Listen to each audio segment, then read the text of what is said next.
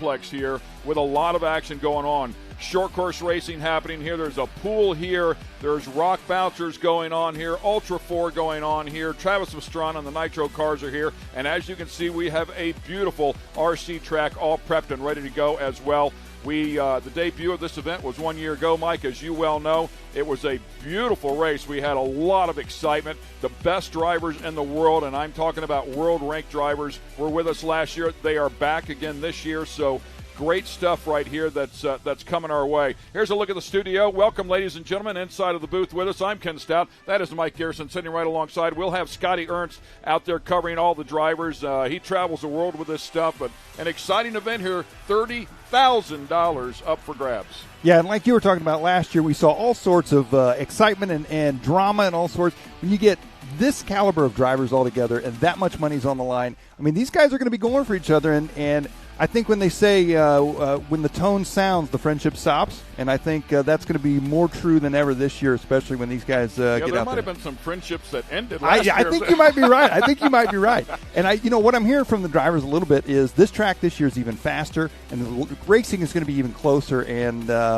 I've already heard some guys throwing some words down and throwing it down at each other in the pits, so I think it's going to be pretty exciting. Yeah, it'll be fun for sure. Ryan Mayfield is back here with a chassis change. Of course, our defending champ, Mr. Wig, credible weekend here 1 year ago. As you see a little bit of the action that's out there, Scotty Ernst is going to fill us in a little bit more on the track, but the track is a good bit larger than it was last year as well. A number of doubles in here, very, very fast. You and I actually had a chance to talk to Ryan Mayfield just a little bit this morning, and he said they're on throttle so long around here that fuel is a concern.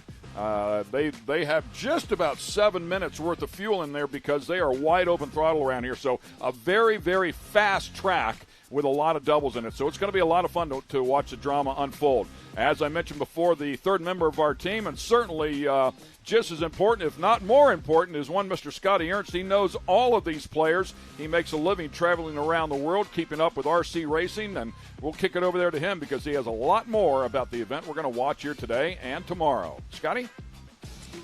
All right, thank you very much, Ken. It is everything that you guys talked about. The anticipation, the excitement, it is all going down here for Visions 2023. The vibe that has been going on in the pits is just electric. This race is unlike any other race that we do, especially at this amazing complex that we're blessed to have a racetrack at. You've seen the pictures of the amazing racetrack. These guys are going to be going head-to-head for some serious cash money, and that's what's so unique. They always race for money when it comes to their contracts and bonus for winning a big race, thing like that. But when they got a chance to win money heads up each and every race and then a big payout, it takes it to a whole nother level. And if we rewind to last year, the little scuffle that Tessman and Mayfield had, it was the drama you kind of didn't expect in RC, but it was like intense. And those guys are here again to go head-to-head. As Ken had mentioned, this complex is amazing. You see the amazing track we have here, but that's not only what Visions is about. If you look here, this is the other half of Visions here in Jay, Oklahoma. This is the track where Travis Pastrana, the Nitro Cross Nitro Circus, are going to be doing their rally cars. And that's all included for all of us that are here, the racers. We get to witness that. And it just makes this such an epic event. The heads-up racing, the cash on the line. We get to watch full scale right in our back behind us off the driver's stand. It what makes the Vision race so special, and we hope you guys enjoyed. We are looking forward to bringing you the play-by-play lap after lap. We're going to throw it back to Ken and Mike. Thanks a lot, Scotty. We appreciate all of that information. As we watch some of the cars out here, they have an open practice session here to get to knock the rust off, if you will, from overnight. But they were out here all day yesterday getting some seat time, some track time, if you will, and working this track in as well. As we go back to Tuesday, the track looked beautiful as everybody was setting up. Tuesday night, we were hammered with rain. So all that beautiful paint that you see on the track right there, it was completely gone come Wednesday morning. So the gang had to come out here and get that thing fixed back up. And once again, it looks perfect. We have to thank Joey Christensen and the Dirt Crew for doing a fabulous job with this track, and as we talked about, a good bit different. So funny, my perspective, Mike, as I came out here and looked at this, and, listen, it is what it is. I got to hit it in the head. I'm inexperienced when it comes to RC racing, short of what we did last year. And I came out and I looked at the track. I'm like, wow, man, this thing looks super cool, and it's going to be technical. They're going to have to hit these doubles. They're going to have to try to stop the cars, make the turn. It's going to be crazy is what I'm thinking in my mind, right?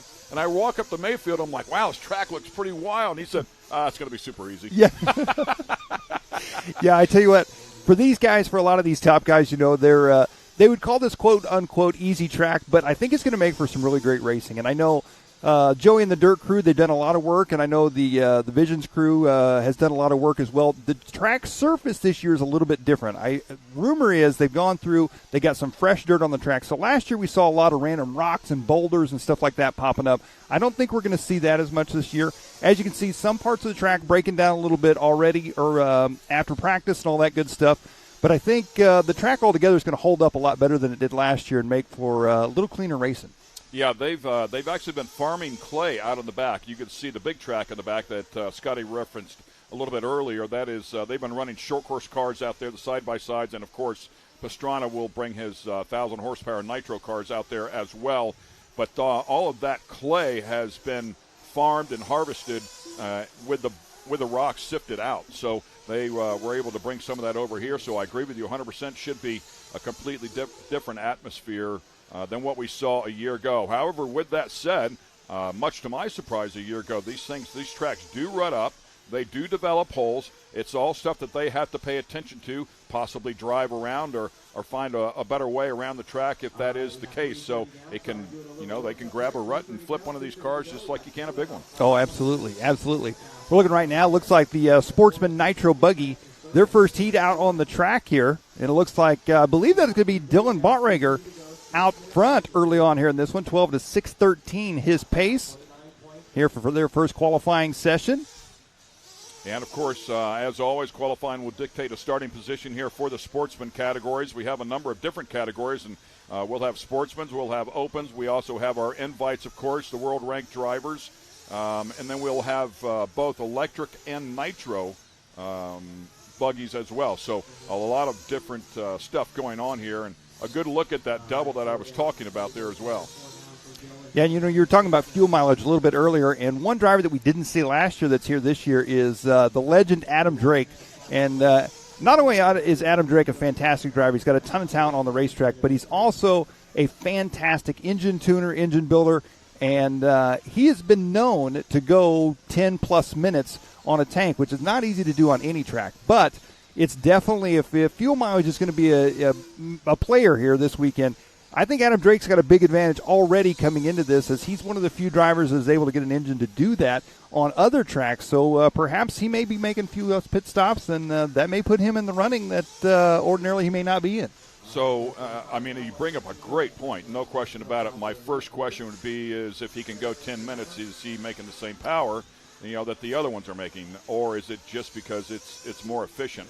I'd be really curious to know the answer to that. Well, I guess we'll find out what the answer is. Yeah, that's right. Here sooner or later, right? Yep. Just the way it goes. But, yes, I do love the fact that you referred to him.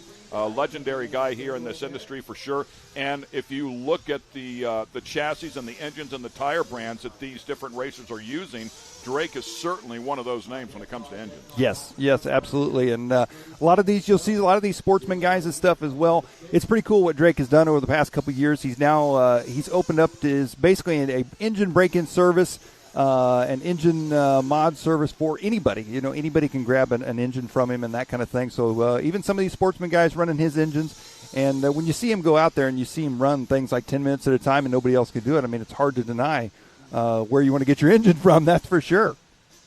So the next question, oh, man, big tumble right there, ends up on all fours and able to continue on there. You also wonder, so is there a rule, is there a spec size fuel cell for these? So typically at the most ROAR and IFMAR sanctioned events, the fuel tank has to be 125 cc's, and they do tech for fuel and all that. I don't know what the specs are. We'll have to find that out here for this weekend. But yes, technically they've got a pretty strict rule that they got to go by on the fuel tank size and all that kind of stuff. So if that rule is in place this weekend, that's definitely going to be hinder them a little bit. If not, I would imagine we're going to see some guys probably would maybe running some extra fuel filters, maybe throwing maybe a truggy tank in a buggy or something like that. Get a little extra fuel mileage, but see how it all plays out. So as you can see here by our time, and it's scoring up on the left-hand side of your screen there for our Sportsman Nitro Buggy Heat number 1. Time is running out here. Just about 50 seconds left inside of this one. Actually, it's counting up now, it would appear.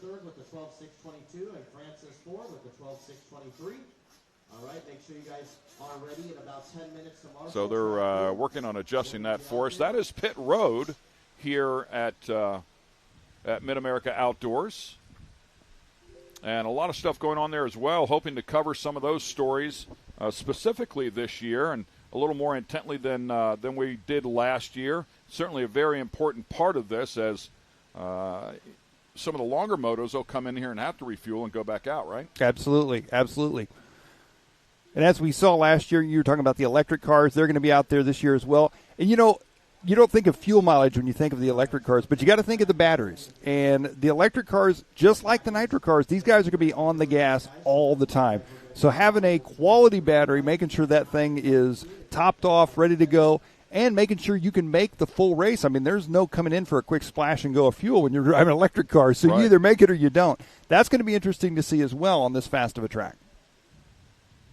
Yeah, good stuff. We'll see how it all lays out here. There's a look at our pits, by the way. That big truck in the back is where we are sitting. It's where our booth is. Brandon and the gang coming out here and setting everything up. All the competitors are underneath the tent. They have tables in front of them where they can work on their vehicles and get things sorted out. Enjoy talking to some of these guys like a Ryan Mayfield and, making a chassis change.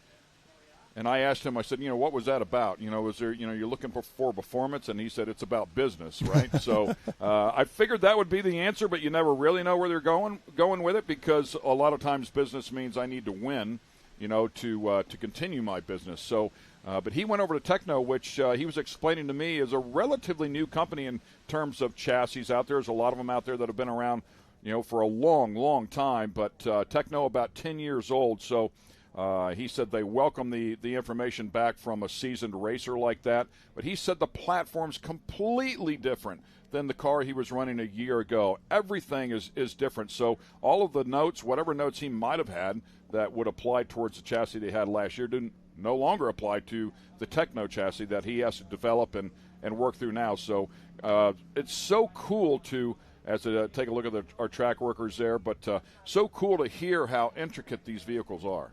Yeah, it really is. And, like you mentioned, like Techno RC is one. They literally started out making conversion kits back before, I'm going to say, quote-unquote, e-buggy, electric buggy was cool. They made conversion kits for random other brand nitro buggies to convert them to electric, and it was just kind of a fad that guys were doing here and there. And now here they are with, arguably one of the world's best drivers on their team and lining up for them. And pretty cool to see where they've come in such a short amount of time. Yeah, and a lot of different chassis out there for sure as well. For our invite drivers, the two guys that are on the Technos are Ryan Mayfield and, of course, the reigning champ, Jared Wiggins. So they'll be out there trying to relive what happened here a year ago.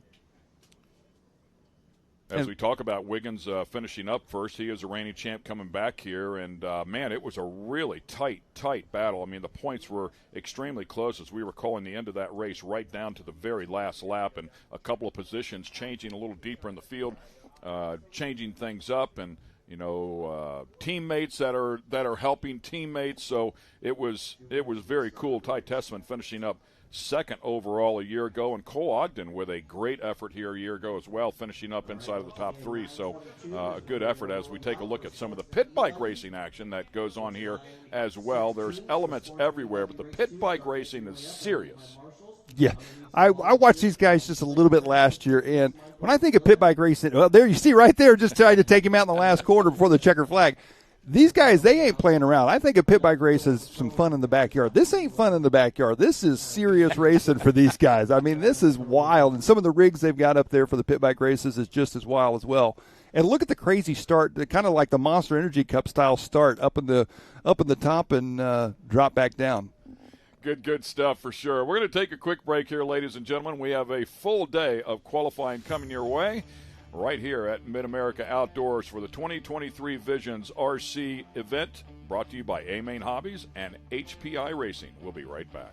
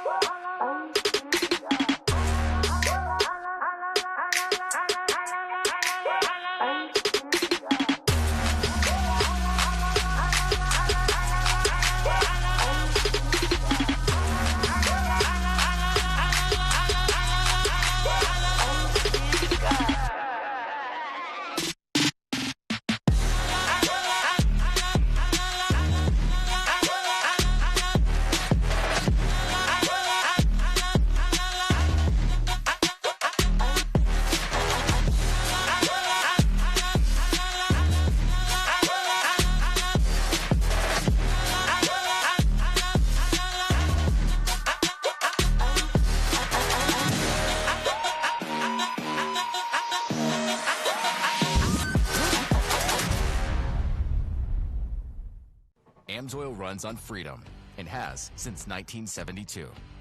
We punish our products firsthand in our world-class laboratories and beyond, because some things can't be learned from a test tube. Run with us.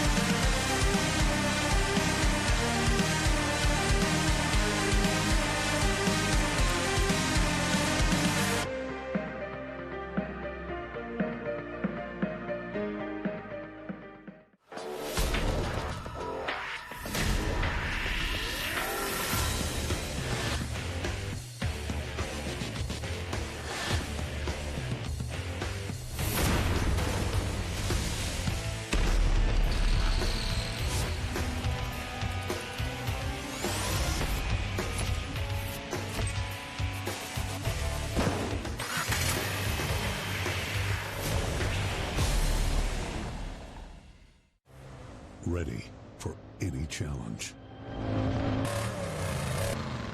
Maxxis tires can handle even the most punishing off-road conditions.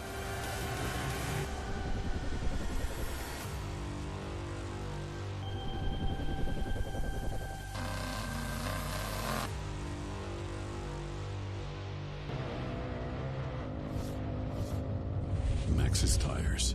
Tread victoriously. Speedsport has been America's motorsports authority since 1934. Get news, results, and commentary from the most connected experts in the business, covering all forms of motorsports from flat track to NASCAR and everything in between. Bookmark speedsport.com on your mobile device now, or follow Speedsport on social, and be sure to subscribe to the Speedsport Daily.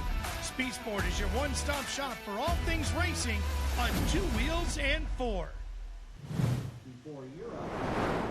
And welcome back to Visions 2023, the RC event going on here at Mid-America Outdoors. You can see our drivers up there on the platform ready to go. That is pit road just down there below them. So that's where their crew members will put the car and send them off to get them down there on the track. Coming up here next will be the qualifier for Sportsman E-buggy, heat 1 of 2. I believe 5 minutes in length here for this qualifier, if time and scoring is giving us the correct information here. Looks like we have 11 players at least lined up here ready to go. Cars look pristine and beautiful. That right there, I believe, is Taylor Janda, who I believe was our winner last year. I can't remember if that was in the E-buggy class or the Nitro buggy class for our Sportsman division, but back again this year. Got quite a few new drivers in our Sportsman and Open divisions this year that we didn't have on the track last year. Good to see some new talent out there. Talk to me about the controllers. It's a great shot of one of the controllers there, and there's a couple of different styles. I forget who it was. Was it Phi Long Wen who has the joystick? Yes. Which is a little different? Yes. So Phi is, I believe, the only driver here this weekend. Most drivers use it in what I would call a more traditional style radio like this. It's got the trigger for the throttle and the brake, and then you've got an actual steering wheel that you're turning left and right on the side of it. Phi is actually using a stick-style radio, which is more seen over in Europe and things like that you often think of when you think of remote control cars. You know, the one stick forward and back, the other stick is the steering. Not quite as common here in America with the racing scene, but Phi does a very good job of making that car get around the track very quickly using the stick radio. Yeah, he bumped in last year.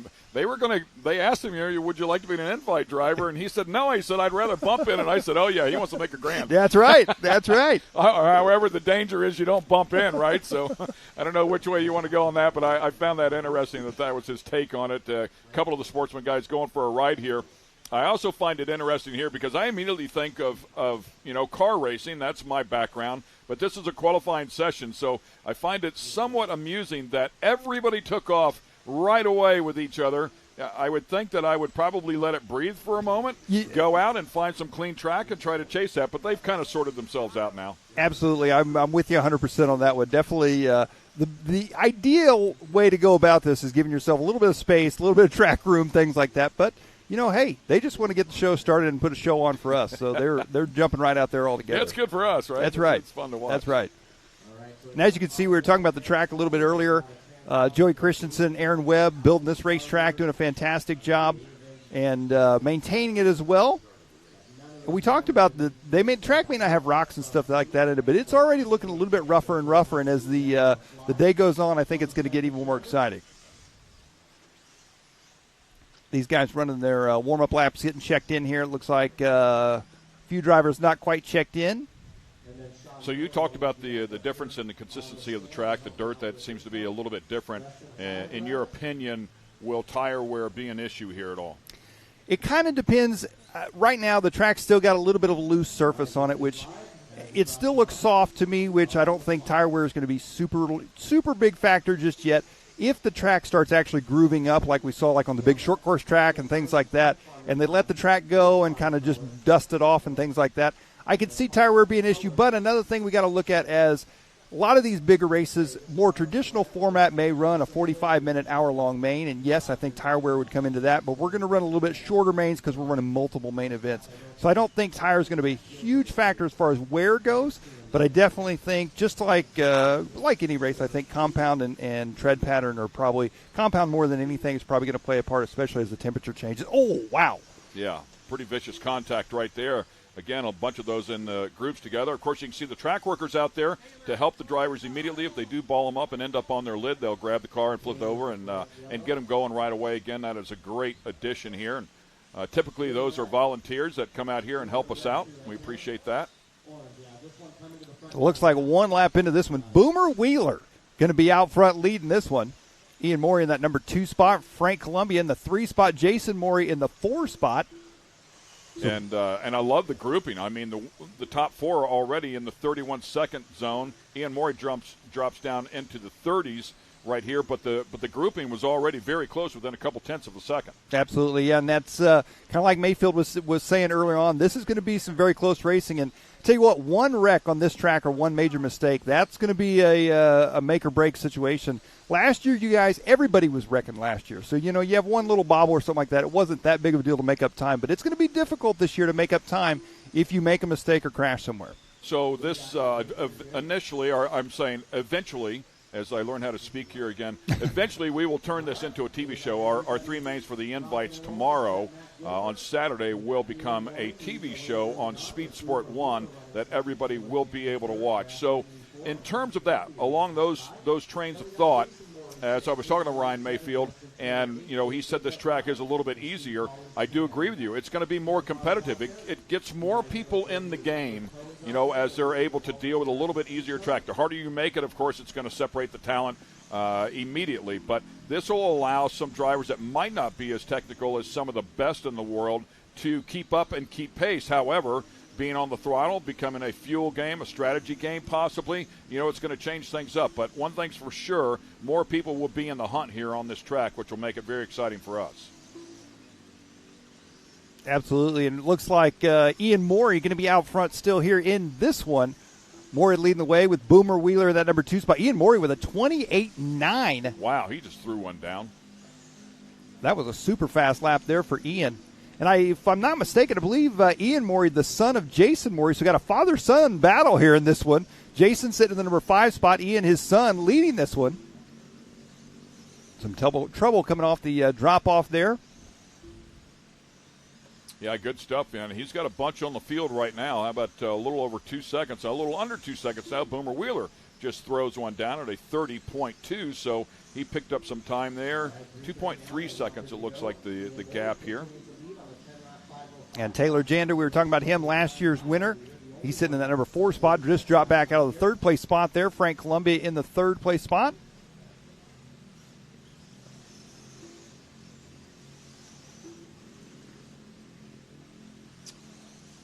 Yeah, taking a look at this as the clock winds down here, and Q1 for the Sportsman E-buggies, their first heat of 2. Just about a minute left inside of this one. Watching Ian right now, currently at the top of the sheets, putting one together, nice and consistent. I love the fact that, they'll learn how to hit these jumps and set up for the turn that's immediately following. Chopping off the track, apex at the bottom of the turns. I mean, it's exactly like big car racing.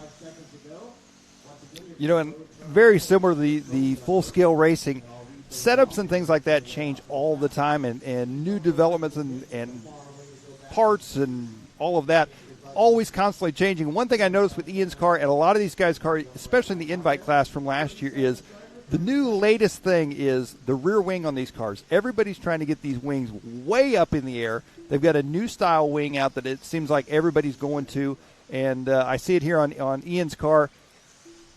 Could it be making a difference? Is it just one of those things? You never know, but Ian's making it look good right now. Well, they certainly fly nicely. I would think that it does have something to do with it. I find it humorous that you bring that up, though, because there's no rule. It's a new wing. It's higher. It's up in the clean air, if you will. In big car racing, typically the rule is the wing cannot be higher than the roof line. So something to think about there. Well, that's definitely not the case here because a few of these wings are way up there in the air. Oh, trouble there. Stuffed that one, yeah, just missed that jump a little bit and stuffed the nose of it in. Again, Ian Morey still out front here as this session is winding down. Looks like with that crash there, Ian going to drop back to the number 2 spot. Boomer going to take the win. Well, I'm looking at the numbers, though. If you look at, I don't quite understand the time and scoring. Ian still shows a 28.9 to Boomer's 30.27. So I'm not real sure what's going on there. And then a 30.15 for Frank Columbia. So basically what we're looking at there, we're looking at our fast lap times. The qualifying time here, Boomer Wheeler, he finished up with 10 laps at 5 minutes and 10 seconds. It's an overall. Yes. Okay. Yes. And so Ian Morey there with that crash dropped back to a 10 laps at 5 minutes, 13 seconds. There you see so the a different drivers. way of doing it. Yeah, typically you would grab a fast lap out of normal motorsports qualifying, but this an overall. Love that. I love the twist in this sport that makes it a little bit different. So one with a ton of speed, but risk versus reward when you're hanging it out like Absolutely. Good look there at our Main Hobbies, HPI Racing, our title sponsors here this weekend. They've got a really cool display set up, all sorts of their different vehicles lined up, and a test track over there.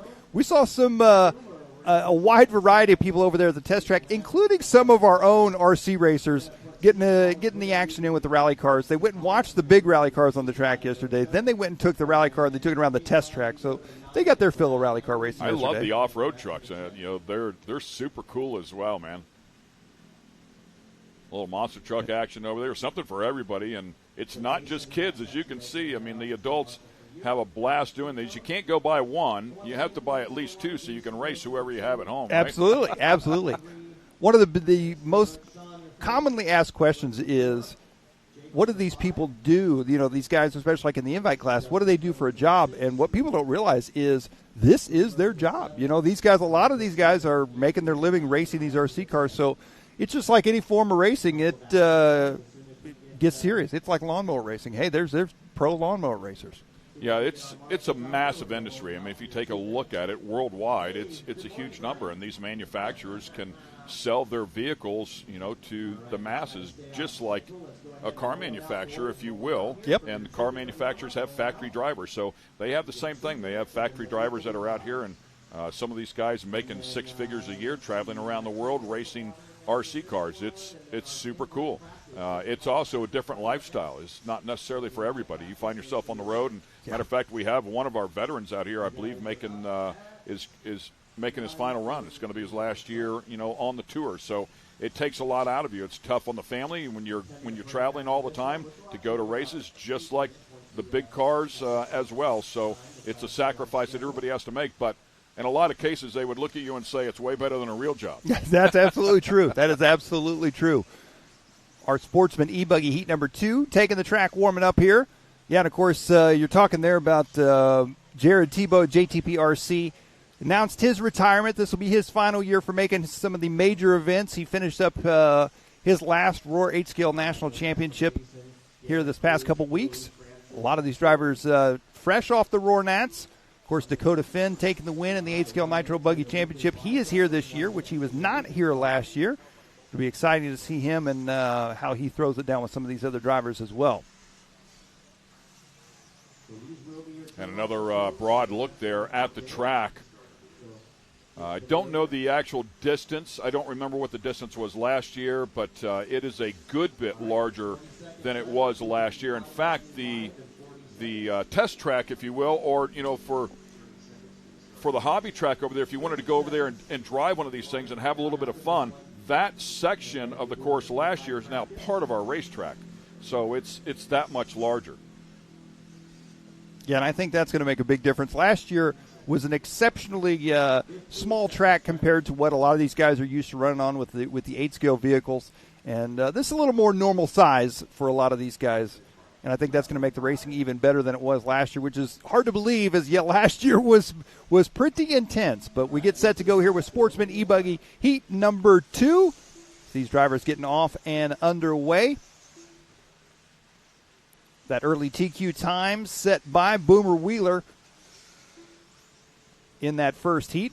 Of course, by TQ, referring to our top qualifying time for round 1 of qualifying here for these drivers.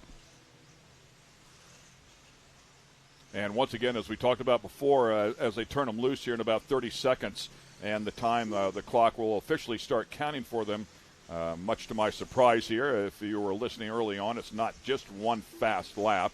It is a combined time for the 5-minute session. So it's so important to put in some good, clean, consistent laps here for the entire 5 minutes. It's everything. Yeah, and it's always difficult, especially when you're new to the world of RC, kind of how to explain what we call IFMAR qualifying. IFMAR being the world sanctioning body for the world championships. It's basically the most amount of laps in the shortest amount of time in a 5-minute time span, or however long the qualifier is. And like I say, Boomer Wheeler was that top qualifier, that last one. He had a 10-lap run at a 5:10 pace. We'll see what these guys got as they start working their way around. Looks like Dylan Bontrager going to be possibly out front here. We saw him out with the Nitro Buggy in race number 1. He's back out with the E-buggy here in race number 3. So he was running Sportsman Nitro Buggy. He's running Sportsman E-buggy as well. Nicholas Logan and Michael Forrest in that number 2 and 3 spot. John Cayley's in the 4 spot. Jeff Crane in the 5. Still a lot of racing left to go here for these drivers. 3 minutes, 15 seconds here for our Sportsman E-buggy heat number 2.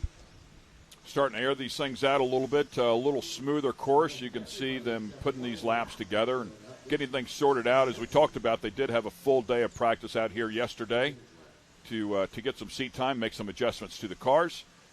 Of course, get themselves competitive as well. Going back to the controller, how much information is on the face of that controller? Let's say for the electric cars, does it tell them how much battery is left? Most of the cars do not. There are some telemetry systems out there that More commonly found in a lot of the ready-to-run systems, more kind of the what you call basher or play cars that you take in your backyard and stuff like that, have some more information like speed and things like that. A lot of your race guys aren't going to run a lot of that kind of stuff. More of the information on the controller is you can set your different settings as far as like on the fly. If you want to adjust your brakes and your radio, how strong they come on. If you want to go adjust your throttle control, steering control, your trims to make sure everything's steering straight and all that kind of stuff. That's your primary things that you've got on the radios. But, however, there's some new companies coming out with some of these radios that you can literally watch TV and you can watch YouTube apps on your RC car radio while you're driving an RC car if you wanted to. So, I mean, the technology is endless. It's beyond wild.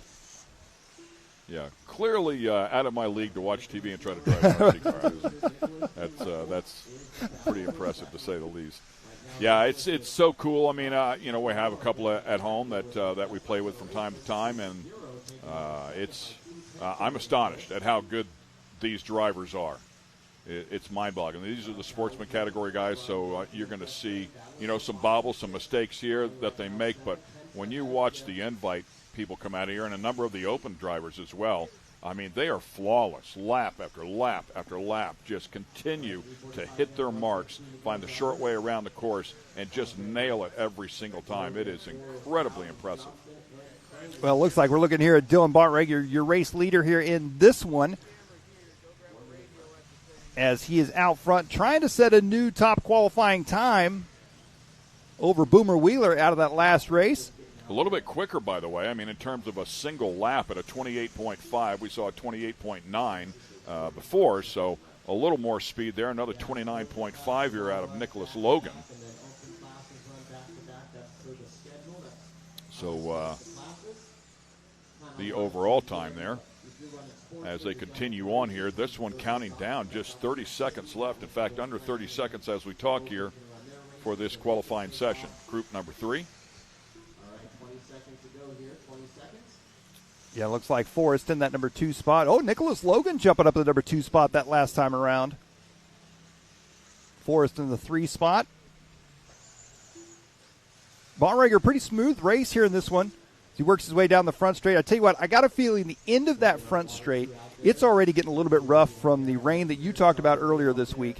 And coming off that drop-off, I got a feeling by the end of this weekend, those 2 spots are going to be key points of this racetrack as they are already rough and already kind of breaking down, and I think it's only going to get worse. So, yeah, hitting those things at speed. I mean, the cars are really moving right there when they go down to that step down and hammer it hard, so you could develop a hole there. By the way, the white chalk there for the fans that are new here will eventually be our starting positions. Looks like this one is finishing up. Dylan Bontrager is going to take it at 11 laps at a 5:21. That is one full lap faster than Boomer Wheeler. So Dylan, for round 1 of qualifying, going to be your fastest Sportsman E-buggy driver.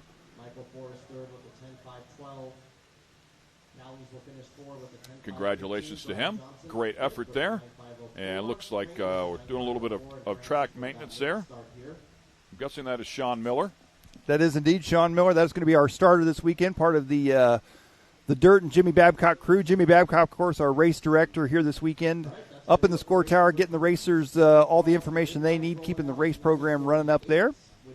Well, there's our qualifying results from that one. Dylan Bontrager with the win, 11 at a 5:21. Nicholas Logan coming in that number 2 spot with a 10.507. Michael Forrest, 10 at a 5:12. John Caley's, Brian Johnson rounding out your top 5, followed by the rest of the field there for Sportsman E-buggy here from the 2023 Visions RC here at Mid-America Outdoors. Brought to you by Main Hobbies and HPI Racing. A lot of racing left to go here. And once again, as you can see, we're keeping an eye on some of the pit bike action that goes on around this complex. We'll treat you with some beautiful scenery shots from time to time. We're going to take a quick break. We'll be back here with more qualifying action from the 2023 Visions RC Nationals. AMSOIL runs on freedom and has since 1972. The rest of the market has been trying to follow our lead ever since. But a head start is a head start. Run with us.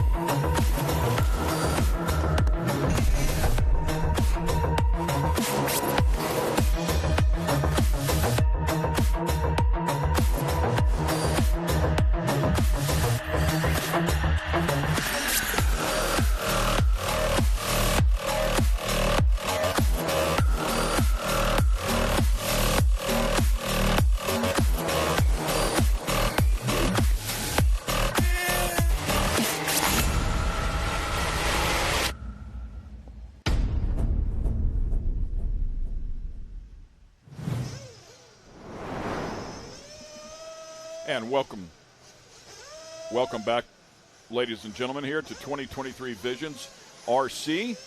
Main Hobbies and HPI Racing helping us put this one together as some of the players are up there getting ready to throw down. Some of the best in the world. Ryan Mayfield over there with the Techno shirt on as you take a look at some of those guys. And Ryan came in here ranked number 1 in the world a year ago. I believe ranked number 3 now, if I'm not mistaken, in terms of the world. But ranked first here in the U.S. That's something we were talking about. They have a U.S. ranking now as well.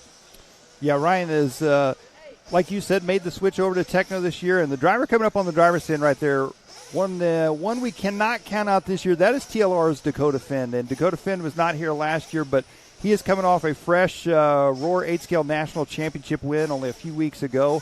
And he's always been a contender, that's for sure. But he has had a phenomenal year. They call him the Phenom. So yeah, right. I mean, that says a lot. Ranked number 1 in the world, ranked number 2 in the U.S. back-to-back national championships, so has all the resources of TLR and J Concepts behind him, so extremely talented with great equipment.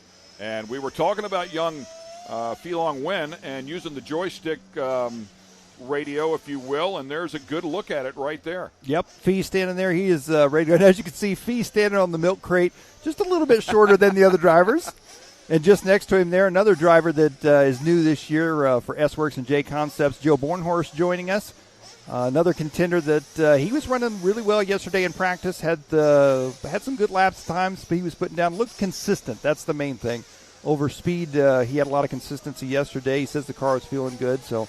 Of course, Mason Fuller there for HB Racing as well, in between Pheelong Wen and Ryan Mayfield.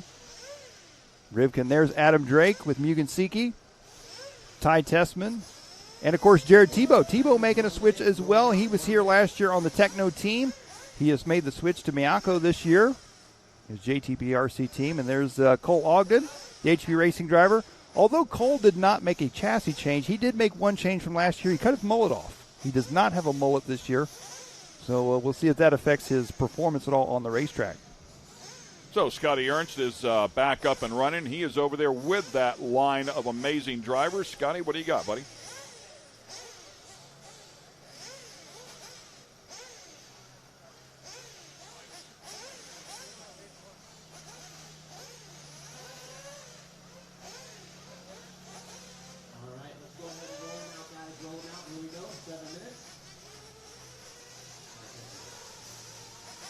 So, unfortunately, technical difficulties there with Scotty, so we'll work on that just a little bit and get him worked back into the mix as we kick this this session off here, get him some warm-up laps, take a look at the speed here for our Nitro cars. And once again, we think we've got Scotty back here. So, Scotty, we'll kick it over there to you, buddy. All right, we're here in the driver's stand. The Gladiators are behind us, right to behind me here. That Jared Wiggins, your defending champion. This is their final practice. They had some practice runs yesterday. Tracks changed a little bit. They've adjusted a couple of the jumps here overnight, trying to make it flow a little bit better. So this is the last chance these guys to really get out there and make their final adjustments and find out what they're going to do. Ken and Mike, you guys have talked about the track conditions, things like that, quite a bit different than last year. I think it's going to make for a much more racier event, if you can even have that. After last year, it was pretty amazing. But I think this year, with the 180s and things like this, the hairpin right coming onto the straightaway, it's going to make it for some exciting racing here at the 2023 Visions. Back to you, Ken. Thanks a lot, Scotty. Yeah, some amazing drivers down there. So cool to have this level of talent come out to this event. That's what this event does, though. I mean, here at Visions, they had bull riding here the other night, and it was some of the top riders in the world that show up here. That's a Jason Robinette theme, no question about it. If it shows up here, it's as good as it can get. Yeah, so a little looks like a 7-minute practice session here for our invite guys. A good look at what we're going to see in our invite classes and the racing action here before too long. We're following a variety of these drivers around. There you see Joe Bornhorst, Cole Ogden, Jared Tebow in his new Miyako car. Yeah, Bornhorst's first appearance here at Visions. S-Works factory driver looking for a 2023 breakout win. See if we can get it done here. Of course, if he can, it'll bring along some big money with it. $5,000 to win the overall. If you can get the clean sweep here, they'll tack another $5,000 on there. So a lot of money up for grabs, as we talked about, that $30,000. I think if you've got the clean sweep, if I'm not mistaken, it's upwards of $14,000, $15,000 for the weekend, because you get wins for each one of the money for each one of the A-main wins as well. So a lot of money up for grabs here. These people are dead serious about what they're doing. Not a bad weekend for racing our No, not a bad weekend, no matter what you're doing. Yeah. Well, our sprint car racers out there would love a $15,000 payoff. That's right. That's right. Well, they were looking at Joe Bornhorst right there. The red and yellow S-Works. He works his way through the infield. And as we said yesterday, he had some smooth, consistent laps. I don't know. Look at the lap times a little bit yesterday. Don't know that his lap times were necessarily the fastest that we saw on the racetrack, but very smooth, very consistent. He's looking the same. There you see the end of the front straight, already starting to get a bit rough. Yeah, so another hole right there in the center of the track as well. Oh, right in front of right in front of Joe. They threw that car out there in front of him. But I was just going to make a point of what Joe was doing there. As you watch Joe, I mean, he was hitting all of his marks perfectly. Watch these drivers in comparison to the Sportsmen. And the Sportsmen are cutting their teeth. They want to get up to this level. So certainly not knocking those drivers by any stretch of the imagination. But we want to point out the level of driver that we're watching here. As you watch them nail the apexes through here, carry a ton of speed, set up in the air. I mean, right down at the bottom, they go perfectly. And every single one of these turns, they're just spot on with their entry points and their exits and carrying a ton of speed to the center of the turn. It's amazing to watch them do it time and time again. And that is the big difference. So, bump right there that just upset that car a little bit. Yeah, and like you say, these guys are hitting the perfect line over and over and over, and the consistency is wild for these guys. Here we're looking at Cole Ogden. Ogden, a player last year as well. Yeah, finished third overall. He had a great session out here, did Cole Ogden, finishing up 4th, 2nd, and 6th in the 3A mains. It was a solid event for him. Looks like he's struggling just a little bit here, getting his car dialed in. There we look at Ty Tessman, followed there by Dakota Finn. Now we're looking at Dakota Finn. Finn, the Phenom, the TLR driver.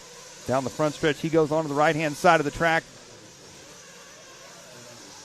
Yeah, he's certainly considered, Dakota Finn, we're talking of, certainly considered one of the fastest, most naturally talented racers in the world. Started racing at age 7, chasing the RC Dream. 2022, won the Roar there, 8th scale off-road champ in Nitro Buggy and Nitro Truggy. Also won 3 classes at the Off-Road Fuel Nationals. I mean, he is, it's great to have him out here. We thought he was going to be here last year. I remember doing some homework on him, but unfortunately did not make the call. Look at there at the Phenom, Dakota Finn. So expected to be a challenger, no question about it. You know, one driver we haven't talked about yet that was here last year, I believe bumped up out of the open class last year, is already in the invite class this year, who, looking at these fast laps that they're laying down right now, Mason Fuller, the HB Racing driver, he started as a young gun out of Iowa, maybe Nebraska. Same thing, right? Iowa, Nebraska? It is Iowa, yes. Grimes, Iowa. He's clicked off a 27.044 fast lap. The only driver to get close to that right now is team associated Spencer Rivkin with a 27.090. Looks like their Ty Tessman with a 27.046. So Tessman laying down some fast laps as well here. Now we're looking at Ryan Mayfield. It is pretty cool because they all kind of morph down there until they end up close to each other. It might take them a couple extra laps to get there, but it's pretty amazing to watch them get there. I think we've got about a minute left in this practice session. Ryan Mayfield working his way around here.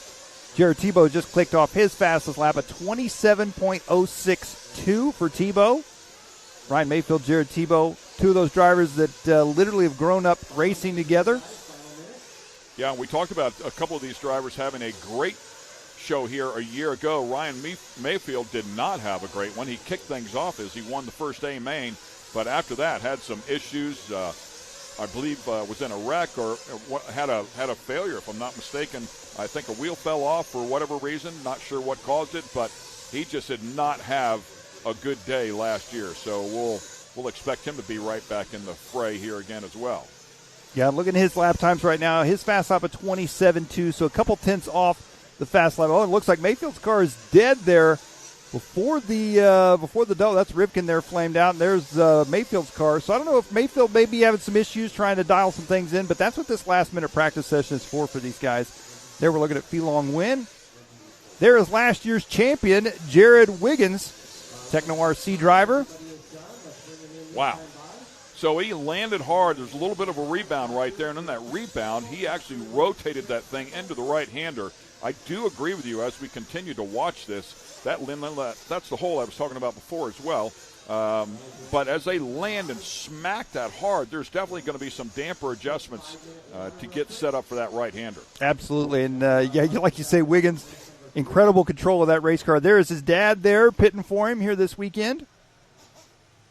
His girlfriend, Katie Roxbury, also here as well. She is going to be running in the open classes, I do believe. If I'm not mistaken, I do believe Dakota Finn clicked off a 26-second lap just before the session ended there, which would have been the fastest of the session. So as they prep this track here a little bit more, they've had a good look at it here today, including one Mr. Dakota Fend. And Scotty Ernst, you have Dakota down there. Let's get his thoughts on how this track is performing and what he thinks is going to go down. I thank you, guys. We're down here on the driver's stand. Dakota Fend. Dakota, last practice is in the books. Tell us how your car is and how's the track feeling. I think this is the best my car has been. Well, I think we're liking the wet track out there, so hopefully that keeps up. Looks like we're getting water for most of the qualifiers and mains and stuff. So, yeah, everything's good. Looks like after last practice that mileage might be playing a role. I saw a couple people run out, so it's a pretty wide open track. And, yeah, I mean, the plan was just to do one pit, but some people might be having to do two, and it'll kind of change it up a lot. So we'll see. That doesn't happen a lot normally in our races nowadays, so that definitely throws another curveball at this event. Yeah, for sure. I mean, mileage is always important. I think we're getting pretty good mileage, so it puts us in a good position. And maybe my goal is kind of maybe just stay out a little bit longer and get some good track position and then come in a little bit later in the race. All right, best of luck this weekend. Thanks a lot. Cool, thank you. All right, there you go. Dakota, he's ranked number 1 in the world. Just had a great run a couple weeks ago, taking a win at the U.S. Nationals. So we'll see what Visions 23 has in store for Dakota. Back to you, Ken and Mike. Thanks a lot, Scotty. Yeah, looking forward to that, and he brings up a great point. We've been talking about the mileage there, so he thinks maybe a one-stopper could get away with it, possibly a two-stopper. Who knows, as looks like some of the Nitro cars are out there slinging around on a very wet track, watering our track down as well. They have a practice session over there with the Nitro cars all day long, so they'll be looking to work those things in. Amazing feats of art, those cars. I actually want to get up close and personal, but I saw Dreyer and Reinbold over there. I mean, we're talking about IndyCar level race teams that are going to throw down over here, and a couple different levels as well. The all-wheel drive cars dealing with that racetrack. The S's over there are vicious. It might be difficult to see here, but the elevation change there is massive. That is on the side of a big hill. Yeah, and yesterday watching some of those guys, Travis Pastrana throwed his twist on the track with the big uphill triple section that he's got. And I tell you, when those guys come up a little short on that uphill triple in a rally car, that hurts a little bit more than it does in an RC car, I bet. Yeah, no question. So they'll be throwing down here. Tomorrow is their big race, along with ours. We'll have our 3 A-mains tomorrow for the invites. And that is what will be cut up for the TV show on Speed Sport 1. It'll be 3 short A-mains as we have some of our competitors coming back out here getting ready. Well, they're taking the stand here. That's NFL player right there, former NFL player Reggie Tung, taking the driver's stand there, the Techno shirt. Of course, the S-Works driver, Brandon Rose, lined up there. So we're getting ready to go here for Open Nitro Buggy round 1 of qualifying. So how this is going to work, we got 2 heats. After the 2 heats are finished up, the fastest qualifier out of those 2 heats is going to go on to the invite class. Camden Line, one of our bump-up drivers there as well. He'll be inside of this session. We'll see if he can get it done again. Grabbed a cool $1,000 because of that, and of course a shot at the big money. And right there next to Camden is Katie Roxbury. We're talking about her, Jared Wiggins' better half. Of course, last year's invite winner. So Katie racing the open class, trying to work her way up into the invite class. How about that? That would be interesting. That would. Especially because I believe last year Katie pitted for Jared. On the car, wasn't yeah, so she was what do you do at that point? Yeah, I guess you look at him and say you're on your own, pal. Yep. Let's see if you can win it without me. I'm going to go over here and try to beat you. Yeah, that's good stuff. Well, great look at the track there. You can see the A-Main HPI Racing demo track over there with the hay bales. The conditions so much different here than it was a year ago. I believe we were here in July last year. It was brutally hot. Yes. Very humid. Everybody just dealing with wicked heat, even underneath the tent, working on the cars. It was just a tough day, a tough couple of days, I should say, for everybody.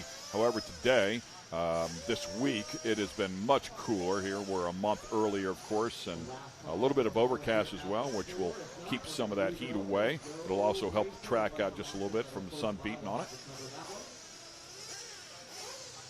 Looks like some Kool-Aid there. Yeah.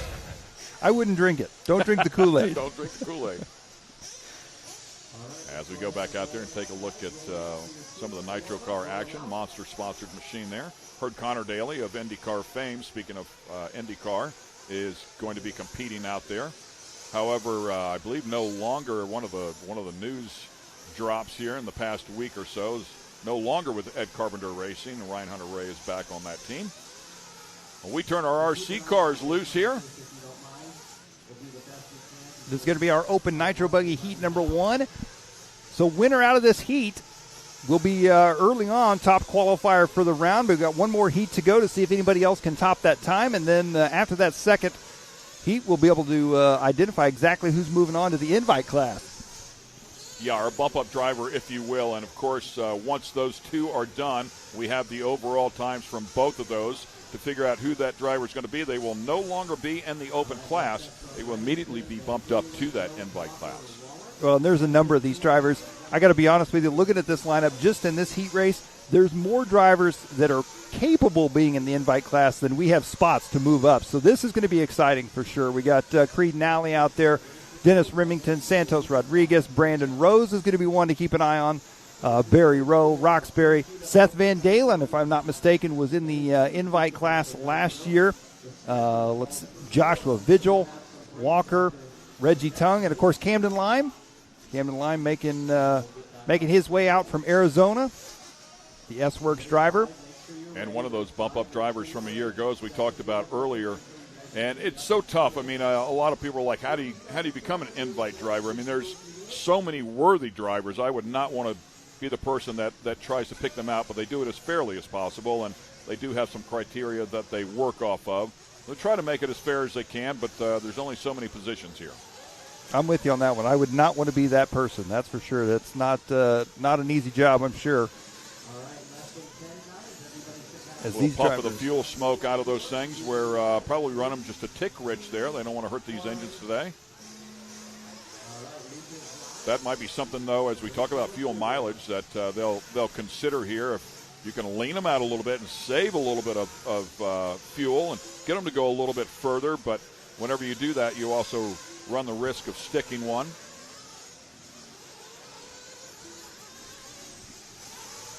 You know, and I think when we get to the invite class, I got to be honest with you, $15,000 that could buy a lot of RC engines. So you may see these guys lean them way get it to the out. End, though. I mean, it's okay if it's junk at the end. If it lasts the perfect amount of time, it's all good. But that is a fine line for sure. Of course, when you lean them out, you make some good power too. They'll make a little more steam, but they create more heat and eventually can hurt themselves. So it is a very fine line.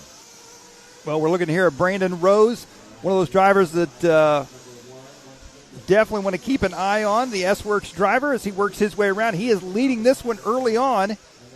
His pace right now is 13 laps at 6 minutes and 2 seconds.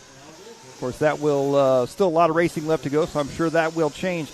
These are 6-minute races for these guys, and I don't know that fuel mileage is going to be an issue at 6 minutes, but definitely 7 minutes is really pushing it. We'll see if anybody has any issues here in this one. Joshua Vigil in that number 2 spot.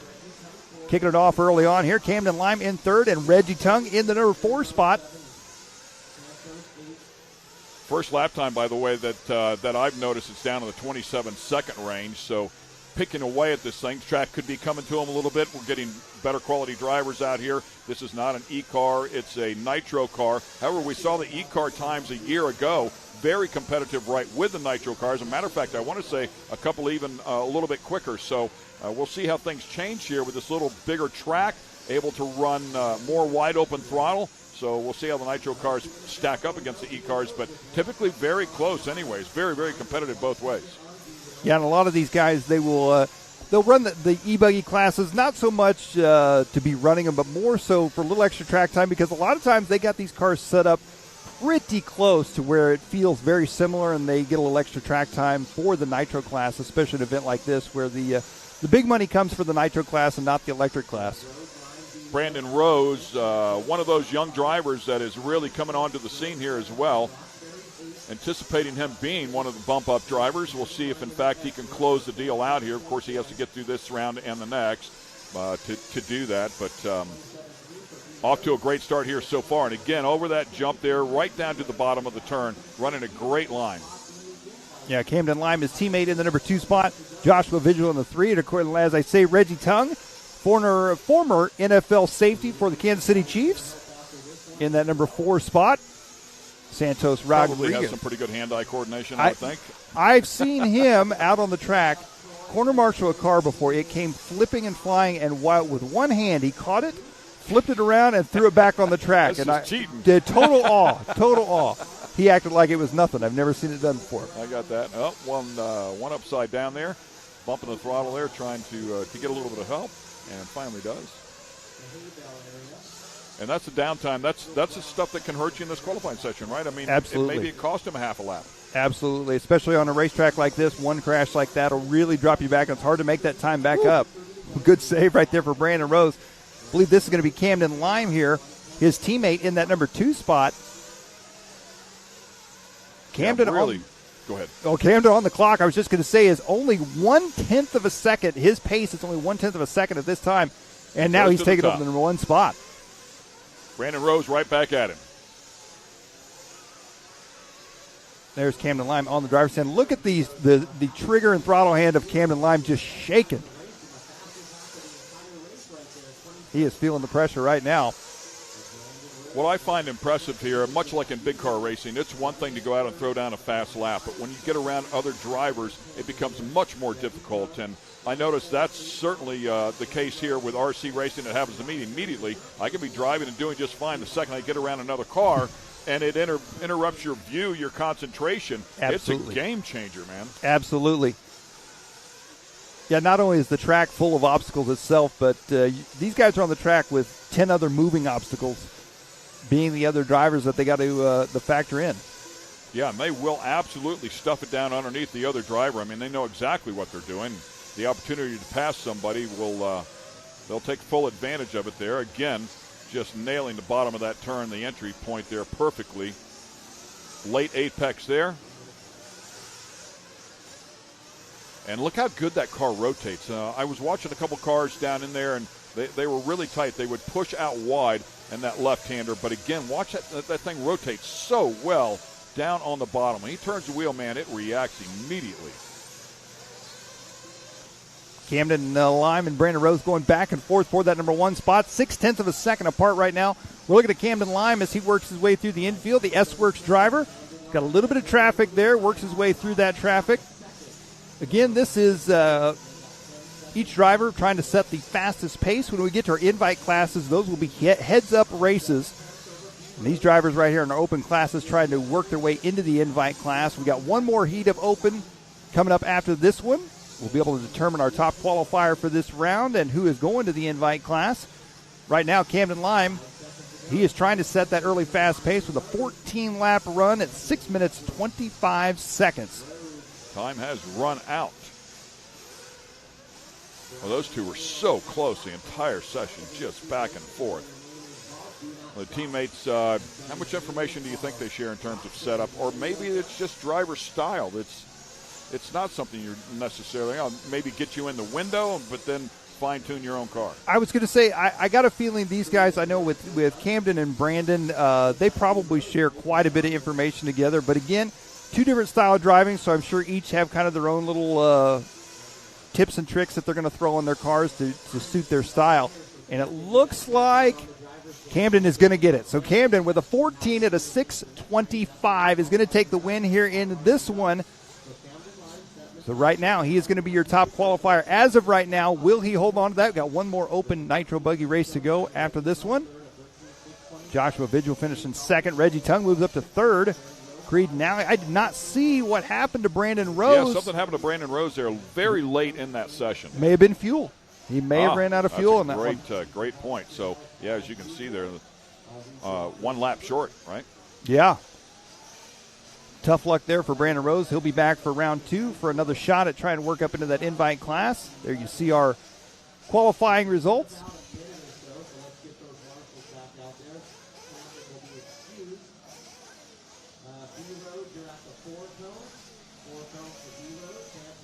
And a good view of pit lane there as those drivers get them topped off. That is Jared Coley. Dad to Braxton Coley, the TLR driver, as they get set to go. So if this group here, if they have a better overall qualifying stint here, they could actually bump Camden Line down or That is out correct. of that bump spot, I should say. That is correct. Yep. So as of right now, Camden is the fastest, but again, we got these 11 drivers coming up. If any one of these 11 drivers can set a faster pace than Camden, that driver will move on to the invite class. If not, Camden's going on to invite. There we're looking at Graham Hill. Yeah, I saw it was kind of cool, too. I saw Brandon Rose just go down there to volunteer to help turn the cars over, so the drivers will leave the driver's stand, go down there, and then help their fellow drivers, turn the car back over if they have a moment. Yep. There we're looking at, that's Shelby Parker, Miyako driver. He didn't want to be on camera, so he ducked down and hid from us. Scott Brewer out there, and Braxton Culley, Josh Dill, Blake Everett, Caden Fuller. You mentioned Mason Fuller there before. Yeah, Caden Fuller. There's Mike Fuller right there. Their dad pitting for Caden. Caden, the younger brother of Mason. Caden, another up-and-coming driver in the RC world. Number of drivers in this one that could very easily make their way into the invite class as well. So the time to beat is Camden Lime's 14 laps, 6 minutes, 25 seconds. That's what these guys are all shooting for here right now. Yeah, I said something about Brandon Rose being a lap short. I mean, I ended up at 11 laps, versus the 14 laps. So, yeah, you do wonder what happened there, if it was a fuel issue, was not able to continue. Of course, as we talked about before, these guys, everybody leaving the pits there on the gas as hard as they can, but they want to try to rip out that extra lap if possible. Yeah, and I got a feeling, talking about that first lap, when we get to the invite class, I got a feeling that first lap of those guys, with the way this track is shaping up, it's going to be an intense first lap because those guys are going to be bumping and grinding, trying to get up in position so that they can get a good start early on. So, Scotty Ernst, as we continue on here, you're with the man that's standing there on the bubble, hoping he can make it through one more time. All right, thank you, guys. We're here with Camden Lime from Peoria, Arizona. It's a couple-step process here. Step one, throw down a good run. Yeah, all but the first lap is a pretty solid one. Yeah, I had a little bit of a bobble. I told my buddy before the race, I'm not going to wreck the whole run, but I might hit a tube, and I did it on the first lap. But after that, I ran 27s the whole race, which the invite guys are running 27s, and they're running a little bit of mid-27s. I was running low 27s, so I have the pace. So hopefully that will get me in the invite class. Sucks for my buddy Brandon. We had a good battle going, but I'm super excited. Already better than last year. I didn't even have the chance to talk to you, so it's already better than last year. It was good. My car was amazing. Super soft beat tube. Hard race tires were amazing, and yeah, it was good. I said it's a two-step process. Step one, you drove. Now step two, sitting waiting for 6 minutes. Yeah, it sucks, man. I wish I was in the second heat. Yeah, I got to wait here for 6 minutes to see if I get that $1,000 check. All right, we'll see if we're interviewing you again here soon. Hopefully. All right, there you go. Back to you, Ken and Mike. Hey, Scotty, if you can still hear me, I'd be curious if you know what happened to Brandon there and why he ended up so short, because he was right there in the fray with Camden coming into the very end of that session. We'll see if we can grab that info a little bit later on, and we'll see if Scotty can help us out with that. Well, these guys getting underway here for this one, our second heat of Open Nitro Buggy for round one. Start ripping off some lap times here, already down into the low 28s, as we just heard Camden reference mid-27s to low 27s, so that's where the players will need to be, and of course that's what he'll be intently watching. So whoever it is that's going to beat him here is going to have to be on their marks. Absolutely, and there we talk about young Caden Fuller coming out lap number one with a 27.7. He's going to be leading this one. Yeah, and I remember Caden Fuller doing a great job. Matter of fact, if I recall, was actually beating his brother, his older brother, a year ago. So, I mean, this kid certainly can get it done. Oh. We'll let him get a few laps in here. We'll see where they sort themselves out. Ethan Mechanic going to be another one to keep an eye on. Garrett Martin, Braxton Culley, Graham Hill, Shelby Parker all in this one. Caden Fuller leading this one. And there's the trouble right there, is Caden trying to work his way through traffic. Oh! And that's that rebound. That's that that step down, as you were talking about. They land so hard. If you try to get the dampers set up for that so the car will squat a little bit and not rebound, come bounce back up off the ground, if you will. But to chase that setup for that one spot could affect the whole rest of the track. Yeah, it's definitely a give and take, and definitely is going to play a part here in this one as we're working our way around. I believe this is going to be Ethan Mechanic now. Ethan Mechanic, I think, is leading the way here. Garrett Martin in second. Open Nitro Buggy heat number 2. Camden Line is in position to bump up right now and pick up a cool $1,000. Would be the first of our 4 bump ups.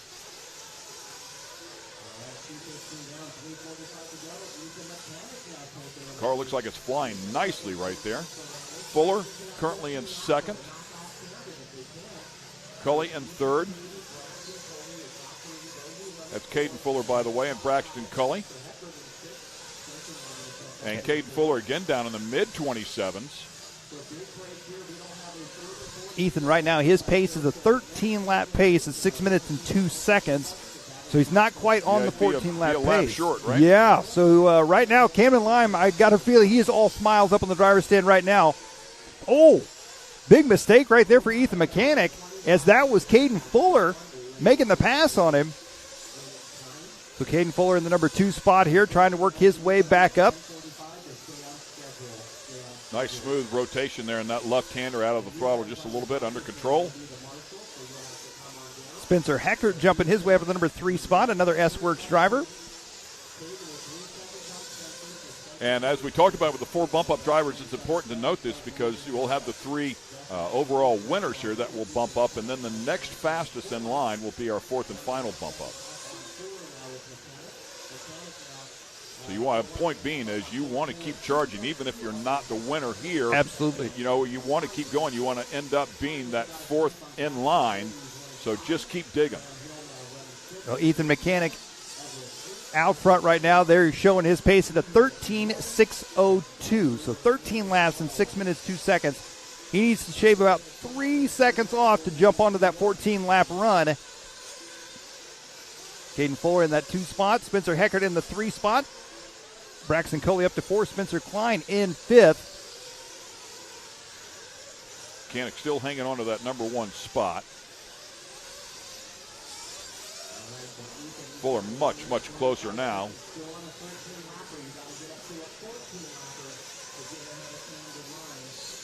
But not quite good enough to be number 1 here overall. We'll see how things shake out. Have another crack at it, of course. Go in with some confidence. Ethan for sure has the speed to run that pace that Camden had. I just don't know if it's going to happen in this round. With only a minute 15 seconds left to go. He's still on a 13.602. That doesn't sound like a lot of time to make up. You need to make up 3 seconds. But on a track like this, I just don't know where he's going to find that 3 seconds, especially if he has any more bobbles, mistakes, or even running into traffic. So I got a feeling Camden Lyon may be moving on to the invite class after this one. No, Ethan Mechanic laying down at 27.35. So that lap time, as we heard Camden talk about, low 27s there is very impressive, right there on target, as you say. But you've got to combine it for the entire session, string them all together. And as you also indicate, 3 seconds doesn't sound like a lot in terms of normal life, but out here in racing, 3 seconds is an eternity. I mean, you can find a 10th here, you can find a 10th there. So to make up maybe a half second or something, that's one thing, but 3 seconds is all but impossible. Ethan working his way around. Caden Fuller still in the number 2 spot. Spencer Heckert in 3rd. Spencer Klein in 4th. Braxton Cully in that number 5 spot, followed by Hill Givens, Everett Parker, Martin, Vigil, and Brewer. Clock ticking down here.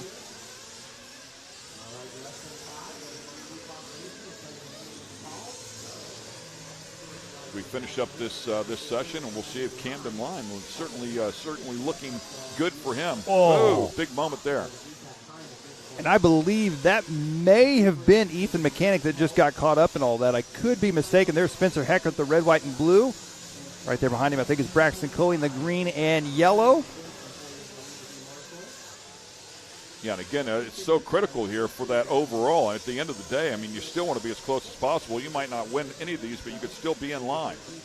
And it looks like Caden Fuller on the last lap will take it. So as you say, that is not enough. Camden Lime is going on to the invite class, but Caden Fuller with that 13.602, that's still potentially a a ticket to the invite in the end of this if he is the fourth fastest guy. And a lap time of 27.25. I mean, He's very, moving. very impressive. So certainly the speed is there. If he can come out there and put that combination together for the entire session, certainly capable of bumping in. Absolutely. So Fuller's going to take that one. Mechanic second, Heckert third, Spencer Klein fourth, and Braxton Culley fifth. As you talked about, Mechanic getting caught up into that session there towards the end of that session really hurt him as well. So that'll finish things up there. Camden Line has to be very happy. They're writing a name on that check right now for $1,000. Congrats to him. He'll be buying dinner tonight. I was just getting ready to say, where are we going for dinner? It's on Camden. Well, there you see our qualifying results. It's Fuller, Mechanic, Heckert, Klein, Culley, your top five for that heat. Gibbons, Hill, Everett, Martin, and Vigil. Rest of the crew finishing up there. For Open Nitro Buggy here for our 2023 Visions RC at Mid-America. Well, there it is, the $1,000 check. Good handwriting there as well. Creative. That's one you want to hang on the wall. That's pretty cool.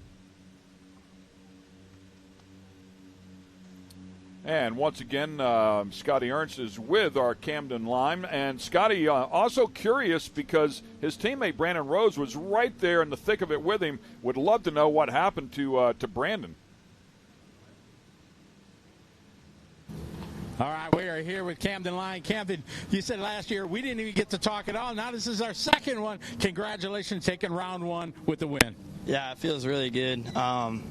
I've been driving like super good this year itself, and I think most of the top guys have been seeing me coming up the leaderboard pretty progressively over this year, and hopefully now I get to go battle it out with them and show them that I belong in that class. We talked a few minutes ago here, that long 6-minute wait. You're up here pacing, looking at your phone, looking at results, wondering. That was a long 6 minutes, wasn't it? Yeah, it was. I knew I put on a really good run. Like, I only ran 27s the whole race besides one lap, and I was watching the invite guys, and they were running 27s and 28s. So I knew I put in a really solid run, and I'm excited to go battle it out with them now. All right, now we got a big moment here. We got Joey Christensen here from the dirt, the track man. He's got a big check to present to you, $1,000 here from the Open for TQ in the first round. $1,000. That's a first for you winning that kind of big money at an RC race. Can't go wrong with $1,000 in your pocket on the first qualifier. Yeah, it's awesome. This place is awesome. The track, the facility, everything you can do. It's just a good time, and I will always be coming back until it's never here. So. All right, best of luck. You got to turn this around, though, because you're in the first round of the invite. Best of luck. Thank you. Appreciate it. All right, there you go. Camden throwing the big check here. Yeah, big round of applause. Camden taking a win here. $1,000 in his pocket. Now he's up running with the big dogs. It's a whole nother step in his young career, but he's got the skills to pay the bills and see if we'll be able to run with these guys in round one of invite. Back to you, Ken and Mike. Thanks, Scotty. I love it. The skills to pay the bills earns that ticket into the invite. Congratulations to him and that $1,000. We'll take a quick break here. Once again, we'll be back with plenty more racing action here at the 2023 Visions RC Nationals.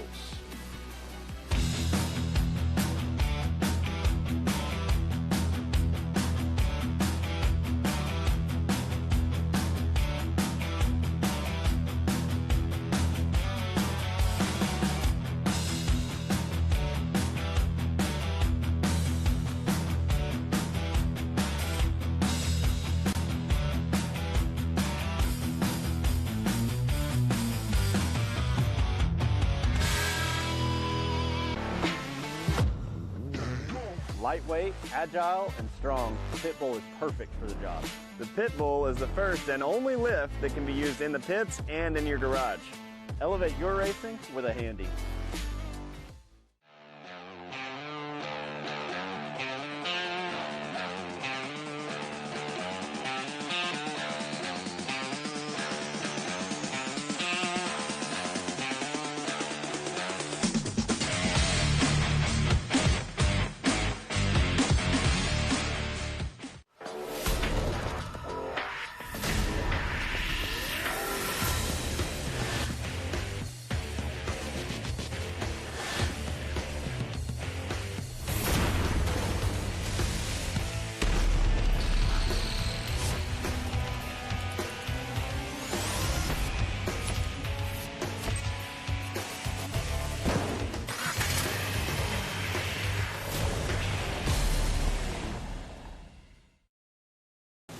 You're watching Speed Sport 1, your home for great off-road racing from America and around the globe.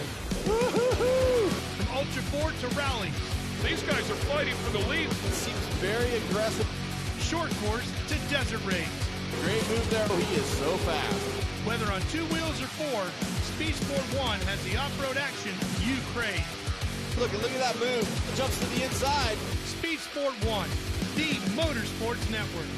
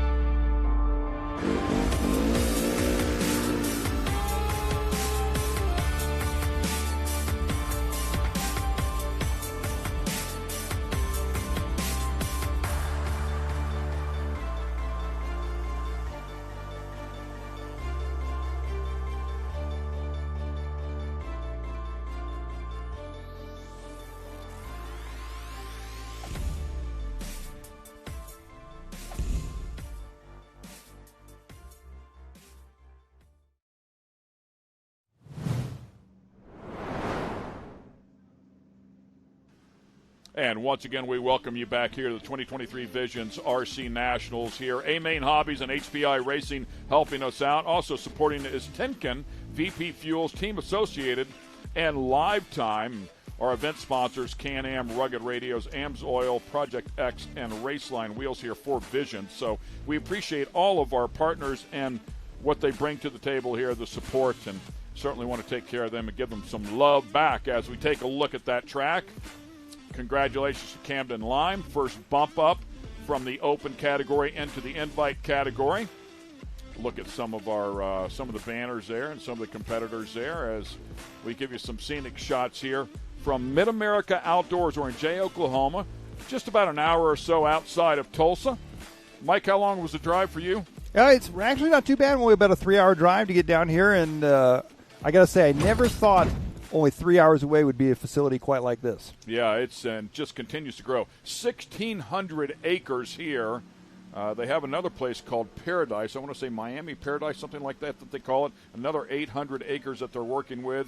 Here's some highlights of what we've seen here so far today, but plenty of action here, some qualifying heats. We've also had a couple of practice sessions. Saw the invite drivers come out here and throw down a little bit as well. Gave everybody a benchmark on time, and then Camden Lime came out here and said, man, they were running mid-27s. I'm running low 27s. I feel like I can hang with the invite drivers, and certainly proved his worth as he will be the first one to bump in. Yeah, it'll be exciting to see him in the invite class. Of course, we've got several more drivers we're going to see bump up in there as well. Some good shots here of Caden Fuller in that second open heat. I believe that there is Scott Brewer, if I'm not mistaken, as he works his way around the racetrack. Ethan Mechanic as well. And a beautiful look at that track that Joey Christensen and the Dirt Crew put together. A lot of work out there. It's taken them a long time. It is gorgeous, and, of course, a lot of prep as well with the paint to really highlight the racing line. It's a very, very nice job. All the starting positions that have to be measured out perfectly. It is a ton of work here that the Dirt Crew puts in the effort. We appreciate all they do. And there's the Dirt Crew right there. Joey Christensen on the right, Aaron Webb on the left. Those two have built some of the most phenomenal racetracks and put on some of the biggest races in the country over well over several decades here in the RC industry. I'm sure they appreciate the little bit cooler temperatures as well. Yeah, I'm sure they do. So we were racing here all day one day ago. We actually started on Tuesday with the side-by-side racing. So Mid-America Outdoors has a side-by-side series. They have a ton of different classes, something here for everybody from youth right on up into the Pro NAs. That's a Pro NA right there. I see Owen Van Eperen, current points leader in the number 5 car, but something out here for everybody. Chase Carr there as well was throwing down, doing a great job. We had a great race out here in the Pro NAs. Normally aspirated is what the NA stands for, and a big moment there, as you can see. And then we also have the Pro Turbos as well that come out here, and a good look at that. The number 17 car there of Corey Willis, Cody Martin out there. That was Hunter Miller, who was making his way from the second to last row. Plenty of annex going on for sure, and some great racing as well. Kyle Chaney was a class of the field here just one day ago as they got in their first race of the weekend. They will be racing again tonight. The pros will kick off here. We'll bring out the Pro NA, the Pro Turbos, and the Pro Light trucks. We'll kick the action off here at 6 o'clock. Speaking of the Pro Lights, there's a look at them right there. Kanan Baker and Johnny Holter got together there just a little bit as they were scrapping in race number 1. So a lot of racing that has gone on here this week. Some prep and some groom going on. They use the same track that the Nitro cars are practicing on here today. Unfortunately, Mother Nature, as I mentioned at the top of the broadcast here, came in on Tuesday night, and I mean just beat us to death. We just got hammered. So no racing action happened on Wednesday. They were planning on running the first race on Wednesday, but this track would have been absolutely destroyed, and millions have been spent to create it. So we just had to let it dry.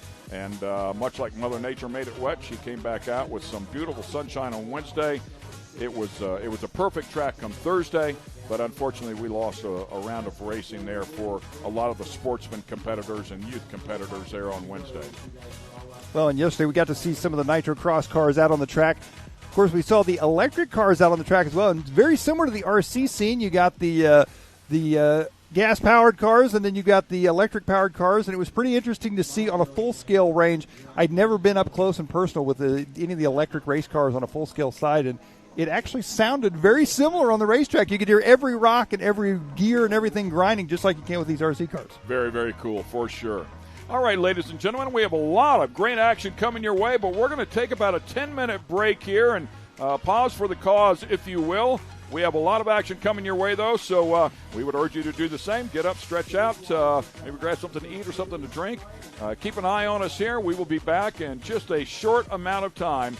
Again, just taking a quick little 10-minute breather here for the entire crew, and we'll come back with some great RC racing.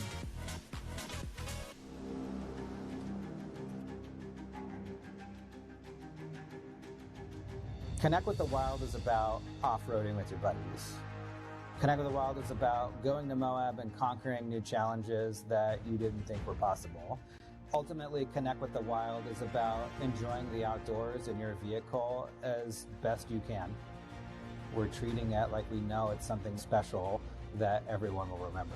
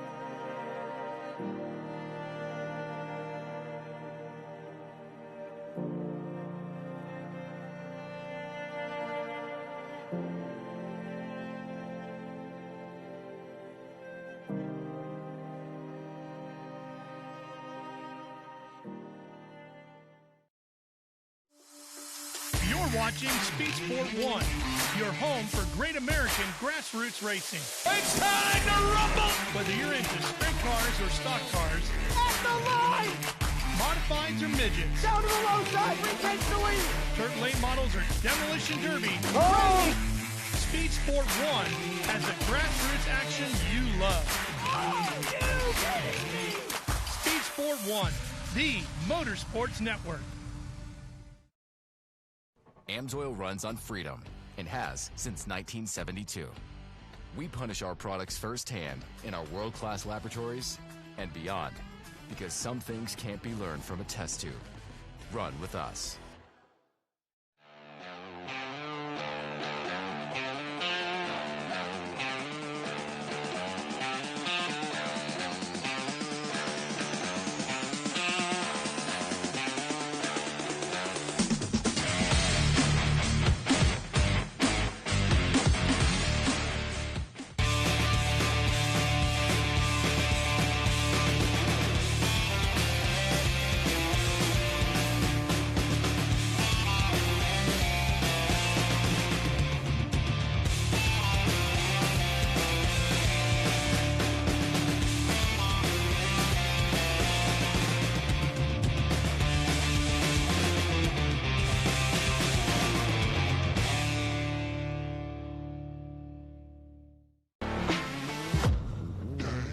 Lightweight, agile, and strong, the Pitbull is perfect for the job. The Pitbull is the first and only lift that can be used in the pits and in your garage. Elevate your racing with a Handy.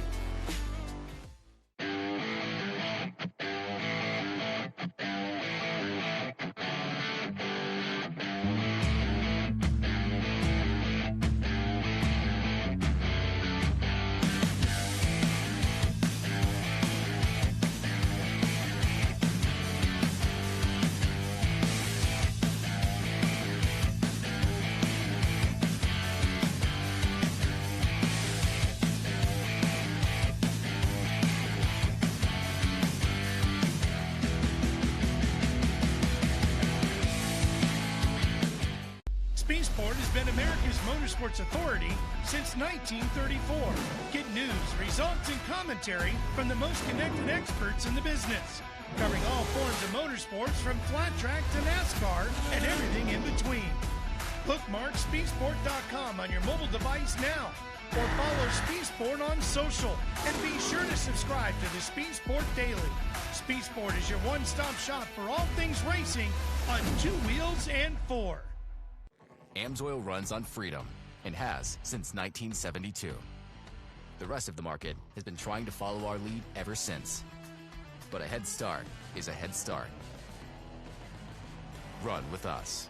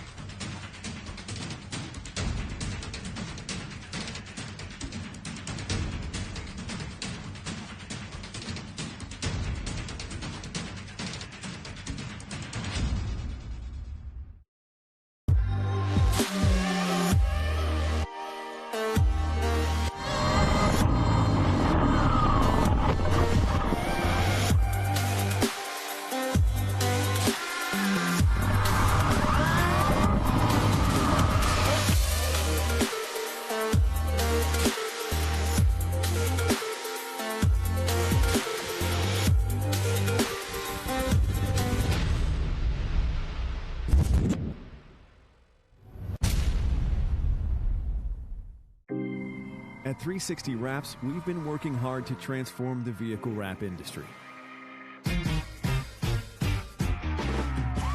Wherever you are, we're standing by to show you the professionalism you deserve.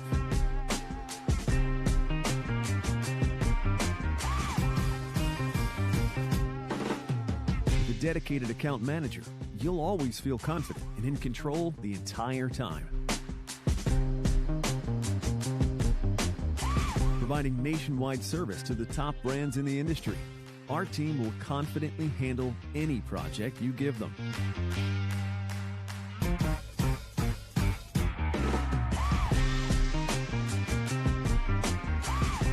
One contact, one company, nationwide service. Come by to experience the 360 difference for yourself.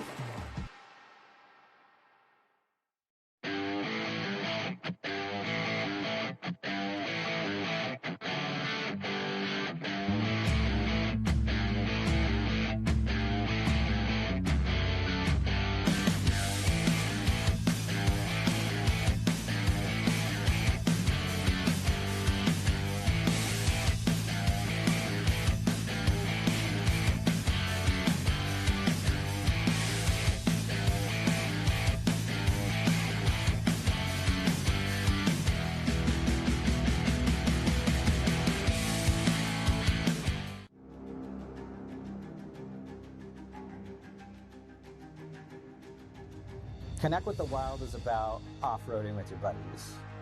Connect with the Wild is about going to Moab and conquering new challenges that you didn't think were possible. Ultimately, Connect with the Wild is about enjoying the outdoors in your vehicle as best you can. We're treating it like we know it's something special that everyone will remember.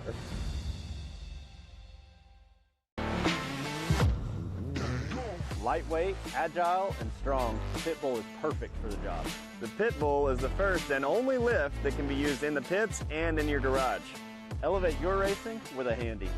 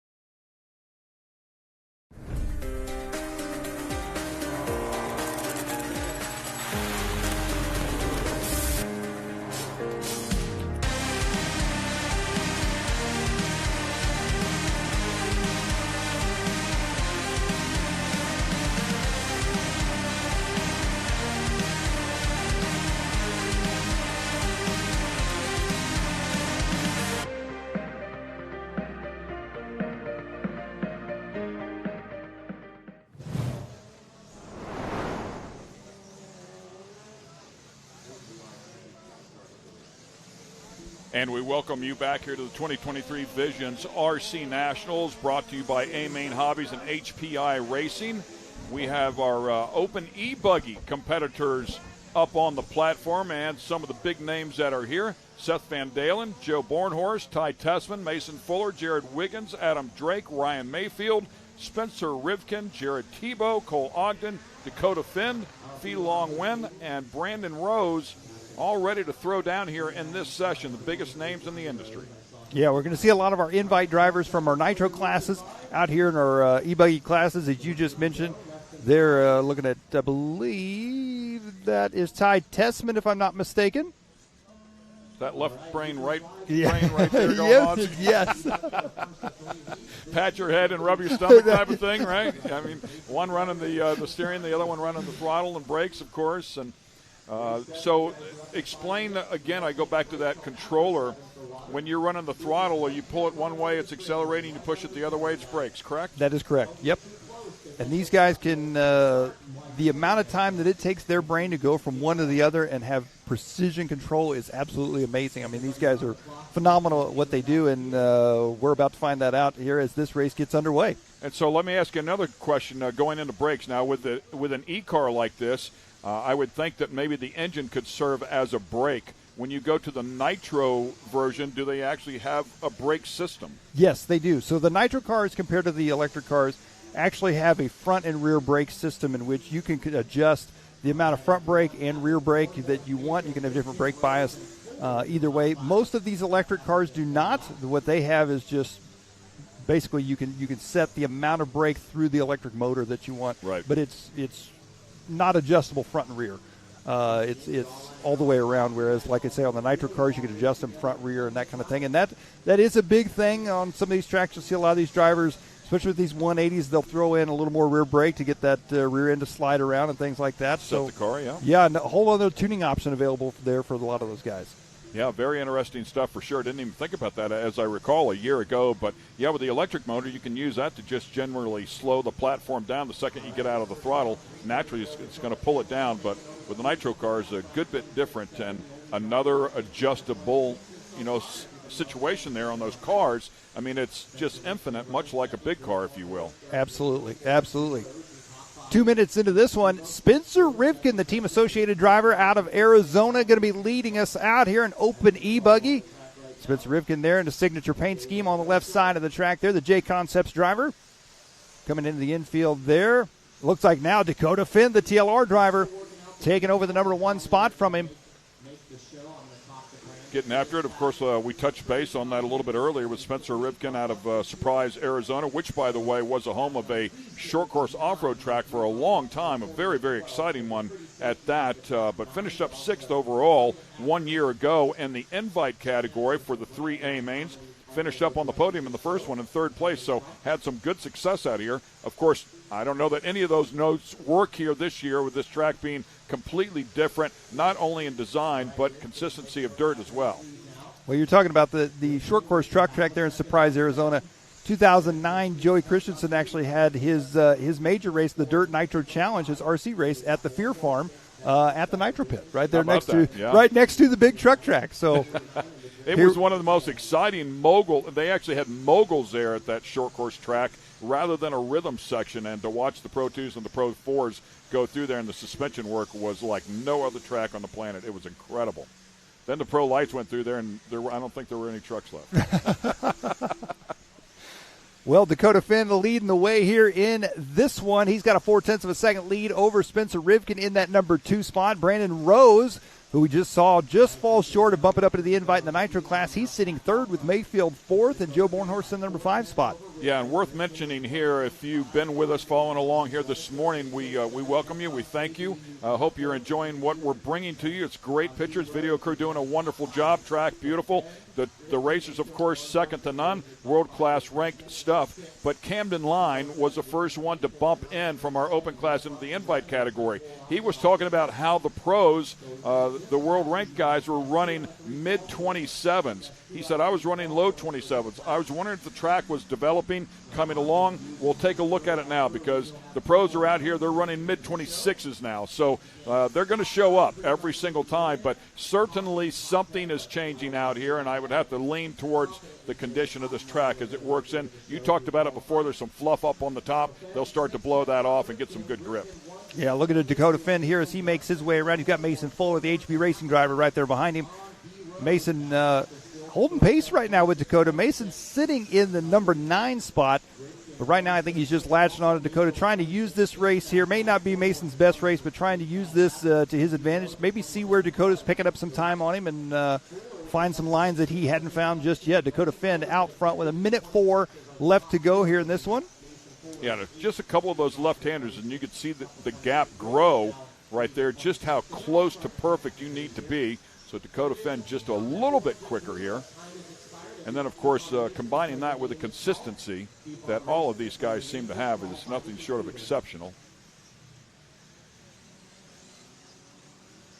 Watching that landing right there, and again, a quick rebound, bounces it up in the air and rotates it into the right-hander as we continue to watch the Phenom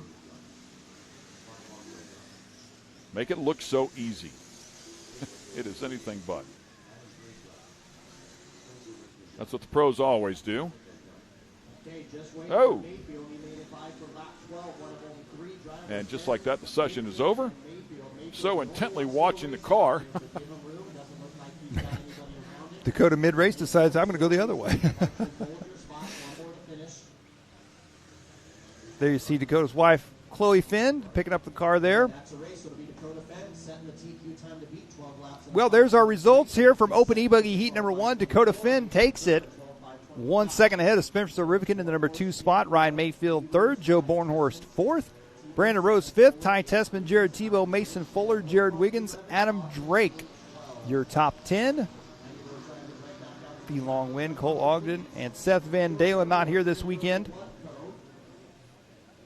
And once again, Scotty is hard after it. There's a couple of Class 11 cars up there having some fun. The VWs are always a hoot for sure. But in the meantime, Scotty Ernst, you've been down there working hard, and I believe you're standing there with the Phenom.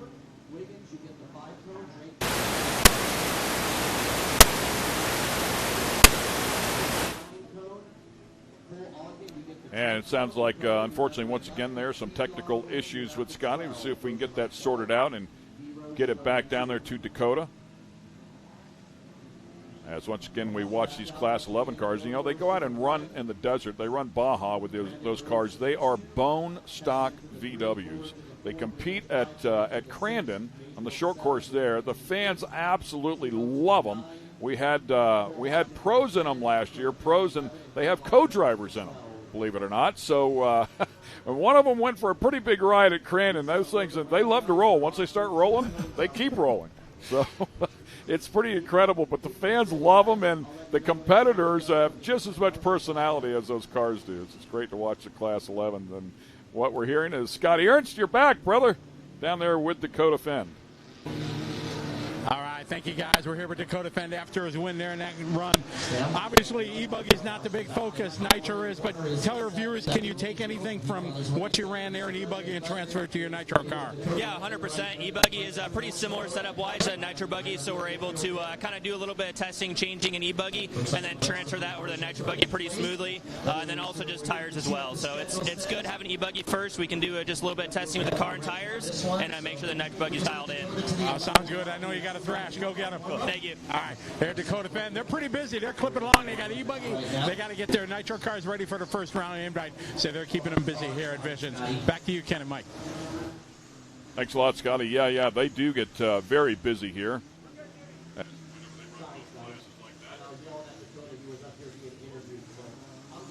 Get our next class out here. They're on their warm-up session. Open E-buggy here once again. And this one here, we got a couple more drivers to keep an eye on. A lot of these drivers we saw in our open classes. Got Braxton Open Coley. Nitro category, right? Open, yes. Yep, Open Nitro, yep. Braxton Coley, Ethan Mechanic, Garrett Martin, Creed Nally, Jonathan Noon, Spencer Klein, Reggie Tung, Camden Lime, who we saw, there's Camden right there, back on the track once again. Yeah, pretty interesting to listen to Dakota Finn say how similar these cars are and that they can go back and put some of that setup on the Nitro car. You had also mentioned that as well, Mike. I'm curious if there's a weight difference between the electric cars and the Nitro cars. Typically these things weigh in about 7 pounds, if I'm not mistaken. That's a really good question. I know it's going to vary between manufacturers. Some of the manufacturers basically have the same platform with just very little configuration differences, and then other platforms like, for instance, Techno RC, they have a Nitro platform, electric platform, and the cars are quite a bit different compared to, like some of the other brands may have a Nitro car and electric car that are basically the same car, just electric and Nitro swapped out. So I think it's all going to kind of depend on manufacturer, what brand chassis you're running, and things like that. Yeah, interesting for sure. I would just think I immediately think of the weight of the battery would make the car a bit heavier, but not necessarily the case, of course. Certainly with all the other components that are on the Nitro cars. As you can see, some of the cars here now lining up, waiting for this session to begin, which will start in 2, 1 now. 5 minutes they'll have to go get after it. Well, Camden Lime going to be the first one. He's jumping out there. He says, I want the clean track. I want nobody ahead of me. Rough start for Camden off the drop-off. It's right back in the throttle to get after it and try to keep that clean air out in front of him. Clean track, I should say. Misses that left-hander by a bunch. Camden may be a bit on the wild side here on lap number 1. He's wound up, isn't he? Yes, he is. Attacking this thing. And it sounds like we're going to get a replay here as well. The guys in the truck there having some fun. We appreciate this. Go back and take another look at it here. Yeah, let's take a look here. An instant replay here as Camden get ready to come off the, that was very instant. It was instantly gone. So it goes. We'll keep working on that. Here we go. As you can see, catches that inside tube, tumbles. Larkley lands back on his wheels, but look how fast he's back on the throttle. Spins that car around, takes off. Says a lot about how tough these cars are, too. It really does. It really does. Yeah, these cars are taking a beating each and every time they hit the track, that's for sure. Joshua Vigil going to be out front here in this one. Ethan Mechanic in the number 2 spot. Garrett Martin in the 3 spot. So Dakota Finn, that last run, he had a 12-lap run. Joshua Vigil right now is on 11 at a 5:06. So only on a lap run for Joshua. Ethan Mechanic in the 2, Camden Lime in the 3, Garrett Martin, Rodriguez, and Creed Nally. Yeah, again, it just comes back to that consistency. They're just amazing how good they are. They can just run lap after lap after lap, and in a 5-minute session will put you a lap down just that quickly. A couple of moments like this, it can affect everybody that might be up there on the leaderboard. Talked about Camden going for that ride. Even though he landed back on all fours, it still cost him a couple of seconds just in that one instance. Then kind of overdrove a couple more turns, probably another second lost in there. So you do that a couple of times, and boom, a lap is gone. Yeah, and as we talked about, it's extremely difficult on this track layout to make that time back up for sure. A little trouble there for Braxton Coley, it looked like. So Ethan Mechanic still out front. Camden Lime back up at the number 2 spot. Fast lap on the track here, and this one a 26.9 by Camden Lime, the only driver to get down the 26-second lap range so far. Yeah, very impressive effort. Camden certainly proving, I think what I saw before was a 26.6, if I'm not mistaken. So certainly proving that he has the speed to compete there with the invite drivers. Again, it would come back to the consistency will probably be the difference. And that may have been, we'll have to wait and see here. That may have been Ethan Mechanic there dropping back with that mistake. So Camden Lime going to take over the number 1 spot now. 11 at a 5:04 going to be his pace. Joshua Vigil in the number 2 spot. Ethan Mechanic drops to 3rd. Spencer Klein is up to 4th. Creed Nally in the number 5 spot. Mechanic has been at the top of the sheets here a couple of times. It seems like something will bite him somewhere along the way and does not end up at the very top. But again, somebody with a lot of speed, and that's how you chop the corner off a little bit. Camden Lime getting lucky right there. Yeah, the time to beat right now is Dakota Finn, that 12 at a 5:23 pace, and I don't think they're going to do it here in this one with a minute 20 to go as they're on 11:5:04. Camden working his way back around here down the front stretch. And it's going to be fun to watch these guys throw down in a race. I think we'll have some good close racing here, and it'll be fun to watch them make the dive bombs, and try to get underneath somebody or see a train of them all running nose to tail. Camden right now, he's got a clear track ahead of him for the most part. Nobody right on him, so smooth running here for him. The rest of this one possibly. Yeah, no pressure, right? Settle in, get into a rhythm. Seeing that left-hander there, looks like it upsets the car just a little bit. Wow, way out there by the tube. Joshua Vigil putting in a great run here in this one as well. In that number 2 spot, he's going to be 2 seconds back from our leader. Ethan Mechanic in 3rd. Spencer Klein in 4th. Reggie Tung up to the number 5 spot now.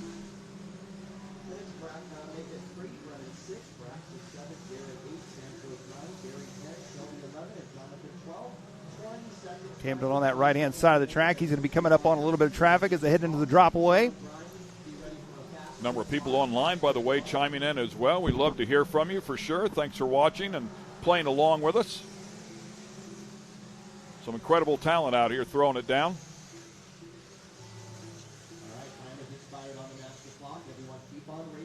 Now Camden should be done this time as he crosses that line. And I believe he is done. Camden's going to be finishing this one up 11 at a 5:03. I believe he's going to seal the deal here for heat number 2. How about that, man? He's off to a great start here. Good weekend so far here for Visions. Nitro and E-buggy. Well, highlights reel some of the action. Everybody getting finished up there. So Camden Lime going to take it. Joshua Vigil 2nd. Spencer Klein moves up into 3rd. Ethan Mechanic in 4th. Rodriguez 5th. Nally, Coley, Tung, Martin, and Barry Rowe the 3rd. Rounding out your top 10 here for our Open E-buggy heat number 2. Yeah, 11 laps at 5:03, and you talked about it before with Dakota Finn putting 12 laps in, so it'll give you a good idea of the difference in the level. But certainly very racy and something for these guys to dig at, come after. Another good look at that rear wing, actually both of those cars right there that you had spoke of before, how large they actually are and how high they are. Yeah, a lot of these guys, like I say, that's been a big change over the past few years is where those wings are positioned, the style of wings that are coming out now. Just another ongoing R&D thing that gains tenths of a second at a time. Yeah, pretty cool there. I wonder weight-wise as well if it affects the car, the balance of the car for sure, and whenever they're flying, if it affects anything. I mean, certainly with that size wing and the speeds that they carry, that rear angle could create some drag for sure in a straightaway. But that's where you would want to, you want to use the high speed for a wing like that. Maybe wicker bills or something, towards the back end of them, the sill plates on the side, help them turn just a little bit. I'm pretty good at tearing up RC cars. Are you? So I have torn a rear wing off, and let me tell you, they do not handle very well without a rear wing on them, that's for sure. So the rear wing up there, you can see where the dampers are also bolted on there. If you don't have a rear wing like that, would the dampers still mount there? They would still mount in the same spot, yes. Okay. And as you were talking about the wicker bill on the back of that one there, you see, yes, they would still mount in the same place, but the rear wing, you don't realize how much that little piece of plastic can affect how a car handles, especially in jumping. Jumping a car without a wing on it, an RC car, is a nightmare, that's for sure. So if anybody loses their wing and they still have a successful race, my hat is off to them because it is very difficult to drive around these racetracks without a wing. It looks like that right rear is towed in pretty far as well. I don't know if that's by design or if something that had happened out there on the track. I know some tow in on the front will help control a car a little bit better, at least a big car on a long straightaway. If you're on a big track, a road course track, they put a little tow in it to keep it from being so darty one way or the other. So I would think that all of that applies. And, of course, rear tow will help them turn in a right or a left. But given this track has both rights and lefts, I wouldn't think you would apply too much tow in to the rear. So maybe something just bent back there, or maybe both of them are set up the same way. One of the short course cars out there, the side-by-side's out getting a little bit of seat time. Not sure what that schedule is for them. I mean, I know the pros come back out here tonight at 6 o'clock for their second race, so possibly getting a little seat time, a little practice time. maybe some hardship laps for some people that tore up some stuff one day ago. Good look there at the RC pits here at Visions.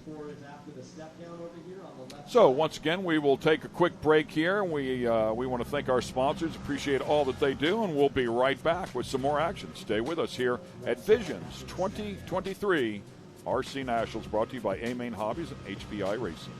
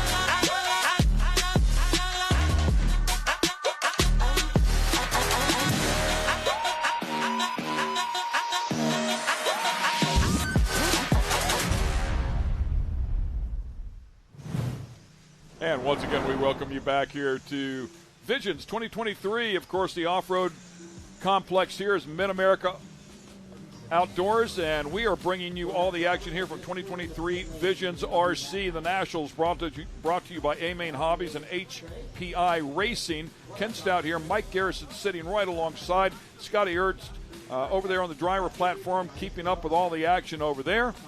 And Brittany also in here with us, Mike Garrison's wife, and just pointed out 4th through 22nd, we're all on the same lap. Yeah, pretty impressive how close everybody is racing, and we're just getting started. This is just round 1 of qualifying, so a lot of racing ahead of us here this weekend, and it's all going to be fantastic, that's for sure, as these drivers all getting checked in here for our Open E-buggy heat number 3. Sportsman's out here, Open's out here, invite drivers out here as well, E and Nitro. Coming up with this one, we got Tyler Noon, Scott Brewer, Jacob Vigil, Blake Everett, Spencer Heckert, Caden Fuller, younger brother to Mason Fuller, who we saw earlier. Josh Dill, Blake Everett, Trey Ford, Avery Widzinski, Graham Hill. And, yeah, there's that time to beat of 12:5:23 for Dakota Finn. Threw one down here in that first group.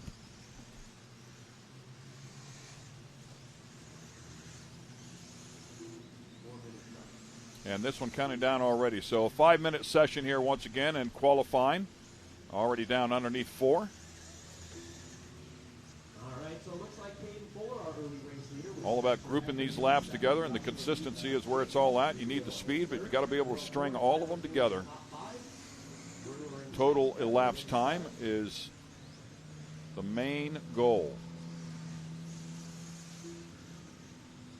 Little sprinkle coming out. There we go, racing. Well, looks like a couple laps into this one, Caden Fuller going to be leading the way here. Spencer Heckert at the number 2 spot. Jacob Vigil in the 3 spot, Graham Hill in the 4, and Tyler Noon rounding out our top 5 early on with 3:15 left to go here.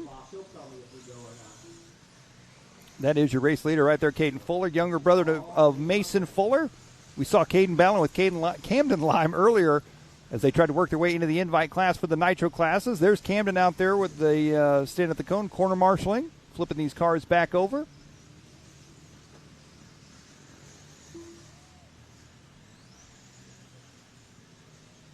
Caden out to a early lead here in this one. 11 at a 5:01 going to be his pace. 1 second off a 12-lap run for him. as he's already coming up on some traffic here for Fuller. Heckert in that number 2 spot. Jacob Vigil in the 3 spot. Yeah, we've seen some 26-second lap times. Haven't seen that so far in this particular group. So I find it impressive that he's only 1 second off that 12-lap segment time. Here he comes back down the front stretch. And as the drivers were talking about a little bit earlier, they were excited because Joey and the track crew keeping the track watered, keeping a lot of traction in it. Well, let me tell you, they're getting a lot of help out there because it's an overcast day. There's a high layer of clouds out there, actually, off in the distance, some pretty serious-looking rain clouds. Hopefully that stays away here as this track is completely exposed, but there's a look at it there. But completely overcast here, so they're certainly getting some help. A little breezy out there, so you can see the flags waving, but that overcast keeping the sun off of this track. They'll be able to keep some moisture in it, and hopefully this track will stay very consistent here. It's very good right now. Yeah, absolutely, and Caden Fuller showing that as he is still out front now, out to a 4-second lead as Spencer Heckert in second, Jacob Vigil in third. Fuller working his way up on some traffic here. We'll see if they can work it out. Oh, had to check up just a bit there. Oh, man, big contact too. Yeah, checked up just a little bit, got right back in the throttle, and still tagged the back of him. Both of them went for a ride. That little mistake right there may cost Fuller that lead spot. Still trying to get around there to try and get some clean track. And talk about it qualifying all the time. You try to you want your own space, but when you're going for overall lap times here, for a bunch of them, you've got to attack, try to get around that competitor that's in front of you. I thought maybe the front end was damaged here just a little bit, but everything seems to be okay. It is pretty amazing the vicious rides these things can go for. You would think that they would break or bend something very easily, and maybe they do bend them just a little bit, but they're pretty tough cars. Right there, man. That is, you called it before right off the bat, Mike, that one section of the track, I should say, whenever they land hard and get that rebound, they're going to bring us a replay here as well, but that's a tough section of the racetrack. Let's watch these two get together here. Yeah, Fuller checks up and then gets back on the gas, just catches him on the drop away, tumbling off the track. Oh, more trouble for Fuller there at the end of the front stretch. I believe that might be Tyler Noon there that he's with. Well, beautiful move. That's what I look forward to seeing in the race. Just the smallest of openings, if you nail it perfectly, I mean, that's what these world ranked drivers will do, man. They'll drive it right underneath you and just drive away. So long. See ya. It looks like this race finishing up here. Spencer Heckert going to take that number 2 spot. No, Spencer Heckert going to take the top spot. So Caden down Fuller. on that 26-second range as well, 26.6. Heckert laying it down here in this one. Spencer's another one. He's quietly working his way up in lap times, and he could be another one that we got to keep an eye on in the open class for the Nitro division to possibly move up into that invite class. Caden Fuller looks like he's going to take second. Jacob Vigil third. And that's a race everybody has done. So, yeah, I mean, a last-minute lead change right at the very end of that session goes to Spencer Heckert. Caden Fuller there in second. Jacob Vigil, Graham Hill, and Tyler Noon to round out your top 5. All top 5 with 11 laps in that 5-minute time period. Jacob Vigil finished third, 11.523. Graham Hill fourth. Racers up there on the platform taking a look to keep an eye on all the scoring as well. Tyler Noon standing there, keeping an eye on, grabs the car. Yeah, and a fantastic, as you're talking about the facility, the driver's stand here is absolutely phenomenal. Got the TV screens mounted. Huge American flag out here. Scissor lift off there in the distance, keeping an eye up top. The teepee-looking tents way out in the distance there. That is the Travis Pastrana Nitro crew out there, kind of in the back 40. And then another half mile past that is is where the Ultra 4 cars were. I went looking. I had to drive a long ways. I finally got out there to see those guys, and I told Miles, I said, I had to drive till I got past the asphalt. I said, and you've got to drive a long ways to run out of asphalt here. It was funny. Yesterday we were driving around just a little bit, cruising through the pits, and I got passed in my truck by these two little baby razors, and I thought, wow, those racing? Those little kids are going at it. Well, then upon further investigation, I see the top of it. It was Travis's two daughters as they're zipping through the pits. I said, yep. Great stuff for the sure. The Pastrana girls. Okay, plenty of action still yet to come here. Make sure you stay with us at the Visions 2023 RC Nationals. We'll take a quick break, and we'll be right back on the other side. Huh? AMSOIL runs on no freedom kidding. And has since 1972. We punish our products firsthand in our world-class laboratories and beyond, because some things can't be learned from a test tube. Run with us.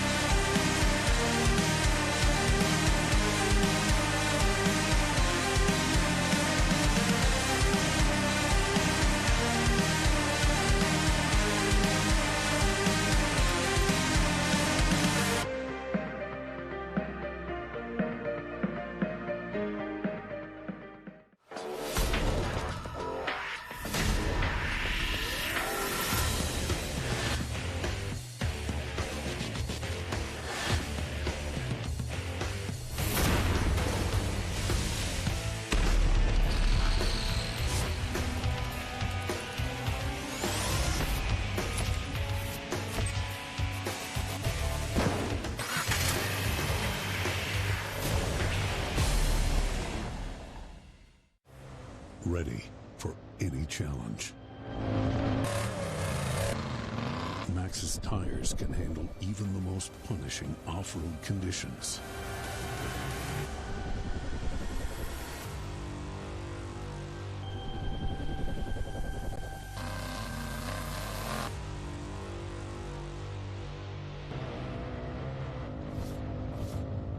Maxxis tires.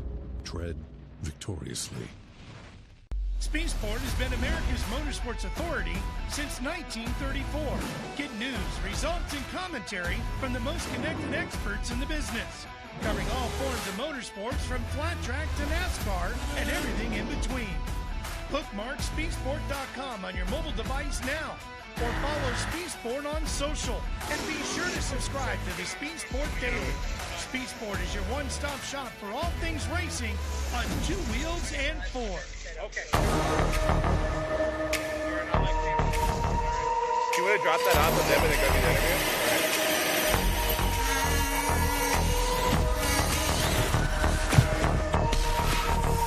Scotty's on the way back to the...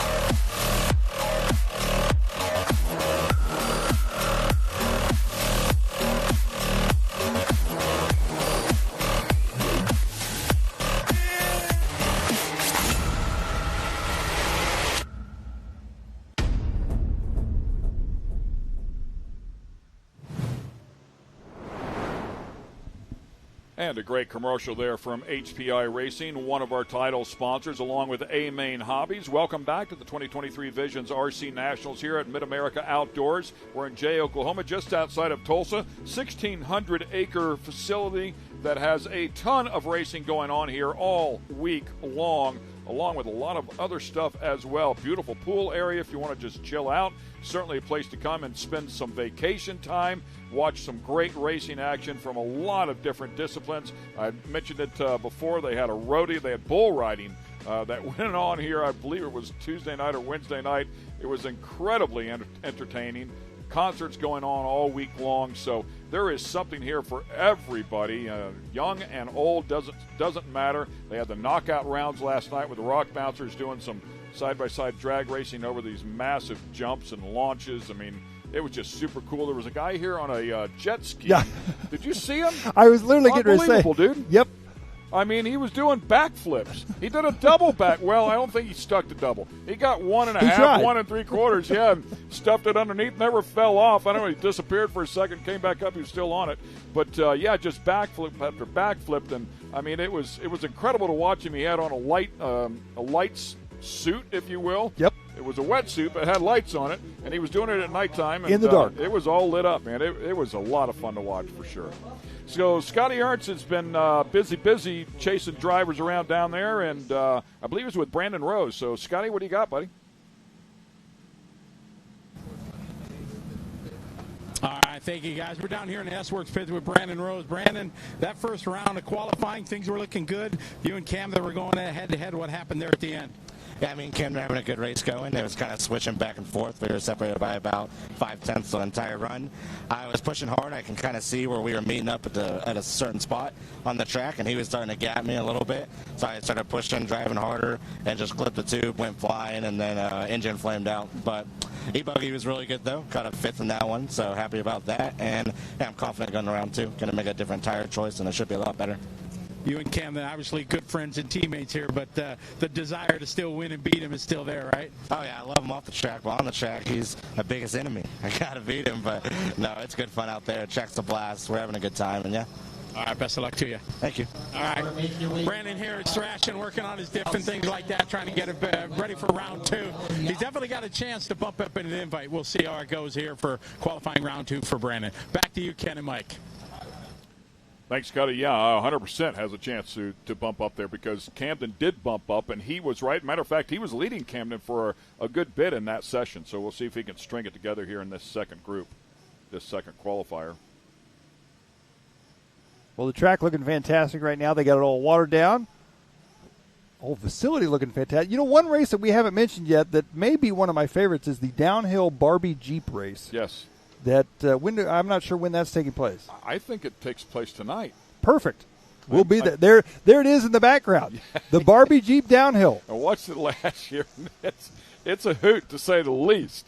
So I saw some guys. Not everybody was necessarily in a Jeep. I mean, there's the Barbie Jeeps over there. That's the factory teams right there. That's the pro pits. Prepping the cars right now. Yep. But yeah, sometimes there were just people standing beside them that ended up going down the slip and slide, if you will. And they'll put some water down there at the bottom, and it is, needless to say, again, very entertaining. The smile never leaves your face. It's a lot of fun. Well, our invite driver is getting ready to take the track here. Yeah, Nitro buggy.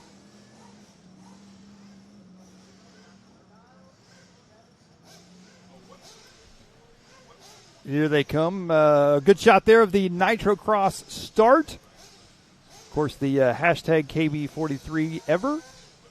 That is obviously in memory of the legendary Ken Block.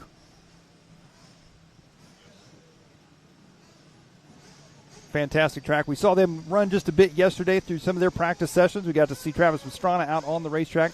And apparently just a few days ago, Travis Pastrana actually rolled his rally car in the Rallycross practice session. So a couple of the other drivers giving him a bit of a hard time. As we're working to get started here, get the invite drivers back on the racetrack here for our Nitro Buggy division. You can see them all line them up there in pit lane. You got Adam Drake there, along with his pit crew. Dakota Fend, Ty Tessman, of course, Gord Tessman. There's Jason Rona, owner of J Concepts, talking with one of his team drivers, Spencer Rivkin.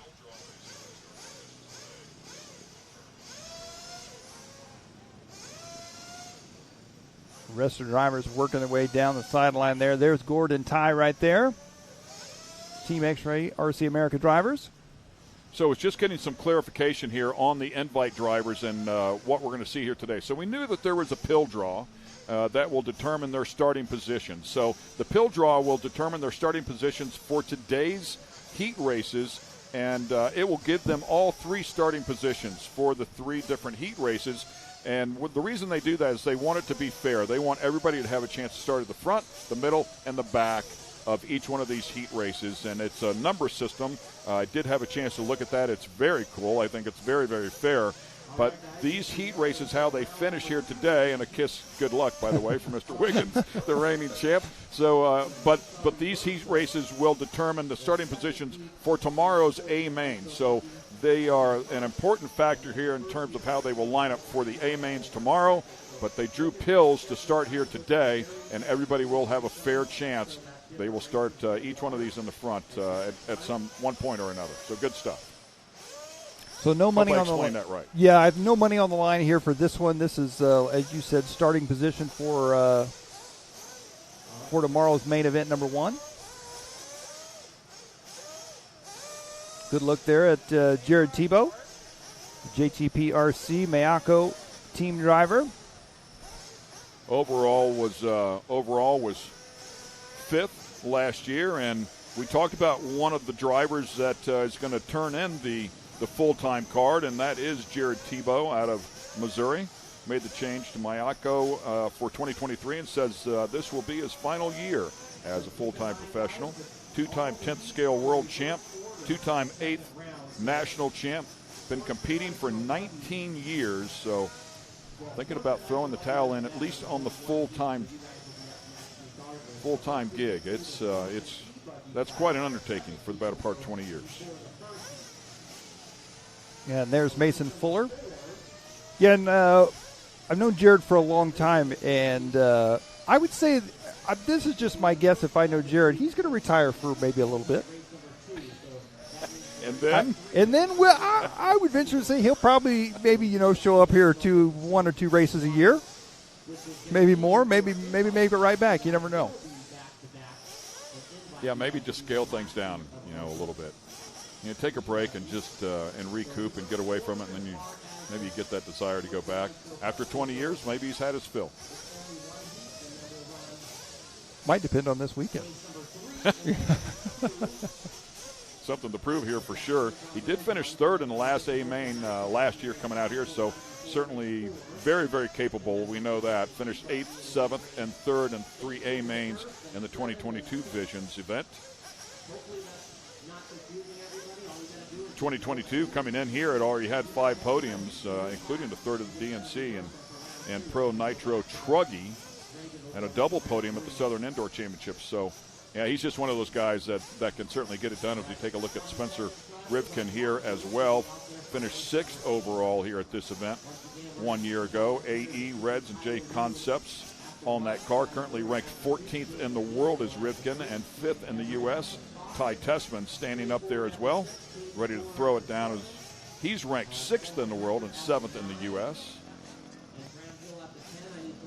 Mason Fuller, of course, a young gun, making his way into the invite, directly into the invite class this year. He's got Felong Wynn standing there right there next to him. Felong Wynn bumped in a year ago, as we talked about, but then really struggled once he got to the A mains. Just did not have things go his way. Mason Fuller, as you showed him there, ranked 7th in the world, 4th in the U.S., finished 8th overall here a year ago. Good shot there coming in and out of pit lane. You saw the bars up above pit lane and on the way in and on the way out. What that does is keep the drivers from coming in too fast, and if they do come in too fast, it's going to catch those wings that we just talked about are even taller now on that bar and hang them up. So keeps the drivers coming in at a safe speed for all of the pit crews. So they will have a good warm-up session here. They'll pull back in, and my guess would be they will refuel, and then correct me if I'm wrong here, but it looks like this heat race, is it going to be 15 minutes? 15 laps. We're going to do 15 laps. 15-lap race for these guys, and looks like we've got some rain coming down on the racetrack. For sure. We'll see if these guys run it out in the rain. It's coming down pretty steady, too. Yeah, and it looks hear like the drops on top of the studio here, on top of the trailer. Here comes the cars in real quick. You can see the pit crews trying to get those cars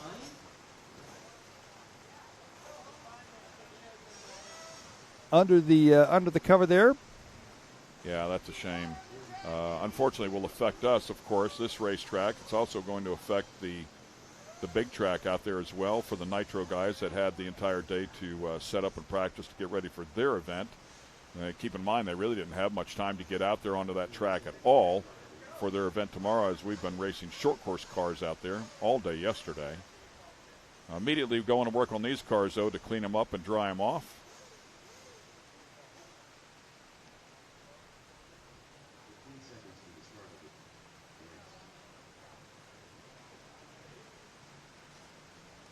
And yeah, man, it is hammering right now.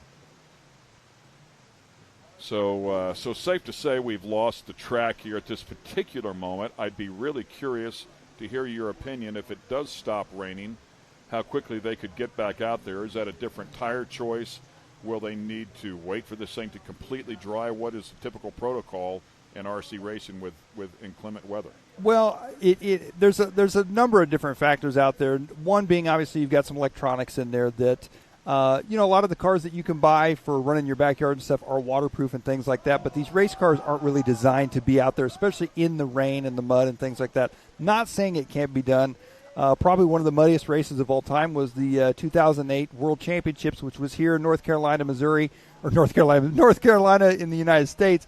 And they ran them in the rain and the mud. The problem is it tears up engines, it tears up electronics, it tears up servos. So, it's to preserve the cars just a little bit. But the other thing you got to think about is the turn marshals that are out there on the track and have to run out and get the cars. It's a safety issue for them, and they don't want them slipping and falling and things like that. So, as far as the track goes, you could feasibly run on this racetrack right now. But like I say, it's a safety issue, and make sure everybody's equipment stays together because nobody wants to tear up all that. Well, all I that think you said it all with the electronics. It's and I'm used to the version, the amateur version. You go and buy one, you can run it through anything. Thinking everything is pretty much sealed up and waterproof. But with the electronics there at this high level, I mean, it's just not an option. The last thing we want to do is have car failures at a level like this. So disappointing for sure. We're sorry for the fans at home. I know some of them are chiming in that not the first time this year. Unfortunately, the rain has delayed or eliminated a number of races along the way here in 2023. So it goes. I mean, big cars, small cars, whatever the case may be, if it's exposed to the weather there, this is how it can turn. Yeah, and it looked like on the big track there behind the RC track, looked like even the Nitrocross cars were coming to a stop as well. So the rain is definitely coming down here at Visions. All right, well, once again, we will take a quick break here. We'll decide on what we're going to do here with the broadcast. Stick with us. We'll keep you up to date. As soon as we know, we will pass it along. Stay with us once again. 2023 Visions RC Nationals.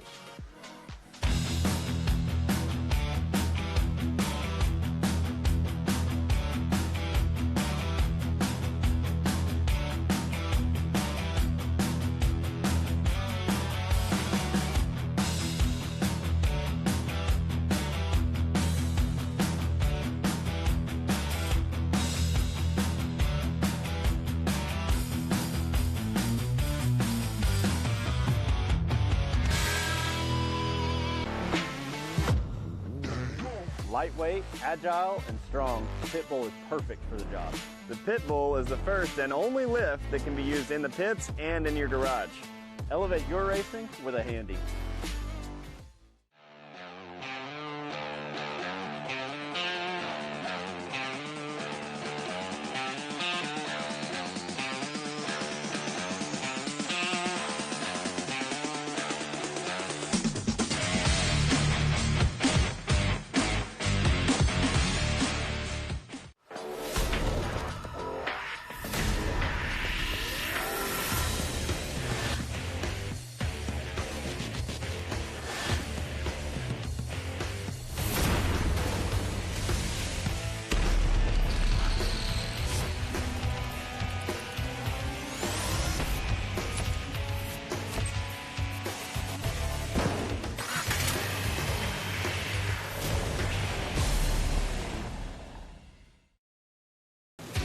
watching Speed Sport 1, your home for great off-road racing from America and around the globe.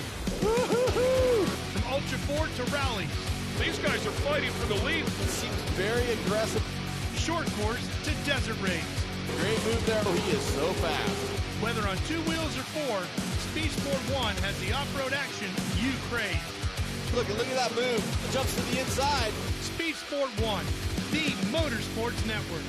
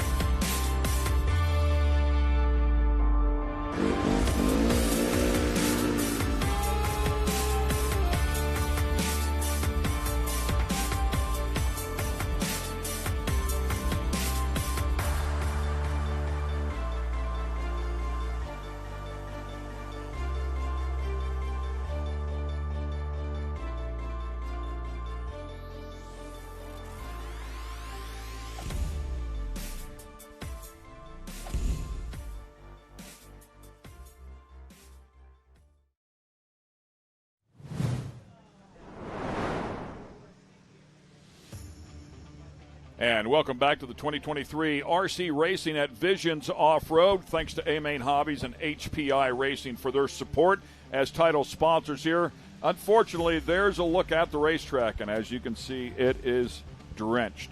So a number of changes will need to be made to some of the cars if we get back out here. But first and foremost, we'll need some time to get the track back, and it looks like it's still raining out there now. I know Scotty Ernst is running around to talk to a couple of the players. So, Scotty, who do you have, and what's going on, man? All right, we're down here under the driver's stand here trying to avoid the rain. We're here with HB driver Cole Ogden.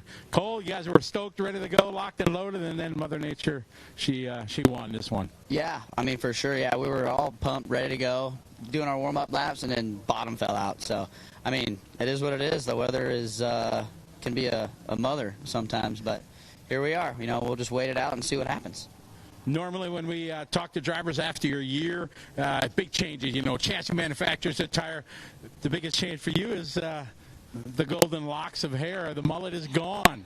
Yeah, the locks are gone, and a little tire swap for me, but everything is pretty much else the same. And, yeah, the locks, man, they're just too hot, too much to take care of, and I was like, I'm over it. So we cut them off right after, I think, the TNR race earlier this year, so I was over it, man. Too many years with it? Yeah, I think I started growing it out when COVID started because I was like, well, hell, I ain't going to the freaking Great Clips or wherever I get my hair cut. So I was like, we'll just rock it long, you know, we'll just see what happens. So I waited like 3 years, almost 3.5 years, and I'm finally like, this looks like a mop, dude. It's got to go. So had to go. And I donated them too, so that was good. Oh, that's really good. That's good. I know a lot of people have done that. All right, back to racing here. You got a bunch of practice in. How's your car?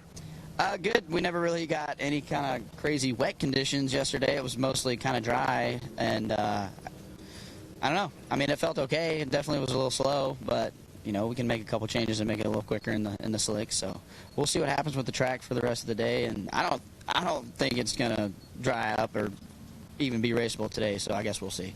We'll see. All right. Best of luck to you. Thanks, Scotty. All right. There's Cole Ogden from HP. Always optimistic, right? Hey, you just never know. Back to you, Ken and Mike. Thanks, man. Yeah, he had such a good event here a year ago. Finished up 4th, 2nd, and 6th for a 3rd overall. Really, really solid event as you can take a look at the current situation here, unfortunately. Yeah, track definitely it could soak up a little bit of water, but I think we've reached and overdone that just a bit. It's got water pooling up in some of the key spots, and I tell you what, this is going to change the track conditions when we do get back to racing.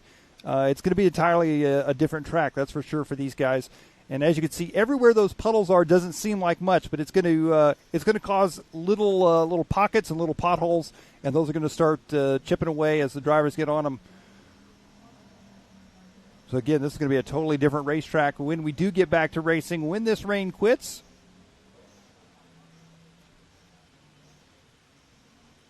Yeah, we'll get an update. Of course, we'll get down there and talk to Joey Christensen and the gang from the dirt track as well and get some information from them, figure out just how long we think that will last, kind of checking out the weather here in Jay, Oklahoma as well to see what the radar looks like, maybe how long this is going to linger around here. A lot of stuff in the works that, of course, we talked about before. Pastrana and his gang should be practicing out there on the big track back behind ours.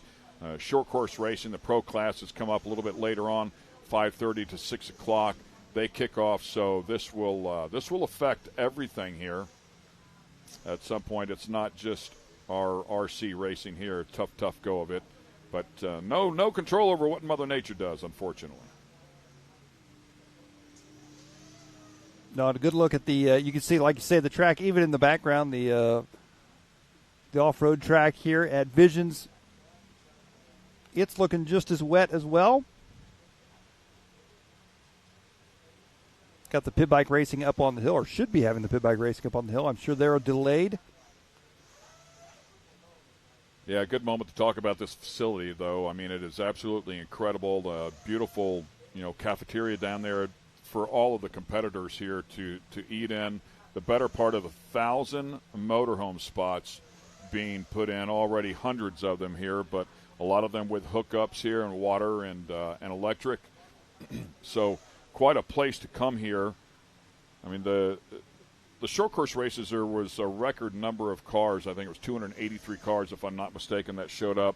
Then we have the Ultra 4 competitors. You have the Nitro competitors, the RC competitors, all the people that are here doing what they do, the pit bikes. I mean, the list just goes on and on and on of everybody that is in the complex currently as we speak. They have a place called Coconuts. They had dueling pianos here Tuesday night, and the entire joint was just absolutely rocking. Tim Montana was out after the bull riding contest was over, put on an incredible concert here.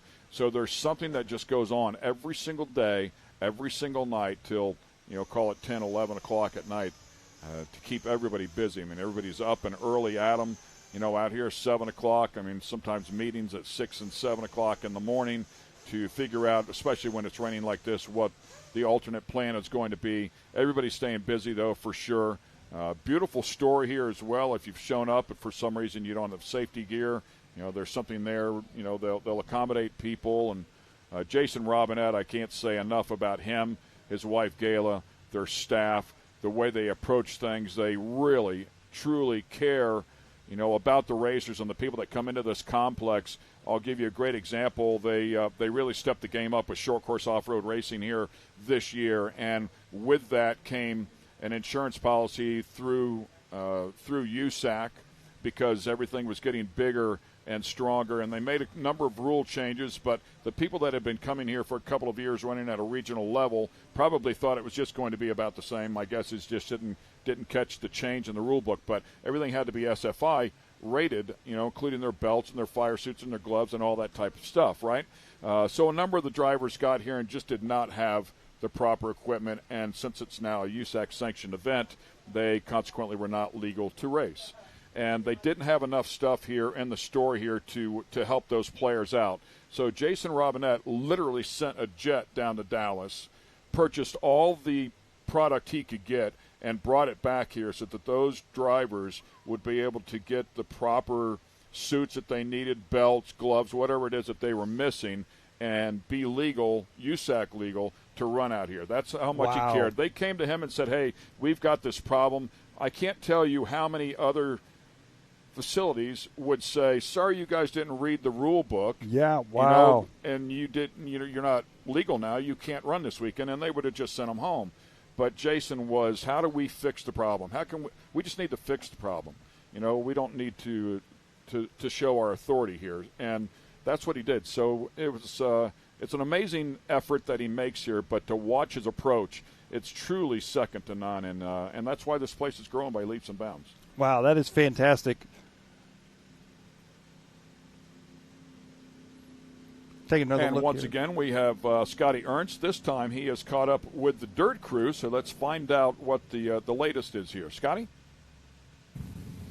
Thank you, guys. We're standing here trackside with two of the guys. If you're in the RC world, you know all about them, Joey and Aaron from the dirt. We'll start with Joey. Joey, dealing with stuff like this from Mother Nature, no stranger, you used to it. What's the game plan? Yeah, it seems like the rain follows me wherever I go, so we've got a lot of practice in dealing with rainy tracks. It didn't rain. It rained enough to make puddles, but I don't think it's too much. We're just going to get out there with brooms and broom it off for now. Broom it to the outside, and then I think if we just give it a few minutes here to harden up, I think we'll be good to go. All right, good deal. We're going to transfer over here to Aaron. Aaron, you've been his, Bonnie and Clyde, his compadre, his right-hand man for so many years. Yep. This is your life. You love this. We love it, man. We wouldn't be here without the racers. We know that there's always a little bit of hard work to make it happen, actually quite a bit, but we're willing to do it. The payoff on it is all the smiles, all the friendships, all the places. You can't beat it. Absolutely. Well, you guys are the best in the business here, so we're sure we're going to get back to racing here soon, and these two guys, they're going to make it happen. Back to you, Ken and Mike. Good times. It's great to see the smiles on their faces. Their attitudes are absolutely awesome. It's like, hey, man, it's just part of the game, right? We'll get out here with some brooms and we'll get after this thing. So that's a great report right there because I was not expecting to hear that. So maybe we can go racing here in a relatively short amount of time. Well, like Joey mentioned, unfortunately, many of his races that he's been a part of have seen torrential downpours. Is it his fault? Are you gonna, yeah, I'm going to say it is his fault. He might be right. I think he brings the rain with him. But it's been far worse than this. And Joey always has a plan. He's always got something up his sleeve to get the track back in shape. So no doubt we'll be back running here very shortly. And these guys will have a fantastic track to run on just as they did before the rain set in. I've covered a lot of races over the course of my tenure here, and I've never heard of anybody saying – on a dirt track that we're going to go sweep it off. We're just going to broom it off. That's a new one. That's a new one, but that's great. I love the approach, man. Let's make it happen, right? And it does look like I don't see any more rain coming down. And keep in mind, we're sitting inside of a booth here, so we don't really have a feel for it, but there are the brooms already in action. They'll try to pull out some of the big puddles and disperse it evenly and let it dry out. Might take us a little bit more than a few minutes here, but as long as the rain has stopped, we can get back after this thing in a relatively short amount of time. See, man, they might be onto something. Maybe the rallycross track over there, just get everybody in the complex to grab a broom. And a big section of the rallycross track, it's just going to run off, man, because it's so steep anyways. We got 9 races, so for round 2, we'll go just back to back to back to back all the way through races. Yeah, Joey and Aaron have been doing this for a very long time. Best friends and obviously work teammates, and they do a fantastic job. They've kind of already done this once this week before the car's gone on it. You were talking about Tuesday, I believe it was, when the rain set in. They had to do a little track maintenance to get it dried up and back in shape as the rain took its toll on it. Yeah, the painted area still looks pretty good, so that's a good sign. Again, I mean, if it just doesn't rain anymore, give you a good look at that clay. As we talked about it before, last year the dirt a good bit different, a lot more sand, a lot more rock. Now a lot more clay. Once the clay gets wet, if you've not been around it, maybe watch My Cousin Vinny, that movie, and you'll know that you just spin your tires in the clay, but it becomes like ice. Very, very slippery. Skip most of the water and only water as needed. And if we are going to water, we'll give you a couple race head start, or a heads up, I should say. There's a good look there at the Main Hobbies HPI Racing booth that they've got set up. They got a demo track set up there in the parking lot as well. You can see all the different vehicles they got on display. They got monster trucks, they got rally cars, buggies, trucks, a little bit of everything, all different scales and sizes. Got the demo track set up, which was had quite a line going for it yesterday. Pretty cool for the spectators to be able to get a chance to not only watch some of the best in the world at what they do here for the RC racing, but they also get to grab a radio and try it out themselves. Again, our title sponsors, Main Hobbies and HPI Racing, making that possible for everybody here at Visions. Fantastic to see. Awesome to see all the kids over there. You can see them all pointing, Dad, get me this one. Get me this one. No, I want this one. Just get them all.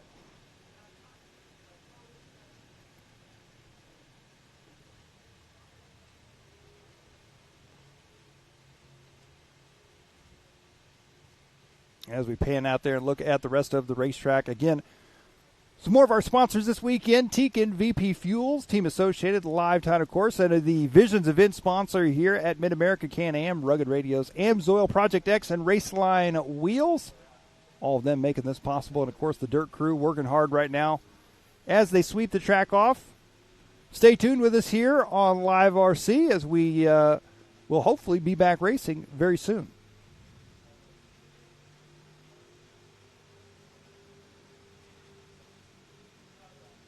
That was a great throw.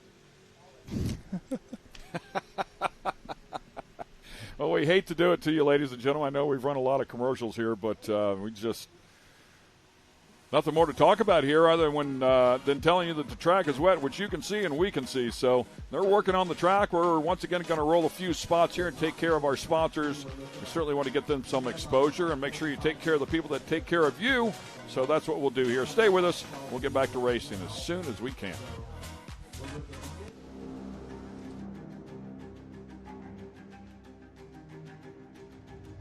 Connect with the Wild is about off-roading with your buddies. Connect with the Wild is about going to Moab and conquering new challenges that you didn't think were possible. Ultimately, Connect with the Wild is about enjoying the outdoors in your vehicle as best you can. We're treating it like we know it's something special that everyone will remember.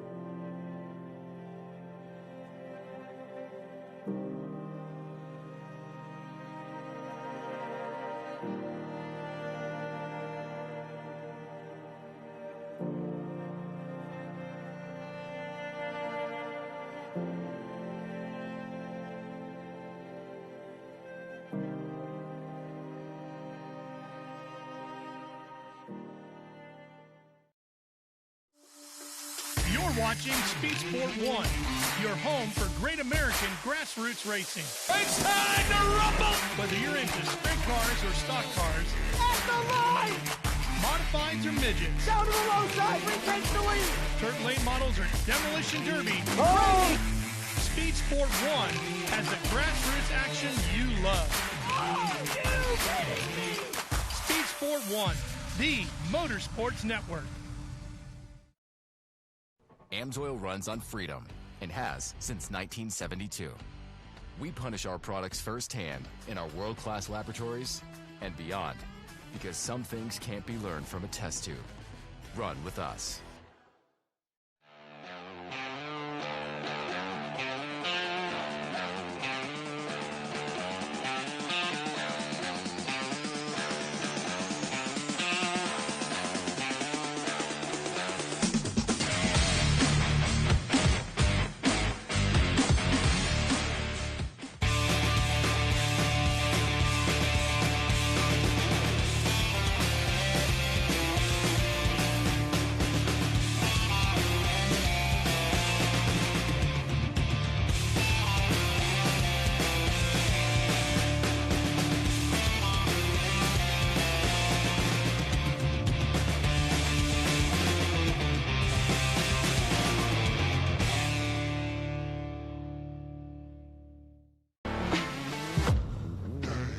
Lightweight, agile, and strong, the Pit Bull is perfect for the job. The Pit Bull is the first and only lift that can be used in the pits and in your garage. Elevate your racing with a Handy.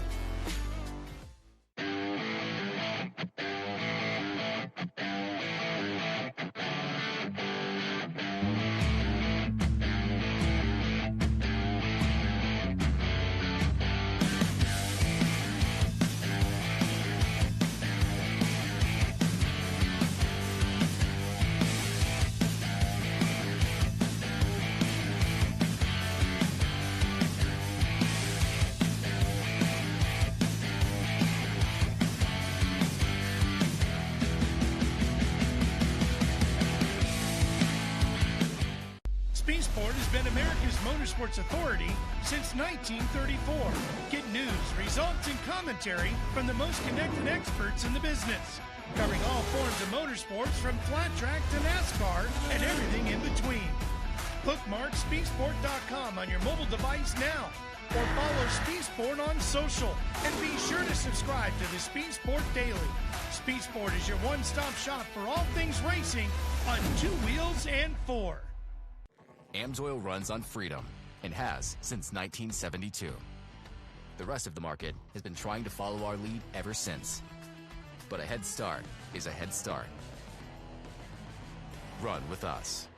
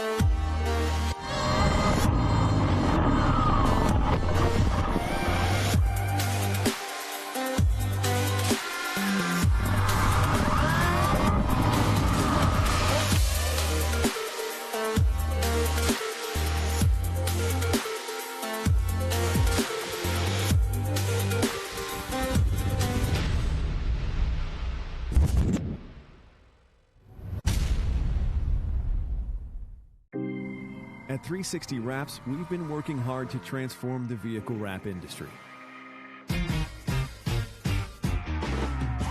Wherever you are, we're standing by to show you the professionalism you deserve.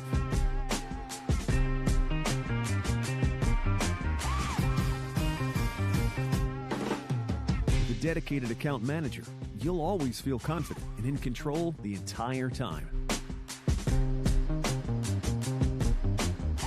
Providing nationwide service to the top brands in the industry, our team will confidently handle any project you give them.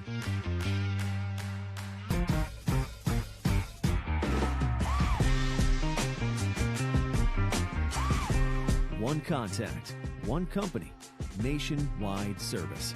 Come by to experience the 360 difference for yourself.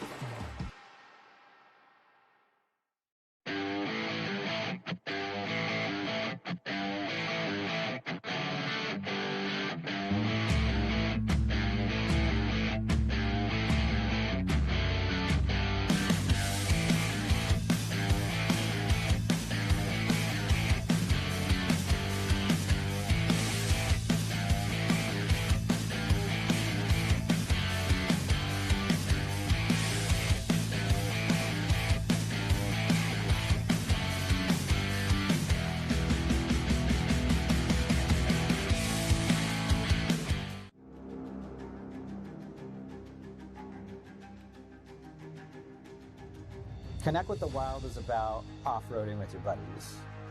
Connect with the Wild is about going to Moab and conquering new challenges that you didn't think were possible. Ultimately, Connect with the Wild is about enjoying the outdoors in your vehicle as best you can. We're treating it like we know it's something special that everyone will remember.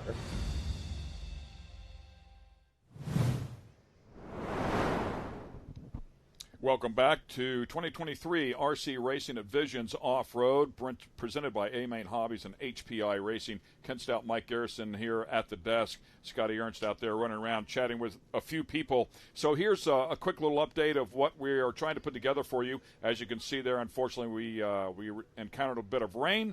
So the track needs to be swept off, and we're letting that currently dry out. Looks like the sweeping has pretty much been taken care of for the most part here. What we're going to do is we'll be down here for a few minutes, obviously, as this thing needs to dry out. But in lieu of racing here, we're doing our best to incorporate what we can here.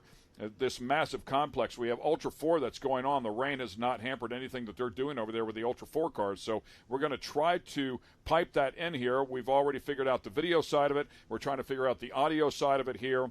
A lot of stuff going on here, a lot of links to connect, but the gang is working on it intently here to bring you a little bit of action so you have something to enjoy here while this track dries out. And then we'll give you some updates along the way and let you know when we will go RC racing here once again. So bear with us. We're going to try to bring you some cool pictures and great sound from the wonderful guys over there at the Ultra 4 series. If you're not familiar with it, Google is your friend, of course, but they're the vehicles. They have a number of different classes, and at the highest level, the 4400s compete out at King of the Hammers. They are incredible vehicles that can tackle some of the roughest terrain known to man and do it at speed. People like Von Gittin inside of that top level class that can really, really throw down. So there's some great competitors over there, and we're doing our best to get that to you as well while this track dries out. So bear with us here. We're going to go back to a couple commercial breaks. We will keep you updated as soon as we can get the electronic side of this thing figured out. We'll bring you some cool stuff. Stay with us.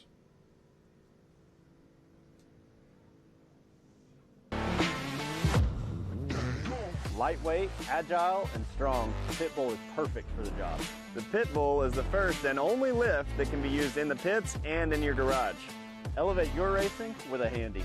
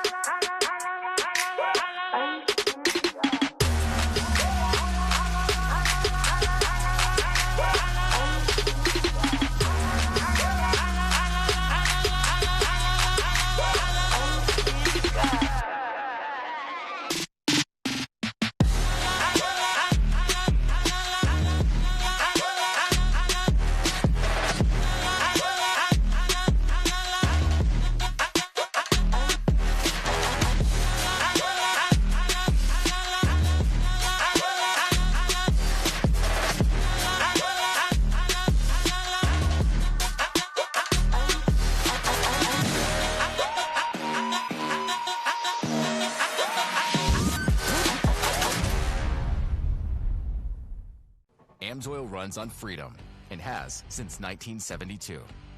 We punish our products firsthand in our world-class laboratories and beyond, because some things can't be learned from a test tube. Run with us.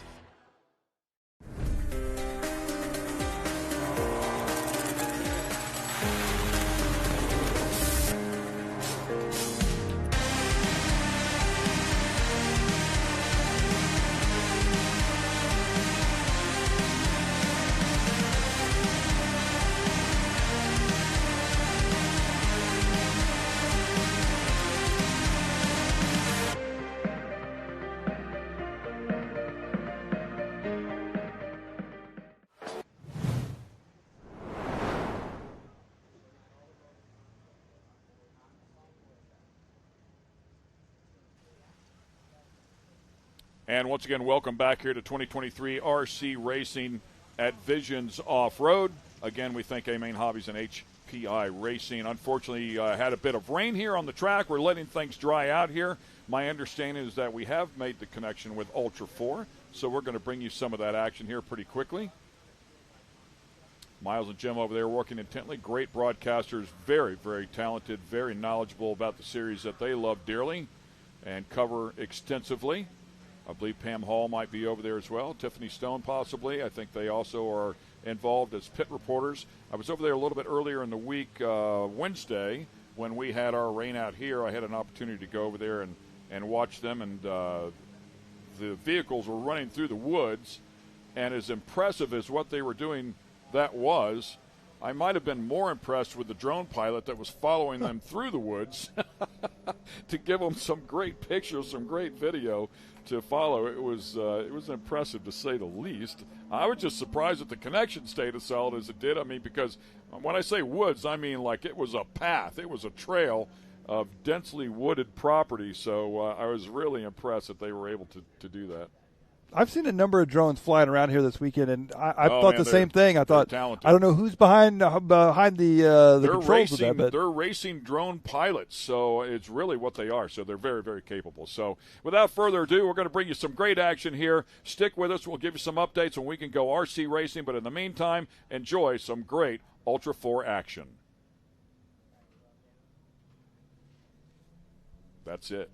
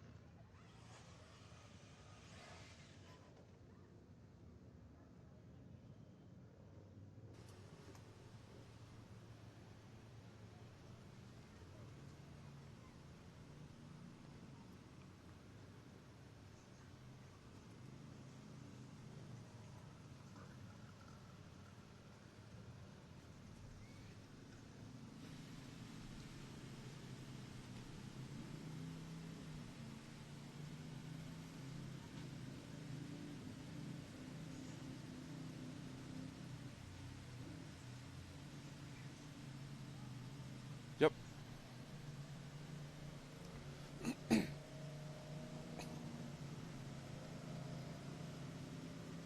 Well, welcome back to the broadcast studio. As you can see, Ultra 4 and a rain delay as well. The rain wasn't here for very long, but it screwed things up just enough to slow us down. So here we are back in studio. I'm with Joe Tripp, Speed Sport. Joe, welcome to the booth. Let's talk about Speed Sport just a little bit. Explain to our viewers what exactly is Speed Sport.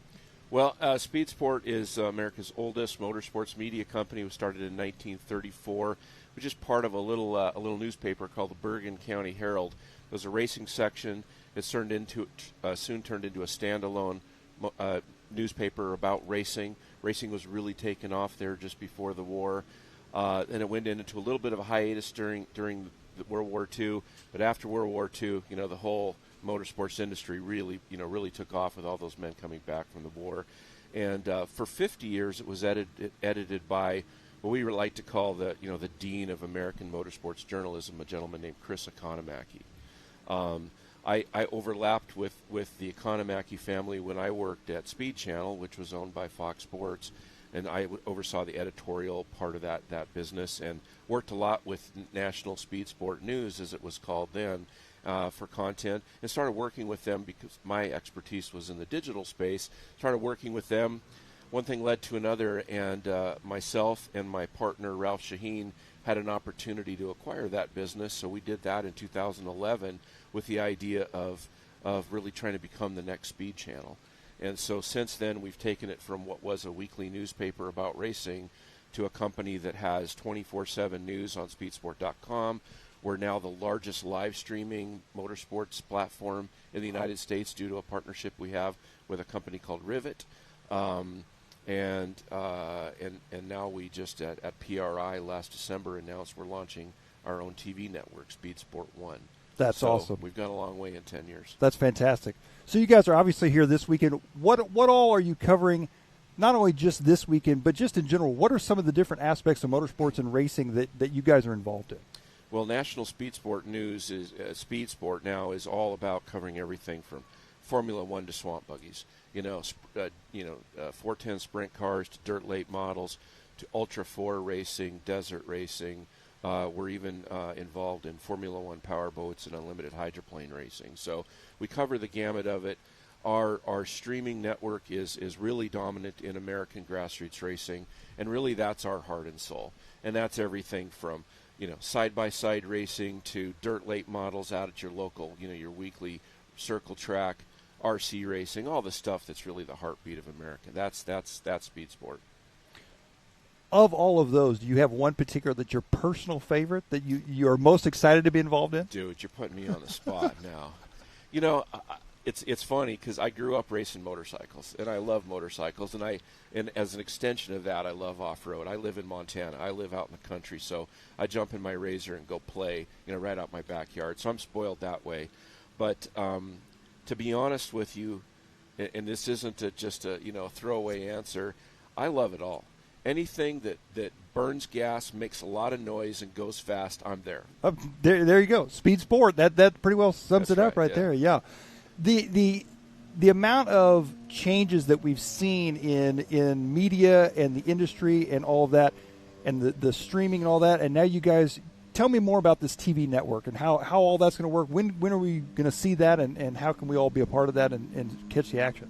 Well, that's great, and just to back up, kind of what we think is our secret sauce really starts with that big streaming network, that partnership we have with Rivet. It's called the Speed Sport Network. We've got over 100 channels, what we call affiliates, that are out there producing events from little short tracks all the way to big major events like the IMCA Super Nationals, so there's this massive pipeline of content that's flowing through that streaming network. And the secret sauce here is that we can take the best of that. We can develop those broadcasters into producing better quality shows, and we can take the best of that. And now we have this pipeline of content. We're like, why don't we start a TV network? That's part of it. And then we've partnered with people that literally started Speed Vision, that were instrumental in ESPN becoming the massive empire that it is. that led other networks to great success. So we're very fortunate. Ralph and I are just a couple of motorsports media knuckleheads that just knew that this was something we needed to do. Partnering with people that really know TV and know where it's headed has kind of catapulted us into this opportunity. So what is Speed Sport 1? It's what we call a FAST channel, free ad-supported television. So for those of you out there, FAST, if you've got a smart TV, which just about everybody does now, or you've got a TV that you've connected to the internet via your Roku or Amazon Fire Stick. Basically, free ad-supported TV is like what cable or TV broadcast used to be 20 years ago. You don't have to pay anything. It's a linear network, so you look at a channel guide and you say at 7 o'clock is RC racing. At 8 o'clock is our Ultra 4, and you watch commercials, and you go on down the line. There's no subscription fee. You don't have to sign up or anything like that, and that's really where the industry is headed. The industry insiders that we rely on to kind of plan what we're going to do really forecast that fast channels is where most of the television business and ad dollars, which are crucial for all of this, that's where it's all going in the future. So we feel like you're in the right place for that. That's awesome. So everybody can enjoy everything you guys are doing for free. Well, they can certainly watch everything we're doing on Speed Sport 1 for free. Yeah. Our streaming network is really, which is part of the ecosystem, that's largely funded by pay-per-view or subscriptions. Okay. So if you really want to just follow what's going on at Cottage Grove Raceway or all the action that IMCA.TV has, one of our biggest affiliates, they have a subscription fee. Okay. But then we'll take the best of that and make it available to you free on Speed Sport 1. That's super cool. Yeah. That's awesome. So tell me, obviously this weekend has been huge for everybody, including you guys. What's next on the venue? What's the next big event that we're going to see Speed Sport be a part of? Well, first of all, I just want to say thank you to the Robinette family and Mid-America Outdoors for having us as their official media partner. It's a monumental undertaking. We were in a meeting last night with all the short course guys and gals talking about the track and all of that, and talking about the potholes and this needs to be tweaked and that, and I was thinking of the analogy of this media undertaking that the Robinettes are investing in is on a smaller scale, but it's equally complex and massive as developing this facility, and they will not rest until it's dialed in a world-class facility, and I know that's what they want for media. I was thinking about it yesterday too. There's literally 5 different crews here that are involved in one way or another in making these broadcasts happen. Wow. From the production company Live RC that we're involved with here, right, to there's 3 different production groups. There's the staff that's amazing here and super creative, flying the drones and getting the behind the scenes content for all their things, and we work with them, and then of course our team that come in and help produce these shows and elevate it to a TV standard. So it's a monumental undertaking there, but it only happens because of the investment in the vision of the Robinettes and the marketing partners that help support all this stuff. So all that being said, what's next for us? I'm off to Gunnersville, Alabama for unlimited hydroplane racing next week. They're another one of our content partners. Same kind of thing. They already have a pretty good live streaming platform. We come in and mentor them and help them develop that live streaming into television quality content. Then we'll take that content back like we're doing with short course racing, say the trucks and Ultra 4. We're live streaming, but then we'll also take that content, produce it down into a 1-hour show so folks can watch it on TV and not have to sit there for 6 hours. They can, everybody's got a short attention span right now, right? So, but yeah, off to unlimited hydroplane, and this is the meat and potatoes of our season, man. So we've got just a huge, in addition to everything that Mid-America and Ultra 4 have going, which keeps us plenty busy. We've got, this is it for us. This is the season. We'll do over 100 live events typically on a weekend in the summer. Wow. So we're busy. Wow. Yeah. Just a little bit. Just a little bit. Yeah, and you can check it out. So there's different URLs. Speedsport1.com. The network is actually streaming live now. Okay. On online, and the reason we do that is so that all the distribution partners, which we'll be announcing very soon, can, quality control. They can say, oh yeah, they got their act together. Let's go ahead and put them on the platform. But we'll make the platform announcements beginning, very soon, and then they roll out. The bigger platforms take longer to make those decisions. It's quite a process, as I'm coming to learn. Sure. But sure. So speedsport1.com to check that out. Speedsporttv.com is all of our streaming network. Okay. So that's all the content that's out there with all of our streaming partners across the country. That content aggregates through speedsporttv.com, including the content we're streaming here. And then for all your motorsports news, that's speedsport.com. Awesome. Well, Joe, thank you so much for coming in. It's been an awesome pleasure, talking man. to you. Yeah. And rain's gone. I think we'll probably be getting back to racing. Get the hair dryers plugged in. Let's go try That's right. Exactly. Well, right. thank you again. Thank you. And thank you all for tuning in. And let's the RC track's still drying out a little bit, but we're going to go back, enjoy some Ultra 4 racing. We'll be back with our RC action here very soon from Visions RC. We missed talking about the partnership we have and like what's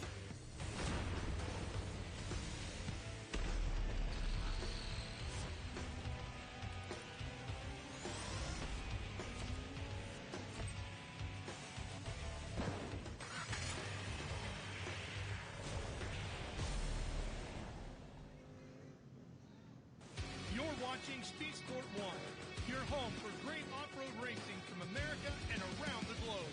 Woo-hoo-hoo! From Ultra 4 to rally. These guys are fighting for the lead. It seems very aggressive.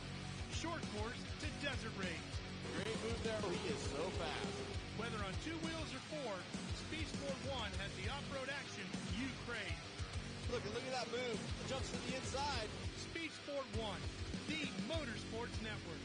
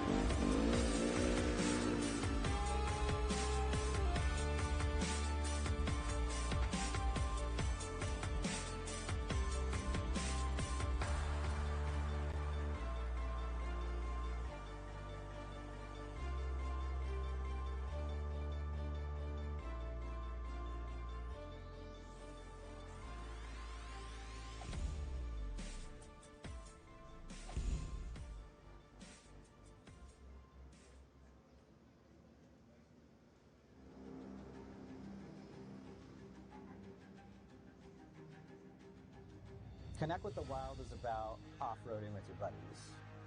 Connect with the Wild is about going to Moab and conquering new challenges that you didn't think were possible.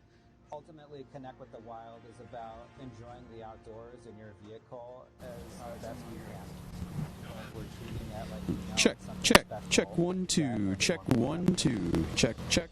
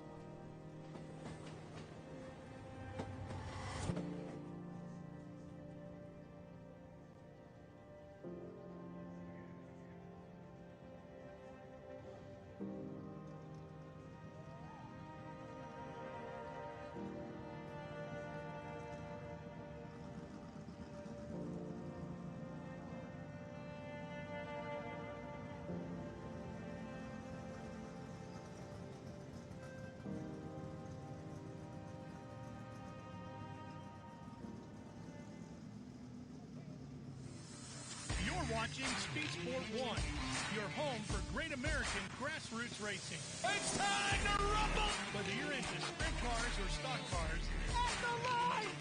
Modifieds or midgets. Down to the low side, who takes the lead? Check 1 2, check 1 2. Speed Sport 1 has the grassroots action you love. Speed Sport 1, the Motorsports Network. Amsoil runs on freedom and has since 1972. We punish our products firsthand in our world-class laboratories and beyond, because some things can't be learned from a test tube. Run with us.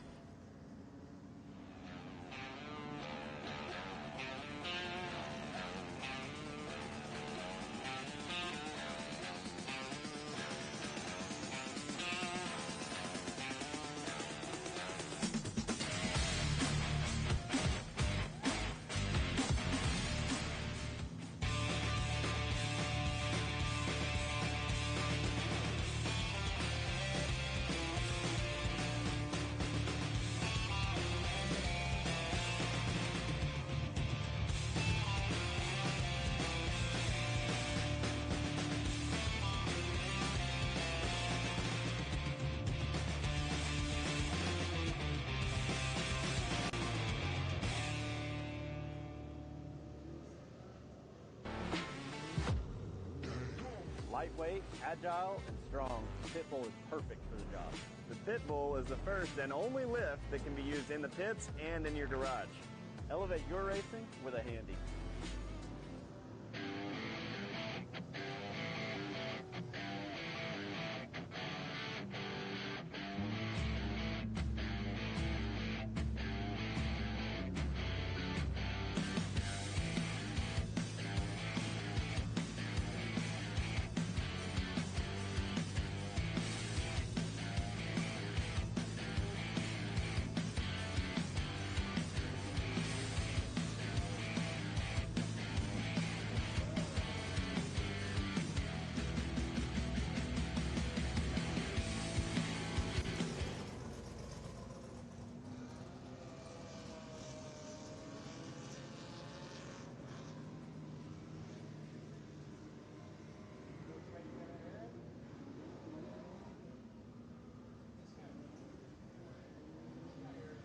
Speed Sport has been America's motorsports authority since 1934.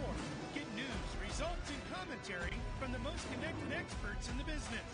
Covering all forms of motorsports from flat track to NASCAR and everything in between. Bookmark speedsport.com on your mobile device now, or follow Speed Sport on social. And be sure to subscribe to the Speed Sport Daily. Speed Sport is your one-stop shop for all things racing on two wheels and four. Amsoil runs on freedom and has since 1972. The rest of the market has been trying to follow our lead ever since. But a head start is a head start. Run with us.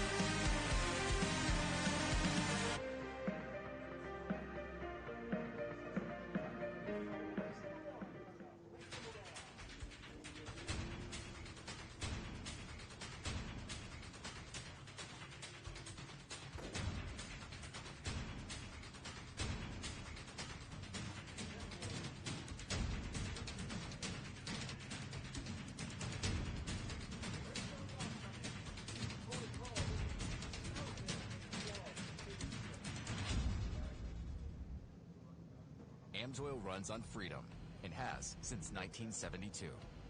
We punish our products firsthand in our world-class laboratories and beyond, because some things can't be learned from a test tube. Run with us. Scott, can you, this is going to be live? Okay.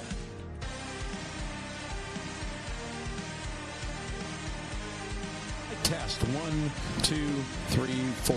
Mic check 1, 2, 3, 4.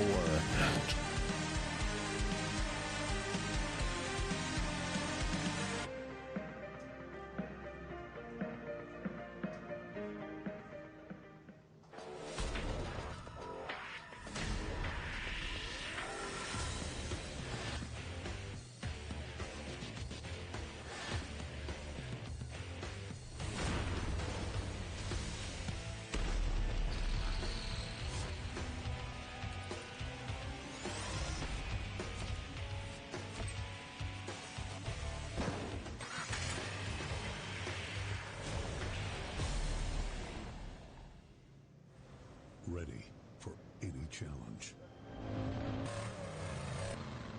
Maxxis tires can handle even the most punishing off-road conditions.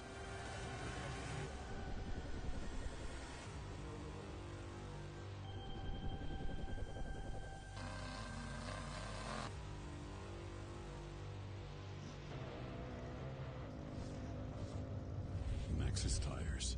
Tread victoriously. Sport has been America's motorsports authority since 1934. Get news, results, and commentary from the most connected experts in the business. Covering all forms of motorsports from flat track to NASCAR and everything in between. Bookmark speedsport.com on your mobile device now. Or follow Speedsport on social. And be sure to subscribe to the Speedsport Daily. Speedsport is your one-stop shop for all things racing on 2 wheels and 4. AMSOIL runs on freedom and has since 1972. The rest of the market has been trying to follow our lead ever since. But a head start is a head start. Run with us.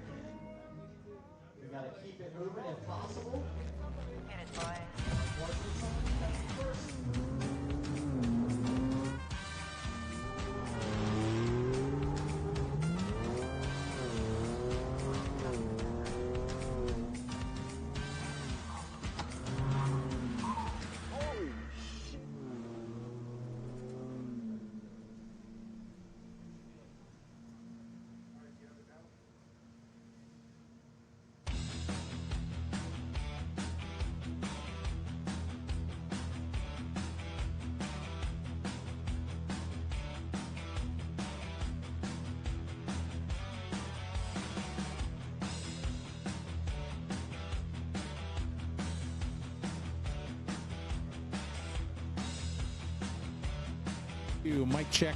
1, 2, 3. Mic test.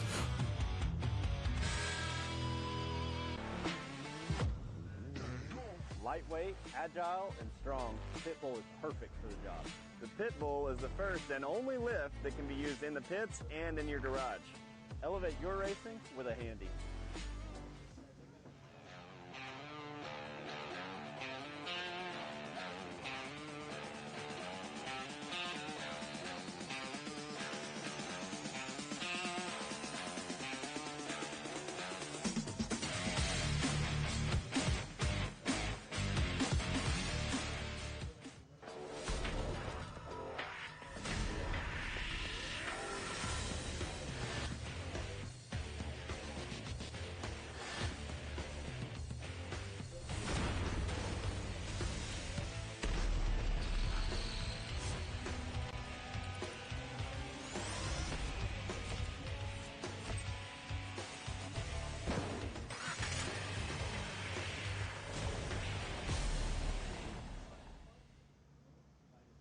You're watching Speed Sport 1, your home for great off-road racing from America and around the globe. Woo-hoo-hoo! From Ultra 4 to rally. These guys are fighting for the lead. Seems very aggressive. Short course to desert race. Great move there. He is so fast. Whether on 2 wheels or 4, Speed Sport 1 has the off-road action you crave. Look at that move. Jumps to the inside. Speed Sport 1, the Motorsports Network.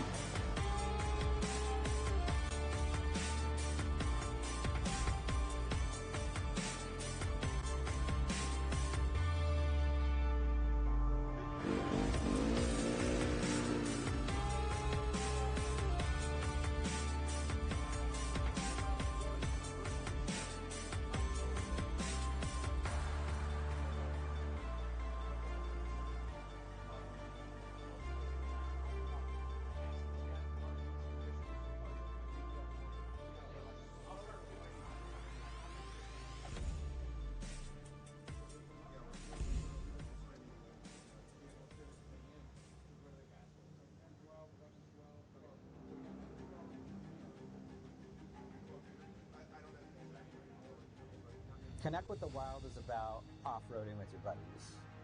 Connect with the Wild is about going to Moab and conquering new challenges that you didn't think were possible. Ultimately, Connect with the Wild is about enjoying the outdoors in your vehicle as best you can. We're treating it like we know it's something special that everyone will remember.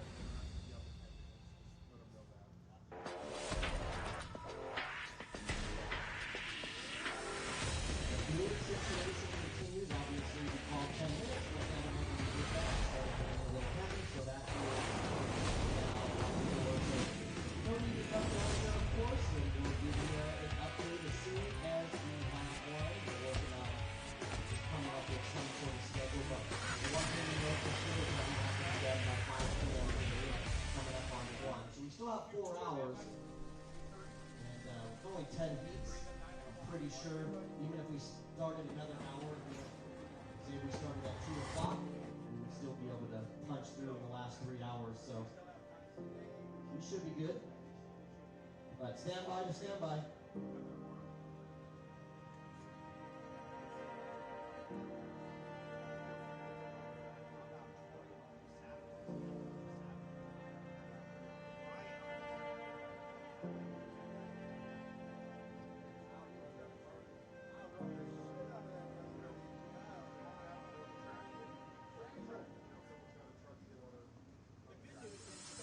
Watching Speed Sport 1, your home for great American grassroots racing. It's time to rumble! Whether you're into sprint cars or stock cars, at the line!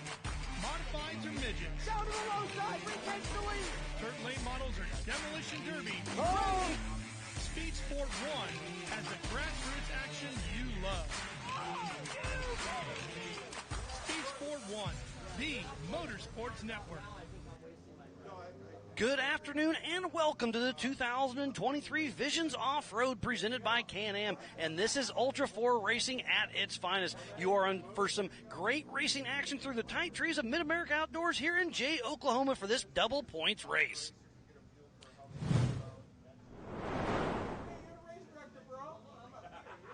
I am Miles Hasquis alongside my great friend from across the pond, Mr. Jim Marsden. How we doing, Jim? Thank you very much, Miles. It's fantastic to be here, and this is the big one. This is the one that we've all been waiting for.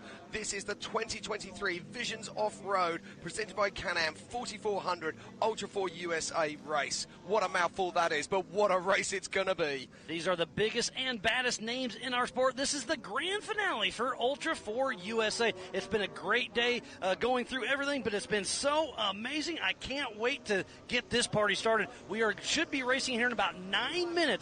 And it's going to be a great race. We have 27 cars taking the line, unlimited horsepower, unlimited suspension, unlimited everything. This is going to be a wild show, Jim. It is, and we've got some of the biggest hitters in Ultra 4 racing lining up out there, and this race is going to be epic. 2 hours of race time on this course, and we've already seen the damage this course has done to other classes. Yes, Jim, it's been a great day. But earlier this week, we started with the stock UTV, and third is Mitchell Riccelli, and third was Byron Sterrett, and first, Jason Wofford. And in the Open 4900 UTV class, in third, it was Cody Quattlebaum. In second, it was Philip Papapo, and in first, it was Ian Dickey. In the Pro Modified class, it was Kyle Cheney in third. Corey Willis in second, and taking the win was Todd Beckett for his first Ultra 4 USA win. Absolutely, and in the 4600 Spider Track stock class, it was third to John Rance, second to Lauren Healy, and Sergio Pinonolius, he pulled out a massive win out of the bag, taking first place. We just wrapped up the 4500 Yukon Gear and Axle Modified class. Third position goes to Dwayne Garrettson. In second was Rick Levezzo, and taking that win was the Texas kid, Cody St. Clair. And in the 4800 Brannick Motorsports Legends class, in third was Ryan Taylor, in second was Woody Rose, and first was Jeremy Jones. And what a race that was. And we have a couple cool tricks for you. There's Paul Wolf with an on-car camera. We have Paul Wolf and Bailey Campbell with on-car cameras. We'll use those as long as we can. It's a really cool thing we added. I'm pretty stoked to see it go down. This is about to go. Jim, these are the big names. It's going to be wide open racing. It really is. This is the best racing we have seen. In 27th off the grid today will be Chip McLaughlin. In 26th, it'll be Brent Moffitt. In 25th is Philip McGilton. In 24th, there's so many big names out there. I can't wait to see it. I mean, we have two-time king Lauren Healy. We have three-time king Shannon Campbell. We've got the biggest and baddest names that are going to be racing with us here. Yeah, it is indeed. But we're also going to have some drama on this race course, and I'm really looking forward to it. Levi Shirley, he had a poor qualifying session. He's going to be starting down the pack. We need to keep an eye on him. That man is seriously quick. And remember, they will be racing at one every 30 seconds, so this race will be on adjusted time. This is an 8-mile course out here in the middle of Mid-America Outdoors. It is going to be phenomenal. As we see the race jitters through Paul Wolf, getting everything checked out, double-checking all of his safety straps, and it is about to go. There's tight trees, wide open hay fields, tight trees. It's going to be great.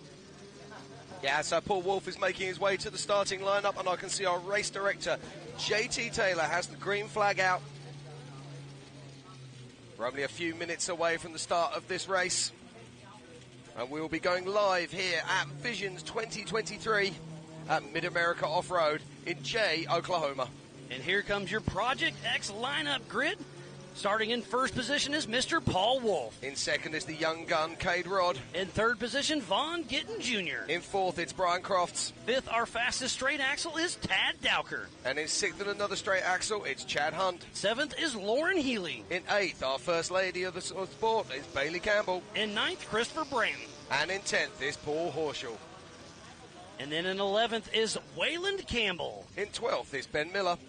13th, Off-Road Hall of Famer, three-time King of the Hammers winner, Shannon Campbell. And in 14th is Brett Harrell. We just saw his son, Brent Harrell, racing in 48. All the way from Australia, Pip Justice. And then at 16th is Hunter Sparrow.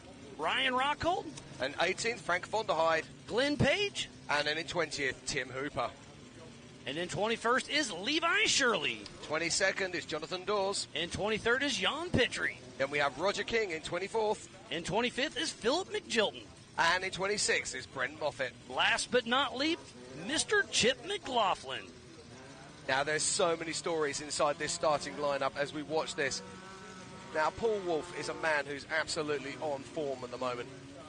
And he's going to be loving the fact that he's going to have clear air in front of him. Better than that, there's a little bit of moisture on the ground. It's going to be a perfect race conditions. Just as I say that, though, the heavens open, and we have rain here in Jay, Oklahoma. It's a heavy drizzle as we speak.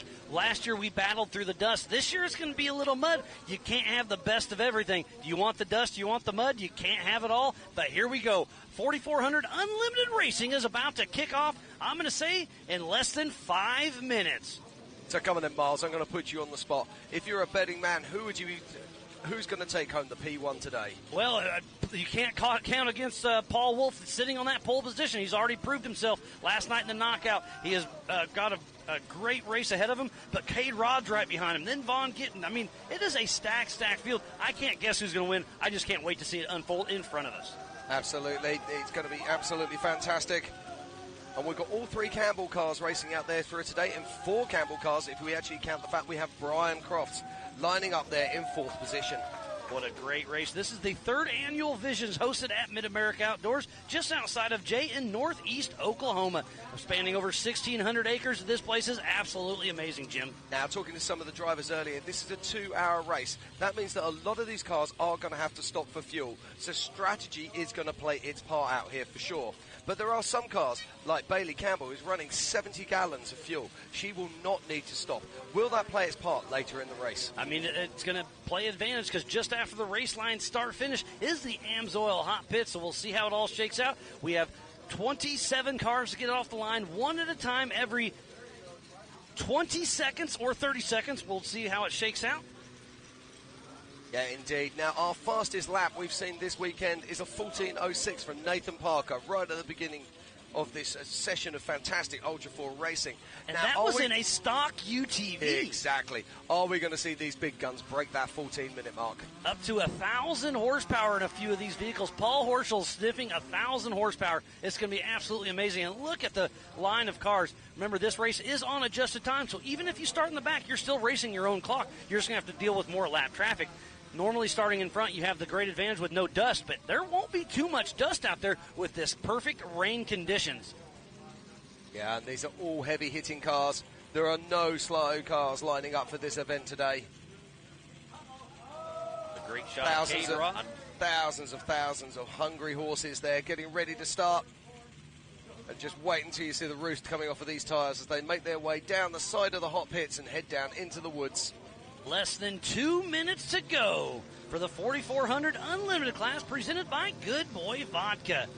Our race director, JT Taylor, has the green flag patiently awaiting. We have Paul Wolf with an on-car camera as well. We'll be able to check in with him and a Bailey Campbell as they race through the woods.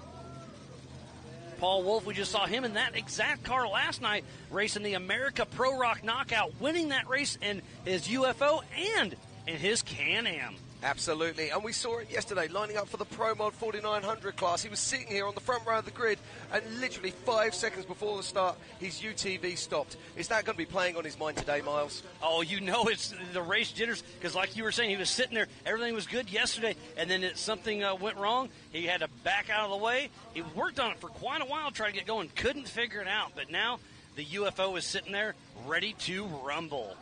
Oh, I see his hands up. 1 minute to go from JT Taylor. We are about to get this party started, Jim, and this is going to be absolutely amazing. There's a great shot of Lauren Healy and a Bailey Campbell. There is indeed. Now we're going to get some superb shots from Bailey Campbell, hopefully. She has a camera attached to her vehicle. So let's hope our production team can bring that through for us. But let's not forget, we are in the middle of nowhere in Jay, Oklahoma for the 2023 Visions. Don't forget to download the MAO app on Google or Apple. Go to AOE.TV, the Ultra 4 USA and Mid-America Outdoors Facebook and YouTube channels. Check it out. Share it with your friends. Get your snacks ready. Get the drinks prepped. We are about to go live racing. And if you just joined us at home, this is 4400 class racing. This is unlimited four-wheel drives. Most of these cars are going to be on 40-inch plus tires. They're going to be running independent front suspension. Here we go. Look at this. 3, 2, 1, live racing with Mid-America Outdoors Ambassador Paul Wolf, number 1018 out of Brighton, Illinois, with Wolf Racing and that UFO single-seat beautiful Joe Thompson-built machine on car with Paul Wolf. And look at that. We had absolute laser focus there from Paul Wolf. And it's all about this young man, Cade Rod. So it is 20-second increments. Mr. Cade Rod out of Cortez, Colorado with Cade Rod Racing and his Jimmy's 4x4 single-seat IFS high horsepower machine. Yeah, commonly known as a Dragon. Those things are absolutely monster, and it's so good to see him back out here. And now it's Vaughn Getting Jr., GIF champion, Ultra 4 champion. There's not much this man hasn't done and not much he cannot do. Let's see what he can do today. Another Mid-America Outdoors ambassador with Eric Davis riding shotgun out of Concord, North Carolina with Fun Haver Off-Road team with this Triton Engineering 2C IFS Bronco Brocky 2.0. And lining up next, it is Brian Cross. This is the nearly man. He's qualified first at King of the Hammers. He's been so fast at so many races. Has he got what it takes to bring it home today? Out of Queen Creek, Arizona with CB Motorsports and his Campbell single-seat chassis, IFS. And going off the line now, this is Tad Dowker. This is the first of our solid axle machines. With Brian Tripp riding shotgun out of Kewanee, Michigan with North Shore Raceworks and a Trent Fab solid axle machine, Bambi. Yeah, and we just saw a Trent Fab winning the Brannick 4800s Legends class as we watch now Chad Hunt in his Miller chassis. With his son Caden Hunt riding shotgun out of Plymouth, Indiana with Hunt's Motorsports and a Miller Pro chassis, solid axle, Mass Motorsports LS 427. And the man that needs no introduction as we watch there. There's Tad Dowker making his way through, and on the line at the moment is two-times king Lauren Healy. With Jesse Amix riding shotgun, another Mid-America Outdoors ambassador out of Farmington, New Mexico with Fun Haver Off-Road team with his Triton Engineering 2C IFS IRS Bronco. Yeah, of course, we saw Lauren Healy in the 4600 Spider Tracks class taking second place yesterday as he roars off. But now it's all about this young lady, the first lady of Ultra 4. This is Bailey Campbell. Another Mid-America Outdoor ambassador with Ryan Miller riding shotgun out of Gilbert, Arizona with Campbell Racing. She's in a 2C IFS Campbell Enterprise machine. It just sounds like that engine's a little bit fluffy there, but lining up right now, it's Christopher Branton. He was our pole setter at Legends of the Fall last year. This year, he's in 9th place at Visions 2023. Look at those big USD stickies. Kamikaze, Chris Branton and Ryan Webb take off out of Bossier City, Louisiana with Upside Down Racing with a Jimmy's 2C IFS chassis, LSX 427. And check this out, it's the twisted genius of Paul Herschel. Independent front suspension, independent rear suspension, passive rear steer, nearly 1,000 horsepower as he rolls off the line. With Mitchell Sweat riding shotgun out of Park City, Utah with Horschel Motorsports and that 2C IFS IRS Ford Bronco. And this is Waylon Campbell. Another one from the Campbell stables in this single-seat Campbell car. Now he's been having oil pressure problems. Let's see what he can do. Waylon Campbell out of Gilbert, Arizona with Campbell Racing in his single-seat IFS machine. And Waylon blasts on down. Huge pace, but this is Ben Miller. Ben Miller, this is a new car for him this year, also built by Paul Horschel. Almost identical to Paul's car. Independent front, independent rear, and another comedy-sized V8. Out of Saatchi, Texas, with Elite One Intermodal Racing. And that beautiful built Paul Horschel 2C IFS IRS Ford Bronco with rear steer. Yeah, it just sounds like he's having to clear that motor out a bit. When they've been sat idling for a while, they quite often take a time to clear. And that is three-time king Shannon Campbell in the Dragon Slayer. Out of Gilbert, Arizona, with Campbell Racing.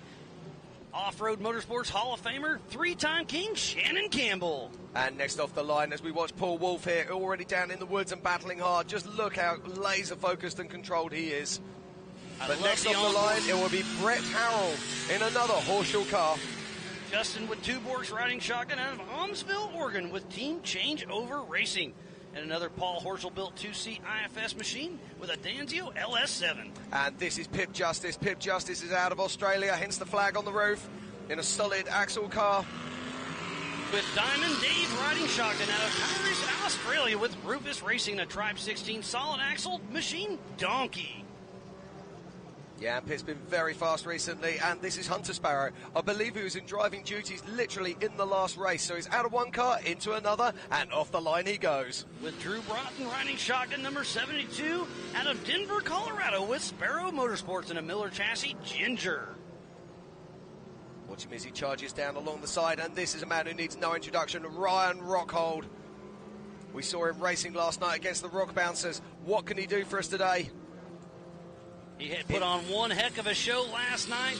Late entry, Maxis athlete Ryan Rockhold taking out of Colorado Springs, Colorado. In the Jimmy's IFS car. And you cannot miss that livery. It glows in the sunlight, changes colour as you look at it. It's an incredible machine. And next up, it is Frank Vonderheide. Powering off the line. With Drew Davis riding shotgun out of Scranton, Arkansas, with STT Racing with this Jimmy's 4x4 podium chassis. And this is Glenn Page in 19th position in another solid axle car, and Glenn's all the way from Canada. From Ontario, Canada, with Greasy Clowns Racing in his Get Bit Fab chassis. I believe this is one of his first races with Ultra 4 USA. So if you've never raced with us, come on out. The first round is on us. Lining up next, this is Tim Hooper. With Daniel Parker riding shotgun out of Bentonville, Arkansas, with Fuel Works Racing in his Trent Fab top shelf solid axle machine, and he is off and running. Fuel Works is one of our Mid-America Outdoors sponsors, so thanks to Tim Hooper. As we watch Tim Hooper making his way down past the hot pits, we'll be swinging back round and we will see Levi Shirley with his UK-built off-road Armory Eurofighter. Levi Shirley with Corey Nasso riding shotgun out of Dodge City, Kansas, with Levi Shirley Racing and Lucky Dog Racing in that Eurofighter 2C IFS machine. Yeah, he's packing over 750 horsepower out of that car. Be great to see what he can do today. And now it's Jonathan Dawes. With Corey Day riding shotgun out of Mooresville, Indiana, with Dirt Weapon Off-Road in that Trent Fab chassis straight axle. Trent Fab, that's so well represented this weekend in multiple classes. And now it's Jan Pitre in 23rd position. Peter Trott himself out of St. Columban, Canada, with that custom chassis LS3 Turbo 400. Great to see him out all the way down from Canada, come out to race with us. So many fantastic vehicles, and Roger King will be next off the line in the 124 car. We saw him race in the 4600 Spider Track stock class as well, with Justin Cowart riding shotgun out of Sparta, Tennessee, with Team Robbie Bobby with that Motor City Fab solid axle machine. And he's off the line safely and making his way down past the hot pits. And this will be Philip McLilton. With Dr. Amanda Ross riding shotgun out of Tuscaloosa, Alabama, with B&L Motorsports and that Jimmy's 4x4 48P 2-seat solid axle machine. And we nearly have all our runners and riders out on course. 2 more to go, and this is Brent Moffitt. With Corey Moffitt riding shotgun out of Kyoto, Oklahoma, with Catch This Racing and another Jimmy's chassis April Fool's. Another solid axle machine. And last but not least is going to be Chip McLaughlin. Which tree do you think he's going to hit? All of them. So this is Chip McLaughlin racing in the Tribe IFS car. With Brad Christensen riding shotgun out of Corinth, Texas with Rufus Racing and that Tribe 16 two-seat IFS machine. And there he goes, smokes a tree right off the gate. I was chatting with him earlier. He actually does not have four-wheel drive. So he was just playing with us a little bit. He broke the front end on it, but he wanted to start the race for points for a KOH spot, and he is able to help fellow competitors on course. So he wanted to just take the green flag. He's going to park in the Amsoil hot pits and be able to help anybody on course, because let's get over this. This is a no-chase race, so nobody can help you outside of nobody can help you outside of the pits except for a fellow competitor. So the class act of Chip McLaughlin said, I'm going to start the race. That way he can do anything on course outside of the Amsoil hot pits. It's pretty cool. Now, do you know what I want to see? I want to see Chip McLaughlin running back through the forest with a steering ram on his shoulder. I don't think he runs anywhere. Exactly. That's why I want to see that. And we're on board with Paul Wolf. How cool is this, Jim? Yeah, this is it. This is our current race leader. This is the man who dominated the rock bouncing. And Paul Wolf here, he's doing a great job. But I just love looking how easy. Look how his body is just totally relaxed. He's in the zone and doing what he does best. Chatting with his rugged race radios, making sure everything's running smooth. He's on communication with Chris Hickman. And look at Paul wiping his glasses. You know, he's left and right on the steering wheel. He's going through a water section right there. So he keeps wiping us off. And there's Chip McLaughlin pulled into the Amsoil hot pits. So he is the only one in there that can leave the hot pits and help a fellow competitor. Unless it's one of our own Ultra 4 USA safety members. For safety reasons only. So we've got a race on our hands here now. Oh, and look how wet Paul is already. So it's raining as well. It just quit raining now. But he must be, is he at mile marker number 6 already? Yeah, he's going to be around about mile marker 6 because he looks like he's going up the creek at the moment. And you can see him just going, God, whiz, what is happening? And he's looking here? At the camera laughing like, wonder if they're seeing me. Yeah. He's had to back up there. Yeah, yep, that's okay, it. So that's the hard right turn right there at mile marker number 6. So obviously, if he has to back up, it's getting really tricky. So now he's in a wide open section, kind of does a drift to the left, misses a really nasty pothole, and he's about to hit one more splash pass. So if we can stay with this, we'll see some water coming over the dash any second. Now, you've got to think about this. He's going to be in this car for 2 hours, and he's going to be absolutely soaking wet. You get a lot of heat coming through the car as well. You get that adrenaline that keeps you going. But he's a very fit young man. He hasn't got a lot of, how shall I put this, meat on the bone, okay? And it's important that he stays warm. And in these kind of vehicles, in this kind of race conditions, it's very easy to get cold out there. But the humidity is already starting to kick in. I can feel it. But you're right. The water does make you chilly. But Paul Wolf's going to give it all he's got. And this is such a great shot we have going on. We had 27 cars leave the line in 20-second increments. And there is Vaughn Gittin Jr. right there at mile marker number 6. The Drift King himself with Eric Davis riding shotgun, the Monster Energy athlete, still pushing through hard. Now, we don't know for certain, but of course, Vaughn Gittin Jr. did start in 3rd position. So has Cade Rod already blown through, or has Cade Rod got a problem out on track? And there is a Campbell car. I couldn't quite tell who that was, but that should be Brian Cross. It should be, yep. Back on board with Paul Wolf. This onboard camera is a lot of fun to watch. Look how rough this car is. Even though the suspension works amazing, these cars really do put a beating on you. These cars are the Swiss Army knife of off-road. We race King of the Hammers, Crandon, Mid-America Outdoors, Pennsylvania, Tennessee, Kentucky, Lake Havasu. We can go over huge rocks, mountains, short course, jumps, tight trees, mud, dust, desert. Whoops, these cars can do it all and do it all well. Yeah, I was just looking. It looks like he's reaching back there to try and find his pumper hose. I've got a feeling he might have lost his pumper. You can see that his visor seems to be misting up, and that is the UFO, I believe, isn't it? Yes, that is our physical race leader, Paul Wolf. And look, even with the rain, it's still a little bit dusty. So he's about mile marker number 7 as we speak. And here comes Lauren Healy, I believe. Yes, yeah, that is Lauren.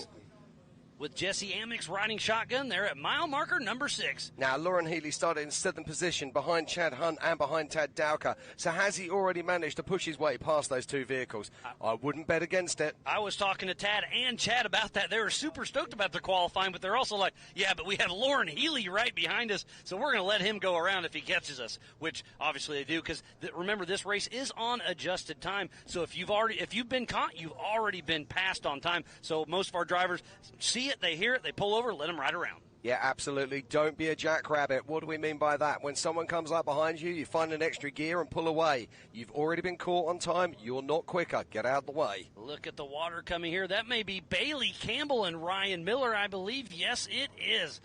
Now, it's very interesting in these water sections because you have to make a conscious decision. Are you going to punch through the water as fast as you can to be as quick as you can, or are you going to slow down just a little bit and try and stop you getting so much water on board so that you can look after yourself so you'll be more efficient later in the race? But it sounds like she's already taken off enough water to knock out her onboard camera, as we are here with Paul Wolf, and Cade Rod is right behind him. So we've got a race on our hands. Remember, they took off in 20-second increments.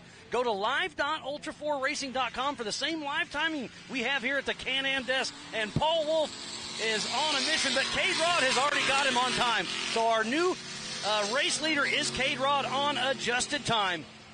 What a race we've got going on here. These two young men are absolutely the pinnacle of off-road motorsport.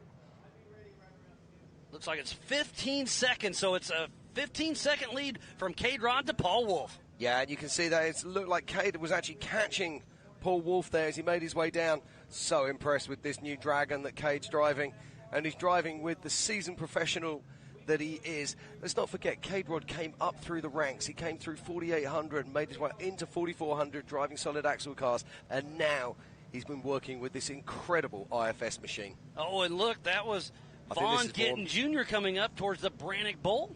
He is pushing hard, goes around the little Yukon launch there, but still pushing strong. What a great race we have on our hands. This is a 2-hour race until the white flag comes out. So we have a lot of racing action to go for the 2023 Can-Am Visions Extravaganza. This is Ultra 4 USA Racing at its finest. Yeah, it's a full throttle assault from Vaughn as he makes his way across the race line, start-finish. And we've already seen flat tires in the EMC on their first lap, so that just goes to show you these race tires are really doing well. There's 3-time King of the Hammers champion, Shannon Campbell. Yeah, Shannon looks really good there as he comes on through race mile 6. And I think that's Tad Dowker there. He'll be coming across the race line, start-finish, heading out for lap number 2. So Tad Dowker is still ahead of Lauren Healy. In fact, Tad Dowker has got ahead of Brian Crofts. Brian Crofts has a right rear flat tire, so he'll be heading into the Amsoil hot pits. There is Brett Harrell. We saw Brent on the last race. There's a great shot of Paul Wolf and Cade Rod. Yeah, this is a proper battle here. Look at the multiple lines as they pick their way around this course. And this is a cool spot. It's an uphill battle. Then they'll be heading off. And there's Hunter Sparrow, followed closely by Pip Justice at mile marker number 6 in that creek section. Yeah, we got a solid axle battle going on there, that's for sure. But right now, it's all about Paul Wolf and Cade Rod as they pull away from the rest of the field. And Lauren Healy just about smokes our drone with a rocket. He's giving it all he's got. They're all going around that little bump area. Yeah, that's very interesting. Although, did you notice that Paul Wolf went over it? I did not. I missed that one. He's giving it all he's got, but Cade Rod's giving a run for his money. And I tell you, these guys are putting our drone pilot to work here. Look at the speed they're going. What a great show. Is getting a little slideways as Lauren Healy, 2-time King of the Hammers winner. So let's go through our Optima battery leaderboard right now. In 6th position, it's Lauren Healy. In 5th is Brian Cross, but he will be stopping in the pits. In 4th is Vaughn Gittin Jr. In 3rd, our highest placed solid axle car, it's Ted Dowker. Our pole setter, number 2, Paul Wolf. And physical race leader, but right now on adjusted time, it's the young man himself, Cade Rod, who's leading this race. We just saw Ben Miller and Lauren Healy back around the Amsoil hot pits. Lots of action all over this race course. I'm loving these drone shots here, Miles. They're absolutely fantastic. Got to say a huge shout out to our production crew who are bringing these wonderful images here at the 2023 Visions Off-Road presented by Can-Am. Here's Frank Vonderheide pushing hard through mile marker number 6. And heading across the race line, start finishes, Mrs. Bailey Campbell with Ryan Miller. All 4 Nitro tires still holding air, looking good. So is he going to be able to get around, or is she going to be able to get around her husband, Brian Crofts? Yeah, it's likely. And Bailey Campbell has made up a position. She's moved from 8th to 7th. So good stuff there from Bailey. Have a little fun in the AMSOIL hot pits. We'll see how it all shakes out. Looks like the hideout's full. We got our Jumbotron there. Yeah, our hard charger at the moment, though, is Tad Dowker. He has made himself up 2 places, managing to get past an adjusted time. Brian Cross and Vaughan Gittin Jr. And we got a drag race with Ryan Webb and Waylon Campbell, because Christopher Brenton actually isn't here, so it's his normal co-driver, Ryan Webb, driving. And Paul Horschel pushing strong. Waylon Campbell gets a little off. Waylon? Yeah, Waylon's coming into the pits. He tried to dive in a little early, but got figured it out. So Waylon Campbell is in the AMSOIL hot pits. What is the matter? Now, is this an oil pressure issue? He's been fighting engines for quite some time. Yeah, he's had some real issues. Oh, tough break here for Waylon. Right, fingers crossed, everybody, that he can get back out on track. And there's the 464 of Glenn Page. I believe this is his first race with Ultra 4 USA. So if you've never raced with us, come on out. The first race is on us. We'll waive your entry fee.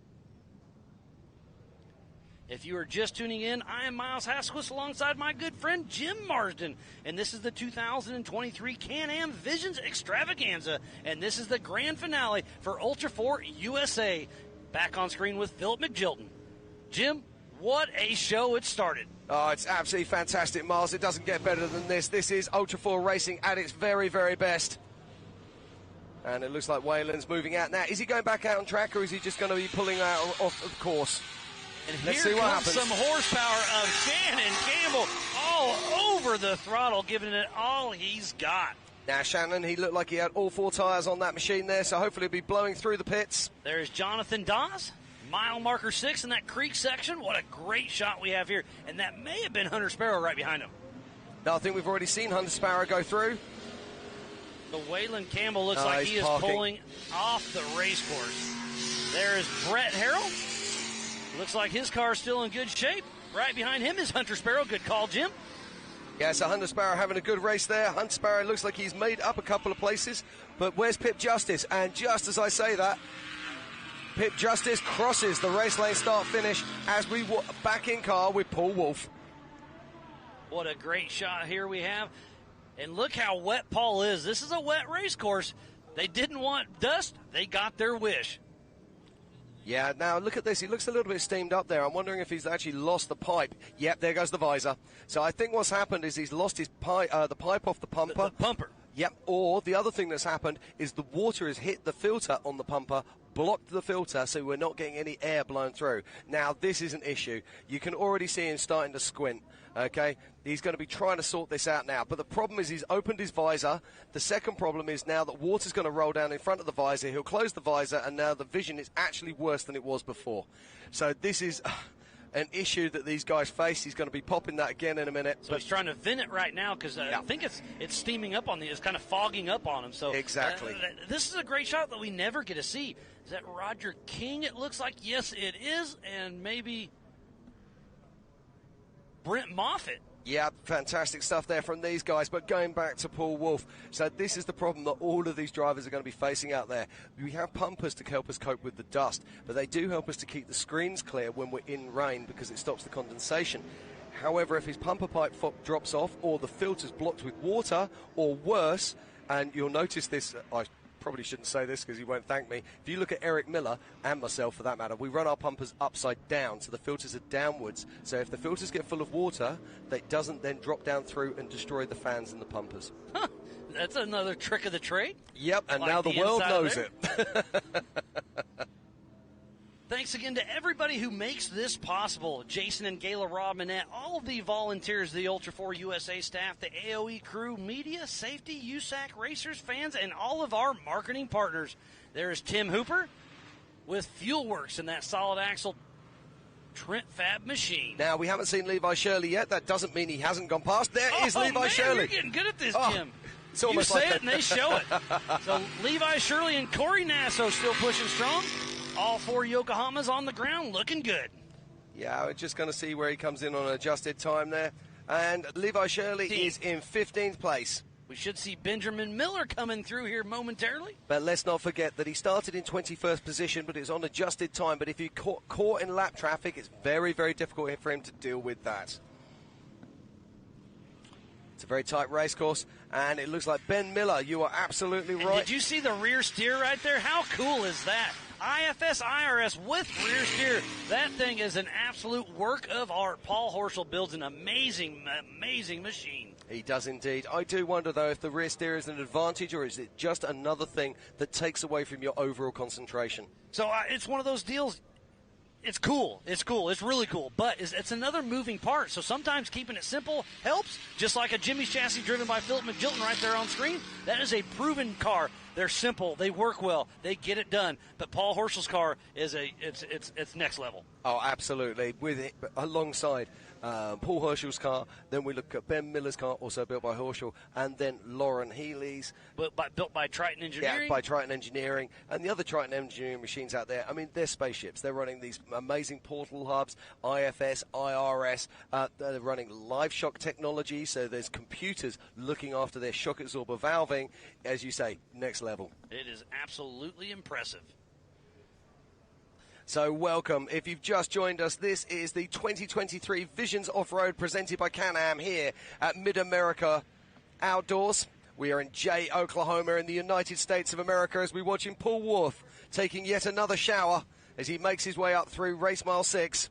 The Mid-America ambassador himself, Paul Wolf, with his UFO single seat, LSX 434, ATO 4L80E, SCST case, Raceline wheels, Nitro tires, Mid-America Outdoors, Ramflow, RCV, Brannick, FK, Hickman Motorsports, Off-Road Patriot, JB Scale Graphics.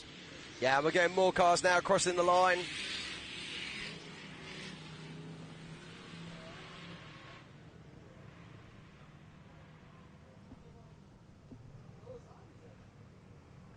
Now, just looking at this car here, Oh, about loses it. That goes to show you how loose this car is. Yeah, but I think this guy, I'm not sure who this is. I think it might be Roger King, but no. I've got that wrong. This is one of the Canadian drivers, isn't it? It looks like he's about to lose a motor, though. Lots of smoke there, and you can smell it in the air.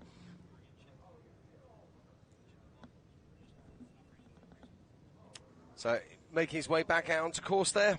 But keep an eye on that guy, because I don't think he's going to be running for that much longer.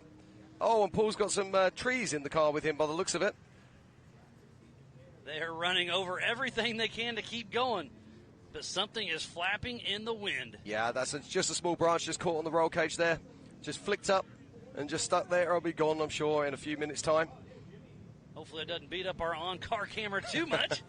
Looks like that's Chad and Caden Hunt pushing through mile marker number 6. Yeah, Chad Hunt driving a Miller chassis. And these things are bulletproof. They're built like tanks. And just behind it, that looked like Lauren Healy. No, that was Vaughn Gittin Jr. That was Vaughn. Right, okay, so is Vaughn going to be... is this because Vaughn... Actually, no, that would make sense if Vaughn is lapping him.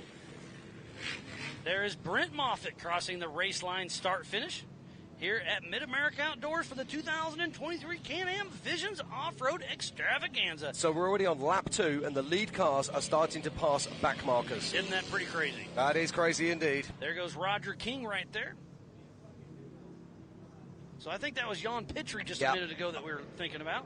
One of our new racers. That was the name I was looking for. He's out of Canada as well, am I right? Yep. Yeah, that's correct. Yeah, I just couldn't put the name there, you know. Oh, it happens. We've got lots of names going through. Speaking about names, there's Tad Dowker.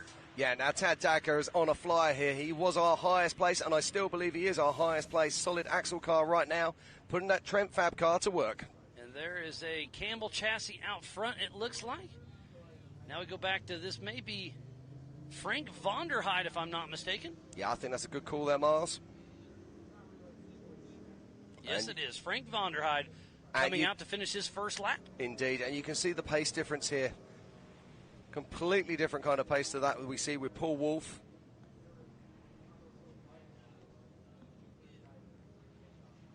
Oh, it sounds there, just as he comes around, Frank Vonderheide seems to have an engine issue.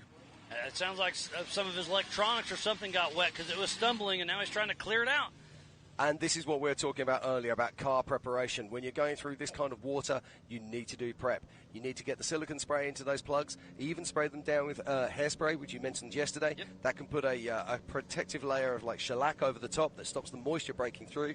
WD-40 is another great example of that, and there are other water-expelling chemicals that you can use that will help. I'm certainly not going to give away all my little tricks of the trade today. And we got a great race right here. Oh, I believe this is our race leaders. That is Paul Wolf, and Cade Rod is right on his tail. Remember, they took off in 20-second increments, so Cade Rod has them by 19 seconds right now. We just saw Frank von der Heide. Is Frank von der Heide going to have it cause an issue here for our race leaders? Huge wheel stand by. Cade Rod was able to save it. Paul Wolf and Cade Rod are in an absolute dogfight right now. This is a great race by two single-seat IFS machines.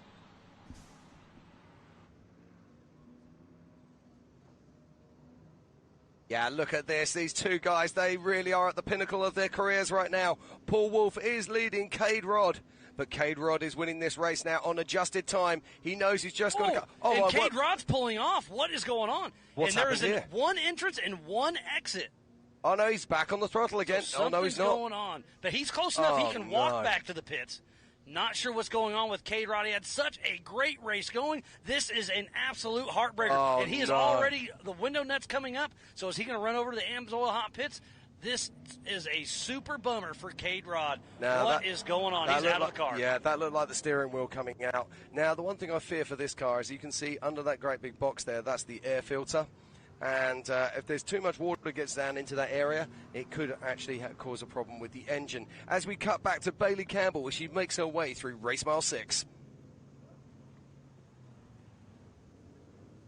That mile marker 6 area back there, that little creek section is extremely cool. But what happened to Cade Rod? He was our leader on adjusted time. So that is one of our Ultra 4 USA staff going over there to check on him, make sure everything's going on. But the hood is going off. So, Jim, you may be on to something with that air filter. Yeah. Or a belt. He could have slung a belt. Could have slung a belt. But it was a very negative body language there from And Cade. look at the drift king himself, Vaughn Gittin Jr. getting all sorts of slideways. Do you think he knows how to do drifting? Better than anybody else I know. So Cade Rod, his body language is saying he is not in a hurry to get going. Tough break. He had such a great race going. And this is Tad. No, that is Chad Hunt. His son Caden Hunt riding shotgun.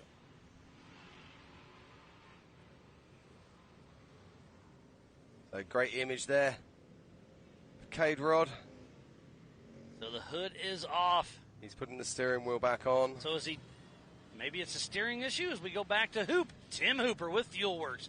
He is off pace as well. He's stumbling a little bit, having some drivability issues. Sounds like he's having some fuel issues, ironically. So our first three are through. It was Cade Rod, then Paul Wolf, and Vaughn Gittin. But Cade Rod is stopped and looking like he's out of the race. Absolutely. It does look like that Vaughn Gittin Jr. is now ahead of Tad Dowker. We did see Tad get ahead of him on adjusted time on the last lap. So Tad is our highest place, solid axle car, and is currently in 3rd position. So physical out on course, it is Paul Wolf out front, then Vaughn Gittin Jr., then Tad Dowker. Yeah, what a race this is. Oh, such a tough break for Cade Rod there. Nobody likes to see that.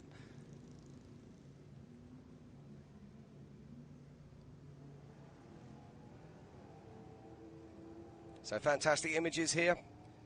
And if you're just joining us, welcome to the 2023 Visions Off-Road presented by Can-Am. And here's Paul Wolf. The camera's getting all sorts of dirty. Hopefully he can splash through and clean up that camera real quick. We were joking in line when we were mounting that camera. He's like, hey, that's close enough. I can clean it. Hey, Paul, clean the camera, buddy.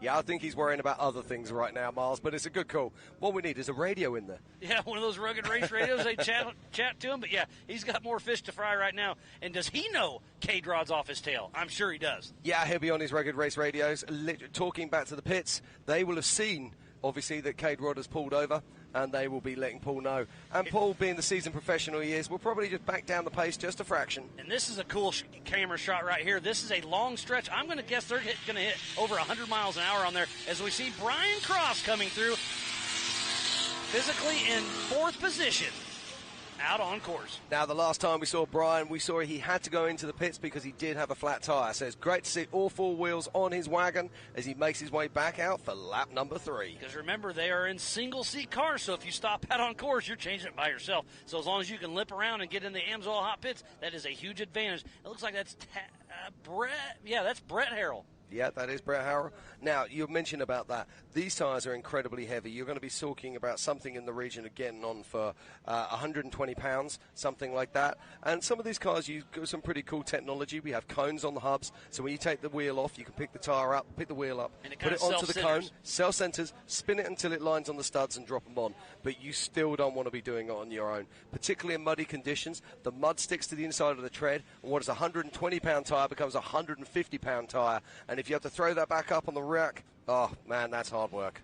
Should be seeing Bailey Campbell coming out and around, and there she is through the Brannock Bowl. Bailey Campbell and Ryan Miller still pushing strong.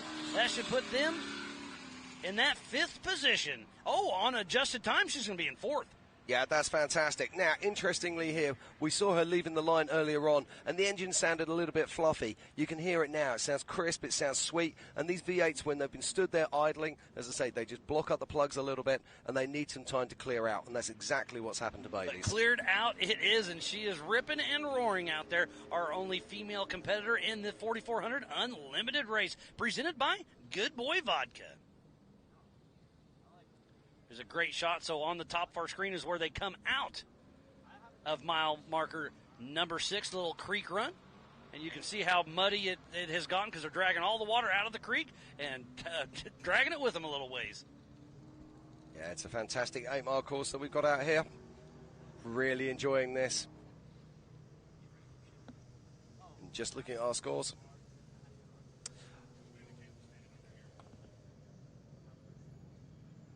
Oh, no, I see Chip McLaughlin out of his car. I see Wayland Campbell off his car. What a tough break we have there.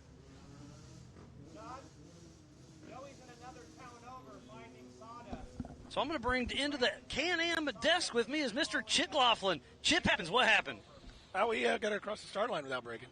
No, I think you were already broke. We were already broke. We went across for the starting line or starting points and maybe one of those KOH spots that are so elusive to me right now. So we were marking trail the other day, and about mile marker 5, we put the chip tree. You didn't even make it that far. Come on.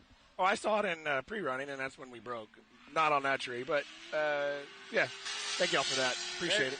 All in good fun, buddy. There's 3-time King Off-Road Motorsports Hall of Famer Shannon Campbell ripping and roaring. That puts him in that adjusted time 5th place. Yeah, so it's interesting to see how this track develops. When we were pre-running it Tuesday and Wednesday, it was real dusty, like almost in silt. And it was slippery then. And with the rain that we got today, it's ideal conditions right now as we watch Brett Harrell getting a little slideways across the race line, start, finish. And we got a rollover. Oh, it's Pip. Hey, you're still in the race. You want to run over and help him? Probably going to help him. I'll be back. Hold on. He may get it. Nope. So, again, Chip McLaughlin is still in the race technically. He is a physical racer, so he can run over and give Pip, one of his teammates, a hand.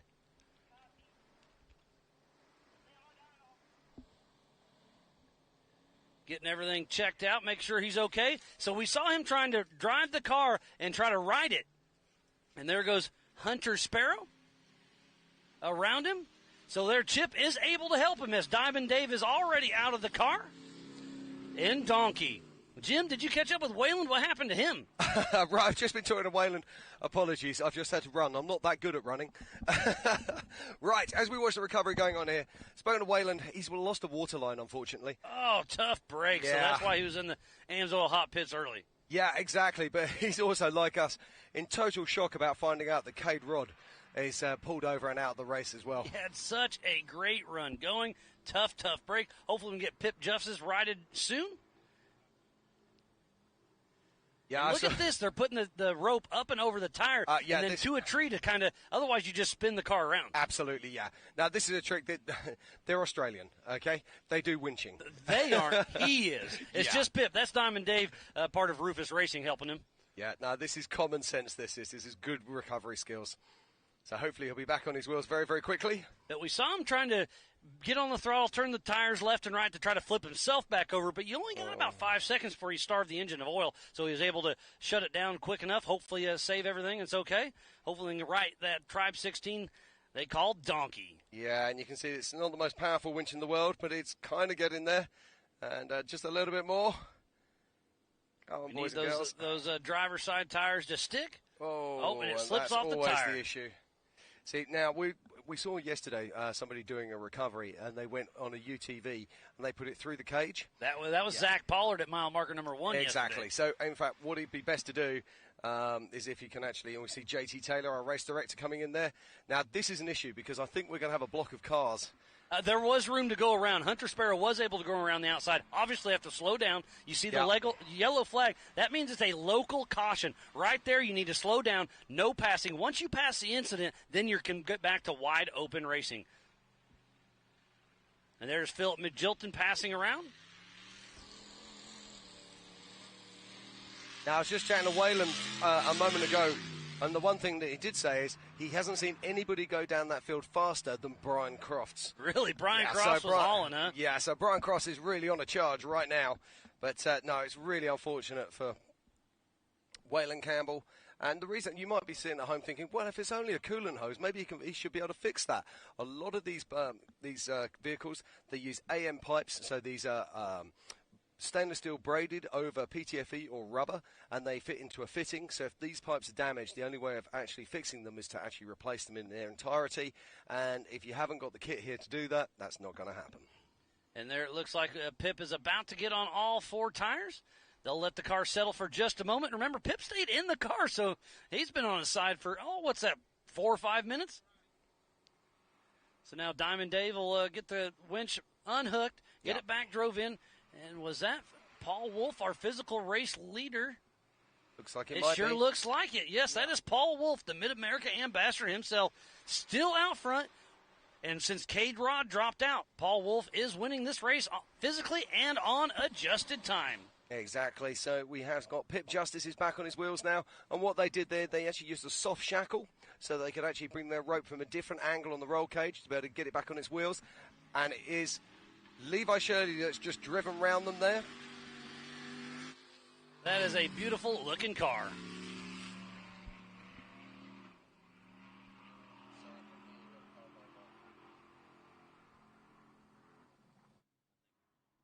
Oh, okay. So Pip Justice is moving underneath his own power, so they'll pull in the winch, make sure the car's okay, and get him running. And again, this is a no outside assistance race, but Chip McLaughlin did start this race, so he is able to help out his fellow teammate or fellow racer to make sure everything's okay. Looks like Pip Justice is trying to knock off the window net because it got jammed full of mud when it flipped over on its side. USAC rep Liam O'Donnell's checking everything, make sure everything's safe and sound to keep on going. USAC is our sanctioning body and runs timing, scoring, race operations, safety, and tech. Lee O'Donnell, 23 himself, and JT Taylor are making sure everything is A-OK to keep on rocking and rolling. If you are just tuning in, we thoroughly appreciate each and every one of you. This is the 2023 Can-Am Visions Extravaganza for Ultra 4 USA. It is indeed, and what a fantastic day of racing it's been, and this is rounding out a fantastic week of racing for Ultra 4. We've had so much great action, and it's still continuing here live on track right now. We still have an hour and a half of racing to go. And in third position at the moment is Tad Dowka. In second is Vaughn Gittin Jr. And right now it's all about that man, Paul Wolf. And if you're at home looking at our live scoring, you'll be seeing that Cade Rod is showing us first place. But unfortunately, we have seen that he's pulled over on the side of the track and is currently not running. Glenn Page blowing through the race line start-finish, but we're back to Tim Hooper in the Amsoil Hot Pits. There's Cody St. Clair, who just won the 4,500 Yukon Gear and Axle Modified class down there helping his buddy. I love Ultra 4. Everybody's all hands on deck to help everybody, but Tim Hooper is stopped in the Amsoil Hot Pits. Yeah, this is...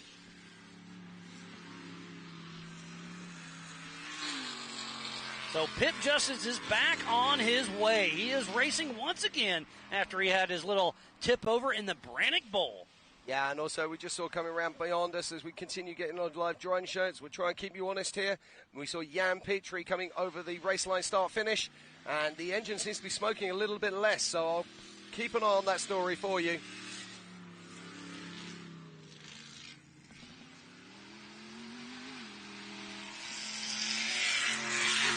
And that is our physical and current race leader. That is Paul Wolf. He is on a mission, and he was on the throttle all the way. I do still smell a little bit. Yeah. Oh, but I'll bet you that's from Pip Justice when he fired up and took off. I hope that's not from Paul Wolf. There's Paul Wolf on screen, kind of. Still has a little bit of water on the lens. Well, that's really interesting for me, and I like to see that image. The reason I like to see that is because that gives people an idea of what it's like, actually, when you're looking out of a visor that is covered in condensation, mud, and you're trying to fight to see. And quite a lot of the time when you're racing, particularly on a wet race like this, your vision is so impaired by your view that you can see through, either through your visors or your goggles, and you're fighting that almost as much as you are the course. Yeah, it's a tough break. So looks like they're checking out wiring on Tim Hooper's car. There's Anthony St. Clair. We were saying earlier, if you haven't prepped for water, that could be the issue. That could be Chad Hunt, possibly. Or Hunter Sparrow. Looks like a Miller chassis. What a great week of racing it has been, and we are not over yet. But this is the grand finale for Ultra 4 USA. We started about 40 minutes ago. We are racing for 2 hours plus a white flag. So at the 2-hour mark, the white flag will come out, and 1 lap to go. And we will crown a winner here for the 2023 Can-Am Visions. I'm just looking at my score sheet right now. We've got Bailey Campbell sitting in 6th position. She's one of the few cars that is not going to have to refuel out there. That is going to be worth at least 2 minutes for her. So still lots of racing to go. Hour and 25. And that's a great view there. That is the Brannick bump as they come out of the woods there. And just on the left-hand side is that little white box, and that's where we're sitting. Here at the Can-Am desk. As somebody goes past on their back wheel. Yep, having a little fun. There's part of North Shore, part of Tad Dowker's team coming down there to check on old Tim Hooper. And that is physical number 2, Vaughn Gittin Jr. That started 40 seconds behind Paul Wolf. But Paul Wolf left a couple minutes ago, so he's got a pretty good lead over 2nd place. But Vaughn Gittin Jr. is playing kind of steady. He's got smooth and consistent. Mr. Vaughn Gittin Jr. in that 25 with Eric Davis riding shotgun heading into the Brannick Bowl. Yeah, one thing that Vaughn Gittins Jr. is, he's Mr. Consistent. He always brings it home as he crosses over the race line, start-finish line. And I just want worth noting there, we saw him coming up through the woods, and he was going round that bump earlier. Now he's going straight over the top of it. He's getting into the feel of the car. He's setting her up, and look at him getting all slideways around the AMSOIL hot pits. Vaughn Gittin Jr. does what he is doing right there and doing it well. Indeed, and if anyone can drift a car, it's got to be world champion Vaughn Gittin Jr. As we just saw there, Ryan Rockhold powering through the race line start-finish. You'll notice him from Formula Drift doing his play.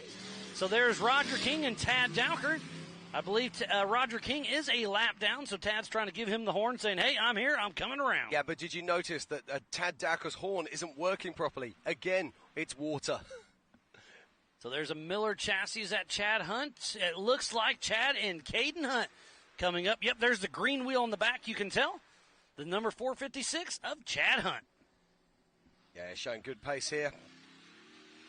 With Hunt's Motorsports coming around the Brannick Bowl and crossing the race line, start-finish. And I've got some big news here for you. You're going to like this. In 3rd position, adjusted time, is Vaughn Gittins Jr., which means that Tad Dowker is our hard charger at the moment. The solid Axel man has moved up into 2nd position on adjusted time. What a great run by him, but it's still Paul Wolf that took off first and hasn't looked back, has not been passed yet, is Mr. Paul Wolf, the Mid-America ambassador. But like you just said, Jim, Tad Dowker is on a mission. And look at this, Jim. What's that? It's the sun. It's decided to grace us with his presence. So the humidity's starting to build, but it is going to be an absolute beautiful afternoon for Ultra 4 USA here during the 2023 Can-Am Visions Extravaganza. It would appear that our race director, JT Taylor, has stopped rain dancing and the sun has decided to join us. So this is going to be physical. Fourth position is going to be Brian Crofts. And on adjusted time, Brian Crofts has a great run going, and like you said, Waylon has been watching, and he said there's nobody on that fast spider track backstretch than Brian Crofts. And we just saw a glimpse of him coming around the Amsoil hot pits. Yeah, so Brian Crofts is charging hard. He started in fourth position, and he's still in fourth position. Another car that's worthy of note, and we'll be seeing him come through fairly soon, I expect, and that's Phil McGlinton, who's having a fantastic race. But right now, it's all about that young man, Paul Wolf, driving his UFO.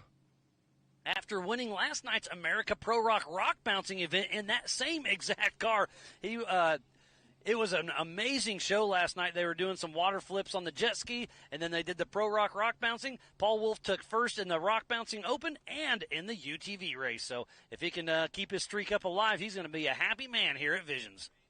Yeah, he will be indeed.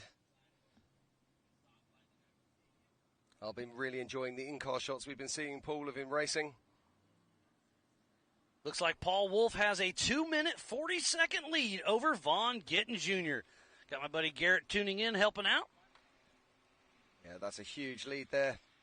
And it's starting to mean that he can start to control the pace of this race if he wants to. And I'm sure he'll be speaking back to the pits on his Rugged Race radios. Well, I just got an update. Paul's radio is not working. It got wet, so he doesn't know where he's at. He doesn't know what's going on. And there's a great onboard with Paul Wolf. And look at that, the water. This just goes to show you, like you were saying earlier, Jim, that's probably what his visor looks like as well. Absolutely. You can see his visor's cracked open right now at the moment. There goes Bailey Campbell. Number 35. Yeah, and as I say, when you were working with your visor down, there was looked like a 4400 car. I believe that was Chip's car, if I'm not mistaken. Right. It is, yes. Okay. So Chip McLaughlin is out of the race. We knew that. Looks like Tim's fighting some electrical. Oh, he's got the spark plug off of one of them. He's got a spark plug lead off, so maybe that's the problem. It's so easy. You see how exposed they are up in there. It's so easy for just branches or rocks or anything just to take an unlucky shot. But it looks like they're getting out the car. And it looks like they might be done for some time. So this is what Chip was doing. He's coming over here to the Brannock Bowl to park his race car to help recover. Thanks again, Chip McLaughlin. Always a class act. And a class clown. Well, you know what they say, Chip happens. And it happened today. Certainly did. Right, we've got lots of action still out there on our course. If you're just joining us, this is the 2023 Visions Off-Road presented by Can-Am here at Mid-America Outdoors in Jay, Oklahoma.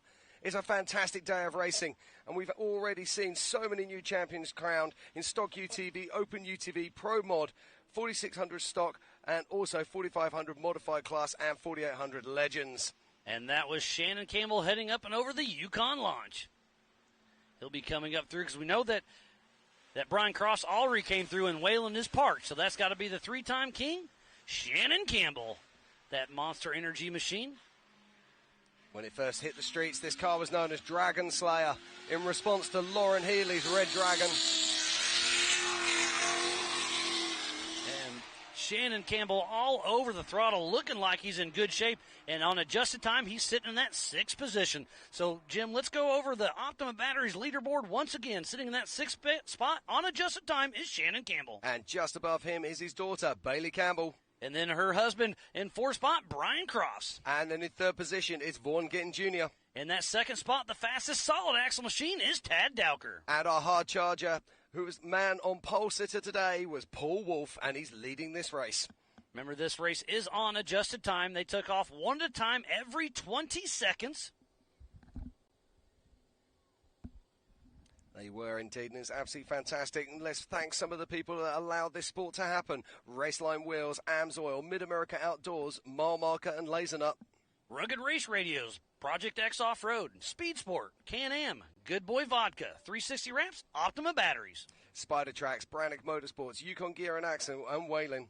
Fun Haver Off-Road, King of the Hammers, American Outdoor Events, and the Off-Road Syndicate. So please support who supports the sport. Without all these amazing marketing partners, we would not be racing here today during Visions. So if you're building a tow rig, a race car, a mall crawler, go check out all these amazing marketing partners. And still the action continues here at Visions 2023. We have been racing for 52 minutes, so another hour and 15 or so till the white flag comes out. So we are nearing the halfway mark. And this is a full endurance event. We've got everything out there on the course. We've got water, we've got dry runs, we've got creek beds, we've got valleys, and everything in between. There's a lot of steep downhills, a few steep uphills, and a lot of wide open hayfields out there. So multiple passing opportunities. There are 5 either-ors on course. And what is an either-or? Well, it's 2 different trails that meet up at the end.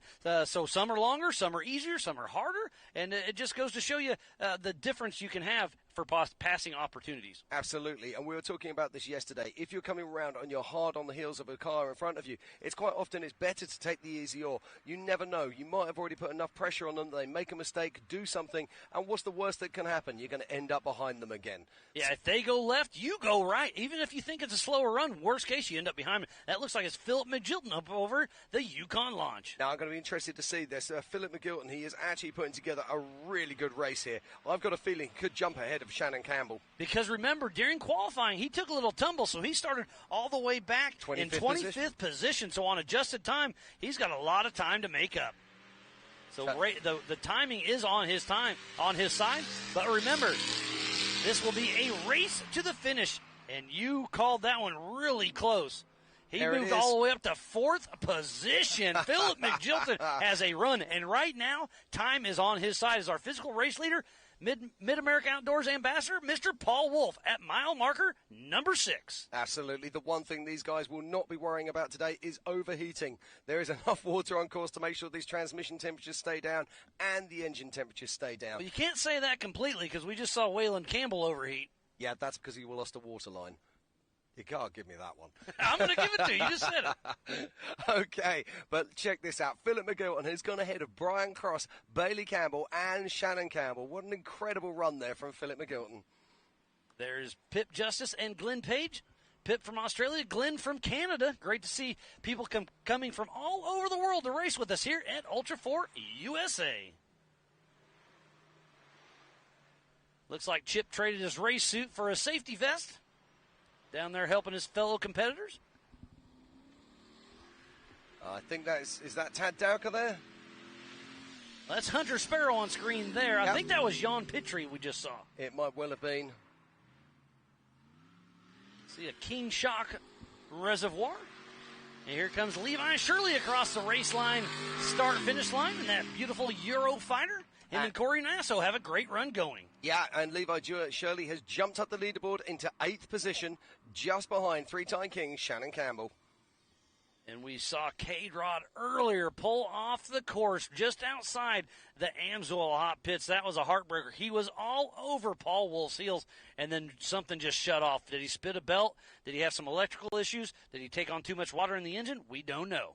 Yeah.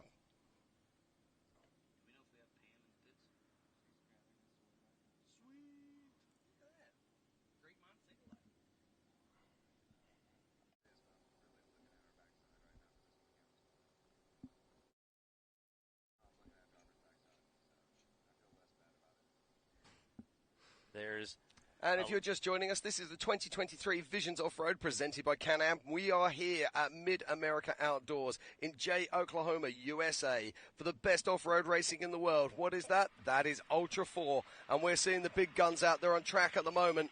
Is that Vaughn that is the Gittin 4400s. That's going through the mile marker number 6. That would make sense if it is Vaughn. We have just seen Paul Wolf go through a couple of minutes ago. And between them will be Jan Pittry. And last year, it was Paul Wolf who won this race. Lauren Healy in second and Vaughn Gittin Jr. in third. And they're all in the mix here. But Lauren Healy's actually dropped off. Yeah, we haven't seen Lauren for a long time. Lauren Healy's a lap down, so he is out on course having issues. Tough break for him. But Paul Wolf, is he going to be able to back up his win from last year? It's looking good. But remember to finish first. First, you must finish. Yeah, and we haven't hit the 50% mark of this race yet. Still over an hour left of racing, and this is hardcore endurance racing. 2 hours around this course is absolutely brutal.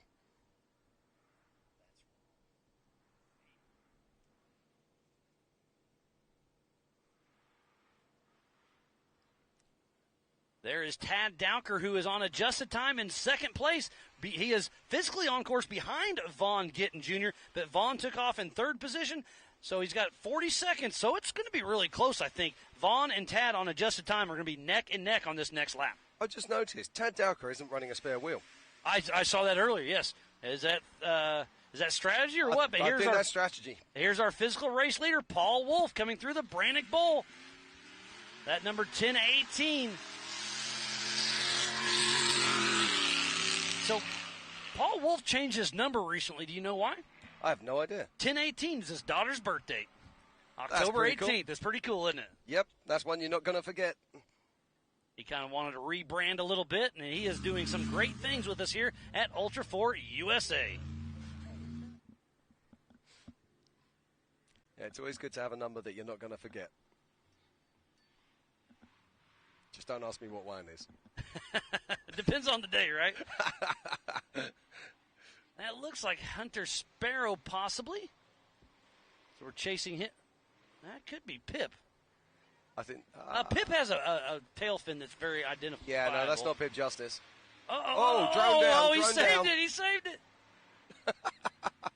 Dancing through the trees, we'll get a visual. That is Pip Justice. Oh, of course, he lost it when he rolled onto his. Yep. Yes.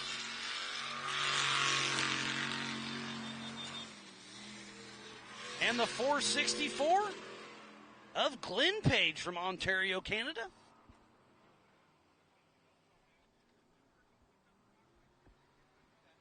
So it's still Paul Wolf. How far back is Vaughn Gittin and Tad Dowker? But Philip Magilton's in the mix. Brian Crofts, all the Campbells except for Waylon. Levi Shirley, Hunter Sparrow, and Glenn Page all in the top 10. Yeah, it looks like now they're just letting Paul Wolf just push away, hoping that he might have a problem. There comes Roger King into screen, the number 124 with Team Robbie Bobby. And that is Jan Petrie crossing the line. You can still see that breather. Petro shot himself. Yeah, it looks like he's still got an engine problem there. And as he goes by, you can smell the oil in the air. And hitting the heads-up loop is Vaughn Gittin Jr., so we'll see him at the Brannock bump here very shortly. There he is, the Drift King himself, heading out across the race line start-finish, heading out for his fourth lap. Now, has he managed to close the gap, or has the gap increased? It's going to be really close because Vaughn Gittin started 40 seconds ahead of Tad Dowker. So if he doesn't hit that heads-up loop here pretty quick, Vaughn's going to slip into that second position. But I hear horsepower down there.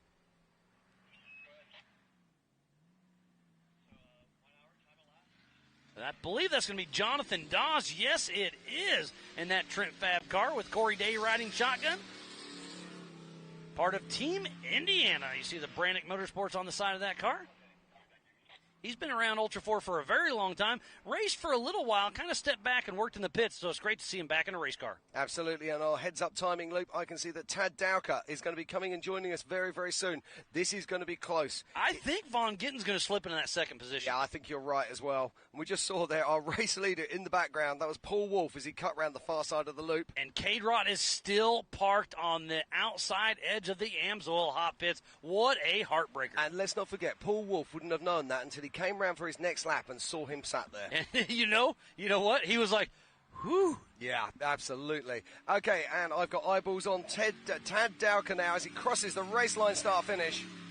So part of the Fun Haver off-road team, Clint Keenan just gave me an update. Lauren Healy is out of the race with a mechanical issue. Oh, no. Tough break for him. Tough break, and we've got a change in the top three. Tad Dowker drops down to third, and Vaughn Gittin Jr. moves up to second. But it is worth noting that Trent Fab car is not carrying a spare wheel.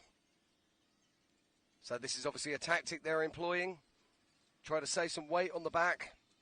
And it looks like Vaughn Gittin made up about 32 seconds on Paul on that last lap. Wow. So it's a 2-minute, 8-second split between Paul and Vaughn Gittin Jr. So Paul's still sitting in that really good spot, but Vaughn's starting to push a little bit. Well, now, we've got to talk about that. Why would that be? Is Paul just backing off the pace a fraction, or is he suffering? Is he struggling to see what's going on outside? You know, there's all kinds of things that could be going on here.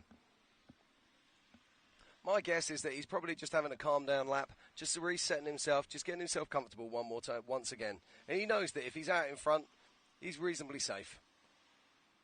Now, even though he's lost, we don't know what his pit strategy is going to be, whether he is going to have to stop or not. Those UFOs have twin tanks. They have a tank either side of the driver, and I'm not sure of the fuel capacity of those vehicles. And this looks like Brian Crofts now powering down towards the race line start-finish. Tires looking like they're in great shape, so putting the traction to the ground. Yeah, and Brian Cross still in 4th position. Right behind him is Chad and Caden Hunt, the father-son duo. Got a little blinky light on the right front.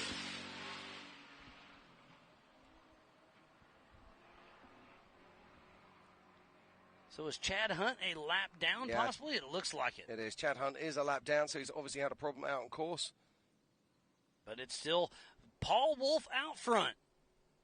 Yeah, Paul Wolf out front, then in 2nd is Vaughn Gittin Jr. In 3rd right now is Tad Dowker. And our 4th across the line at the moment is Brian Crofts. Now, we've got to look out for Philip McGlinton here. And that is our physical race leader we just took a glimpse of. And then Roger King. Yeah, this is the 124, picking his way up through the woods. Isn't it over the Yukon launch? Isn't it interesting on that Yukon launch there? On the first lap, everyone was driving around it. Now they're settling into the cars. They're getting used to the drive straight off the top. It's getting burned in pretty nice-like. We'll see if he can make it through the Brannock Bowl. Clean. The only person that's took a tumble that we have seen is Pip Justice. Oh, he takes a little bit of a bicycle, lets her settle, and gets back on the gas. Yeah, we saw Cade Rod earlier on doing a big bicycle round the Brannock bump there. Oh, and Bailey Campbell's coming up across the heads-up loop, so we'll see her and Ryan Miller here in just a moment. So she should be on adjusted time right around that 6th position.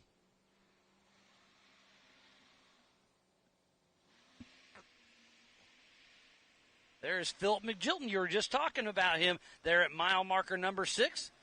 Back there in the creek section.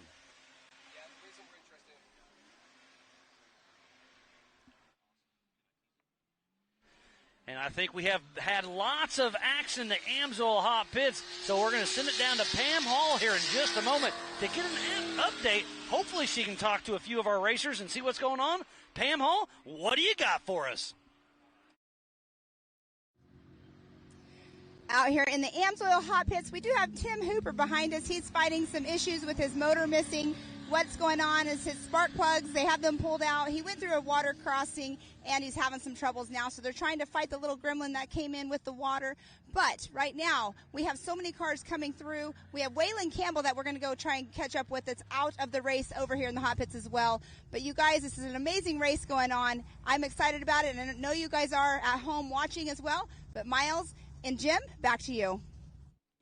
Thank you, Pam. Always good to hear from you down in the pits and try and get those inside stories as to what's happening out there with our race cars. Now, Miles, we already know that Waylon Campbell has had coolant issues. Tough break for that young man. This is the man who really nearly always could have, maybe. Always has a chance. Oh, he's so fast. We saw him at Legends of the Fall last year. He had that race in the bag until Absolutely. he had a flat tire, wasn't able to change it, destroyed his wheel, and took him out of the race. And what happened there? He lost his radio due to water, didn't get the comms back to the pit crew, made a decision that went wrong for him. Just proves how important communication is.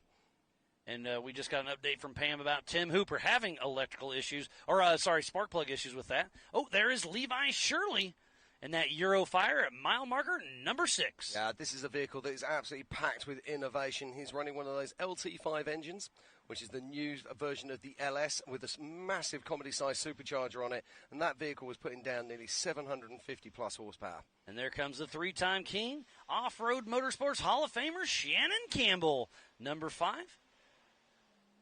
Yeah, Shannon looking good as he's working his way up through there.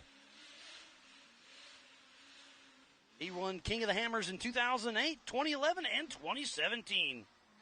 He's also been the Dirt Sports Driver of the Year. Shannon Campbell's done a little bit of everything, and he keeps on going. He's actually just started building a new car. It's going to be a 2-seat Campbell chassis. Yeah, I'm really excited to see that. That's going to be fantastic. And isn't it amazing to see that they're changing back? They went across to single seats, and now they're going back to 2-seat vehicles. I think the co-driver assistance is a huge element in here. And I was talking to Bailey Campbell and Ryan Miller before this before this race, and I was talking strategy. I was like, "Are you guys going to stop for fuel?" No. The only person that has to stop is Shannon and his old hoopty. I was like, "That's not a hoopty." They said, "Yes, it is." That's why he's updating, landing our drone on the little race line map. Yeah, he'll just sit on there waiting for the next set of cars to come through. Do a little battery change. And let's have a quick rundown on our top 6 currently. The Optima Batteries leaderboard. In 6th position is Shannon Campbell. In 5th is Bailey Campbell. In 4th spot, Brian Crofts. In 3rd is Tad Dowker. 2nd place, Vaughn Gittin Jr. And the man at the moment, he was our pole setter. It is Mr. Paul Wolf. What a great race we are having during the 2023 Can-Am Visions Extravaganza for Ultra 4 USA. But I think we're going to see a change there. I think we're going to see Philip McGilton coming in very, very soon. I think we're going to see Philip is going to be jumping over the top of Shannon and Bailey.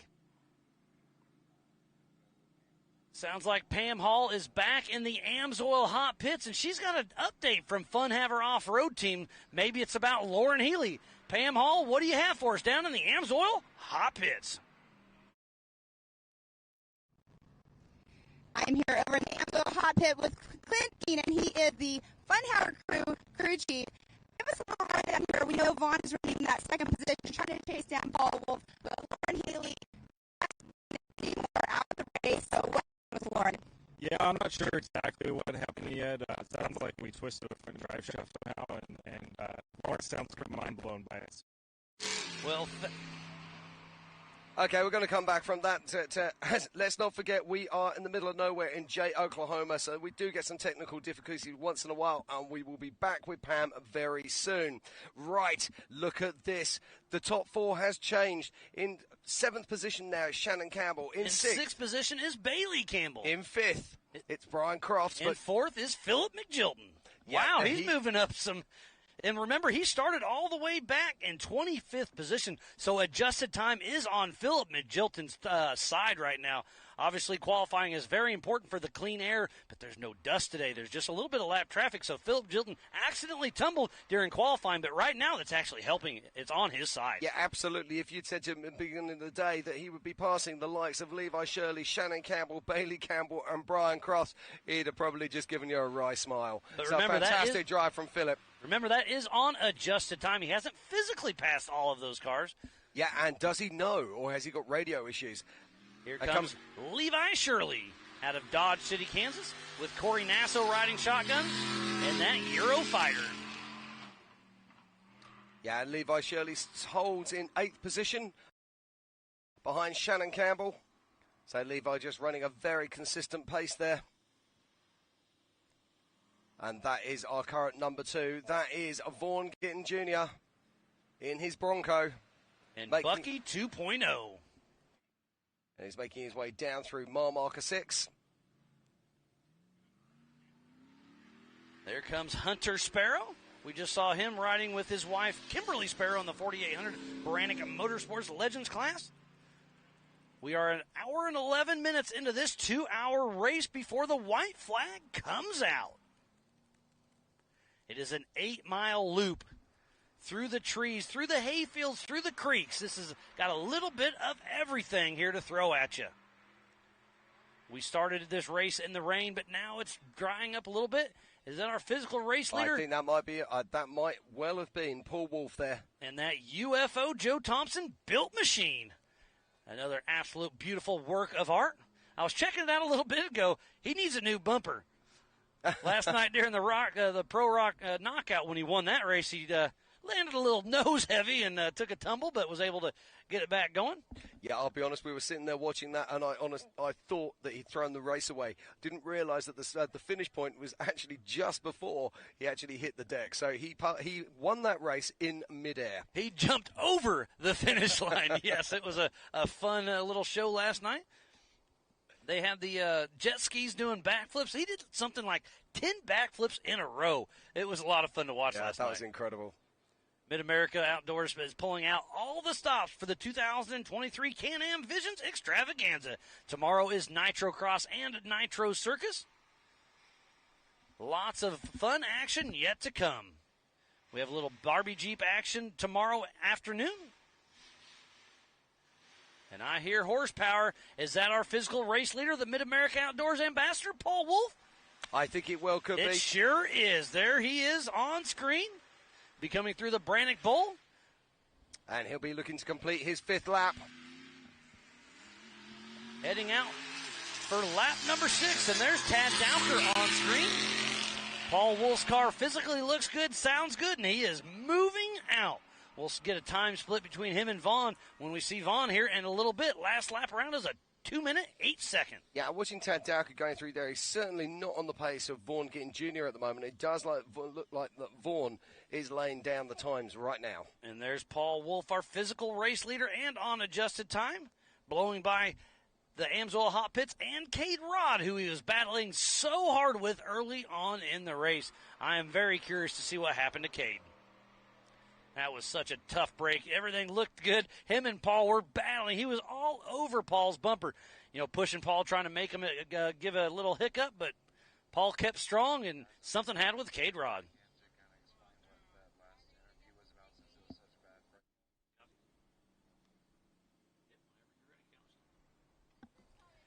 So much fun, so much action. Well, the Amsoil Hot Pits have definitely been full of action today, so we'll be bringing you lots of updates with our Rugged Race Radios. Yeah, we certainly will. There's so much going on here out there on track, and it's been a fantastic day. And as we continue with the action here, let's look back over the last few days of racing action. In the 4900 stock UTVs, Jason Woodford took the win. In the open 4900 UTVs, it was Ian Dickey. In the Pro Mod 4900 UTVs, look at this. This is Vaughn Gittin Jr. crossing the line. Now he'll remain in second place, but has he closed the gap? Yeah, I think he has. It looks like he's dropped down to within a minute. Yeah, it looks like it's right at 40 seconds. Wow, what a great run. Vaughn Gittin Jr. is really stepping up the pace. Here's above Thunder Valley with our physical race leader, Mr. Paul Wolf, and that UFO as he takes a hard right. This is an uphill, little wide open section, and then he'll take a hard left around this tree and go down pinball.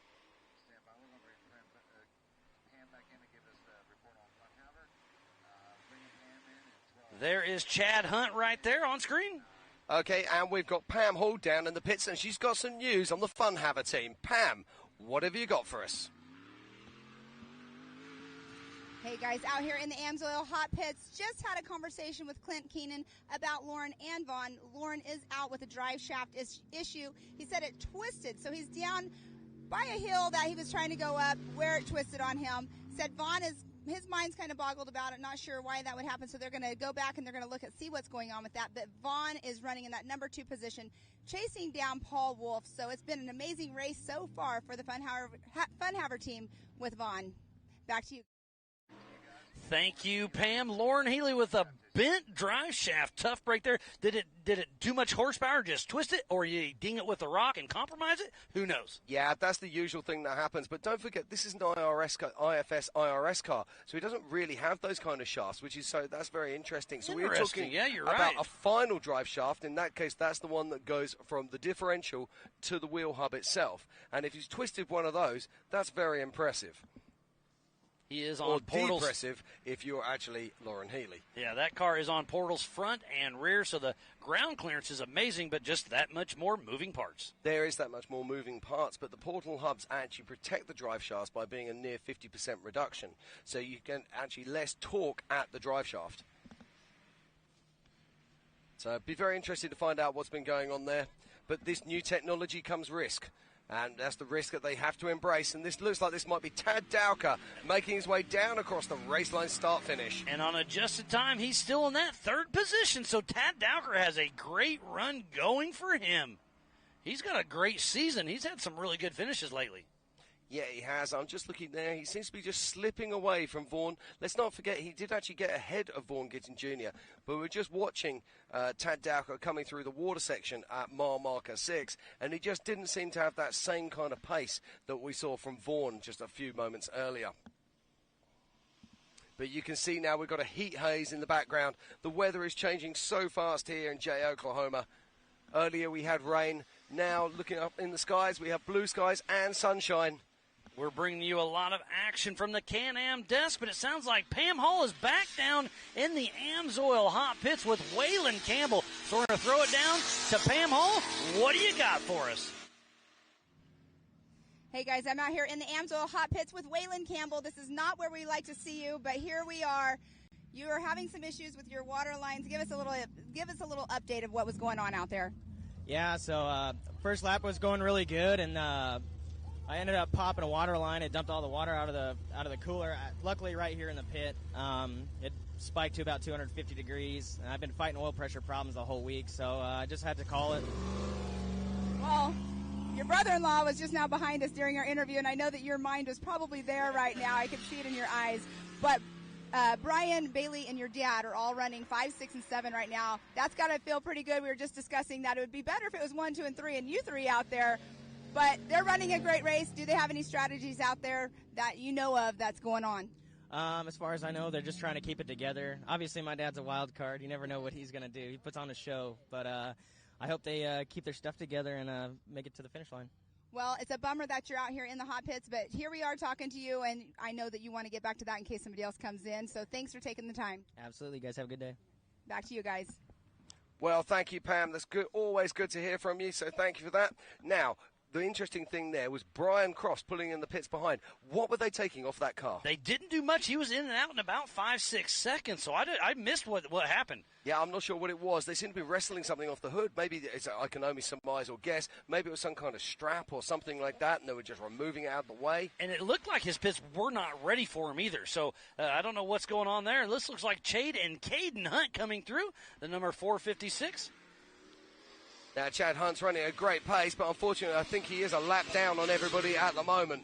But he's got to keep pushing because the attrition is starting to set in. Exactly. We've already seen a great many cars that are already out of this race. Yeah, just think of the big names that are already out. Lauren Healy, Waylon Campbell, Cade Rod. Keep on pushing. Yeah, absolutely. And the kind of pace he's running at the moment, he's staying up alongside. I'm just trying to find out what his last lap was there. And I'm just having a look right there. Yeah, no, I mean, he's putting him down 16:19s. I mean, that is a fast lap there from Chad Hunt. We're looking at 14:19s from Vaughan Gittin Jr. and a 14:09 from Paul Wolfe. So they are speeding things up and they are getting fast.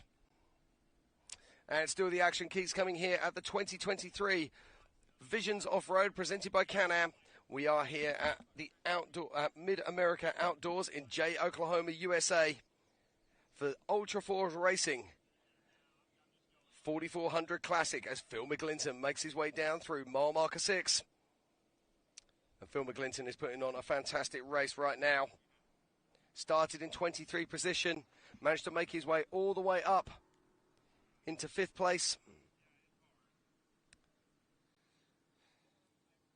We have been racing for an hour and 21 minutes, so about 40 minutes or so, the white flag will be flying. This is a 2 hour plus a white flag, one more lap. It's going to be a great day of racing for the 2023 Can-Am Visions Extravaganza for the Ultra 4 USA Grand Finale. And Bailey Campbell should be joining us in a minute. She should be coming up through the Brannock bump. So I'm getting an update from John Rance that Brian's comms are down, so he pulled in, had us pull a broken winch motor off. The hood is gone, winch is broken into pieces, so that's what's going on there. It sounds like stuff. Bailey Campbell has a flat tire, so she'll be coming in the AMSOIL hot pits as well. There it is, a left rear flat tire. Thank you, Levi Metziger, for the little update, and John Rance. So Waylon will be jumping in, helping his sister in the Amsoil hot pits. Lots of action going on down there, Jim. Now, will they know that Bailey's going to be coming in? Are the radios down? Looks like they're ready for him. Campbells have teamed up with Mud Nut Racing. So we're going to do a quick tire change and go. All hands on deck. And that's Wayland on the top right of your screen, jumping on top of the car. Yeah, it looked like he was looking for the aerial. It looks like the aerial is missing. The antenna. Antenna, aerial. You call us a lot of funny things, buddy. Hey, we invented this language. And it sounds like we have our one and only Pam Hall down there. We'll get a check with her in just a little bit while we're changing the tire for Bailey Campbell. Pam Hall, what do you have for us down there in the Amsoil hot pits? Hey guys, we just talked to Waylon Campbell, and we were talking about how his sister came through and they saw that they had a left rear flat. They are in right now changing the tire, making sure they get it all buttoned back up because she is running in that 6th position. So brothers out here helping out. Bailey's in the car, just making sure everything is good. They do a walk around when they do come in, but having this left rear flat, and that seems to be the tire that most people have been having an issue with out here this weekend. But they're getting her all buttoned back up. They'll get her back on the race course. So Miles and Jim, back to you. Okay, thank you very much, Pam. And that was a nice fast stop there by the Campbell crew. And Bailey Campbell is back out on track. Now, it's been very interesting. We were talking about this earlier, Miles. About tire You've been talking about all sorts of things. What do you mean talking about what? Well, it's very interesting how we're seeing fewer flat tyres in this main 4400 race than we did in the limited races earlier. And that's the difference in tyre technology between a DOT tyre and a full race tyre. And like you were saying earlier, the sidewalls actually have more reinforcement on these race tires. Yes, they do. But they can't have so much reinforcement that they don't flex. And that is our current race leader. That is Paul Wolf. And he is still pushing hard right there at mile marker number 6. He is indeed. We have around about 45 minutes remaining in this race. And coming into shot now, 3-time king Shannon Campbell. And from Waylon himself, there's the wild card. You never know what Shannon's going to do. He is a wild man for sure. He is. He crosses the line. And he is in a 6th position right now. And he will be catching Bailey, his daughter, who's just come into the pits.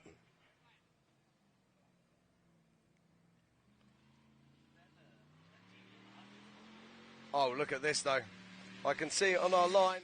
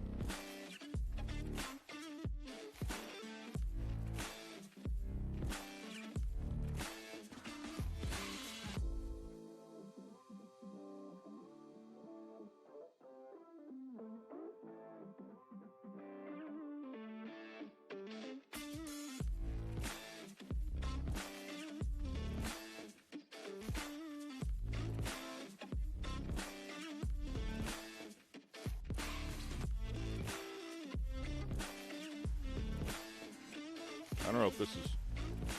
There, yeah, we're back. My bad.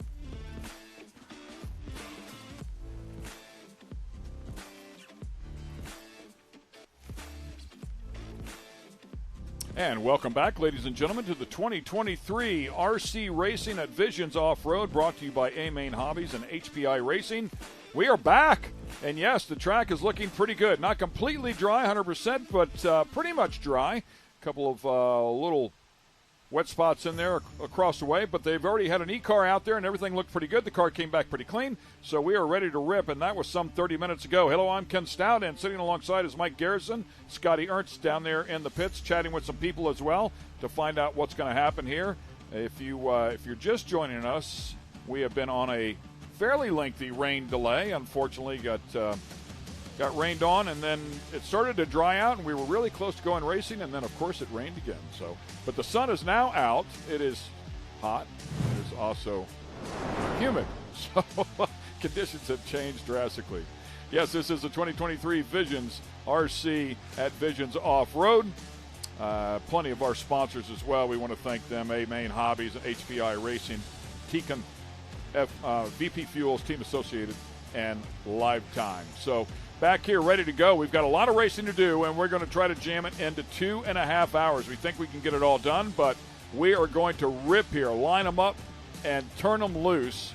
And with more on what we're going to see here today, let's get it down to Scotty. Scotty, what's the theme, man? What's everybody thinking down there? All right, thank you very much, guys. We're here trackside, getting ready to roll again. The cars are starting to roll out of the pit line, and these guys are ready to go at it. Mother Nature, she's always the boss. Caused a little bit of rain, got the track pretty wet, but Joey and Aaron from the Dirt Crew did their magic, got it ready to run. About the last 20, 25 minutes, we've had sunshine, so they're locked and loaded, ready to go for our first raid here of Invite. Back to you, Ken and Mike. Thanks a lot, Scotty. Appreciate that. Yes, some cars already out here on the track. The clock is already counting there in terms of the warm-up session. 15 laps in distance. We already had them out here on the track, and the rain came out. Immediately, everybody jumped off of the track. Mike, you touched on it real briefly. The electronics in these cars are exposed, so the last thing they wanted to do is get these cars wet. So everybody got them off there, and they've had plenty of time to prep them, maybe make a couple of changes. I chatted with Dakota Fend a little bit. He thought primarily tire might open some things up there just a little bit, but other than that, he felt like everything else would be pretty much the same. Yeah, it looks like the track conditions have changed a little bit, but not near as much as I thought they were going to when we first saw the rain move in. I think, like you say, Joey and Aaron and the Dirt Track crew doing a fantastic job. You can see, though, those outside lines out there where the kind of fluff is and all that, that is pretty wet, especially right here. We're looking at Mayfield as he tucks that inside right there. If you head a little bit wide there, that's pretty sticky, and that traction is going to be real easy to get out there and flip a car upside down. So it'll be interesting to see how that plays a part in this one. There, you see Mayfield. That's that area of the wild track. You've talked about it a couple times. I brought it up to the guys down there as well. I also brought up is that something you would adjust the dampers for, knowing you're landing so hard, the rebound is bouncing the car back up in the air. You have to immediately make that right-hand turn. But pretty much the consensus is, as we anticipated, was if we adjust for that, it'll hurt us everywhere else. So it's just something that they're going to have to learn how to deal with, and hopefully better than anybody else. It might also open up a passing opportunity, and we're talking about that section right there. Yeah, it's definitely going to be, I think, a make-or-break section here for all of our classes. We've already seen some of the drivers in the open and sportsman classes struggle with it, and even in our invite class as well. As you can see, their warm-up clock is winding down. These drivers getting ready to line up on the front straight. This order lineup here is simply by pill draw. It is at random.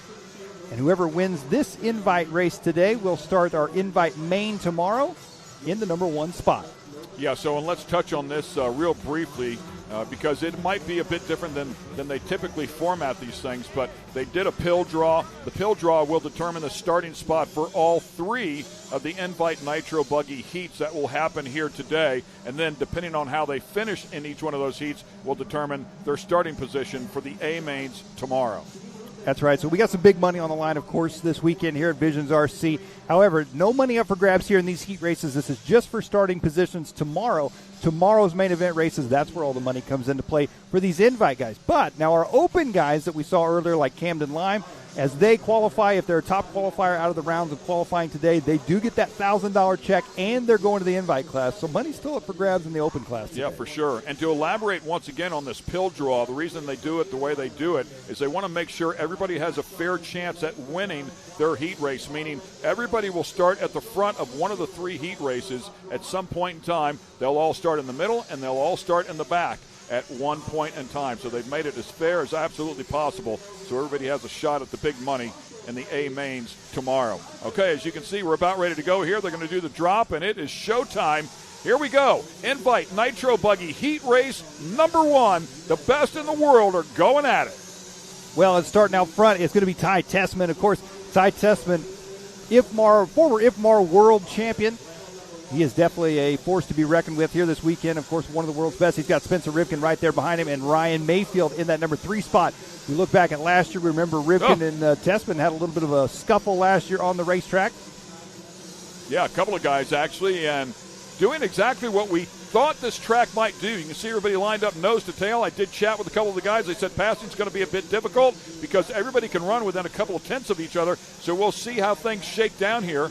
As you mentioned before, Ty Tessman, so solid here. The former world champ's been racing for some 18 years. 2023 MAO-sponsored Dirt Nitro Challenge champion as well. So great to have him out here, and he is leading the pack around. Everybody knows the tail right now. A couple of bumps there in the middle of this track. We'll see how they upset the cars and if they create some opportunities. Yeah, Spencer Rivkin running that number 2 spot. No surprise there. Dakota Finn starting in the back of the pack. He set some of the fastest laps we saw in that practice session earlier this morning. However, he's got a lot of work cut out for him here on this one. And this track is going to be tough to make up time. So for Dakota, even with the faster lap times, he's got a lot of work ahead of him starting in the back like that. Ryan Mayfield is there in 3rd place as we watch them all clear that big jump. Of course, Mayfield, former ranked number 1 in the world. Actually, when we came here last year, he was ranked number 1 in the world. Currently ranked number 3, ranked number 1 in the U.S. And he's out there looking for a spot. He just gets it right there. Beautiful job, man. Opened up the entry there to that turn. I saw Rivkin do that a couple of times, and you cannot do that with a Mayfield behind you.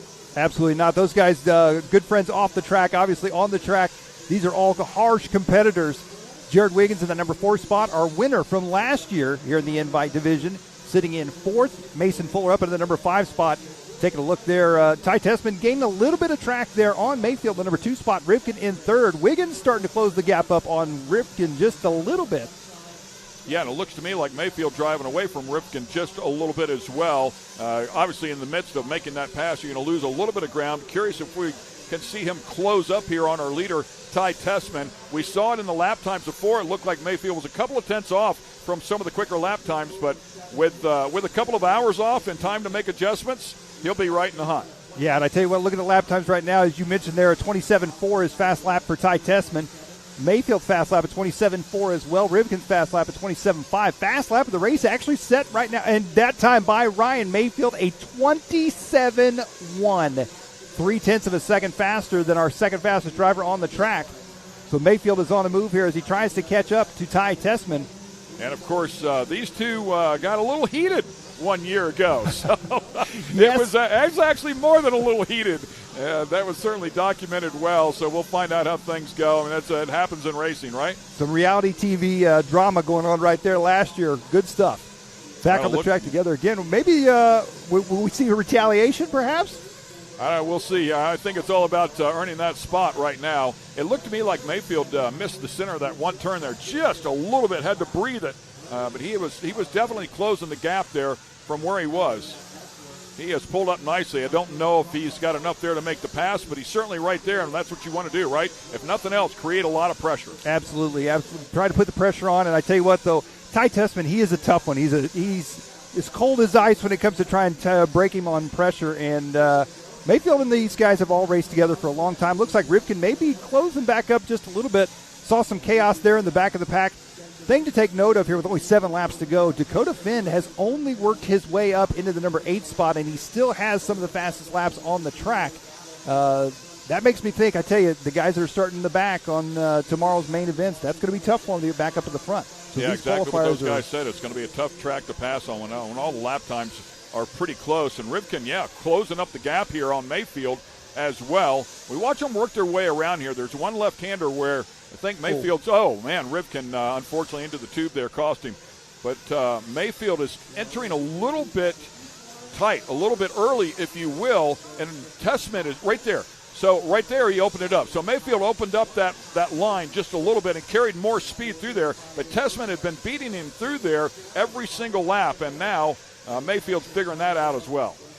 I'd be curious to see their tire choice as well for the next round for these guys, because just between the time the race this race started and now, the track has changed tremendously. We're already getting some dust on top. You can see it's starting to get a little bit more slick. The traction's starting to go away just a bit in the main line. So I'm curious whether they change compounds heading into round 2 or not. These two guys seem to have it figured out the best, though, as they start stretching out on the rest of the field. 4 laps left to go here for Ty Tessman. Yeah, Tessman has that one corner, man. He runs it so well. And he really gets off the bottom of the turn well and then drives it out. A couple more here to go, and we'll see if he can pull it out one more time. And then Mayfield spends the rest of the lap catching him. So right in here, he just drives away from him every single time, carries good speed to that left-hander, and then Mayfield spends the rest of the lap catching back up. Yeah, 3 laps left to go. New fast lap on the track. It's a 27 flat by the legendary Jared Tebow. Driving the Miyako car on his retirement tour here. This is his final year in full-time. Oh, did you see Mayfield right there? Man. He was thinking about it. He is right Mayfield there twice. So the pressure now starting to work, I think. Yeah, Mayfield gave him a little lunge there in the corner to let him know, I'm here. I'm waiting for you to leave the door open, make the slightest mistake with 2 laps to go. Mayfield is he's not afraid to get aggressive if he needs to. He's going to try and set him up as he comes back into the center section here. He was ready for an outside in on both of those turns right there, but Tessman kept it tight. Here it comes right here. Oh, not quite close enough. Yeah, right there. Great battle there. Ooh. Oh, man, that was close. And that's how close the passes are going to have to be, man. You're going to have to stuff it underneath somebody to get it done. Well, this is going to be their last lap right here. Mayfield's going all or nothing. Here they come off the drop-off. Keep an eye on him right here. Oh, they collide. He was right behind him, had nowhere to go. So Tessman's small mistake also gathered up Mayfield, and that'll probably wrap things up here for this final lap. That mistake actually worked in favor, I think, for Ty. I think he's probably better off making that mistake. I don't want to speak too soon here. One more like that, and Mayfield will make him pay, but looks like he might be able to hang on here. Still ripping.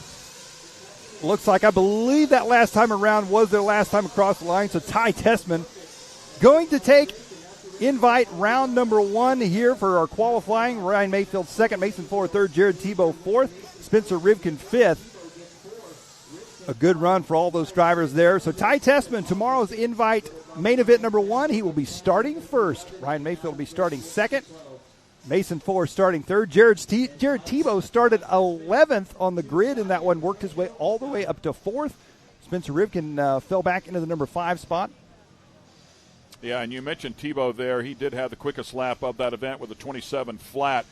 Just to put that in reference, before the rain, we saw some lap times down in the 26-second zone. So the track will no doubt come in a little bit more before all things are said and done here as we take a look at our MAO Racing unofficial results. Ty Tessman up top, Ryan Mayfield providing plenty of pressure, Mason Fuller there in 3rd, Jared Tebow from the 11 hole, as you can see there, all the way up to 4th, and Spencer Rivkin, who was up front early on, ends up inside of the top 5. Camden Line, 6th place finish right there after bumping in. Yep. He wasn't kidding when he said, I've got what it takes and I'm here to show him. There he was. All right, let's get it down to Scotty Ernst. Thank you, guys. We're here with Ty Tessman coming off his first win of the weekend. That was just that was a hot sprint. Yeah, for sure. You're going as fast as you can for the whole time, and I mean, if you make a mistake, you really can't make up any time. Mayfield made up a little bit of time on me. I blew a couple corners, but just trying to make sure I don't make a mistake in the front. That's the worst thing you can do is throw away a lead, so I just tried to maintain it. But yeah, it's going to be a full-on sprint every time. I don't think you're going to be able to pass unless you really get aggressive, which could be interesting later in the weekend. Absolutely. Now with the rain delay and everything we had, how much different is the track from earlier this morning till this afternoon? It's gotten a little bit tackier, actually. The front straightaway is a little bit rougher. My car handled it good the whole time.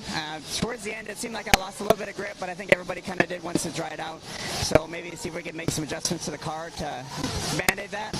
But yeah, My car's been working great the whole weekend. Just happy to get a win under my belt and get a good starting spot for tomorrow. All right, best of luck to you. Good job. Thank you. I just want to thank all my sponsors for all the great support over the years, my family for always sticking behind me, and most importantly, my Lord and Savior, Jesus Christ. All right, thank you, champ. Thanks. All right, there's Ty Testament. He's been around the block a long time.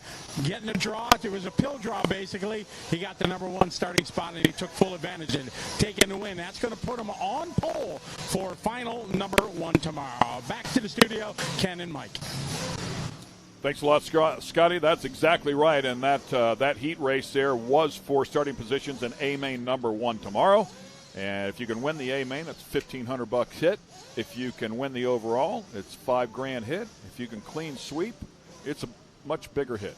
Yes, I tell you what, these guys have an opportunity to take a whole lot of money home here from this weekend, and now we're getting ready to head into our race number 1.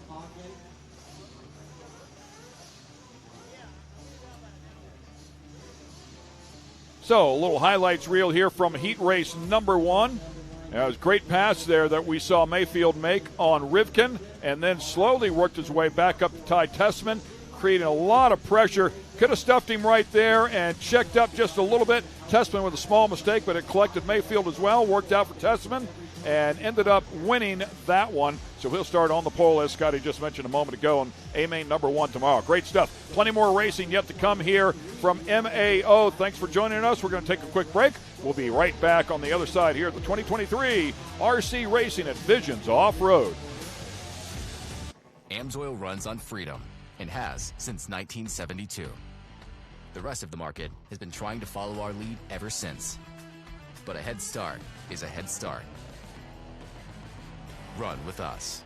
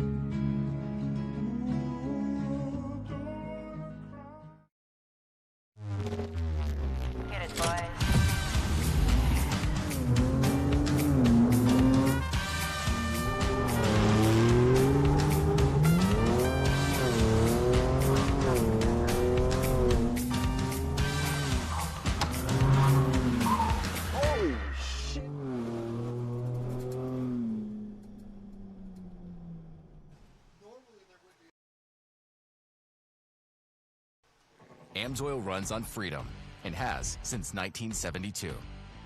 The rest of the market has been trying to follow our lead ever since.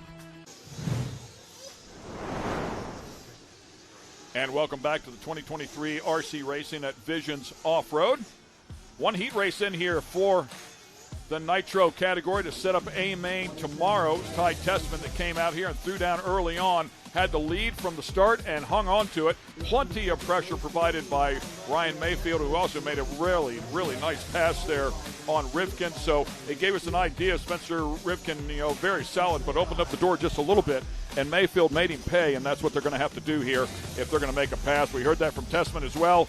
He thinks to make a pass, and you're going to have to get aggressive out here. And you don't want to crash somebody, but sometimes wheel to wheel is what it is. If you've opened it up enough for them to get up beside you, you better get ready. Yeah, and then as we get set to go here, this is our second round of qualifying. We're getting set to go here with our Sportsman Nitro buggy drivers.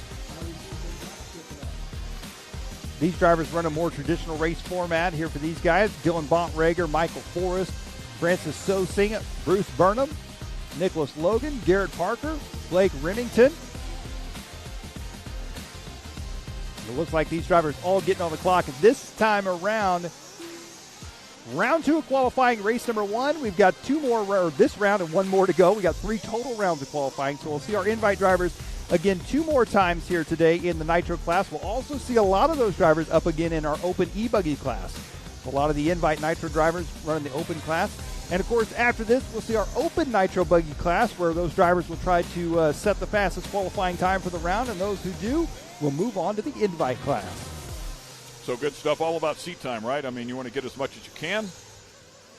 Even the pros understand that, and they'll take advantage anywhere they can. If you could guarantee yourself in a perfect world that you could enter the Open class, run to the final round, and then move up to invite and get yourself as much track time as possible, that might be the way to go, but I don't know you want to take that risk.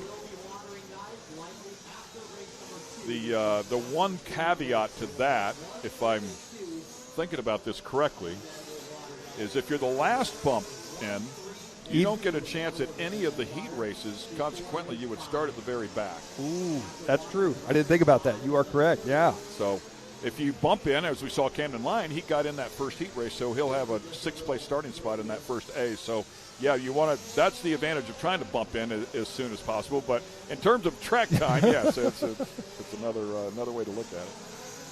Well, we're off and running here in this one. 2 minutes, 10 seconds down, 3 minutes 50 to go. Michael Forrest going to be out for, nope, take that back. Dylan Bontrager taking over the lead that time by with a 12 at a 6:03. That's 12 laps in 6 minutes, 3 seconds here in their qualified session for our Sportsman Nitro buggy class. Yeah, and Dylan had a good run going a little bit earlier in here today as well. Michael Forrest now bumping up there just a little bit more, literally by 0.08 of a second. A 12.603.108 versus a 0.186. So it shows you how close they are here already.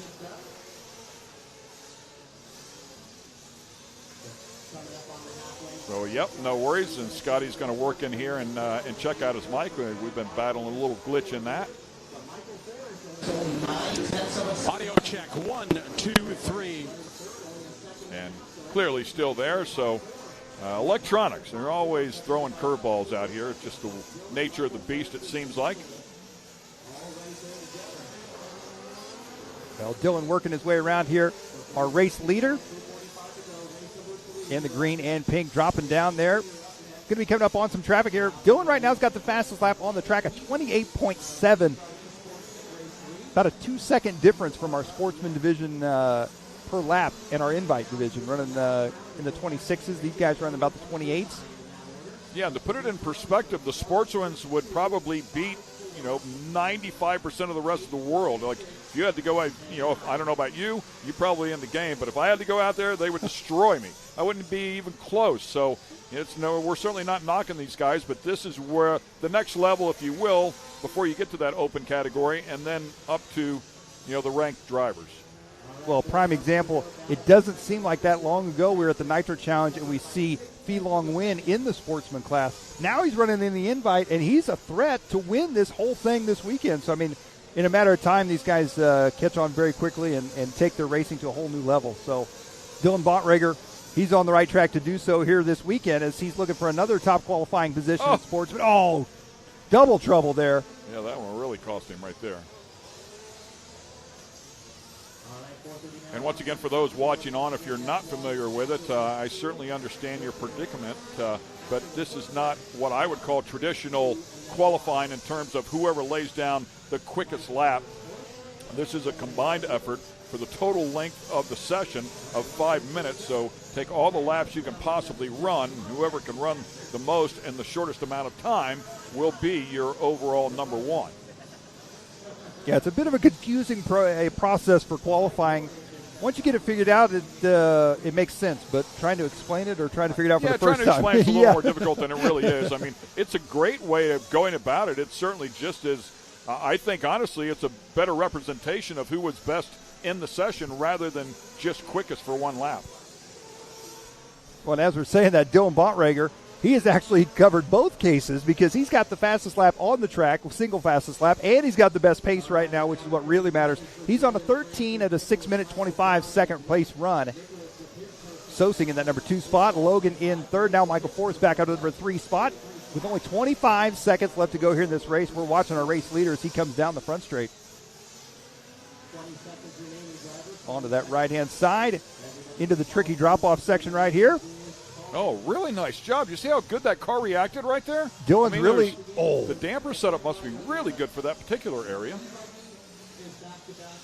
Dylan's had a pretty near flawless race here. Yeah, he kind of missed the next couple of turns, but announcer's curse. Nice wall grind.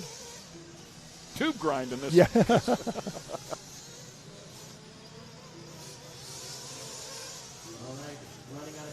A little wide. Got up there in the fluff, put it on the bike, then stuffed it into the next jump. I mean, when it goes wrong, it dominoes, and then you can do that. Looks like, I believe, Dylan may be finished up here. His clock has expired, so he's going to finish up 12 at a 6:04.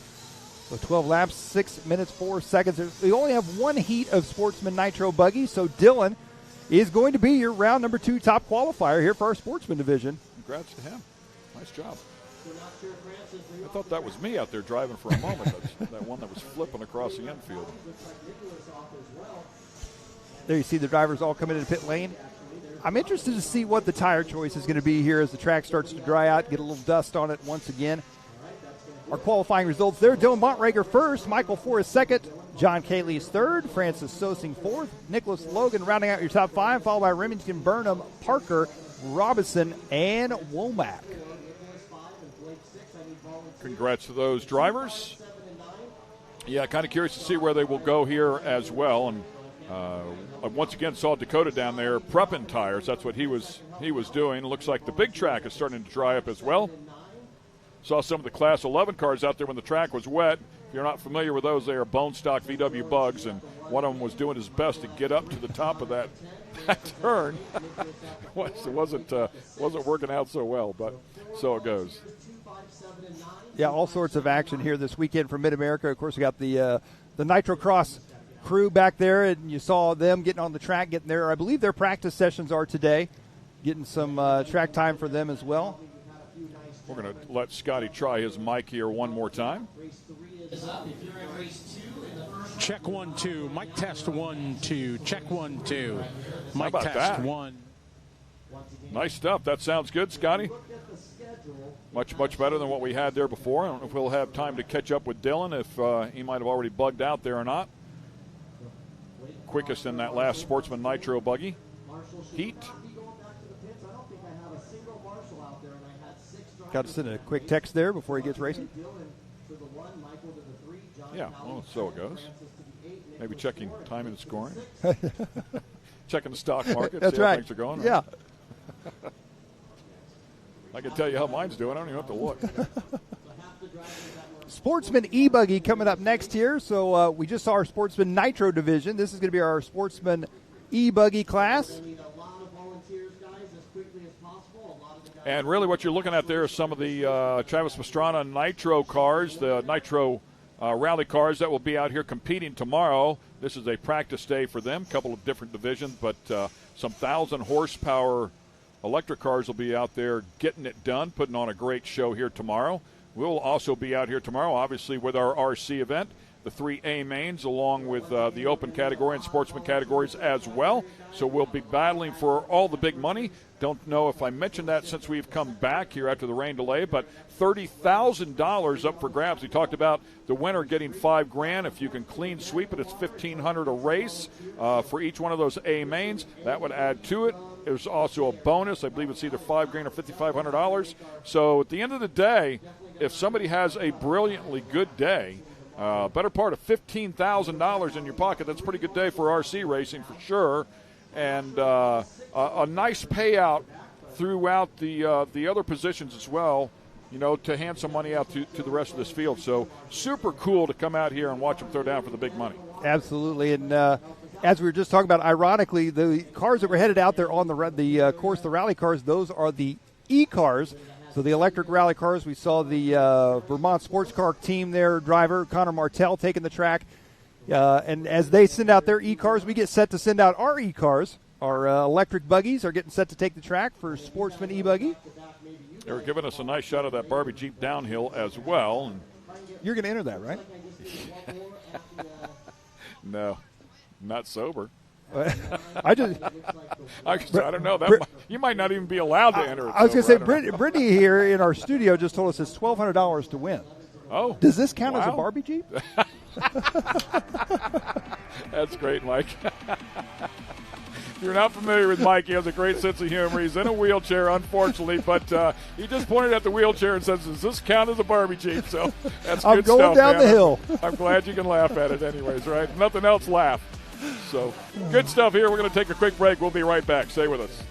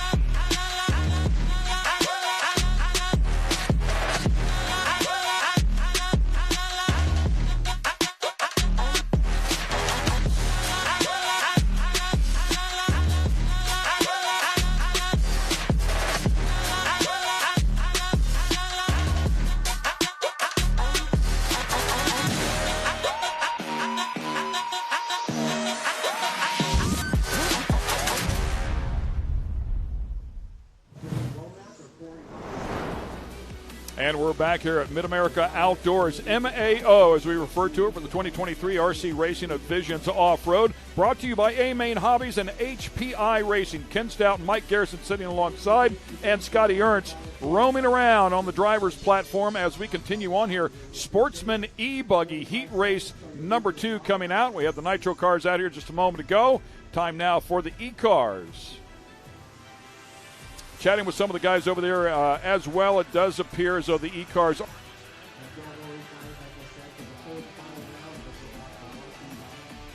think we lost Mike there for just a moment, but checked in with some of the guys. The E-cars are just a little bit heavier than the Nitro cars, but pretty much the same application to the setup applies. It's not significant enough. As we wind down our warm-up section here, 10 seconds left to go, and then we will start the 5-minute clock. Q2. Good shot there under pit lane there. Everybody's trying to stay in the shade. As we are off and underway here for Sportsman E-buggy. Race number 3. Let these drivers get a couple laps in here. We'll see where they shake themselves out to be. Dylan Bontrager in that last one for Nitro Buggy. He is back up in the E-buggy, so he's running back-to-back. And we're looking at Dylan right now. Can Dylan go back-to-back TQ? We are about to find out here. Here he comes down the front stretch onto the right-hand side. Dylan, oh, that was close. Just about catching a corner marshal there in the back of the leg. Oh, nice inside move there to stay out of the wreck and then tag the tube, unfortunately. So Dylan running back-to-back. He hangs the Nitro car up, heads right back up with the electric car. And it looks like we'll see where he's at when he comes around here this time by. Michael Forrest going to be out front early on here with an early 29.4. Nicholas Logan. There's Dylan up in the number 3 spot. Dylan looking for a double TQ here in round 2. We'll see if he can do it in the electric class. Ken, you can see the dust on the track really starting to pick up. And these guys losing traction heading into the corners. As I mentioned to you when I came back in, I mean, the sun full out right now. I mean, it is hammering hard, so it's going to dry up very quickly. It's going to change very quickly. Much like big car racing, the anticipation of what the track is going to do is what the really good guys are able to do, so they can anticipate what setup they need in that car to be fast towards the end. It is definitely blowing off here very, very quickly, so no question. And I think about the time between races now, as you talked about running a couple of different categories, a couple of different classes. These guys have to have these cars ready to rip immediately if they're going to run a back-to-back race here, or very close to a back-to-back race. So they're not going to have much time here in this accelerated format on the back half of today. We have to be done by 5 o'clock. That is Central Time, by the way, because the off-road races start here out of this same truck. So it is a hard out here at 5 o'clock, but they're going to try to get everything done. If we do miss something for some reason, they'll tag it on to tomorrow. We'll get it all in. Yeah, and I'd be curious to know, watching Dylan Bontrager right now, he is out front leading the way. He was in that last race with his Nitro car. Now he had to flip over to the E-buggy. There's a very short window there. I'd be curious to know if in between that time, did he change tires on his E-buggy? Did he pick up anything from the Nitro car that he wanted to change on the E-buggy before he got out there in this one? But looks like whatever he did or whatever he didn't do has got it handled, as he is out front leading once again, the only driver to get down the 28-second lap range. 28.6 for Dylan right now. He's on an 11-lap run at a 5-minute, 23-second pace. Oh.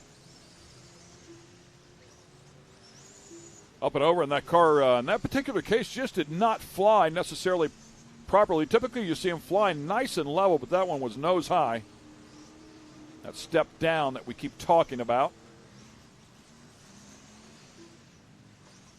Only a minute 45 left to go here in this one for these drivers.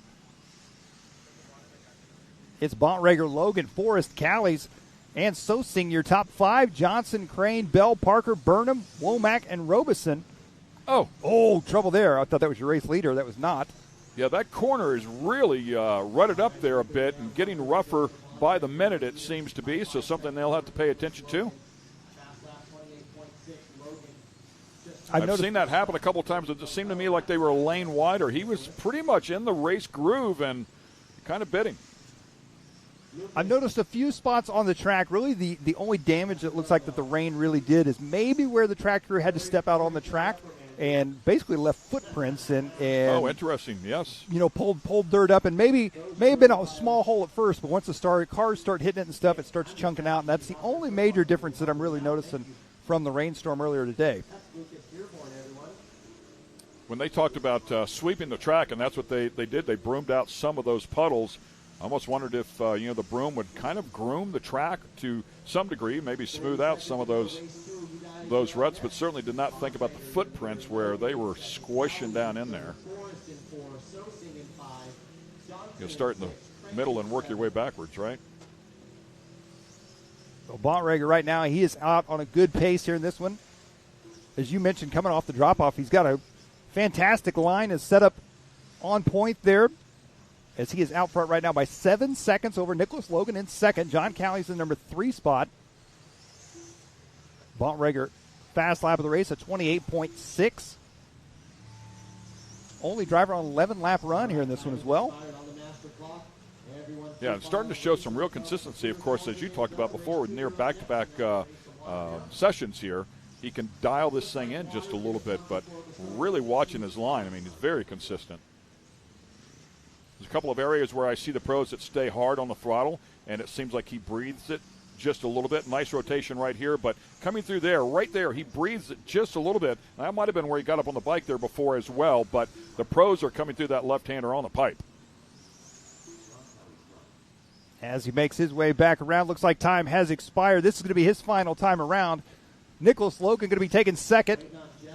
John Caley's taking third. Dylan on his victory lap right now. He's going to be the only driver to get 11 laps. So double TQ, top qualifier in our Sportsman Nitro division and top qualifier in our Sportsman E-buggy division. Back-to-back for him right here in round number 2. Fantastic round there for Dylan Bontrager. That is awesome. Look at pit road there once again. Francis Sosing will finish in 5, Brian Johnson 6, Jeff Crane in 7. I need those 7 drivers Qualifying results here, courtesy of MAO Racing, with Dylan Bontrager up there, up top, Nicholas Logan, John Callies, Michael Forrest, and Francis Sosine, all there inside of the top 5. Dylan doing a great job, as you talked about, qualifying number 1 in both sportsman divisions. So really good effort there. I noticed Francis, he's keeping busy this weekend as well, not only on the racetrack, but he's walking around with a camera taking some pretty cool pictures he's been posting on Facebook of some of these guys as well. So. Oh, I missed that one earlier. That was a great replay. Not great for those two guys, but it was yep. very Great entertaining for us. to watch. That looked like me driving that one over there. So good stuff out here. Talented RC racers for sure, even in our sportsman division. And, of course, it's only going to get better and faster from there. A lot of great racing yet to come here at our 2023 RC Racing at Visions Off-Road.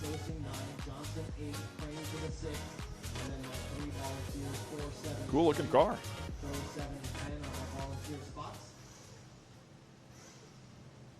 Spoke with Dakota a little bit about the rear wing. I was looking at his rear wing on his car, and he actually has that rear plate, that rear sill, if you will. He actually has some holes drilled in his.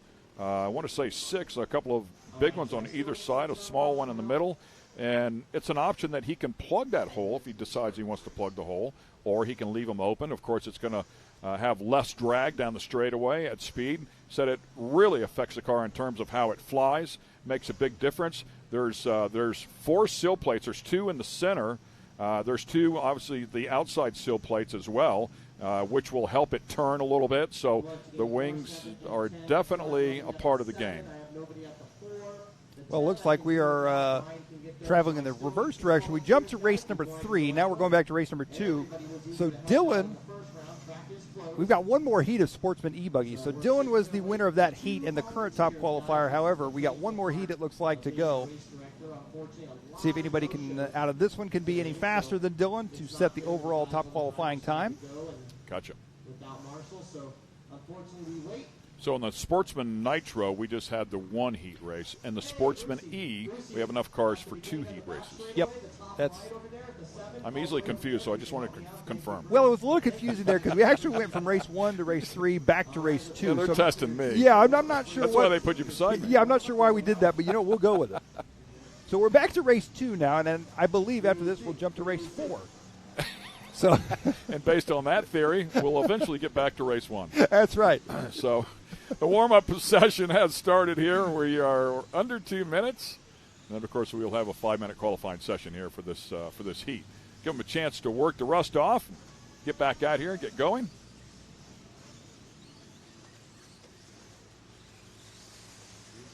Love the name Boomer Wheelers. You get any better than that? These guys getting checked in here. Ian Morey, Jason Morey, the father-son combo. Frank Columbia, Taylor Janda. I do believe Taylor Janda was our winner from last year. And I can't remember if it was the Sportsman Nitro Buggy or the E-Buggy class, but I know he won one of them. So good to see him back this year. Jake Goodlett, Justin Turner, Boomer Wheeler, Peyton Lamb, Brad Langley, Steve Collins, and Bucky Bachman. Good memory there, my friend. As we watch him wind this one up, under a minute now in this warm-up session. And still watching that left-hander there that has a few ruts in it. And it's almost, the pros are going to take a look at it. So you can run the traditional line, which would be to apex it right in the center there and carry some good speed out. But it almost looks to me like if you open up the entry a little bit and late apex it just a tick, you can get underneath those ruts and stay on some smooth track. Easy to see and easy to say. Not as easy to do. Yeah, because, we're talking about car placement here of a few inches, right? And that's what they're good at doing. Hey, there's a demo track. They're going to have their own race over there. I was going to say, this is the racers That's that great. we really want to see.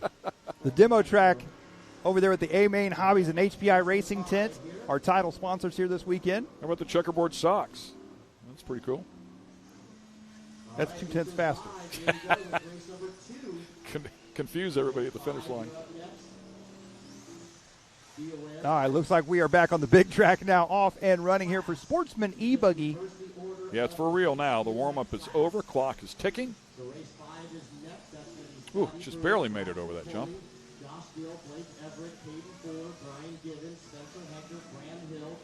Nice pass there. Outside in, and now some clean track, and unfortunately tags the tube and ends up inverted. There's that left-hander I was talking about. You can see how rough it is on the outside. If you can go out and rotate the car a little bit early and chop right down on the bottom of the tube, it'll kind of lengthen that straightaway and carry some good speed. Something the pros will be looking at for sure. These guys are just trying to get around and stay out of trouble. Well, and Boomer Wheeler, he's wheeling it right now out front, 10 at a 5:02. Not quite as fast as Dylan Bontrager's earlier top qualifying time, but he is out front. Peyton Lamb in that number 2 spot. Brad Langley in the number 3 spot. Now Peyton up into the number 1 spot.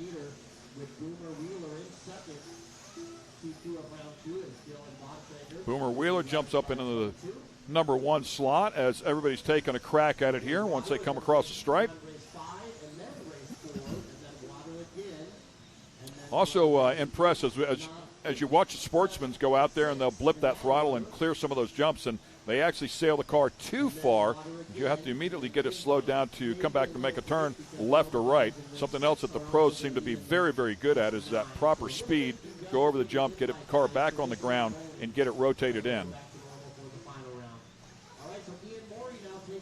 We're going to go back and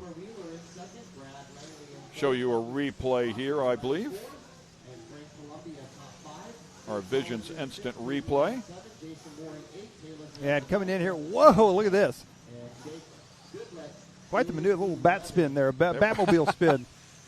And these are all-wheel drive cars, correct? That is correct, yes. These so I didn't see any dirt coming off the front end of that one. I almost wondered if it spun out because I maybe lost front-wheel drive, but not always able to see that. Certainly with, oh, man, there's a couple of pretty good tumbles right there. Certainly that's something, the first thing that comes to mind was, say, a short course Pro 4 truck is if you see one spin out, they typically, for the most part, have lost front wheel drive, and a lot of that is weight bias on the truck as well, so not necessarily the case here. Well, and I believe that is, if I'm not mistaken, that's Boomer Wheeler that we're following, and Boomer's going to do it again. Boomer just likes freestyling in that corner is what's happening. You get bonus points, style points. Boomer coming through the infield right now. Ian Morey in the number 2 spot. Brad Langley in that 3 spot. And now it's changing up a bit. Frank Columbia up in the number 3 spot. Wheeler at a 10, 5.06.3. So he has got to beat right now. Langley right behind him at a 10.517, some 10 seconds back. That's not to say that things can't change here quickly. I mean, one bobble out of Dylan, and it can change up pretty quickly. And here they come. Minute 30 left to go here in this one. Bontrager in that last heat set the 11-lap pace. I'm going to say that's probably a pretty safe time. He's probably going to be sitting top qualifier here for our second round. Nobody in this one is. Yeah, it's a great point. Nobody's quite close to that 11-lapper. He'd have to make himself. Right? Yes. Can't even bump himself out. But, yeah, that would be a lot to make up there for Langley.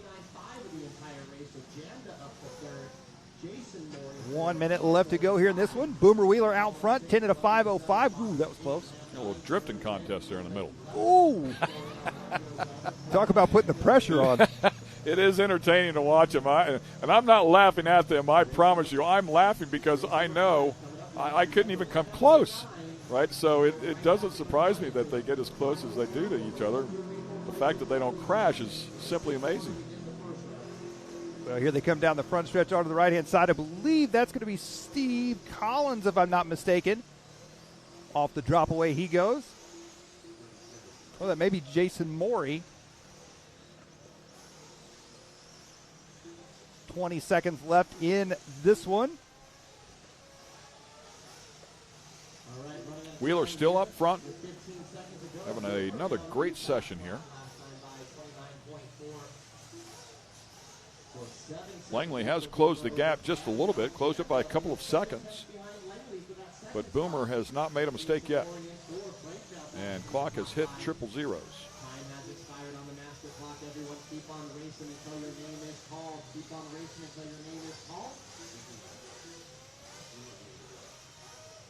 As he crosses the line, he is going to finish up there with a 10 at a 5:07 for Boomer. So it looks like Dylan Bontrager's going to hold on to that top qualifying spot at 11 at a 5:22 overall for the round. Brad Langley coming around here, along with Taylor Janda and Jason Morey. Did what he had to do to secure it either way it goes, right? One way or the other, he was going to try to hang up in there. Boomer Wheeler bringing the heat, just not quite enough.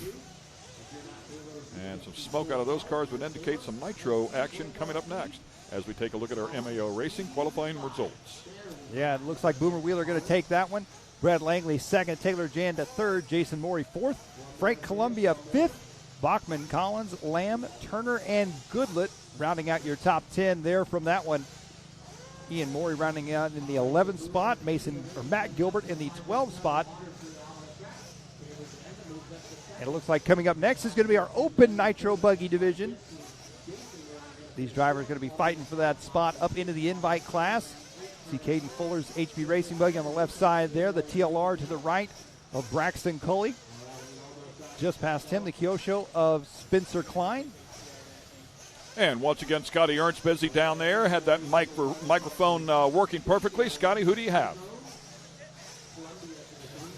All right, thank you very much, guys. We are here at the Main Hobbies HPI Racing Tri-Me Track. Chance for everybody to try their hand at a little bit of RC. We're here with Troy from Main Hobbies. And Troy, this is your second time doing this. You're back with a vengeance and just putting on a great show. Oh, thank you so much, Scotty, and thank you for everybody coming out. This is such a great event. We love to be here.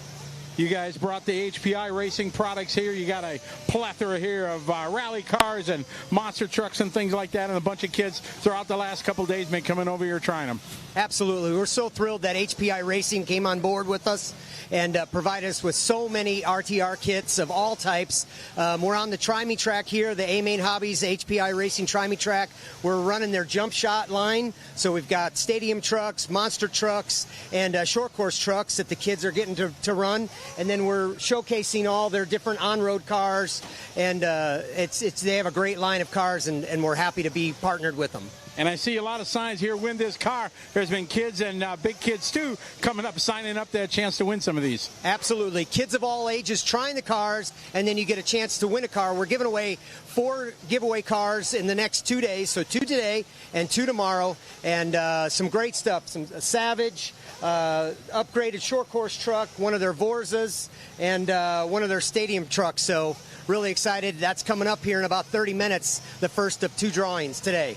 When I see the kids racing and driving around the Tri-Me track here, and the parents on the sidelines looking at them, what do you say to the parents when they have questions and things? Well, they are asking a lot of questions, and we've got a great team here with Chris Boyd and Mike Lee and myself, just talking to all the customers, just trying to. There's so many people that maybe they have an RC car. Most of them don't have an RC car. They just showing some interest. They're here for the full scale racing. They come over, and sometimes the kids hit the transmitter button and go in reverse. The cars are kind of going everywhere, but we take our time with them. We show them the basics, and after they come back time 2, time 3, time 4, they really get it. Now we're running heat races, and kids are winning some A-Main t-shirts for little 3-lap dashes. So we just spend time with them. And then, of course, we tell mom and dad where they can get all their cars at Main Hobbies. And we've got some great coupon codes for them here. So it's just been a lot of fun. Well, that's awesome. We appreciate you doing it. It definitely adds to the vibe here at Visions. There's lots of racing, but there's also downtime. So the families come over here, hang out, run a few of the HPI racing cars, and have a good time. Absolutely. We've been slammed here, but it's been so much fun. It's been great. Well, we appreciate it. And again, tell the folks where they can find more information and where can they buy these. Well, at amainhobbies.com, we do carry the entire HPI racing line, but of course all cars and all parts and everything you need RC can be found at amainhobbies.com. But we're working with HPI this weekend, so you can check out their line right at Main Hobbies. Awesome. Well, we thank you again for your time and giving something back to the youth here. Thank you very much, Scotty. Thanks for coming out. My pleasure. Thank you. So there you go. From the Tri-Me track here, racing some HPI vehicles, having some fun about all the things that Main Hobbies has to offer. Visions is a different kind of event. It's a unique vibe. Full-scale racing, RC racing. You can find it all here at Visions. Hope you put it on your calendar to join us sometime here in the future. Somebody keep an eye on Scotty. I bet he hangs out over there and drives one of those cars for a little bit. We thank Main Hobbies and HPI Racing. Appreciate all of their support, and very cool for them to come out here with that display and share some information about this sport that we love dearly. And here we go, warm-up laps here for this 6-minute session that is coming up, the Open Nitro Buggy Heat Race number 2. We believe there's enough cars out here to have a couple of heat races, so the overall winner here will have an opportunity to bump up, much like Camden Line did a little bit earlier today. Well, a little known fact for a lot of people about Scotty Ernst. Not only is Scotty known for his announcing and his events and stuff that he puts on within the RC industry over the years around the world, Scotty is a pretty dang good racer as well, and he's got some accomplishments to his name, especially in the on-road world. Does a lot of on-road racing, does a lot of short course racing, so I wouldn't be surprised if Scotty hung out over there for a few minutes. Handed out a few lessons. Yeah, that's right. That's right. Good for him, man. That's great. I love it. These guys warming up, as Ken said, taking the laps here. Open Nitro Buggy, 2 heats here of Open Nitro Buggy. The fastest qualifier out of those 2 heats will be going on to the Invitational class. So these drivers are fighting for their spot. Come back in and top off the tanks here and get ready for the 6-minute session. Brewer, Cully, Dill, Everett, Fuller, Gibbons, Heckert, Hill, Vigil, Klein, Mechanic, Martin, and Parker all ready to do battle here in this 6-minute Q2. Yeah, and I got a feeling Heckert's going to be one you're going to keep an eye on here in this one. Ethan Mechanic was up front. Braxton Coley, Caden Fuller, of course. This is going to be a good one here for these drivers. Our first heat of Open Nitro Buggy as we are off and underway. See those things, man, when they hit the throttle, they absolutely launch. 0.21 cubic inches make somewhere in the neighborhood of 2.8 to 3 horsepower. 32 grams or about 7 pounds. Somewhere in the neighborhood of 40 miles per hour as they run out here and really carry some speed. Those engines turning some 44,000 RPM. That is buzzing up. One lap into it here. We're looking at Caden Fuller. Fuller going to be out front early on at 27.7 right out of the gate for him, lap number 1. Spencer Klein, the Kyosho driver, in that number 2 spot. Braxton Coley in the 3 spot. Jacob Vigil and Garrett Martin rounding out your top 5. And we talked about how good that track was this morning. We had overcast, track was tacky, had some good grip, and we saw 26-second lap times. Now with the sun out, the dust coming up here just a little bit, clearly has dried up a bit, but the speed not necessarily in this track, but everybody's racing on the same surface, so go out there and make hay, man. Yeah, you're right. I definitely think, and they're doing a little less maintenance in between each race and each round, I think, trying to get these races clicked off in time before our shutdown time here today. So I think we're going to see the lap times probably drop off a bit. The track may come around a bit on the main line, but if you step out of that main line, the dust and the loose dirt is definitely going to slow you down. Caden Fuller, the only one in the 14-lap zone, 14 in a 6:26, and then Spencer Heckett back behind him at 13, 6 flat. So Fuller putting together a great session here so far. Yeah, Fuller right now, we saw him. He had an impressive run up there with Camden Lime in round 1, as well as Brandon Rose. We'll see Brandon Rose coming up in the next race. Right now, Caden Fuller trying to put the fastest lap down that he can, fastest pace down, I should say, for the entire race that he can.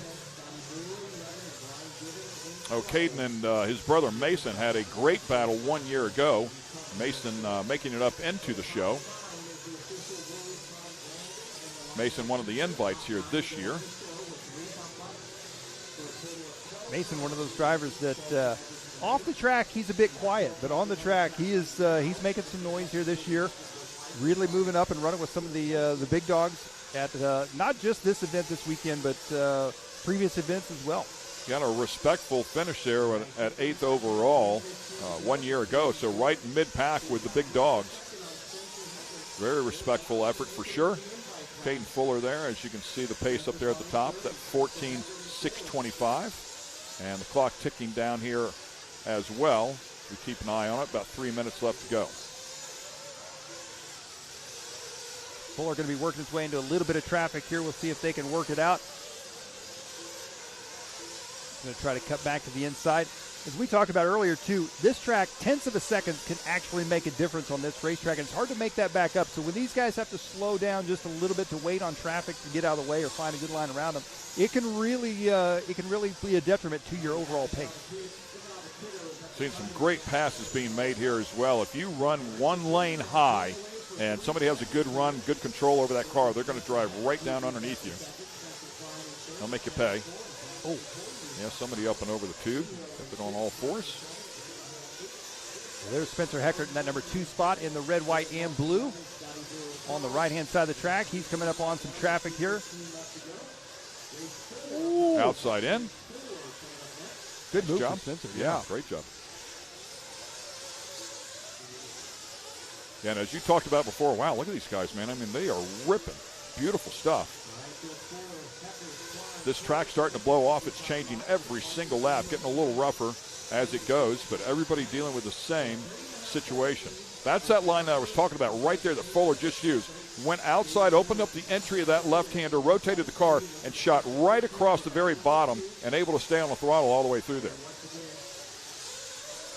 Yeah, it definitely seems to be working for him as he's out to a 3.5-second lead right now. He's on a 14-lap run at a 6-minute, 26-second pace. Spencer Heckert on a 13.604, 4 seconds off that 14-lap run. Spencer Klein up in the number 3 spot, Mechanic in the 4 spot, Braxton Coley in the 5, Shelby Parker up into that number 6 spot.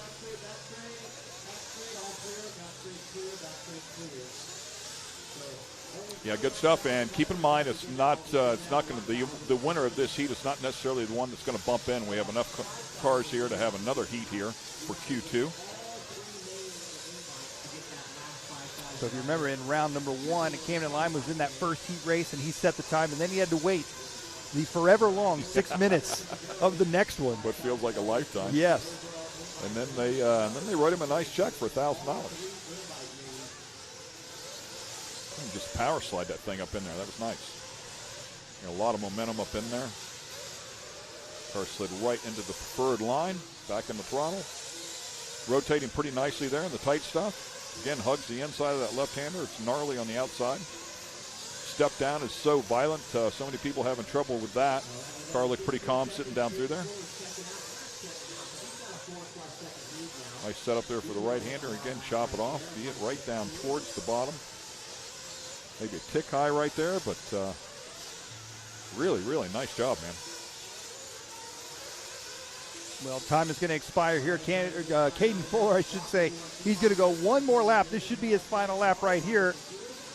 He is going to get the 14-lap run, so set a pretty strong qualifying time with only one heat left of open Nitro buggy to go. Yeah, so he's going to have to wait that 6 minutes now as well, but with the only one in the 14-lap zone, he's got to feel at least comfortable that if somebody's going to come out there and beat him, they better have a really good session. Yep. Here he comes back around, and Caden Fuller finishing up there with a 14-lap run, 6 minutes, 26 seconds. He is currently your top qualifier with one more heat to go. Looks like Spencer Klein jumping up into the number 2 spot, so a good run there for Spencer. Yeah, and Spencer Heckett just behind him. Those two actually really close there on the 13.606.0 and a 13.608.0. So just separated by a couple of seconds there throughout that entire session as we take a look at our MAO Racing qualifying results here for this particular heat race. Yeah, Caden Fuller taking it, Spencer Klein, Spencer Heckert third, Ethan Mechanic, and Braxton Coley, TLR driver, rounding out your top 5, followed by Parker, Givens, Hill, Everett, and Martin.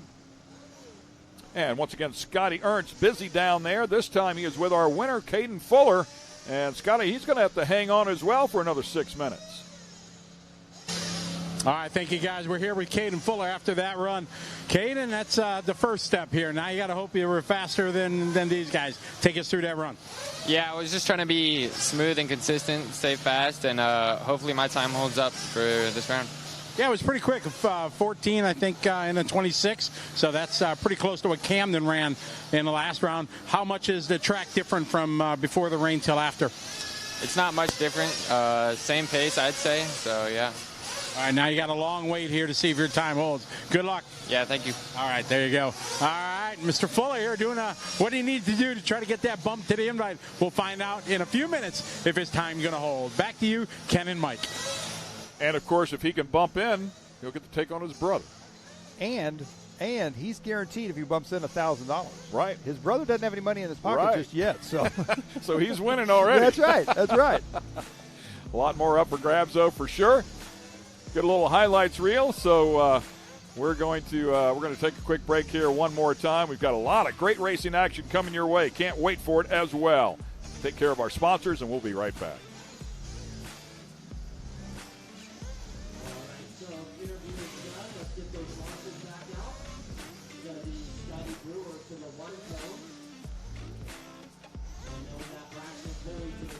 AMSOIL runs on freedom and has since 1972. We punish our products firsthand in our world-class laboratories and beyond, because some things can't be learned from a test tube. Run with us.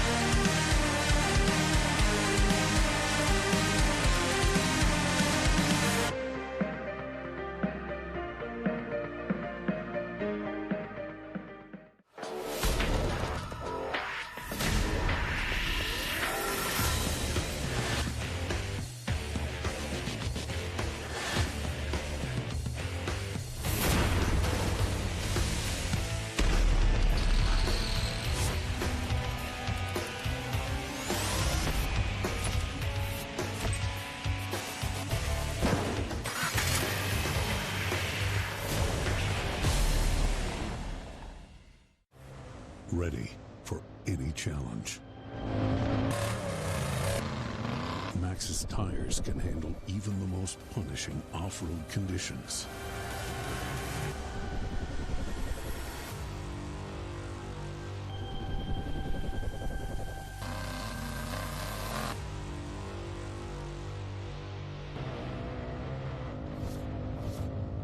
Maxxis tires.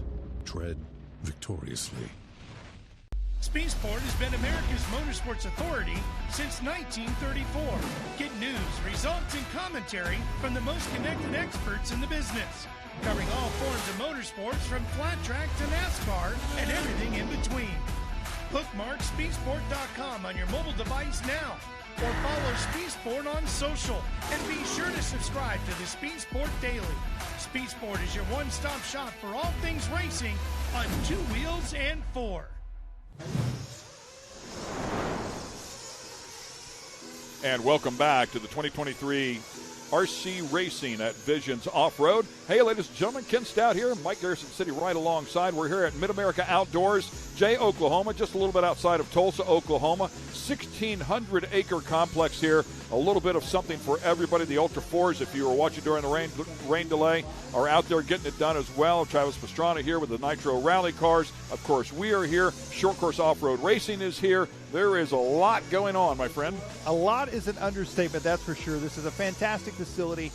As you've said, the Robinette family has put together just an incredible place for off-road enthusiasts, whether you're racing, just wanting to hang out for a cool weekend, RC racing, all the way up to, as you said, freestyle jet skis. There's everything going on here.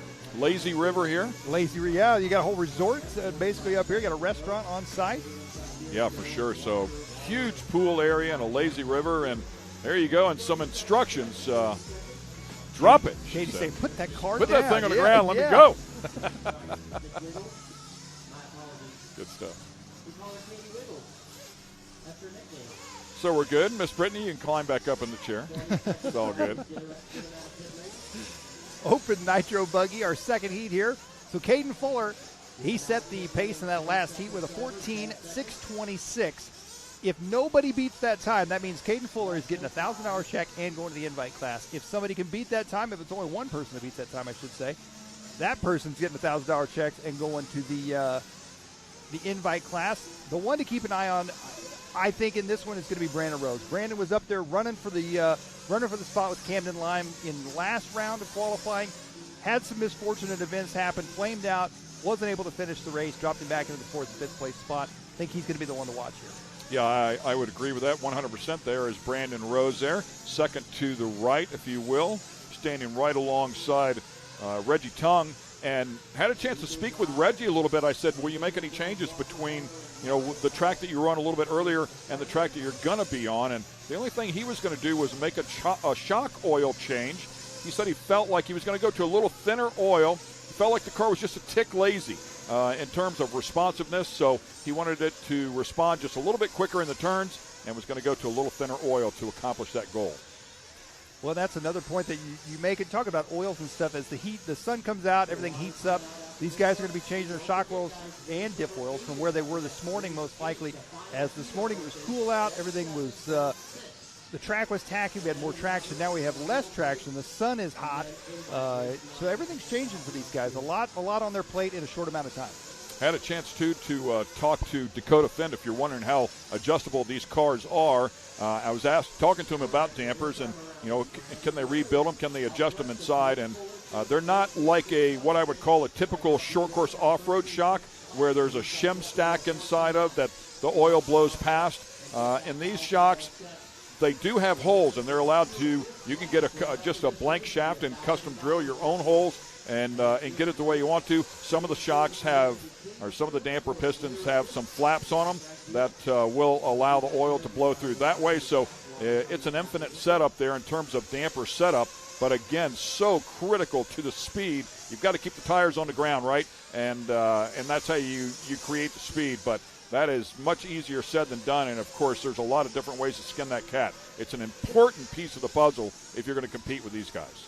Well, one driver that comes to mind when you say that is Jared Wiggins. We call him the Wizard. He is notorious for drilling his own shock pistons and having his suspension absolutely fine-tuned. So absolutely one of those things that you could adjust around the clock. So I think we have to talk about Brandon Rose. You talked about the time to beat. You can see it up on the board, ladies and gentlemen. 14.626.9. Brandon Rose at a 14.627.2. We are talking about somewhere in the neighborhood of about a second, 1.3 seconds here. If Brandon Rose can pick up the pace, it is very, very close. Yeah, Brandon headed on the right-hand side there. The S-Works driver in the green and white. His biggest obstacle right now is going to be traffic, I think, and that worked out well for him as he makes his way through. Clean track now for him. Reggie Tongue up at the number 2 spot. Santos Rodriguez in the number 3 spot. Katie Roxbury in the 4. Barry Rowe in the 5. Brandon looking smooth and comfortable right now. Yeah, and he did the same thing. You talked about it before in the previous session. Camden Line, up on the bike, but manages to stay on the throttle and continue on. Camden, his teammate, so he did have something good to go off of, and he dug. You see him dig that edge, and it upset the car. So a good, quick reaction is going to cost him a little bit of time. He's going to have to keep scrapping here if he's going to jump into this fray, but right now would take over the invite at a 14.625. Pressure is on for Brandon Rose right now, and he's got to know it. He's only got 2 minutes and 10 seconds left to go. But is that all? Yeah, I was going to say, he's feeling it. That's going to be the longest 2 minutes and 10 seconds. It's actually the same amount of time for him and for Caden waiting up there to see, is he going to get beat or not? It's going to feel that's 4 laps, maybe 5 laps, somewhere in that general area. So plenty of time for a mistake, no question. Brandon working his way down the front stretch now. Nice. We'll see if he's got this time by through the rough first turn. 14.625. Oh, really nice right there. Beautiful setup there, and kind of factoring in that rebound, if you will. You've seen a number of people be able to do that. Oh! No! Man, did he get lucky right there. I mean, I know it cost him some time, but did he get lucky right there as it ended up facing in the right direction? Still at a 14.626.3. The time to beat 626.9. Wow. I tell you what, Brandon Rose right now, he's got to keep that thing on all fours and stay out of situations like that, because just a few tenths of a second, that is all he's got over Caden Fuller. 1 minute. Great qualifying effort here. $1,000 on the line, ladies and gentlemen. Brandon Rose trying to steal it away. Well, and here we're following Reggie Tongue in that number 2 spot. He's going to be 13 seconds back from Brandon Rose on the clock. Reggie Tungus, we talked about early on. You may have heard that name. Former safety, NFL safety for the Kansas City Chiefs, among several other teams. But we're just going to Kansas City Chiefs all day. It's getting even closer. Now it's at 26.6. 0.3 of a second is the difference for the invite. 20 seconds left to go here for Brandon Rose. He's got to keep his composure. He actually spread it out a little bit. 26.4 now. A little bit of breathing room. He's going to have to rip around about one more lap. Well, actually, the clock ticking down up there on the top left-hand side as it goes to zeros right here. He's going to go, I think, one more after this one for that 14-lap run. He's going one more. This is going to be his final lap. It's all coming down to this one. 14 at a 6:26.3 is his pace right now. Pressure is on. A car crashes right in front of him. And this is at 6:26, the 26th part of that, right? I mean, he's got to complete that one extra lap. He is pushing so hard. Oh, no! He's run out of fuel. He has run out of fuel. The car is flamed out. Oh, my Disaster goodness. has struck Brandon Rose again. Oh. Unbelievable. And we heard about that. Ryan Mayfield said it early on. They are on throttle. There goes Brandon, unfortunately, I'm sure dejected. But he talked about making it to the end. He thought fuel mileage would be an issue because the track is so fast. They're wide open throttle for so long. Wow. It's showing him at a 14.626.3. I believe that was his estimated pace. So No, there it is right there. Just adjusted. 13.558. Oh. Wow. I mean, right there, close. And, yeah, he'll have one more crack at it. But, boy, he had it done. He's definitely got the speed to do it, that's for sure. A heartbreak there for Brandon Rose. On the other side, Caden Fuller's like, yeah, well, I'm all good with this. Yes. I don't know what you guys are so bummed out about. Oh, boy. Wow. What a turn of events right there. There you see Joey Christensen filling out that $1,000 check for Caden Fuller. Joey Christensen is not only an artist with dirt as far as building tracks, he is actually an artist outside of that as well. Yeah, I noticed that before. I said nice handwriting, Yes, right? I wasn't yeah. kidding you. It's very creative, clearly. So, beautiful job there. Yeah, filling that out. So, congratulations to Caden Fuller. He did a great job. Definitely put the pressure on and forced Brandon Rose to stay in the throttle there right to the very end. And, of course, came up just a bit more time than what he was looking for. Scotty, what do you got, buddy? All right, we are here with Caden, and man, oh man, you and I are sitting here watching Brandon from behind him here. Man, that is just tough luck. And a win's a win, but you don't wish that on anybody. Yeah, I hate to win like that, but it was going to be close. But like, Brandon had a flame out at the end, which sucks, but I got the win, I guess. Exactly. So, hey, you're going to bump up to the invite. Now you got a chance for some big money along with the $1,000. Here we got Joey Christensen here from the dirt. You're going to issue you a check for $1,000. Now, is this going to mom and dad at all, or is this going to your pocket? Nah, I'm going to keep it for sure. Oh, boom. There you go. Sorry about that, mom and dad. Well, best of luck. I know you got some work to do. Good luck in the invite. Thank you. All right, there you go. Caden taking a win. Well done there. Well earned. Little luck on his side. So Caden winning $1,000 here at Vision. Bump it up to the invite. Back to you, Ken and Mike. Thanks a lot, Scott. He didn't seem to be too excited there until he said, are you going to give that to mom and dad? He said, no, I'm keeping it for sure. That's right. Finally, a little bit of motion there. Yeah, no, I'm not giving that away. Good stuff, man. Congratulations to him on a great job. A little bit of highlights here from that last session, of course, for your enjoyment. And then we'll take a quick break here, and we'll be back with plenty more action from Mid-America Outdoors and the 2023 RC Racing at Visions Off-Road. AMSOIL runs on freedom and has since 1972. The rest of the market has been trying to follow our lead ever since. But a head start is a head start. Run with us.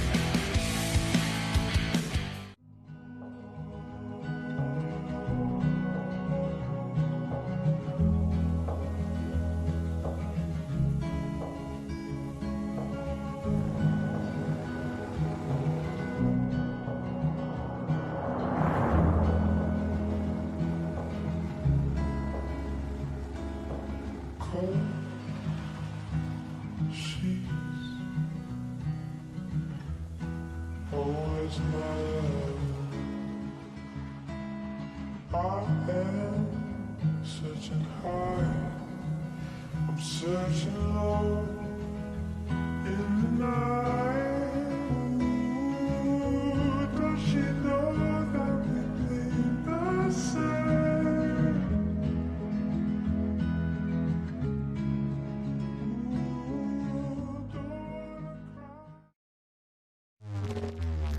Get it, boys.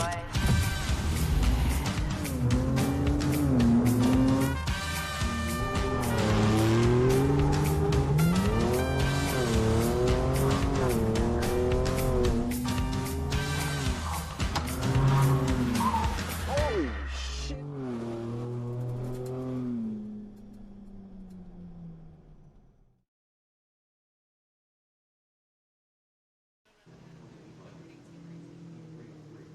And once again, welcome back to the 2023 RC Racings at Visions Off-Road.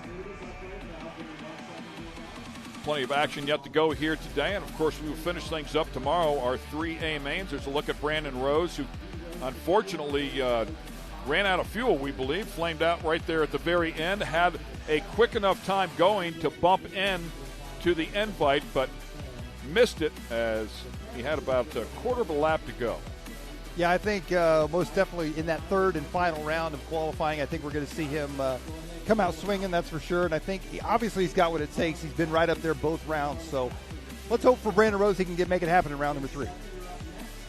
The benefactor of that was Caden Fuller, of course. So Camden Line and Caden Fuller, 2 of the 4 bump-ins so far into the invite. There's a look. I mean, he was just this close to the finish line, and that's where it flamed out. And boom, the effort was over. From a 14-lap average, was better by about 0.4 of a second. It was very, very close, but you've got to make it across the stripe, and that did not happen. Wow, he just made a pass right over the top of him. Looks like they did spray a little bit of water down here to control the dust just a bit. Warm-up laps here for Open E-buggy. This will be heat race number 3 in Q2.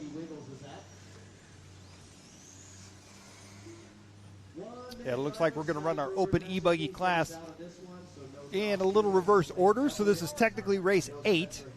I'm guessing after this we'll probably go to race 7, then 6, and then we'll go back to race number 9 for our invite class.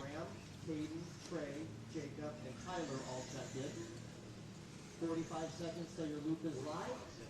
These drivers all getting checked in here. And this one we got Tyler Noon, Scott Brewer, Jacob Vigil, Josh Dill, Blake Everett, Trey Ford, Caden Fuller running back-to-back here. Spencer Heckard, Graham Hill. A few of those drivers on that list not here this weekend.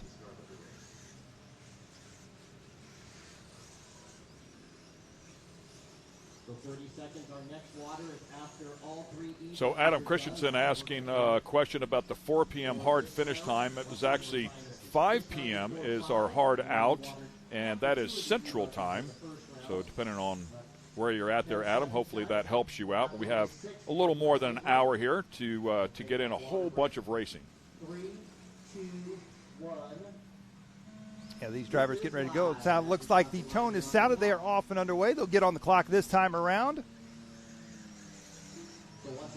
We have the reason we have a hard out for our fans there that are watching on is there is a short course off-road race that will take place here that starts as soon as we are finished up here. They have 3 pro classes yet to run. Their second race here for the weekend. In the side-by-side categories, it'll be Pro NA, then Pro Turbo, and then they'll have the Pro Light trucks out here to finish up their second race. So that is the reason behind the hard out, I should say. And if we don't get everything in here today, we will tag it on to tomorrow. Oh, Somebody whoa. tumbling me out. Big tumble. That was close right there for Caden Fuller. We're following Caden around here for our first couple laps. Caden going to be leading us out here. And by the way, Adam Christensen is in Australia. Wow.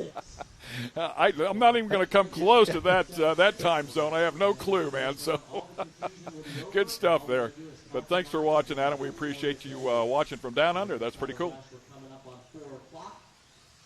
One lap into this one, Caden Fuller going to be out front. Jacob Vigil up at the number 2 spot. Tyler Noon in the 3. Graham Hill, Spencer Heckert, and Trey Ford.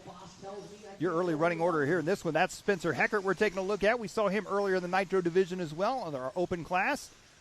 He was trying to make his way up into the invite. All right, Caden Fuller, who just picked up a $1,000 check. Yeah, big airtime right there. Bumped up into invite. Out front leading the way. Once again, open E-buggy here. Caden Fuller now up front here once again. And Trey Ford, only 6 drivers in this one. 11 laps, 5 flat. Oh, wow. A little bit short there, right?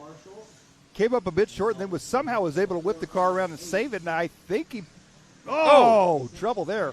Anytime you can see how rutted up that left-hander is. I mean, it's one of the worst turns. I don't want to say worst, just rough turns out here. And it is off-road, by the way, so you've got to deal with it. It's definitely getting chewed up, and I think, whoa, that was close too. Man, I tell you Crossing lanes off a jump is never good. I don't care what kind of vehicle you're in. Spencer getting lucky there on that one. He's still going to be sitting in that number 2 spot. He is going to be 4 seconds back behind our race leader, Caden Fuller. Heckert onto the back side of the track he goes. Through the drop away. Caden Fuller, 26.9. They threw just a little bit of water down on the track, and sometimes that can make all the difference. Yeah, first 26 we've seen since we've come back after the rain delay. Packing that thing in there just a little bit. Some of these guys, you can see them just kind of riding on top of the ruts, if you will. Again, damper package really critical in that scenario. Trying to keep the tires on the ground. 3:15 down, 1:45 remaining. Back around onto the left-hand side. He goes back into the center now. Caden, one of the more animated drivers. You can see him anytime that car gets off the ground, he's going to throw a little wheel whip or something to get the car to do little style points in the air.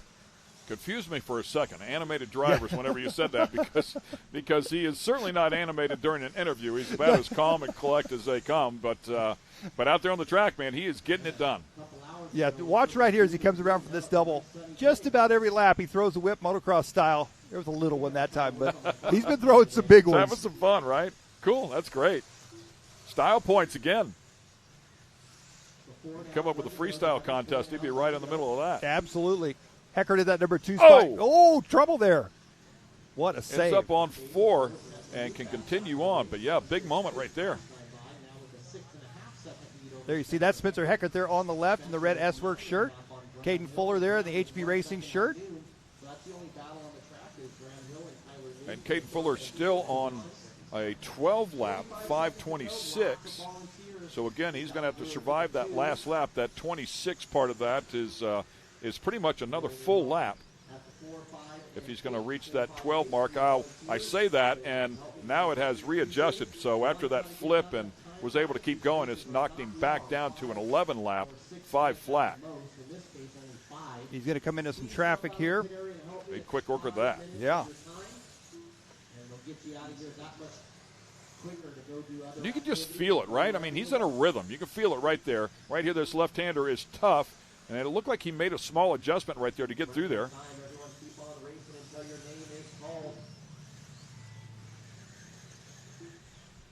Time's going to expire here. Caden Fuller on the bubble for a 12-lap run. He's on 11 at a 5 flat. It is going to be really close here. That is his time right there, and I don't think he's going to make it. I think he's going to have to settle for an 11-lapper. And it got him. He's done 11 at a 5 flat, .452. Going to be our early top qualifying time here for Open E-buggy. 2 more heats to go after this one. Spencer Heckert about 7 seconds behind there. Then Graham Hill, Tyler Noon, and Jacob Vigil as it stands right now. We'll see if anything changes here as they cross the stripe at the very end. There's Graham, and there's Trey going to the first berm. He's still racing. One more into the first berm there. That is Open E-buggy. Heat race 3 here in Q2, race number 8. One more jump to go, one more corner. And Mike believes we will go to race number 7. And that's a race. Everybody Clearly went to the same school. I'm taking a wild guess here. Taking a wild guess. There's your qualifying results from our first heat of Open E-buggy here for round 2. Caden Fuller, your race winner. Spencer Heckard, second. Graham Hill taking third. Tyler Noon. Jacob Vigil taking fifth, followed by Ford, Brewer, Dill, Everett, and Widzinski. Several of those drivers not actually out there or here this weekend, unfortunately. And actually, we'll put Graham Hill at the 8 right next door to the 10. Then we just need 2 volunteers. Another great setup there. So the driver's up there on that second level. Volunteers at the 4 and 5. Pit road down below. Over on my left side here. Crew members down there helping out. Both over on the left if you're looking off the driver's hand. As we documented before, a number of the racers that have raced will now go out onto the track and help out. And in the meantime, let's get it back over to Scotty Ernst. I'm guessing he is with our Caden Fuller once again. All right, thank you very much, guys. We're down here with Brandon Rose. And Brandon, this is not the interview again I was hoping to do with you. A bit more bad luck there at the last lap. Yeah, it was a bummer. Had a good run going, and then with about 2 minutes to go, hit a lapper, broke the car. I think a front shock shaft or something. It was really hard to drive, but I was holding on to it. And then with 1 lap to go, or like 2 turns to go, I ran out of gas. And yeah, I was pushing really hard because the car was kind of driving weird, and I guess it just bit me. So we'll try again in round 3. Are you going to do anything to your fuel adjustment or anything like that to try to get a little more run time?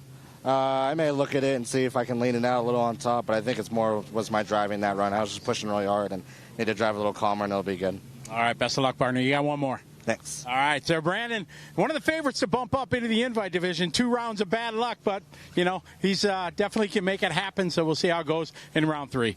Ken and Mike, back to you. Yeah, and hopefully third time is the charm. We'll find out how things shake down for him because he has been in position twice. Once again, a bit of a highlights reel there from our last heat race. Tricky track there. A couple of tough corners for sure, but high-flying action. It has been fun to watch. A lot of racing yet to go here on Friday. Qualifying day here at 2023 RC Racing at Visions Off-Road. We'll take a quick break. We'll see you here in just a couple of moments.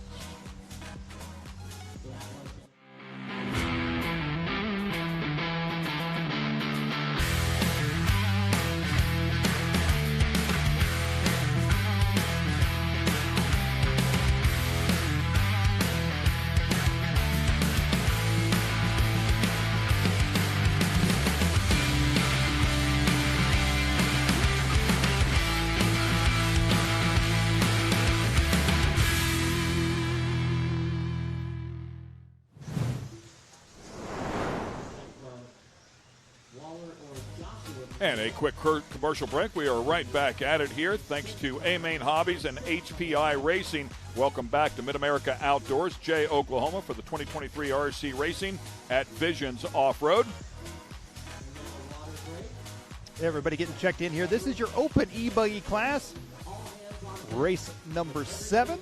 Our second heat of Open E-buggy. We saw Caden Fuller set the fast TQ time, top qualifying time, I should say, here for round number 2, that last race, 11 at a 5 flat .4. There you see Team Associated's Richard the King Saxton watching closely as his driver out on the track here. That Chloe Fend, they're walking past him.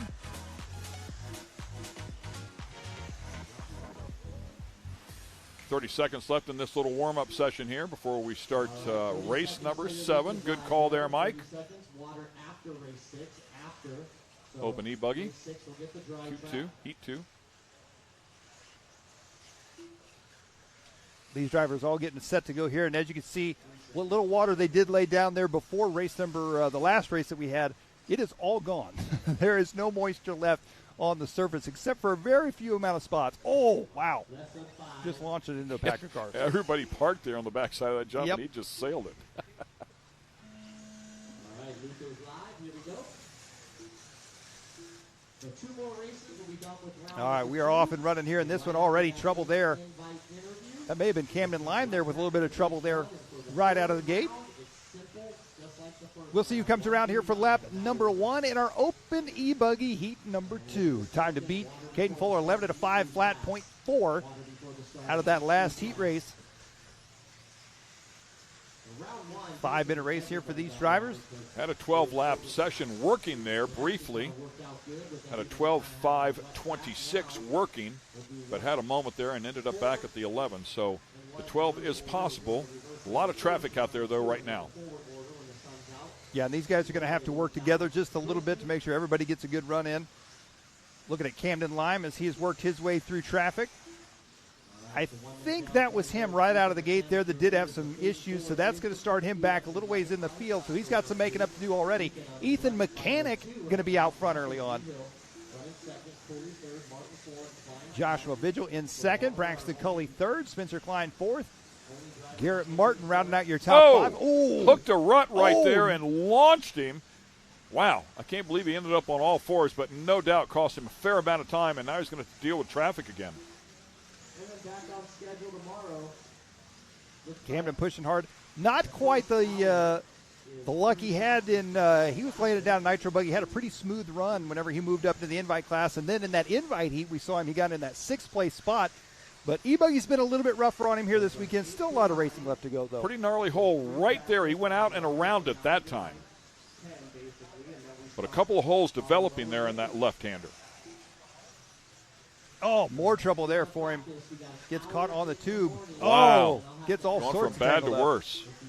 So Ethan Mechanic now has jumped up into the number 1 slot. Just tuning mistakes there. Braxton Coley in the number 2 spot. About 6 seconds behind Mechanic. Ethan working on an 11.505.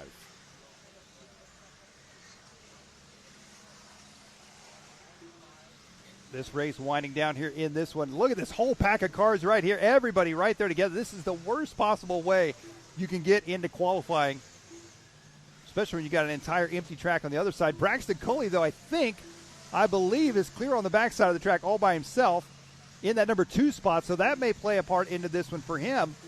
Great precursor to what we're going to see in a race, though. Yes, absolutely.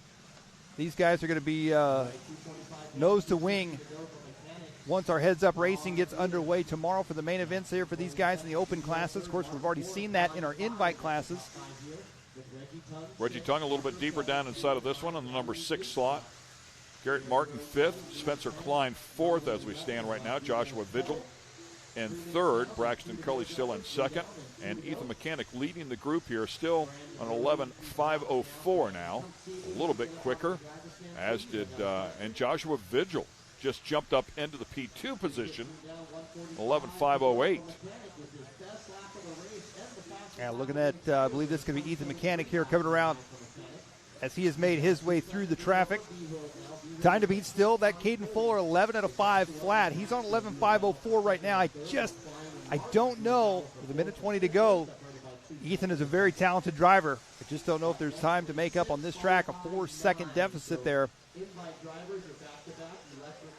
I mean, ripping off lap times in the 27-second range. So it's not like his pace is way off. I mean, it's just not a whole lot left to make up that time. Like you said, that's 4 seconds. Yeah, he would need some hero laps for sure. He works his way onto the right-hand side of the track now. Braxton Coley still in the number 2 spot. Joshua Vigil in 3rd. Garrett Martin in the number 4 spot. And Spencer Klein rounding out your top 5 right now.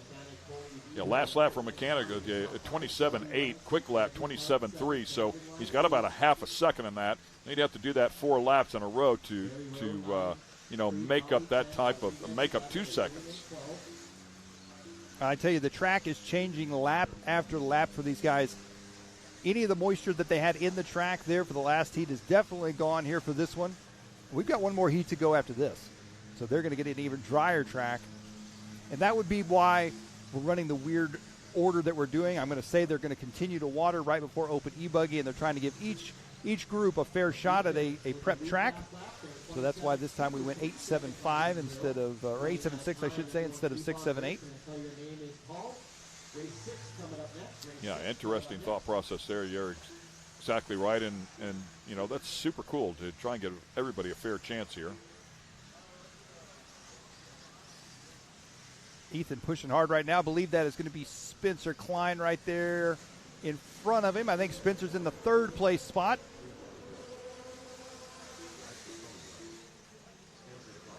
Mechanic on that 11.504, so should be done here. Looks like he is finished up there. So Ethan Mechanic going to take this one 11 at a 5:04. Not enough for the top qualifier time, but enough to take this heat race win. Joshua Vigil second, Spencer Klein third. So Caden Fuller, one more heat to go for Open E-buggy. Fuller is out front leading the way right now. And a look at the results there for that second heat. Stacked up a bunch of cars here out here competing for sure, so congratulations to Ethan Mechanic. Nicely done, Joshua Vigil, jumping up into that second position late in that session. Spencer Klein Braxton was P2, fell down to fourth there right at the very end, and Garrett Martin inside of the top five. Camden Lime just really had a tough go of it. It went from bad to worse there for a moment. He was up at the top of the sheets and ended up in sixth. Reggie Tong in seventh. And coming up here is going to be our final heat of Open E-buggy. This is going to be a lot of our invite drivers. These are going to be the cream of the crop here as they get set to go. Some highlights there from our last heat race. As we're looking at Camden Lime, some of the struggles he had there. When in doubt, throttle out. Get up after it. We'll cross thatching. Not the fast way around here. Ethan Mechanic, of course, as he works his way through. He was your heat race winner there. Made some beautiful passes to stay out of traffic. Stay with us. Once again, we'll take a quick break. We'll be right back on the other side.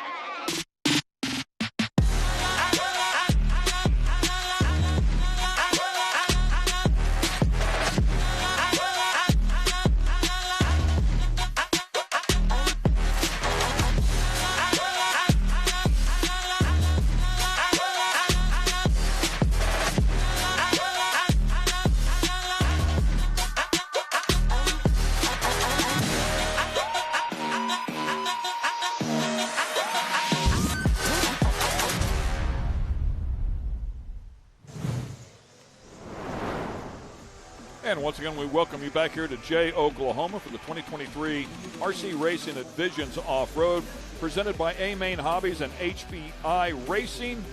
We also have presenting sponsors as well of Teak and BP Fuels, Team Associated, and Lifetime. Well, coming up next, it's our Open E-buggy, our final heat for round number 2, and these right here are our top drivers. A lot of these drivers we're going to see in the next race as well for the Invite Nitro class. We got Joe Bornhorst, Seth Van Dalen, Ty Tessman, Mason Fuller, Jared Wiggins, Adam Drake, Ryan Mayfield, Spencer Rivkin, Jared Tebow, Cole Ogden, Dakota Finn, the feet-long win, and Brandon Rhodes. So knowing that you have a race immediately following this one as they take their warm-up laps here, about 45 seconds there left in that, would you bring your other car over? So, I mean, you're right there, boom, ready to go, right? I would say so. And I'm going to venture to say they're going to have to give these guys just a minute or two in between these two races in case they are sharing anything between the two cars. Perhaps they want to change tires, something like that. These guys are pretty vocal when they need something, and they're pretty vocal when they want just a few minutes. And so I would venture to say we're probably going to have a few seconds in between this race and the next one. Of course, also we have to get our corner marshals out there as well, because normally these guys would come off the stand and go out to corner marshal for the next race. They're not going to be able to do that because they're in the next race. So one thing I can guarantee you about this one, though, Brandon Rose has had some tough luck, and he is not going to run out of fuel in this race. There we're looking at Joe Bornhorst. Joe Bornhorst, the S-Works driver, working his way around. There's Ryan Mayfield just ahead of him. Everybody is checked in. Talked about Joe making his first appearance here at Visions. Of course, last year was the debut of this big event. And once again, if you're just joining us, $30,000 up for grabs, $5,000 if you can win it, another $5,000 if you can sweep it. Of course, $1,500 for every one of those that you win. So that would be another $4,500 there right in the middle if you win all three of the A mains come tomorrow. A lot of money up for grabs here, $30,000 total purse, so, and some money going out to second, third, fourth place. So we wish everybody the best of luck out here, but the games have begun for sure. Good look right there as this race gets underway. We're following Cole Ogden. We talked about a lot of drivers making changes, and as we mentioned earlier, Cole Ogden, the only change that he has made this year, moving into 2023, was he made a tire change, and he chopped his mullet off. TZO 200 tires, the tire choice now for him. Oh, no. Is that Brandon Rose? I just got done saying the only thing I can guarantee in this race, because it's electric buggy, is that Brandon Rose won't run out of fuel. I never thought that the body would fly off his car and he would be out like that. Wow. Wow. Brandon Rose. Well, hopefully he can get rid of all the bad luck here. He's got one more shot at the Nitro side. Let's do it. Let's get rid of all of his bad luck in qualifying and save all the good luck for the mains. Wow. Tough break again for Brandon Rose. So down the ramp he goes, and he'll get that Nitro car ready to go. He'll have another crack at that bump in for sure, and has been right there with the players. Ooh. That was Ryan Mayfield. I was just going to say, I think it was Ryan Mayfield that just went for the ride. That was a weird mistake from Ryan Mayfield, too. Not one that you typically see him make. I don't know if he hit something on the takeoff of that double. What exactly? You can see that hole right there. We talked about it before. It's just a different view there, a couple of different camera angles, and can make it look completely different. But the same hole, same turn, different look at it. Well, 3 laps into this one, it's S-Works driver Joe Bornhorst out front leading the way here. Ty Tessman in the number 2 spot. Dakota Finn, now Mason Fuller up in the 3 spot. Dakota Finn in 4th and Jared Tebow in 5th. Time to beat again is 11 at a 5 flat set by Caden Fuller. Joe Bornhorst right now is on a 12 at a 5:25. He is the only driver ahead of Caden Fuller's TQ time right now. Yeah, it needs to stay spot on. Still a lot of time left inside of this one at 2:25. So that 5:25, and I always refer to that now 5:26, that extra 26 seconds is that extra lap. So he's got to put together that extra lap and keep it clean. We'll see if he can, in fact, do that. Yeah, Ty Tessman working his way up in the number 2 spot now. Dakota Finn in 3rd. Ryan Mayfield, Jared Wiggins, your top 5. There's Ty Tessman working his way through the infield, the X-Ray driver. To find a little bit of time there. Right now, Ty Tessman on an 11.5 flat. So we'd have to find just a little bit here. Get to that 12-lap mark. Lap times, by the way, quickest we've seen so far here, 26.9. Ryan Mayfield just stringing one together. 26.8, Spencer Rivkin. Now a good look here. Joe Bornhorst, your race leader, in the top screen. We got Ty Tessman in the number 2 spot on the bottom screen. Joe Bornhorst off the drop away he goes, headed into the switchbacks on the left side. Joe Bornhorst's fast lap last time by was a 26.7. Fastest lap of the race right there for Joe Bornhorst. So Joe feeling good with the S-Works E-buggy. Laying it down at this point. Ty Tessman in that number 2 spot. Yeah, he shaved that average off just a little bit, having a great session here. Now 12.520. Well, it was 5:25, back to 5:26 now. Look at this, though. That last time by, Ty Tessman, a 27 flat, his personal best for the race. He is now going to be 0.5 of a second back from Bornhorst. Yeah, he's down on the 12 lap range now. 12.527 to 27 flat, I should say, to a 12.526.1. So about 0.9 there between the two. Bornhorst back around on the right-hand side. Down the backstretch he goes. Into the drop away. Oh, real nice. The car settled really nice in that drop away. I could be wrong. I believe that might be Ty Tessman just ahead of him on the racetrack. Our second place driver, Ryan Mayfield, in 3rd, going to be just ahead of him.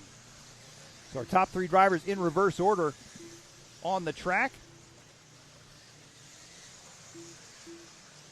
Here we're looking at Ty Tessman as he works his way around. Time is going to expire here. This is going to be a fantastic round of qualifying for Caden Fuller. That 11 at a 5 flat. He's looking at a 3rd overall at this point. Got a long 54.3 out of Richmond, so Spencer, let me know if you were off the track or not. Look at that time up there in the top corner for Joe Bornhorst. Up on the bike there, just hanging it out. Time all but out here. 1 lap to go here. Joe and Ty both have got 1 lap to go. They were 0.2 of a second apart last time around. Mayfield is already done. Here they come through the switchbacks. Oh, so close. 5:26.5, 5:26.8.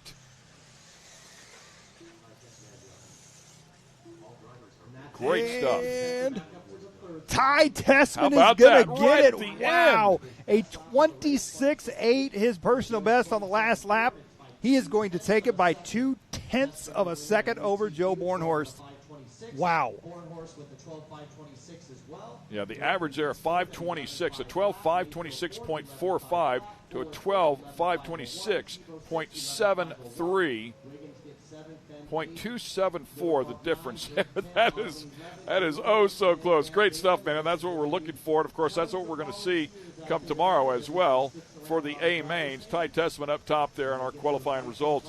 Bornhorst so close all the way across. Rivkin jumping up into the P3 spot ahead of Ryan Mayfield, and Mason Fuller inside of the top 5. Well, these guys running back-to-back now. They're going to be going out for the Invite Nitro. And just behind the screen there is Mason Fuller's 8-scale buggy. And I'm looking at those tires. I don't know what those are that he's running.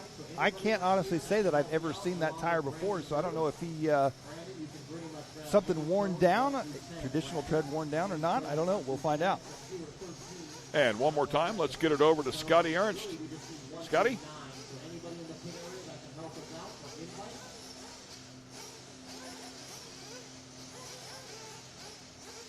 And once again, we will fix technical issues there, see if we can get him potted up and get some volume coming out of the microphone.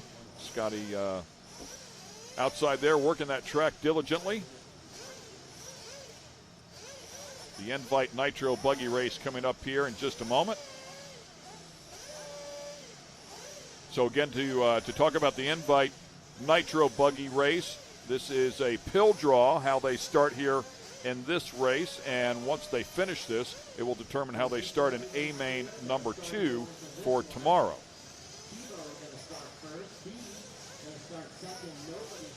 And there you see the the Fuller brothers, Mason and Caden, both in the Invite class now. The HP Racing drivers, both of them running whatever tire that may be.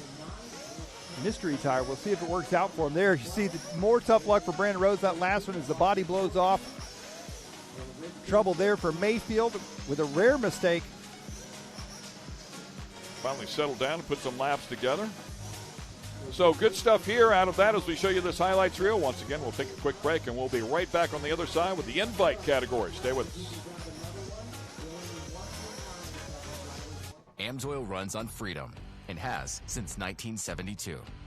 We punish our products firsthand in our world-class laboratories and beyond, because some things with us.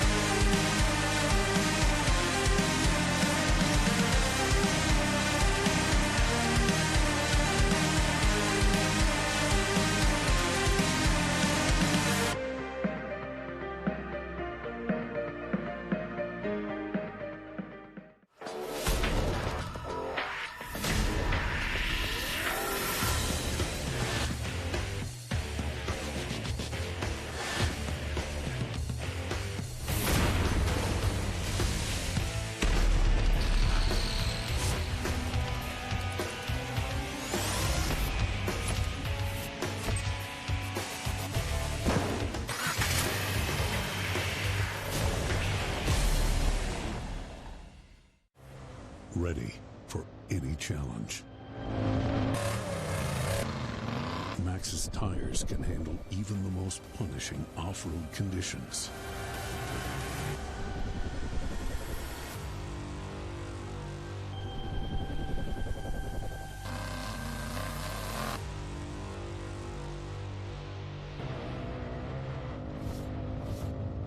Maxxis tires.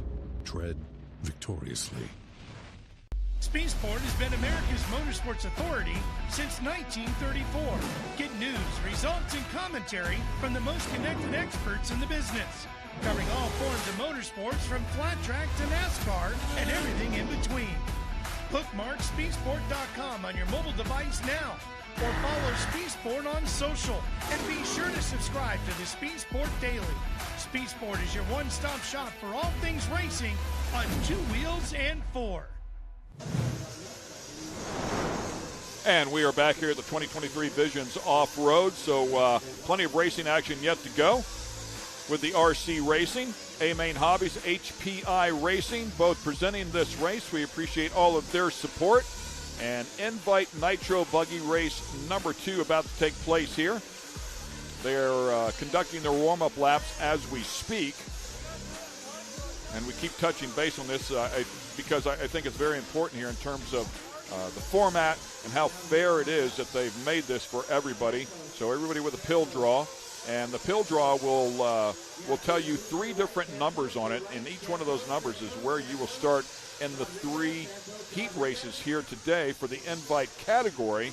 And each one of those will be a good bit different so that you can start in the front, the middle, and the back in each one of those races. And then how you finish in your heat race here today determines the starting race for the 3 A-mains come tomorrow. So everybody with a fair chance of starting up in the front at one point as we take a look at our Visions Off-Road starting order. Yeah, this is going to be an interesting one here. We saw Jared Tebow in the first invite race, started clear in the back of the pack, was able to work his way up into the top 5. Jared Tebow now starting first in this one. Same with Fee Long Win. Fee starting in the number 2 spot this time. Mason Fuller starting 3rd. Camden Lime, who we saw bump out of the open class early on this morning, starting 4th. Ryan Mayfield 5th. Joe Bornhorst 6th. And the rest of the field lining up here for our invite. And 7th was our, I know they switched the page on you, but that was Caden Fuller, our second bump up in there. So we'll find out how he does as well. Speaking of Caden Fuller, he was all the way to the left-hand side of that screen as we take a look at some of our drivers up in there. And you can see the hats are on now as the sun is out in full effect. Crew members down there are about to line everybody up there, get them in their spots, and turn them loose. 15 laps here is this session. They've got about... well, it says here just a few seconds to go before we get this thing started. So we'll get everybody going there. The starter down there, Sean Miller. Telling everybody to prep those cars. They'll fuel these things up. Yeah, our second invite race here. This is going to be an exciting one. Everybody lined up on the grid. As you can see, first and second are actually lined up over on the far right side. There's Graham Hill pitting for Jared Tebow. Fee Long Win pitting in the starting number 2 spot. Then on the front straight, we've got the rest of the field as they kind of wrap around that corner after the double.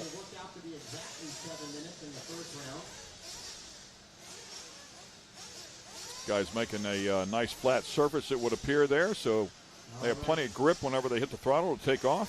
So we're ready to go. Let's go ahead and fill them up with fuel. Fill them up. A average, I want to say Jared Tebow, who will lead this one off, had an overall finish of 5th last year here at Visions, finished up 8th, 7th, and then a 3rd place finish. Hands up, put them down. That is it, man. We are racing. Here we go. 15 laps for Invite Nitro Buggy Race number 2. A big pileup down there. 2, 3, 4 cars involved. Yeah, I got a feeling these first couple of laps aren't going to be quite as clean or as nice as they were in round 1. Everybody's been sitting around waiting a while, anxious to get on the racetrack. Jared Tebow right now just trying to put a little gap between him and the field. Fee Long Win hanging strong there in the number 2 spot. Mason Fuller in that 3 spot. Camden Lime still in 4th. A little bit of gap there between 3rd and 4th as the first 3 get away with a nice clean out lap. Dakota Finn starting in the back of the pack once again here. This one, I think Dakota was caught up in that mess out there in first or second turn there. A bunch of cars got together. Cole Ogden down in there and Adam Drake as well. And great to have Adam Drake out here. Of course, one of the legendary drivers. Oh, nice pass. Mayfield working his way to the inside there. I believe that was going to be Camden Lime.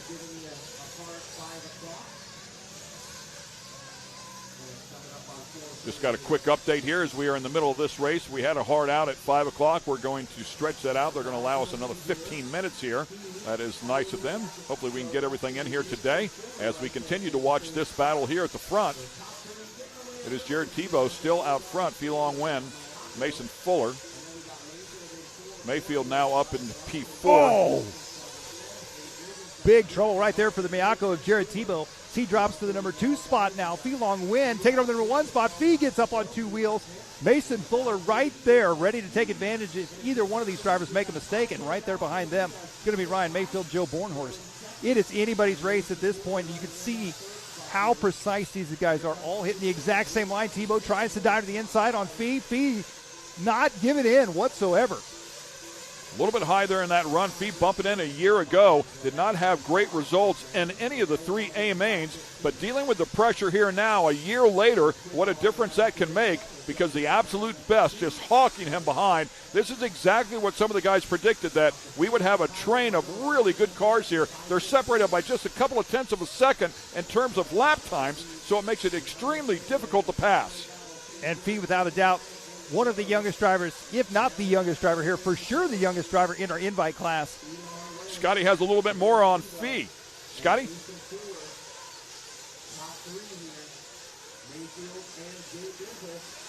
And again, it seems like the microphone not working there, and a pass as Jared Tebow, I believe, was just passed by Mason Fuller.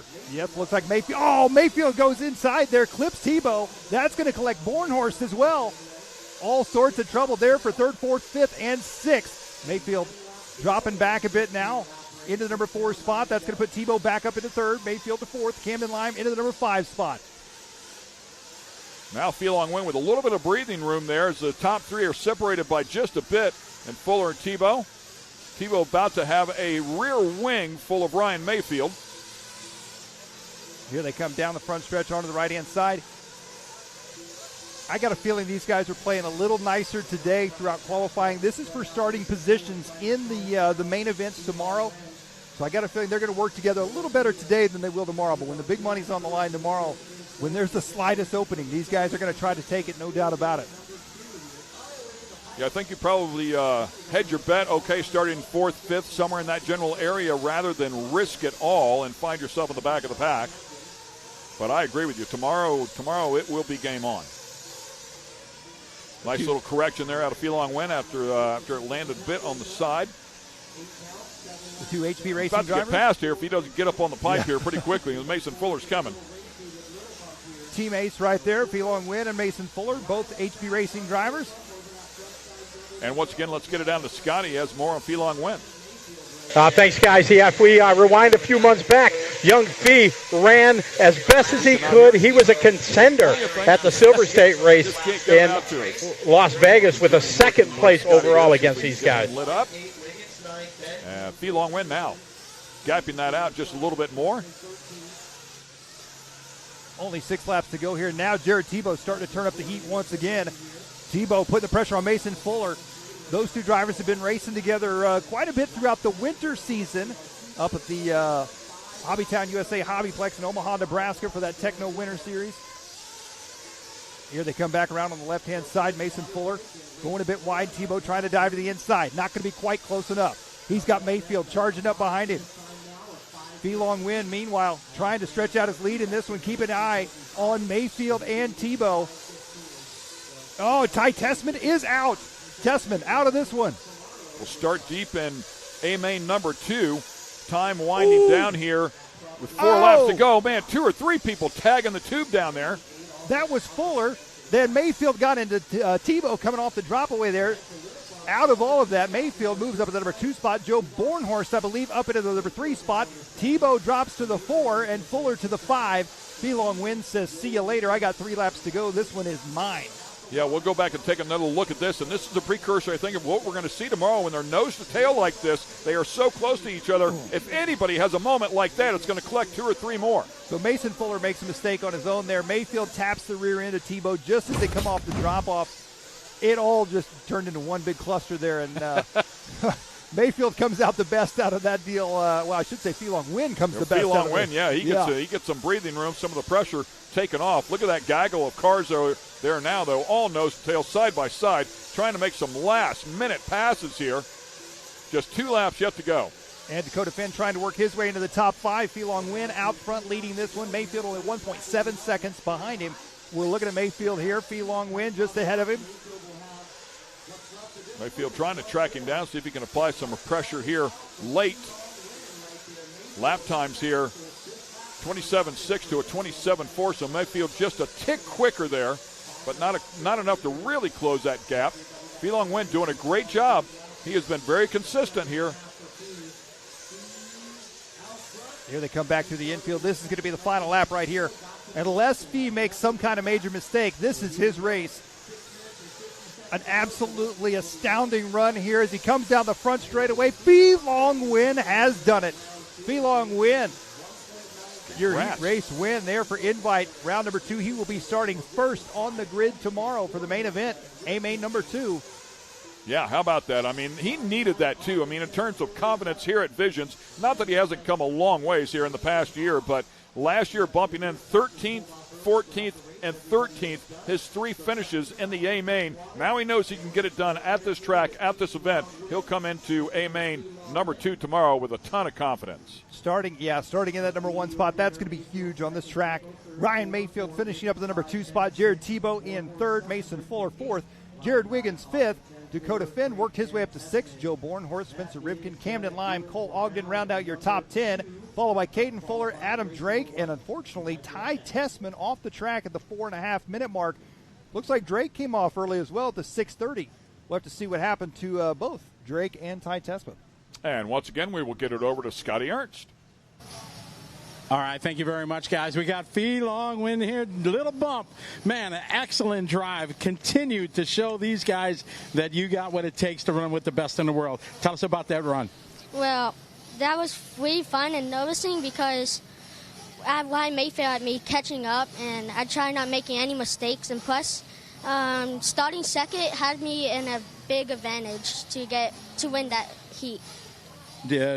The first guy to come over and say congratulations was Ryan Mayfield, gave you a fist bump. That must make you feel good. Yeah, it does.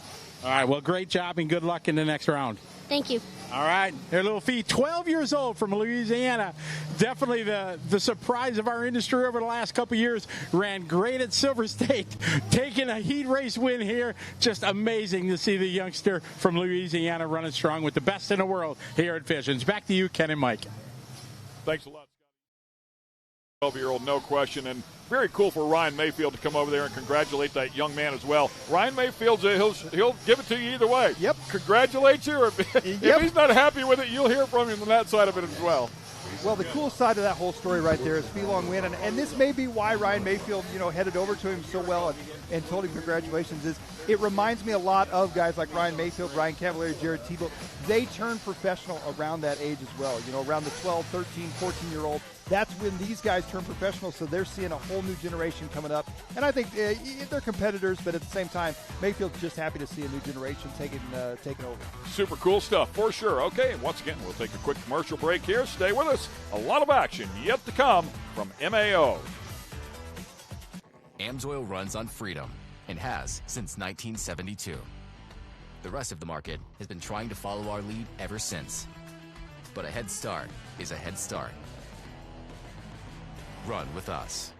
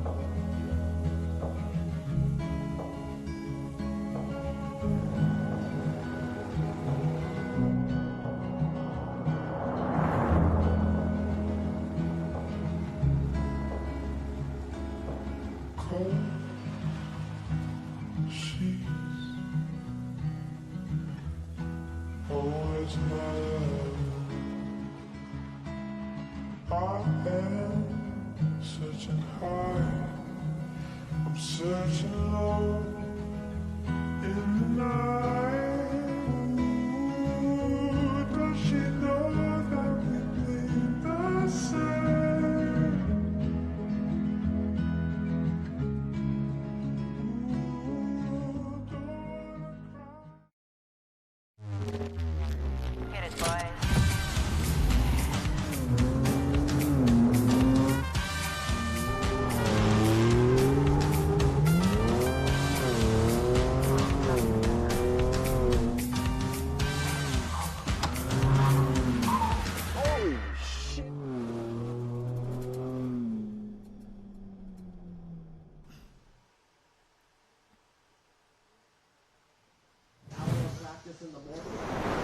You're watching the 2023 Visions RC at Visions Off-Road.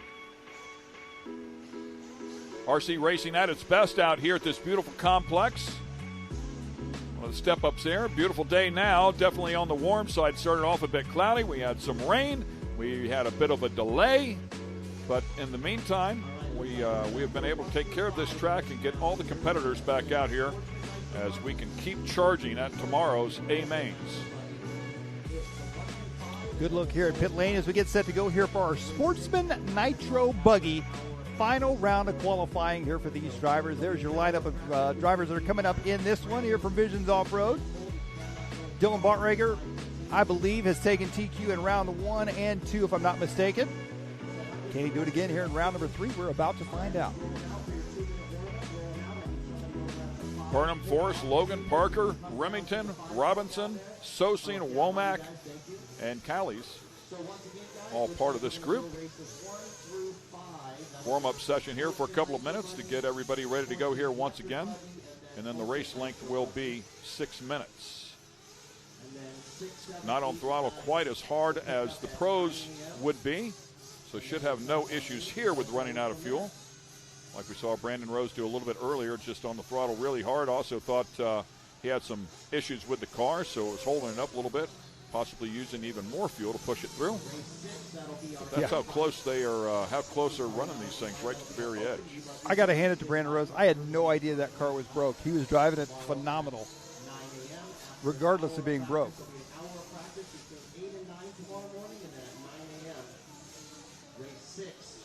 And it did look like they have sprinkled a bit of water on this track, as the Sportsman Nitro buggies will come out here. So, and it's almost dried up immediately. That's how warm it is out there now. A couple areas there, you can see where they put some moisture down. That left-hander seems to be smoothing out a little bit. Do you agree? Yeah, I would say so, just a bit. It either that or these guys are making it look a whole lot better. One of the two.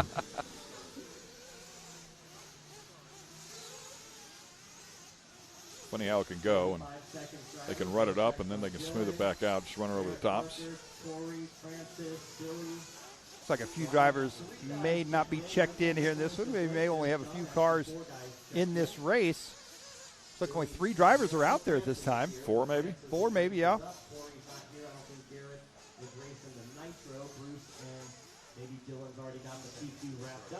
15 seconds, drivers. 15 seconds. So your loop is Again, beautiful look there at this track, and we appreciate everything that Joey Christensen and the Dirt Crew have done, and certainly working on it, maintaining it throughout the rain delay as well.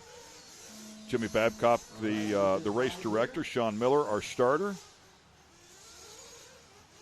So another quick water after this one. Then we run race 2 and 3.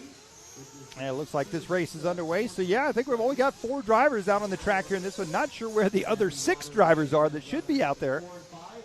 They are not out here for our final round of qualifying. Well, plenty of track space for these 4. Watch them all end up together. Yeah. Just the way it goes. Ooh, what a save. Big yard dart action right there. Those hurt in a big truck.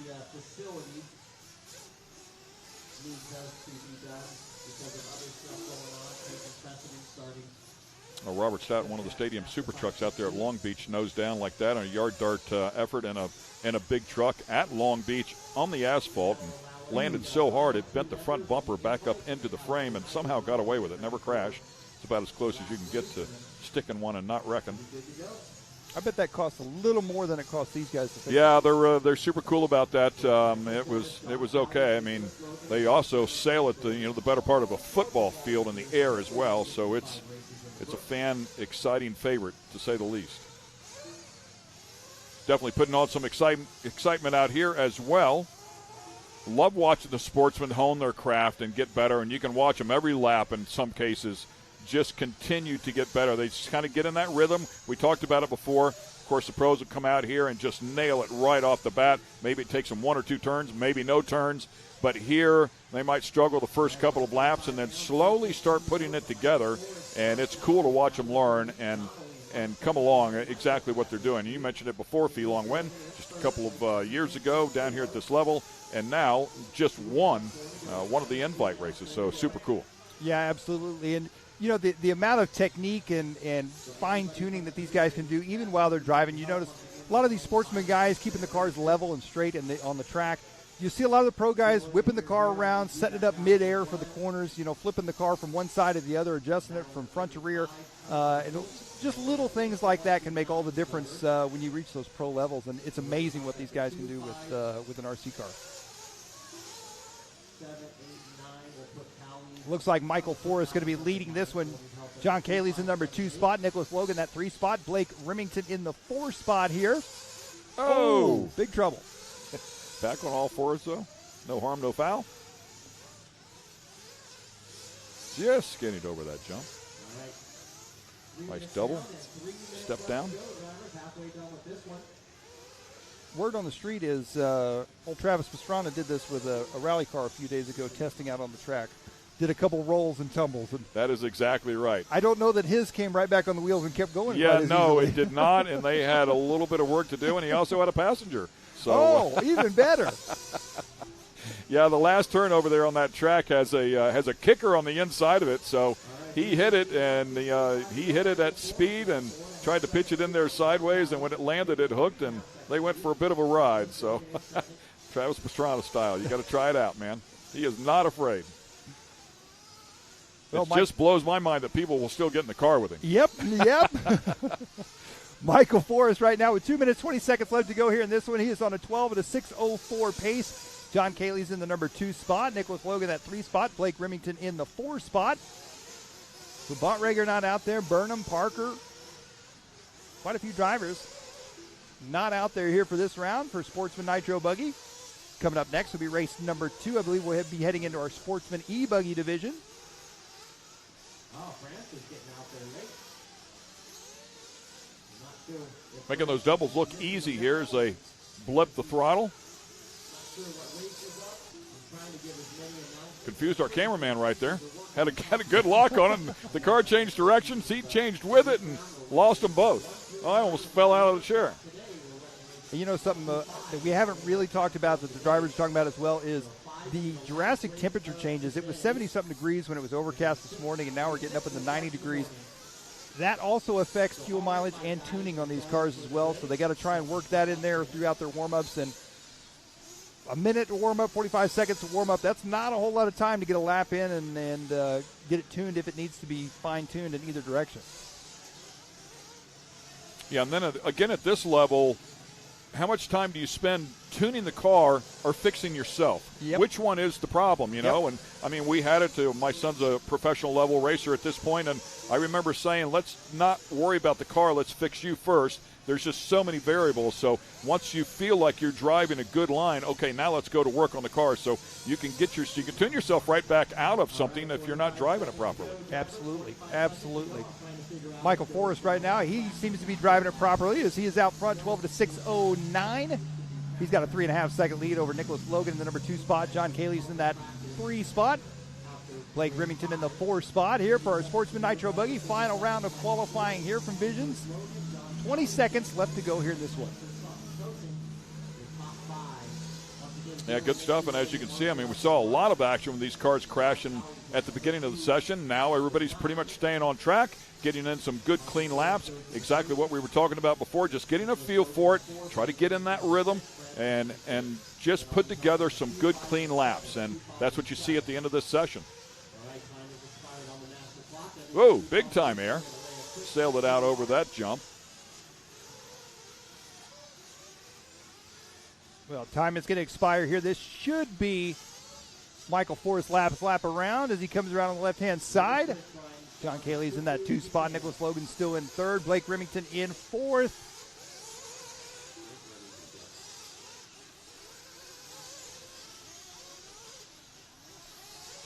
Wrapping this session up here. As time has run out, they will finish up these final laps. Forrest up top. Does a nice job there. Comes across at a 12.612. 12 laps at 6:12. And 12 laps, 6:18 for John Callies.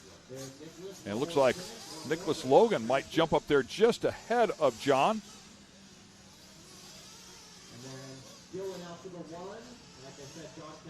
12 laps, 6:16 to a 12 laps, 6:18 for John and Blake Remington there in the 4-hole.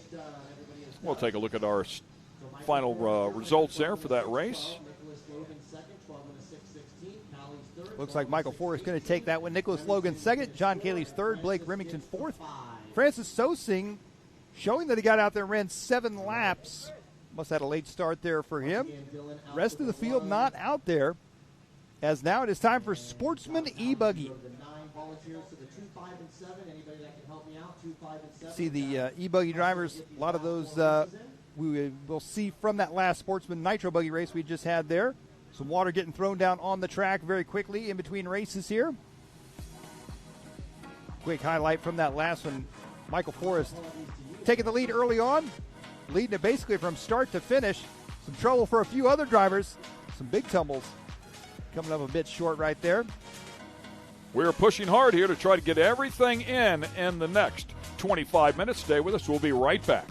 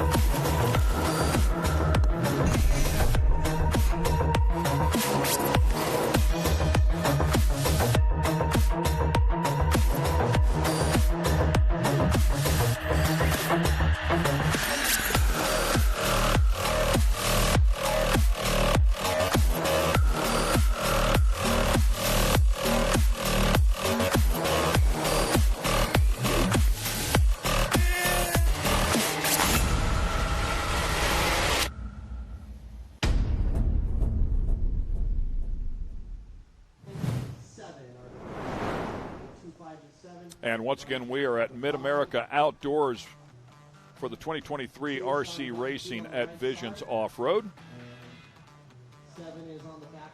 Once again, a look at pit road there and the steel grate that they run across. The drivers stand up above with a great overhead view.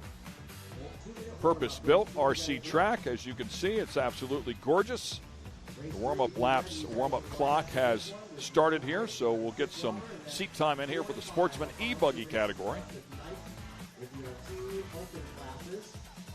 12 cars scheduled to compete here in this particular session.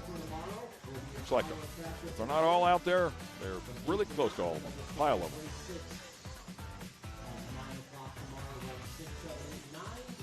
Yeah, this is our Sportsman E-buggy Class 2 division, 2 heats, I should say. Ian Morey, Jason Morey, Frank Columbia, Taylor Janda, Jake Goodlett, Justin Turner, Boomer Wheeler, Peyton Lamb, Brad Langley, and Bucky Bachman. I believe Boomer was the one to watch in round number 2. Had a bunch of fans online, too. They were all rooting for Boomer. I don't personally know Boomer, but I'm rooting for Boomer, too. I do not. I mean, how do you not root for a guy named Boomer Wheeler? Obviously a Wheeler. Great stuff there. Has some friends out there. That's good stuff. And, yeah, was up top, as I recall. Yeah. Had a fantastic run. I don't know that he was quick overall, but he was quick in his session, as I recall.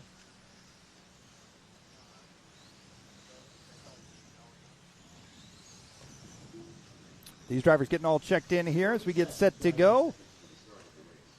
Ian Morey, Jason Morey, Frank Columbia, Taylor Janda, the rest of the field.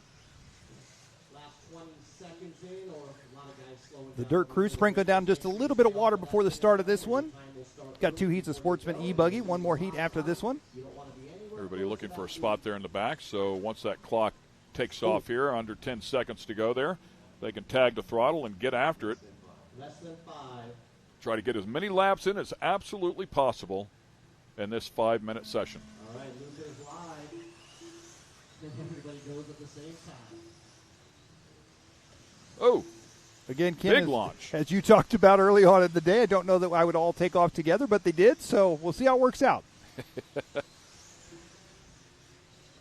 I will say before, as 2 of them get together and go for a big ride right there, whenever I did say that, and one upside down, I was unfortunately thinking of a single lap qualifying session, not the entire group, but I certainly understand it now. You want to take off and have a shot at getting as many in as possible, and really only 1 out of that group of 5 has got a good clean outlap working as Frank Columbia finally gets it across there. Boomer Wheeler was a little bit deeper in that pack. Ian Morey now jumps up to the top. Bucky Bachman as well in P2. Frank Columbia P3. And Boomer P4. Yeah, 4 minutes left to go here in this one. Ian Morey going to be out front leading the way early on, 11 at a 5:21 pace. Bucky Bachman in the number 2 spot. Columbia in the 3 spot. Boomer in that 4 spot. Brent Langley rounding out your top 5. Now Peyton jump at the top. Oh, trouble there. I believe that is Frank Columbia, if I'm not mistaken. And he stuck the landing a couple of jumps ago. I mean, he just did it perfectly. Great timing, but yeah, man, went for quite a ride right there. Glad it landed back on all 4s and is not beaten up too bad. Frank in second, Bucky in third, Brad Langley 4, and Boomer in the top 5 here. And we're hearing that Bucky Bachman is one of the scoring guys here at this event, so a worker out there enjoying the craft as well. He's part of the timing for short course, so we appreciate what he does over there in that area. So that means he knows the scoring system well. So well, it means he can. So what I'm saying tell you here, when a car comes across the line. So what I'm saying here is, Bucky, what are you doing, man? You don't have to be in 6th. You know this system. Just hop in there, give yourself a couple more laps. Right? Yeah. 2 down, 3 to go. 2 down, 3 to go. Well, up there a little bit high, as once again we keep an eye on Frank Columbia, currently still P number 1, working on a 10-lap 5:06. Boomer Wheeler, currently 2nd, working on a 10-lap 5:08, just a couple of seconds off. Bucky in the neon shirt there, 2nd one in.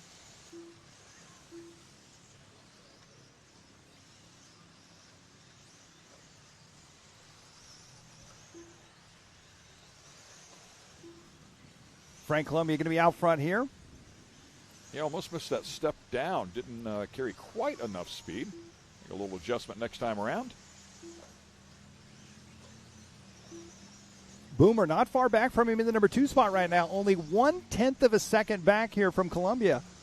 Yeah, picked up a couple seconds there on Columbia. With that said, Columbia just picks up the pace here. Now a 10.505 flat to a 10.507.6 for Ian Morey. Ian Morey sets fastest lap of the race on lap number 1 at 29.2 for him. Going the wrong direction there. Oh, boy. That's how you add time. Bucky in the number 4 spot. Ian Morey in the 5 spot. Peyton Lamb in the 6th. Taylor Janda, Jason Morey, Justin Turner, Jake Goodlett, Matt Gilbert, and Steve Collins. Your running order here in this one.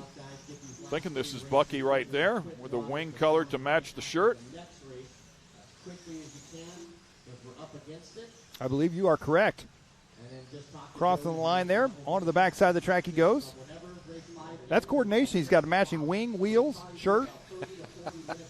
I really don't remember if the shirt's that color. I knew it was a neon color, but it may or may not be matching.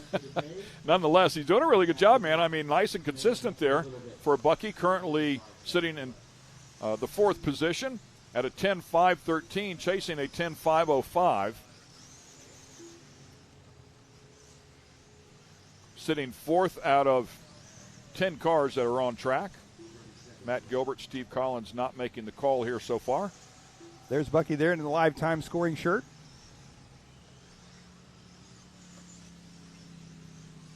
Oh, trouble there.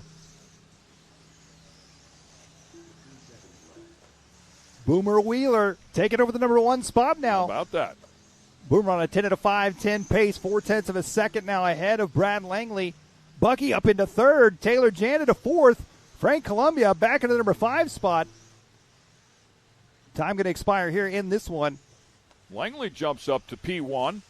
Boomer down to P2. His fans are back online. Let's go, Boomer. Bucky Buckman up there into P3. Boomer back to the top. Going back and forth here. Great stuff. The difference about a half a second. We'll see what Brad Langley's got when he comes around. Boomer finished up with a 10.509. Here comes Brad. Brad working his way towards the finish line. Oh, that may have been Brad with trouble there. Look at this. Bucky up into the number 2 spot. So Boomer Wheeler going to take this one, 10 at a 5:09. Bucky Bachman, our very own at live time scoring, 10 at a 5:10, taking 2nd. Taylor Janda 3rd. Brad Langley dropping to 4th on that last lap.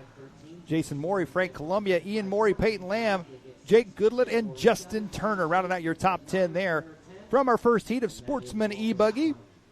And the sportsmans are always exciting in the heat races because you never know when something major is going to happen, right? So they jostle around. The guys, the pros, the invite drivers are so consistent, you're not expecting anything to happen. But with the sportsmans, you just never know. You're absolutely right there. You saw Bucky coming off the driver's stand.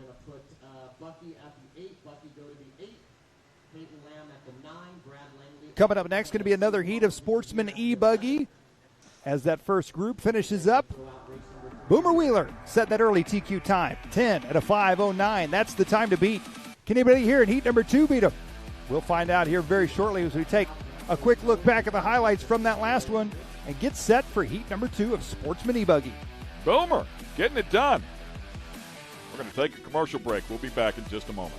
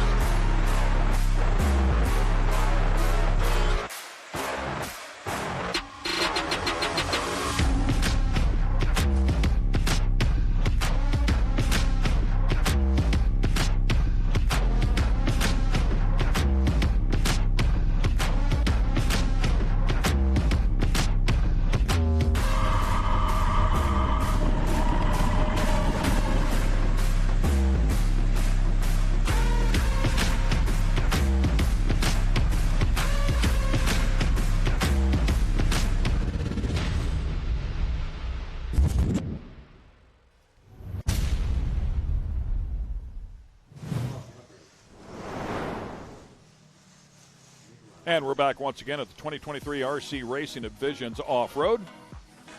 Good look at the overall picture of the track, and I believe Scotty Ernst might have something for us. All right, thank you down here.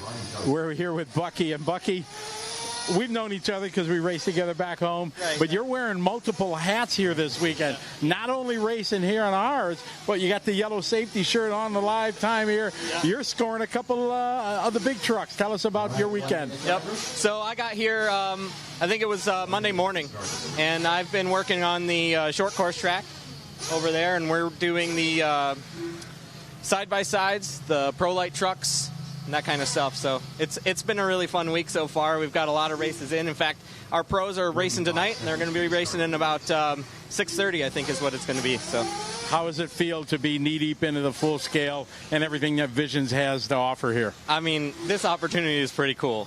I talked to Brandon with Live Time, and he was like, we need some help, and I said, I'm happy to do it, and this has just been a totally killer experience. Oh, that's awesome. And now you're holding your own big race here in a few weeks in Wisconsin. I am, actually, next week. I'm going to go right from here to Monroe, and we're holding the Midwest Nationals at Cheese City Extreme in Monroe, and I think it's going to be a good race. So. That's awesome. Well, good job in the race and good job helping out here. Thank you. Thank you. All right, there you go. One of the faces of the names that you see on the result board. Bucky from back home in Wisconsin having a good time here at Visions. Back to you, Ken and Mike. Do I dare take a shot at him and say it sounds like a cheesy event? That's just horrible. Do not go there. Good for him, though. That's great. Cheese City. I've never heard of that one. That's pretty cool. Cheese City National. So hope they have a great event up there as well as we continue on here. It looks like the clock has already started here for the Sportsman E-buggy heat race number 2 and Q3.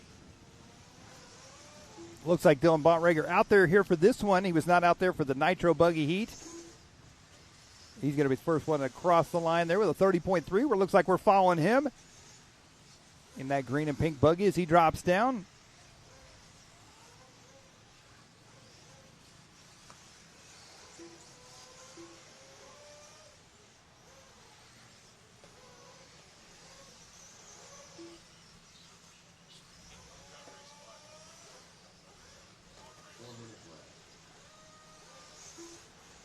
Good look here as Dylan Bontrager doing a good job here trying to put this thing together. People talking to me and looking at the scoreboard as well. 28.999 the lap time so far as they get this one started here. Working on 11.526, 11 lap 526 pace. John Cayley's jumping up in that number 2 spot now. Nicholas Logan in the 3 spot. Oh, trouble there. Switching our view here as they come down the front stretch. I believe, if I'm not mistaken, that is going to be... I thought that was going to be Nicholas Logan, but I don't think it is. 3 minutes, 15 seconds left to go here. Dylan still out front. 11 to 5:21. He is 2.7 seconds ahead of John Cayley's right now. Michael Forrest still in third. Francis Sosing in that number 4 spot, and Brian Johnson rounding out your top 5 here. Dylan has had a phenomenal weekend here in qualifying for our sportsman classes. He's trying to put in a possible another TQ here. Boomer Wheeler right now is your current TQ. 10 to 5:09 is the time to beat. And Dylan is ahead of that at 11 to 5:21. There's Dylan on the track, the green and pink.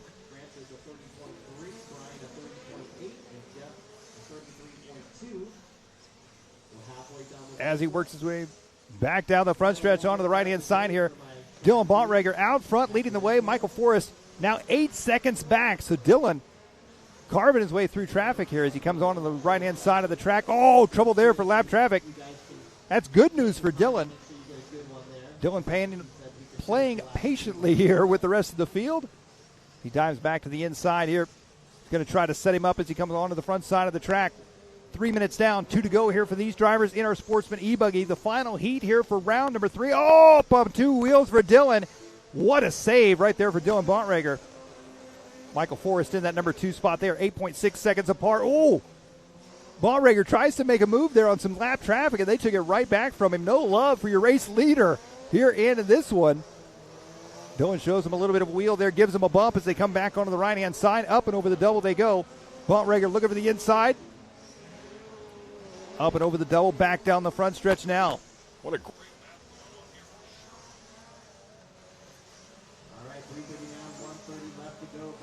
down across the drop, away they go. Bontrager out front, leading now. John Cayley's up to the number 2 spot, it looks like. Michael Forrest in the 3 spot. Francis Sosing in the 4th. Michael Logan. Nicholas Logan, I should say, in the number 5 spot. 1:05 left to go here. Sportsman E-buggy. So Boomer Wheeler in that last one, 10 and a 5. 4 down, 1 to go, drivers. 4 down, 1 to go. Now we might have to do 2 waters. We might have to do water after race 5. The Forrest right now is on a 10 and a 5:08, sitting in the number 3 spot. So those 3 drivers looking for a top 3 overall here for Sportsman E-buggy. Round 3 of qualifying. Boomer Wheeler in the number 4 spot still. Francis Sosing in that 5 spot. Battle here. Sorry about that, Mike. Didn't mean to hang you up there. We just had a technical glitch here going on. So back now, but what a great battle this has turned out to be. Yeah, as they're working their way around here, Dylan now clean track ahead of him. Michael Forrest still in the number 2 spot. He is only 0.2 of a second ahead of John Caley's. That's going to be our closest battle in the front here. Kicking up a little bit of dust here. 11.523 the pace here to a 10.507. It's a good hit. Dylan doing a great job.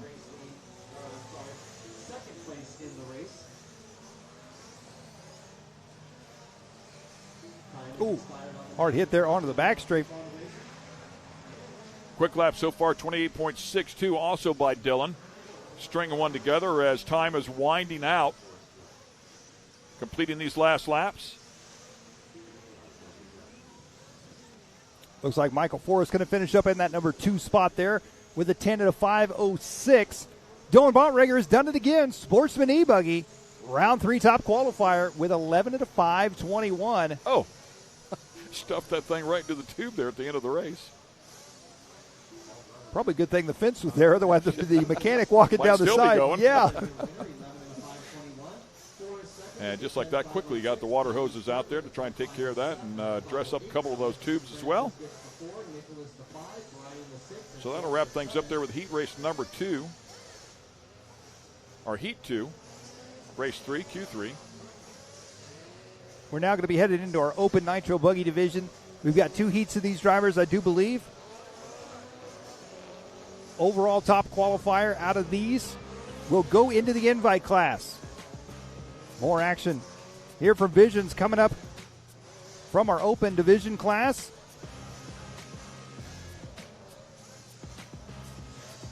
Yeah, we'll actually have an opportunity to runs bump up. on freedom and has since 1972.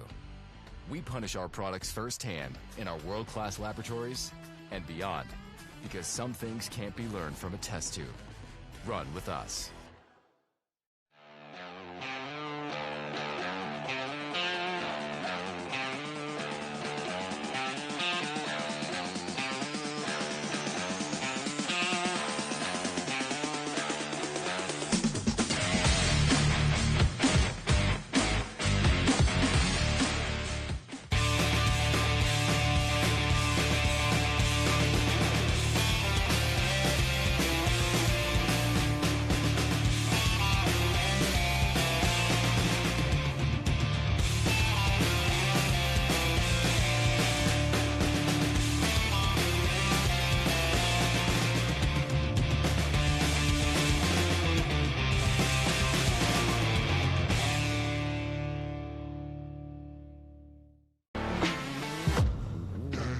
Lightweight, agile, and strong, the Pit Bull is perfect for the job. The Pit Bull is the first and only lift that can be used in the pits and in your garage. Elevate your racing with a Handy.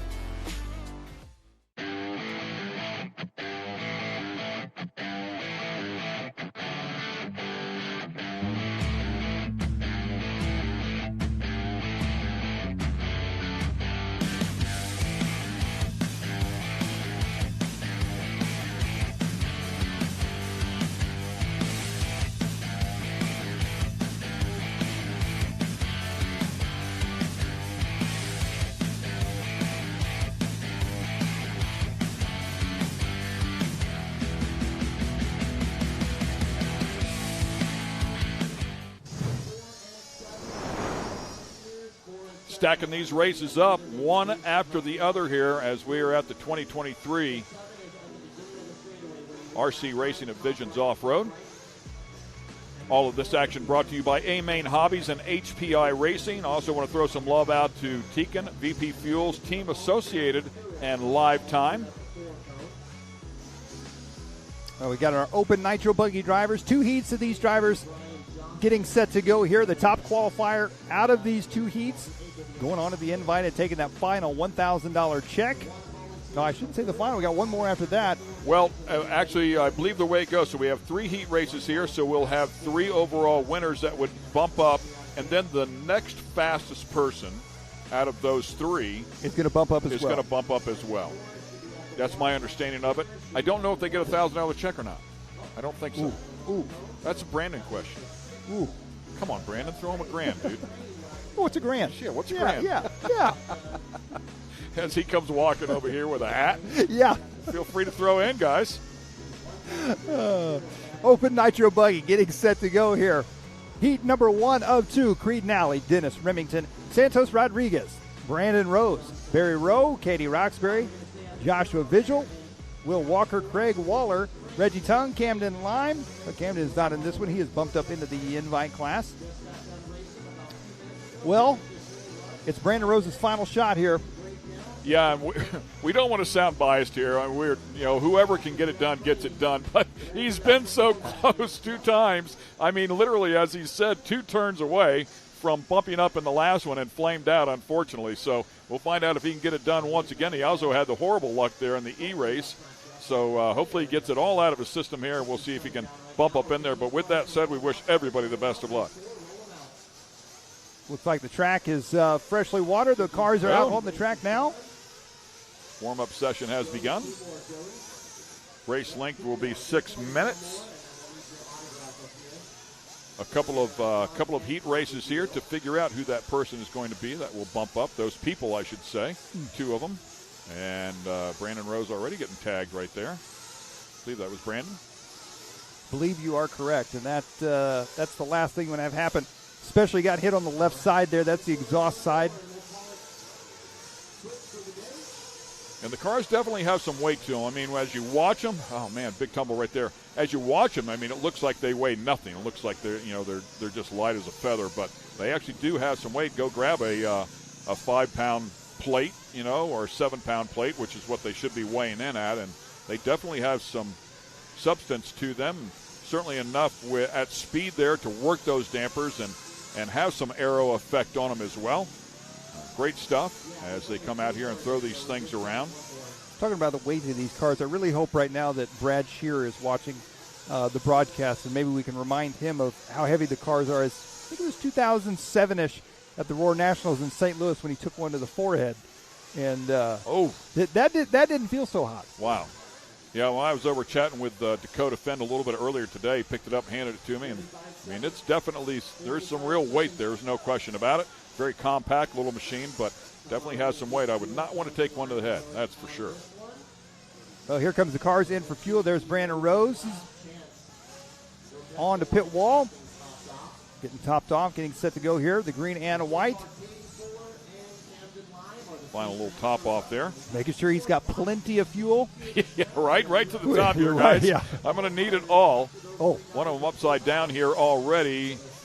No harm, no foul, as time has yet to begin. However, it is starting in 5 seconds. So, oh, man, back to the pits. Tough go of it there. That will cost them some time for sure as we continue on here. Aluminum pistons, no rings, brass sleeve, 3-needle carb. About 30% nitro, 8% oil, and the rest of it would be methanol. Of course, all those numbers can change, can vary just a little bit.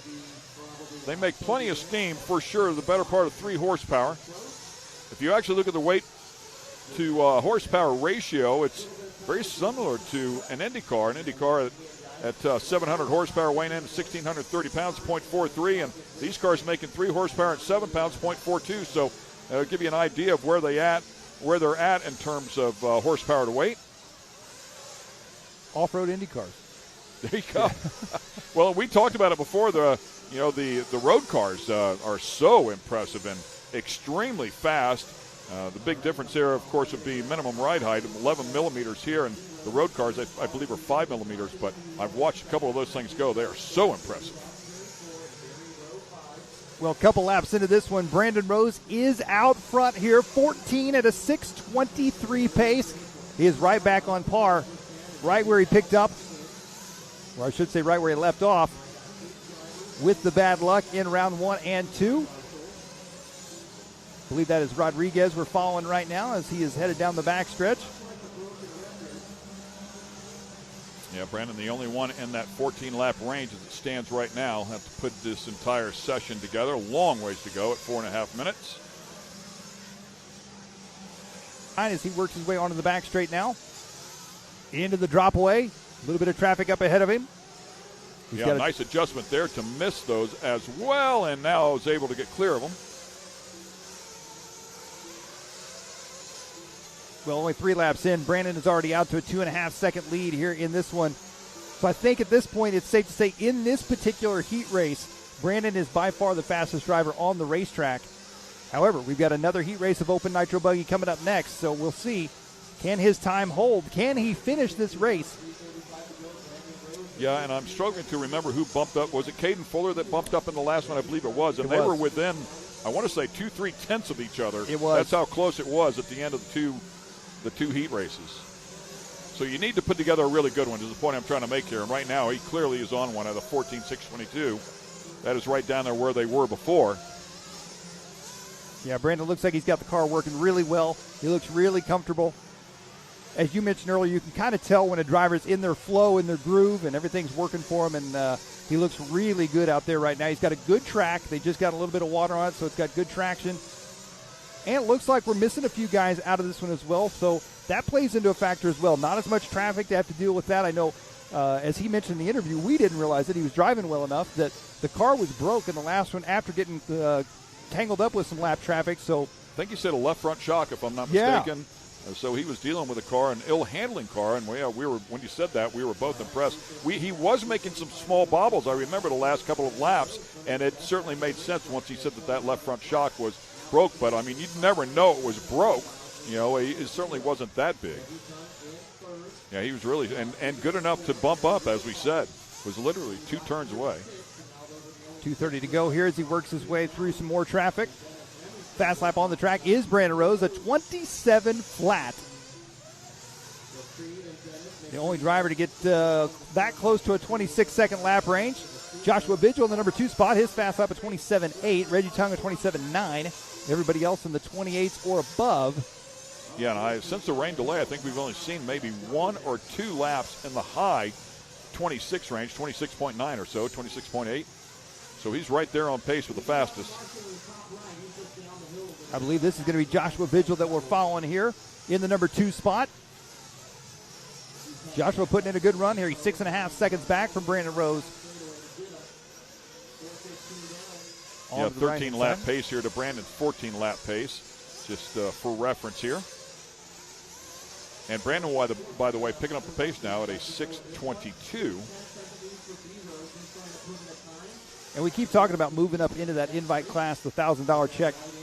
The drivers that don't make it into the invite class, there's still $1,000 for the winner in the Open A Main tomorrow as well.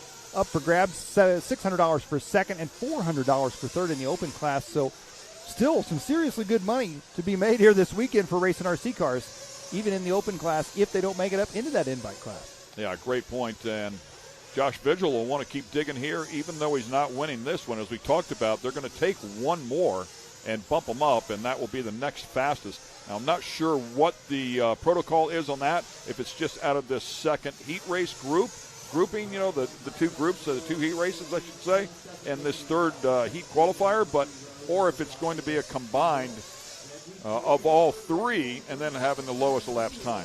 I believe it's going to be a combined of your best 2 of 3. I think is the understanding that I had by qualifying points. So in other words, if you, out of both heats, if you finish 5th for the round, you get 5 points. So it's going to be how you finished your best 2 rounds, I think, is going to be how that is sorted out. So confirmation on that. Nice job, Mike. 10 seconds left on the clock here. Oh, come on, Brandon. Brandon Rose, little wheel flick there. Time is winding down. He's going to cross the line and go one more time after this one. Here comes Rose. Yeah, that is that 14.622.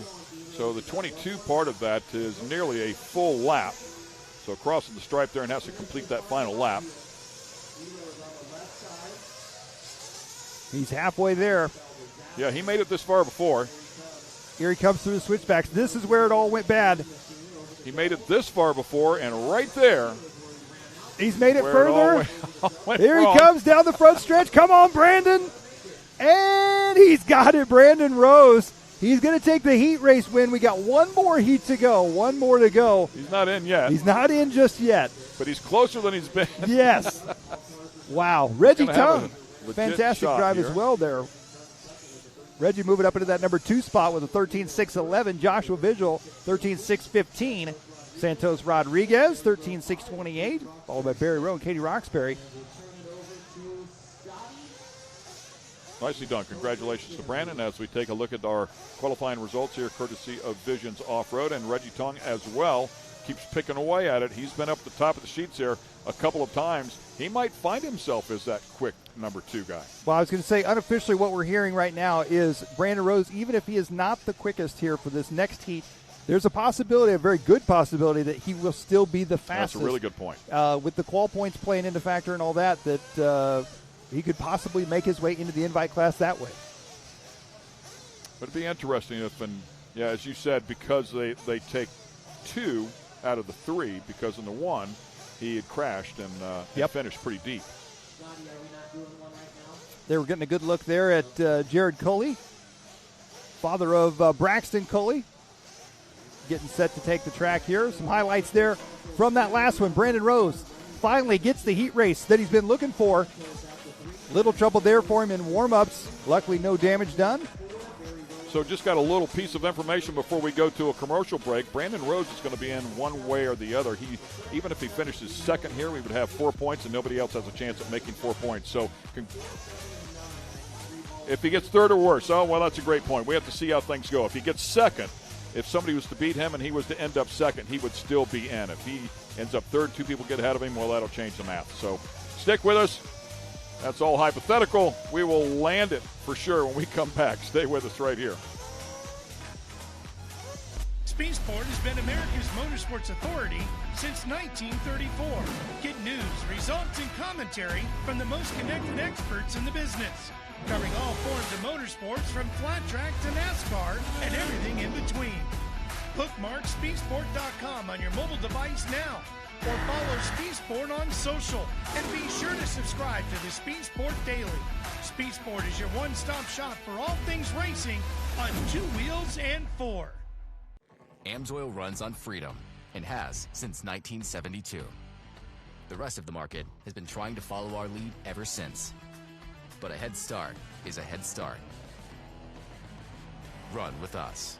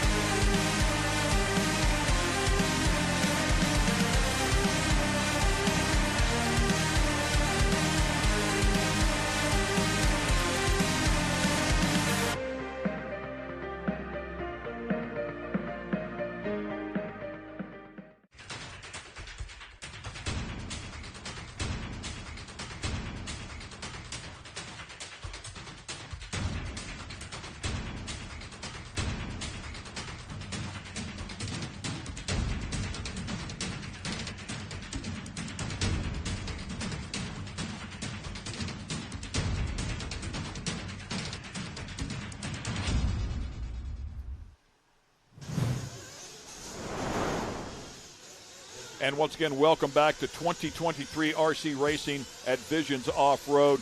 Ken Stout, Mike Garrison, Scotty Ernst calling the action for you. One race yet to go here today, and that'll wrap up the RC Racing for today's segment. We'll be back on live streaming again at 9 a.m. tomorrow. And, of course, all of our A-mains will take place tomorrow. The big money will be handed out tomorrow. We also want to let you know that you can watch the telecast on Speed Sport 1 in the near future as well. We'll keep people advised there.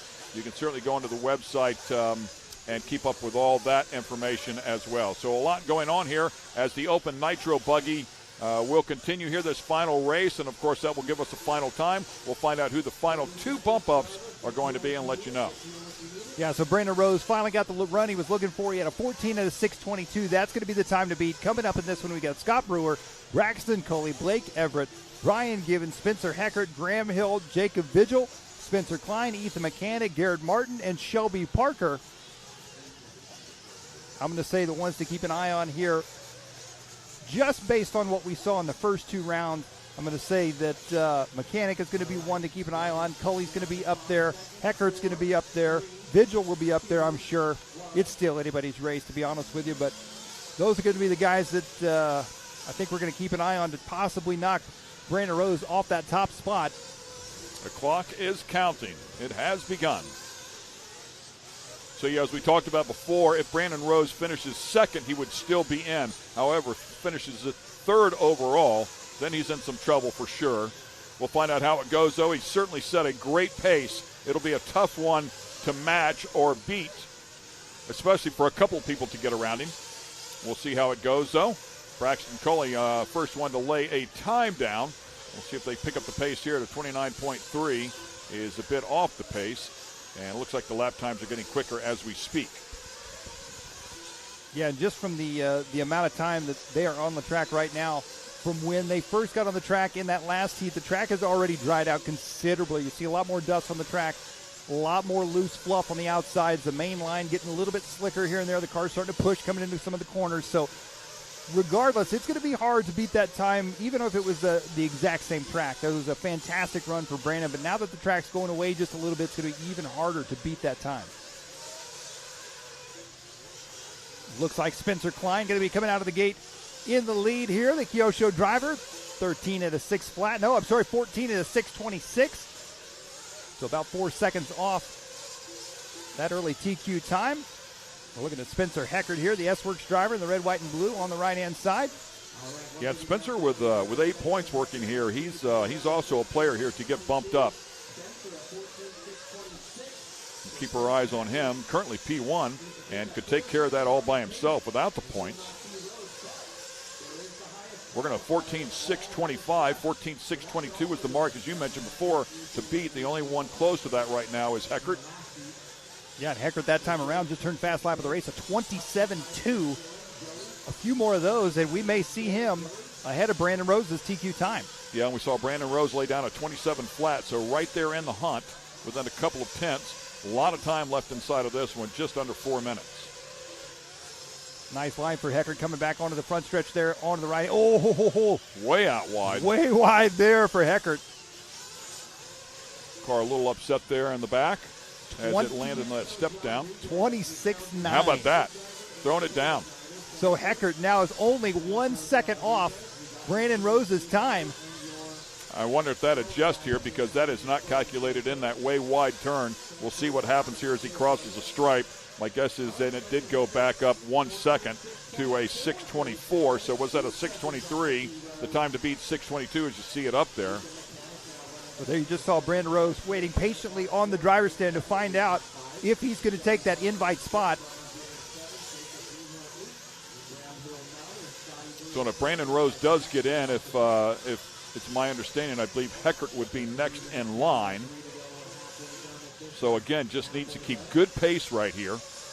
Should be safe. And I would imagine that Heckert has probably done the math in the pits as well, like you say, and he knows that even if he's not quite on pace with Brandon Rose, he knows he needs to stay in the groove, stay on a move, because he's still in the running to move up into that invite class. Wow, really nice adjustment there, and then dodged the wreck. Oh.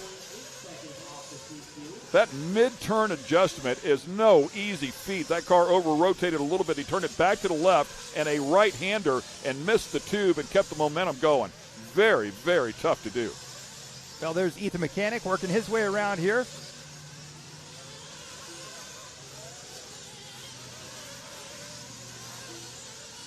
Heckert still on pace. Yeah, Mechanic second. Spencer Klein third.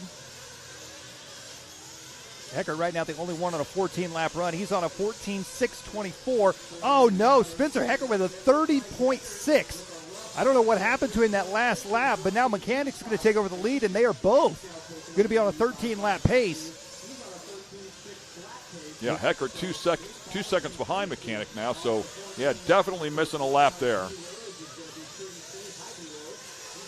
As the pressure continues to build, a minute and a half to go. And at this point, I mean, Brandon Rose had a near flawless race. I don't think Heckert's going to be able to beat that time. I don't know that Heckert or Mechanic can make up enough time. So I think Brandon Rose is probably pretty safe. However, as you said, that next person to bump in, this is where Spencer Heckert needs to put the wheels to the ground and really get moving and get back up into that number one spot ahead of Ethan Mechanic.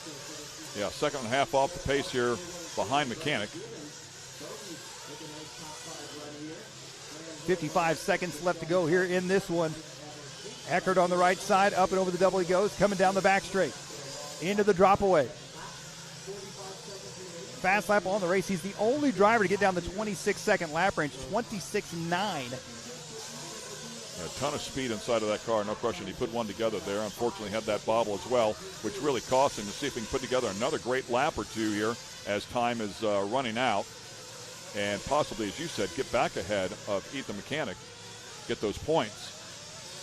Well, he's working on it. That time by 27.1. Mechanic had a 27.6. They are now going to be 0.05 of a second apart according to timing and scoring. There's Ethan Mechanic right there. 15 seconds left to go on the clock. This one is going to come right down to the wire. Here comes Mechanic. The spread on the average between Mechanic and Heckert is just 1/10 of a second. Heckert goes back up to the top by mere hundredths of a second. Whoever wins between these two is going to get that fourth and final bump up. Wow, it is all coming down to this right here. They're both pushing a 14-lap run, but I think 13 laps is going to be all they're going to get. Here they come back around to the front side. One final time, Heckert makes a little bobble. Here comes Mechanic. Mechanic crossed the line. He's finished at a 13.6 flat, .698. Heckert with a 13.6 flat, .7. Ethan Mechanic is going to get it. Wow.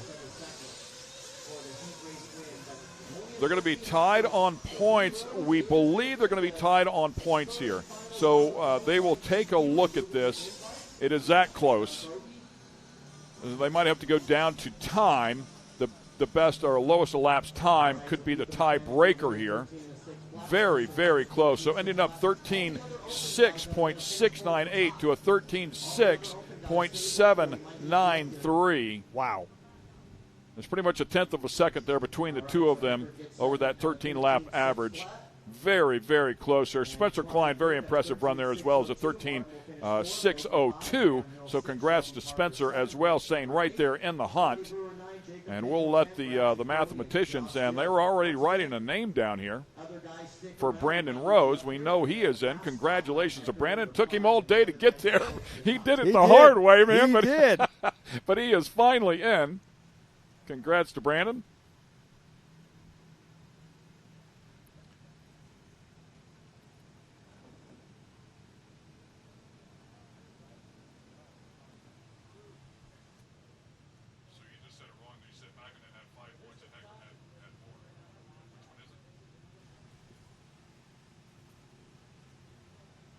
Well, once again, we're going to wait for official word. We have an unofficial result here between Mechanic and Heckert, but we want to wait until they have another look at that before we send it out. So congratulations to both of those guys, but they are waiting on pins and needles, trying to figure out if they're going to be in that invite class. It is Ethan Mechanic who is going to get that final invite. Wow, what a great battle between those two, but congratulations to Ethan. And we'll see if Scotty can catch up with one of the two, if not both, Brandon and Ethan. So great stuff there. However, I will say we have already pushed our heart out here. So we were supposed to be done at 5, and then they gave us to 5:15 and then 5:30, and it is a little bit past that. So we appreciate the park working with us here. Well, it looks like the track crew put a little water down on the track here before we finish things up. We're going to do a quick 30-second break and see if we can get back with an interview on the other side. Stay with us. We won't be gone for long.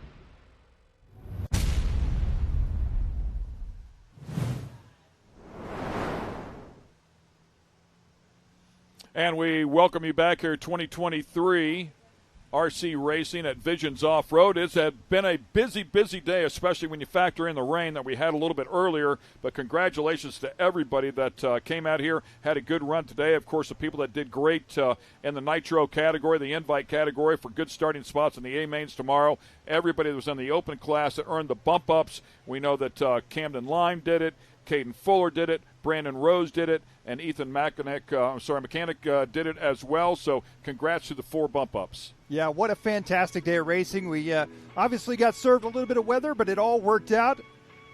And it was a fantastic day. The track crew did a great job getting the track back together. The racers did a great job keeping the show moving. A fantastic day for sure. A big thanks once again to our title sponsors, Main Hobbies and HPI Racing, and our supporting sponsors of Teak and VP Fuels, Team Associated, and Lifetime. Yeah, I want to thank Scotty Ernst as well for keeping up with all the action down there and catching up with all those interviews. Great job today, Scotty. And, of course, my colleague here in the booth, Mike Garrison, doing an incredible job as well. It's been a great day to get things taken care of here at Mid-America Outdoors, a spectacular complex. Of course, we will be racing all day tomorrow. Make sure you join us at 9 o'clock in the morning. We'll get things started. We'll have our A-Mains. We'll build a TV show as well, and we're going to hand out $30,000 before the day is done. It's going to be an exciting day for sure for all of the categories involved. Until then, we'll see you tomorrow. It's time to go racing. Stay with us. I'm Ken Stout. It's been a blast.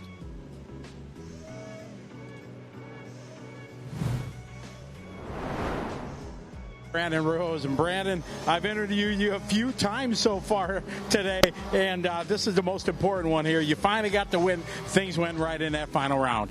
Yeah, it finally all came together. It's been a little bit of a crazy day, just a bunch of bad luck happening. I feel like the car's been super good all day, just kind of fluke stuff happening. But yeah, finally everything came together that last run. Didn't make really any mistakes and win. So yeah, it was nice. Absolutely. Got plans for the money?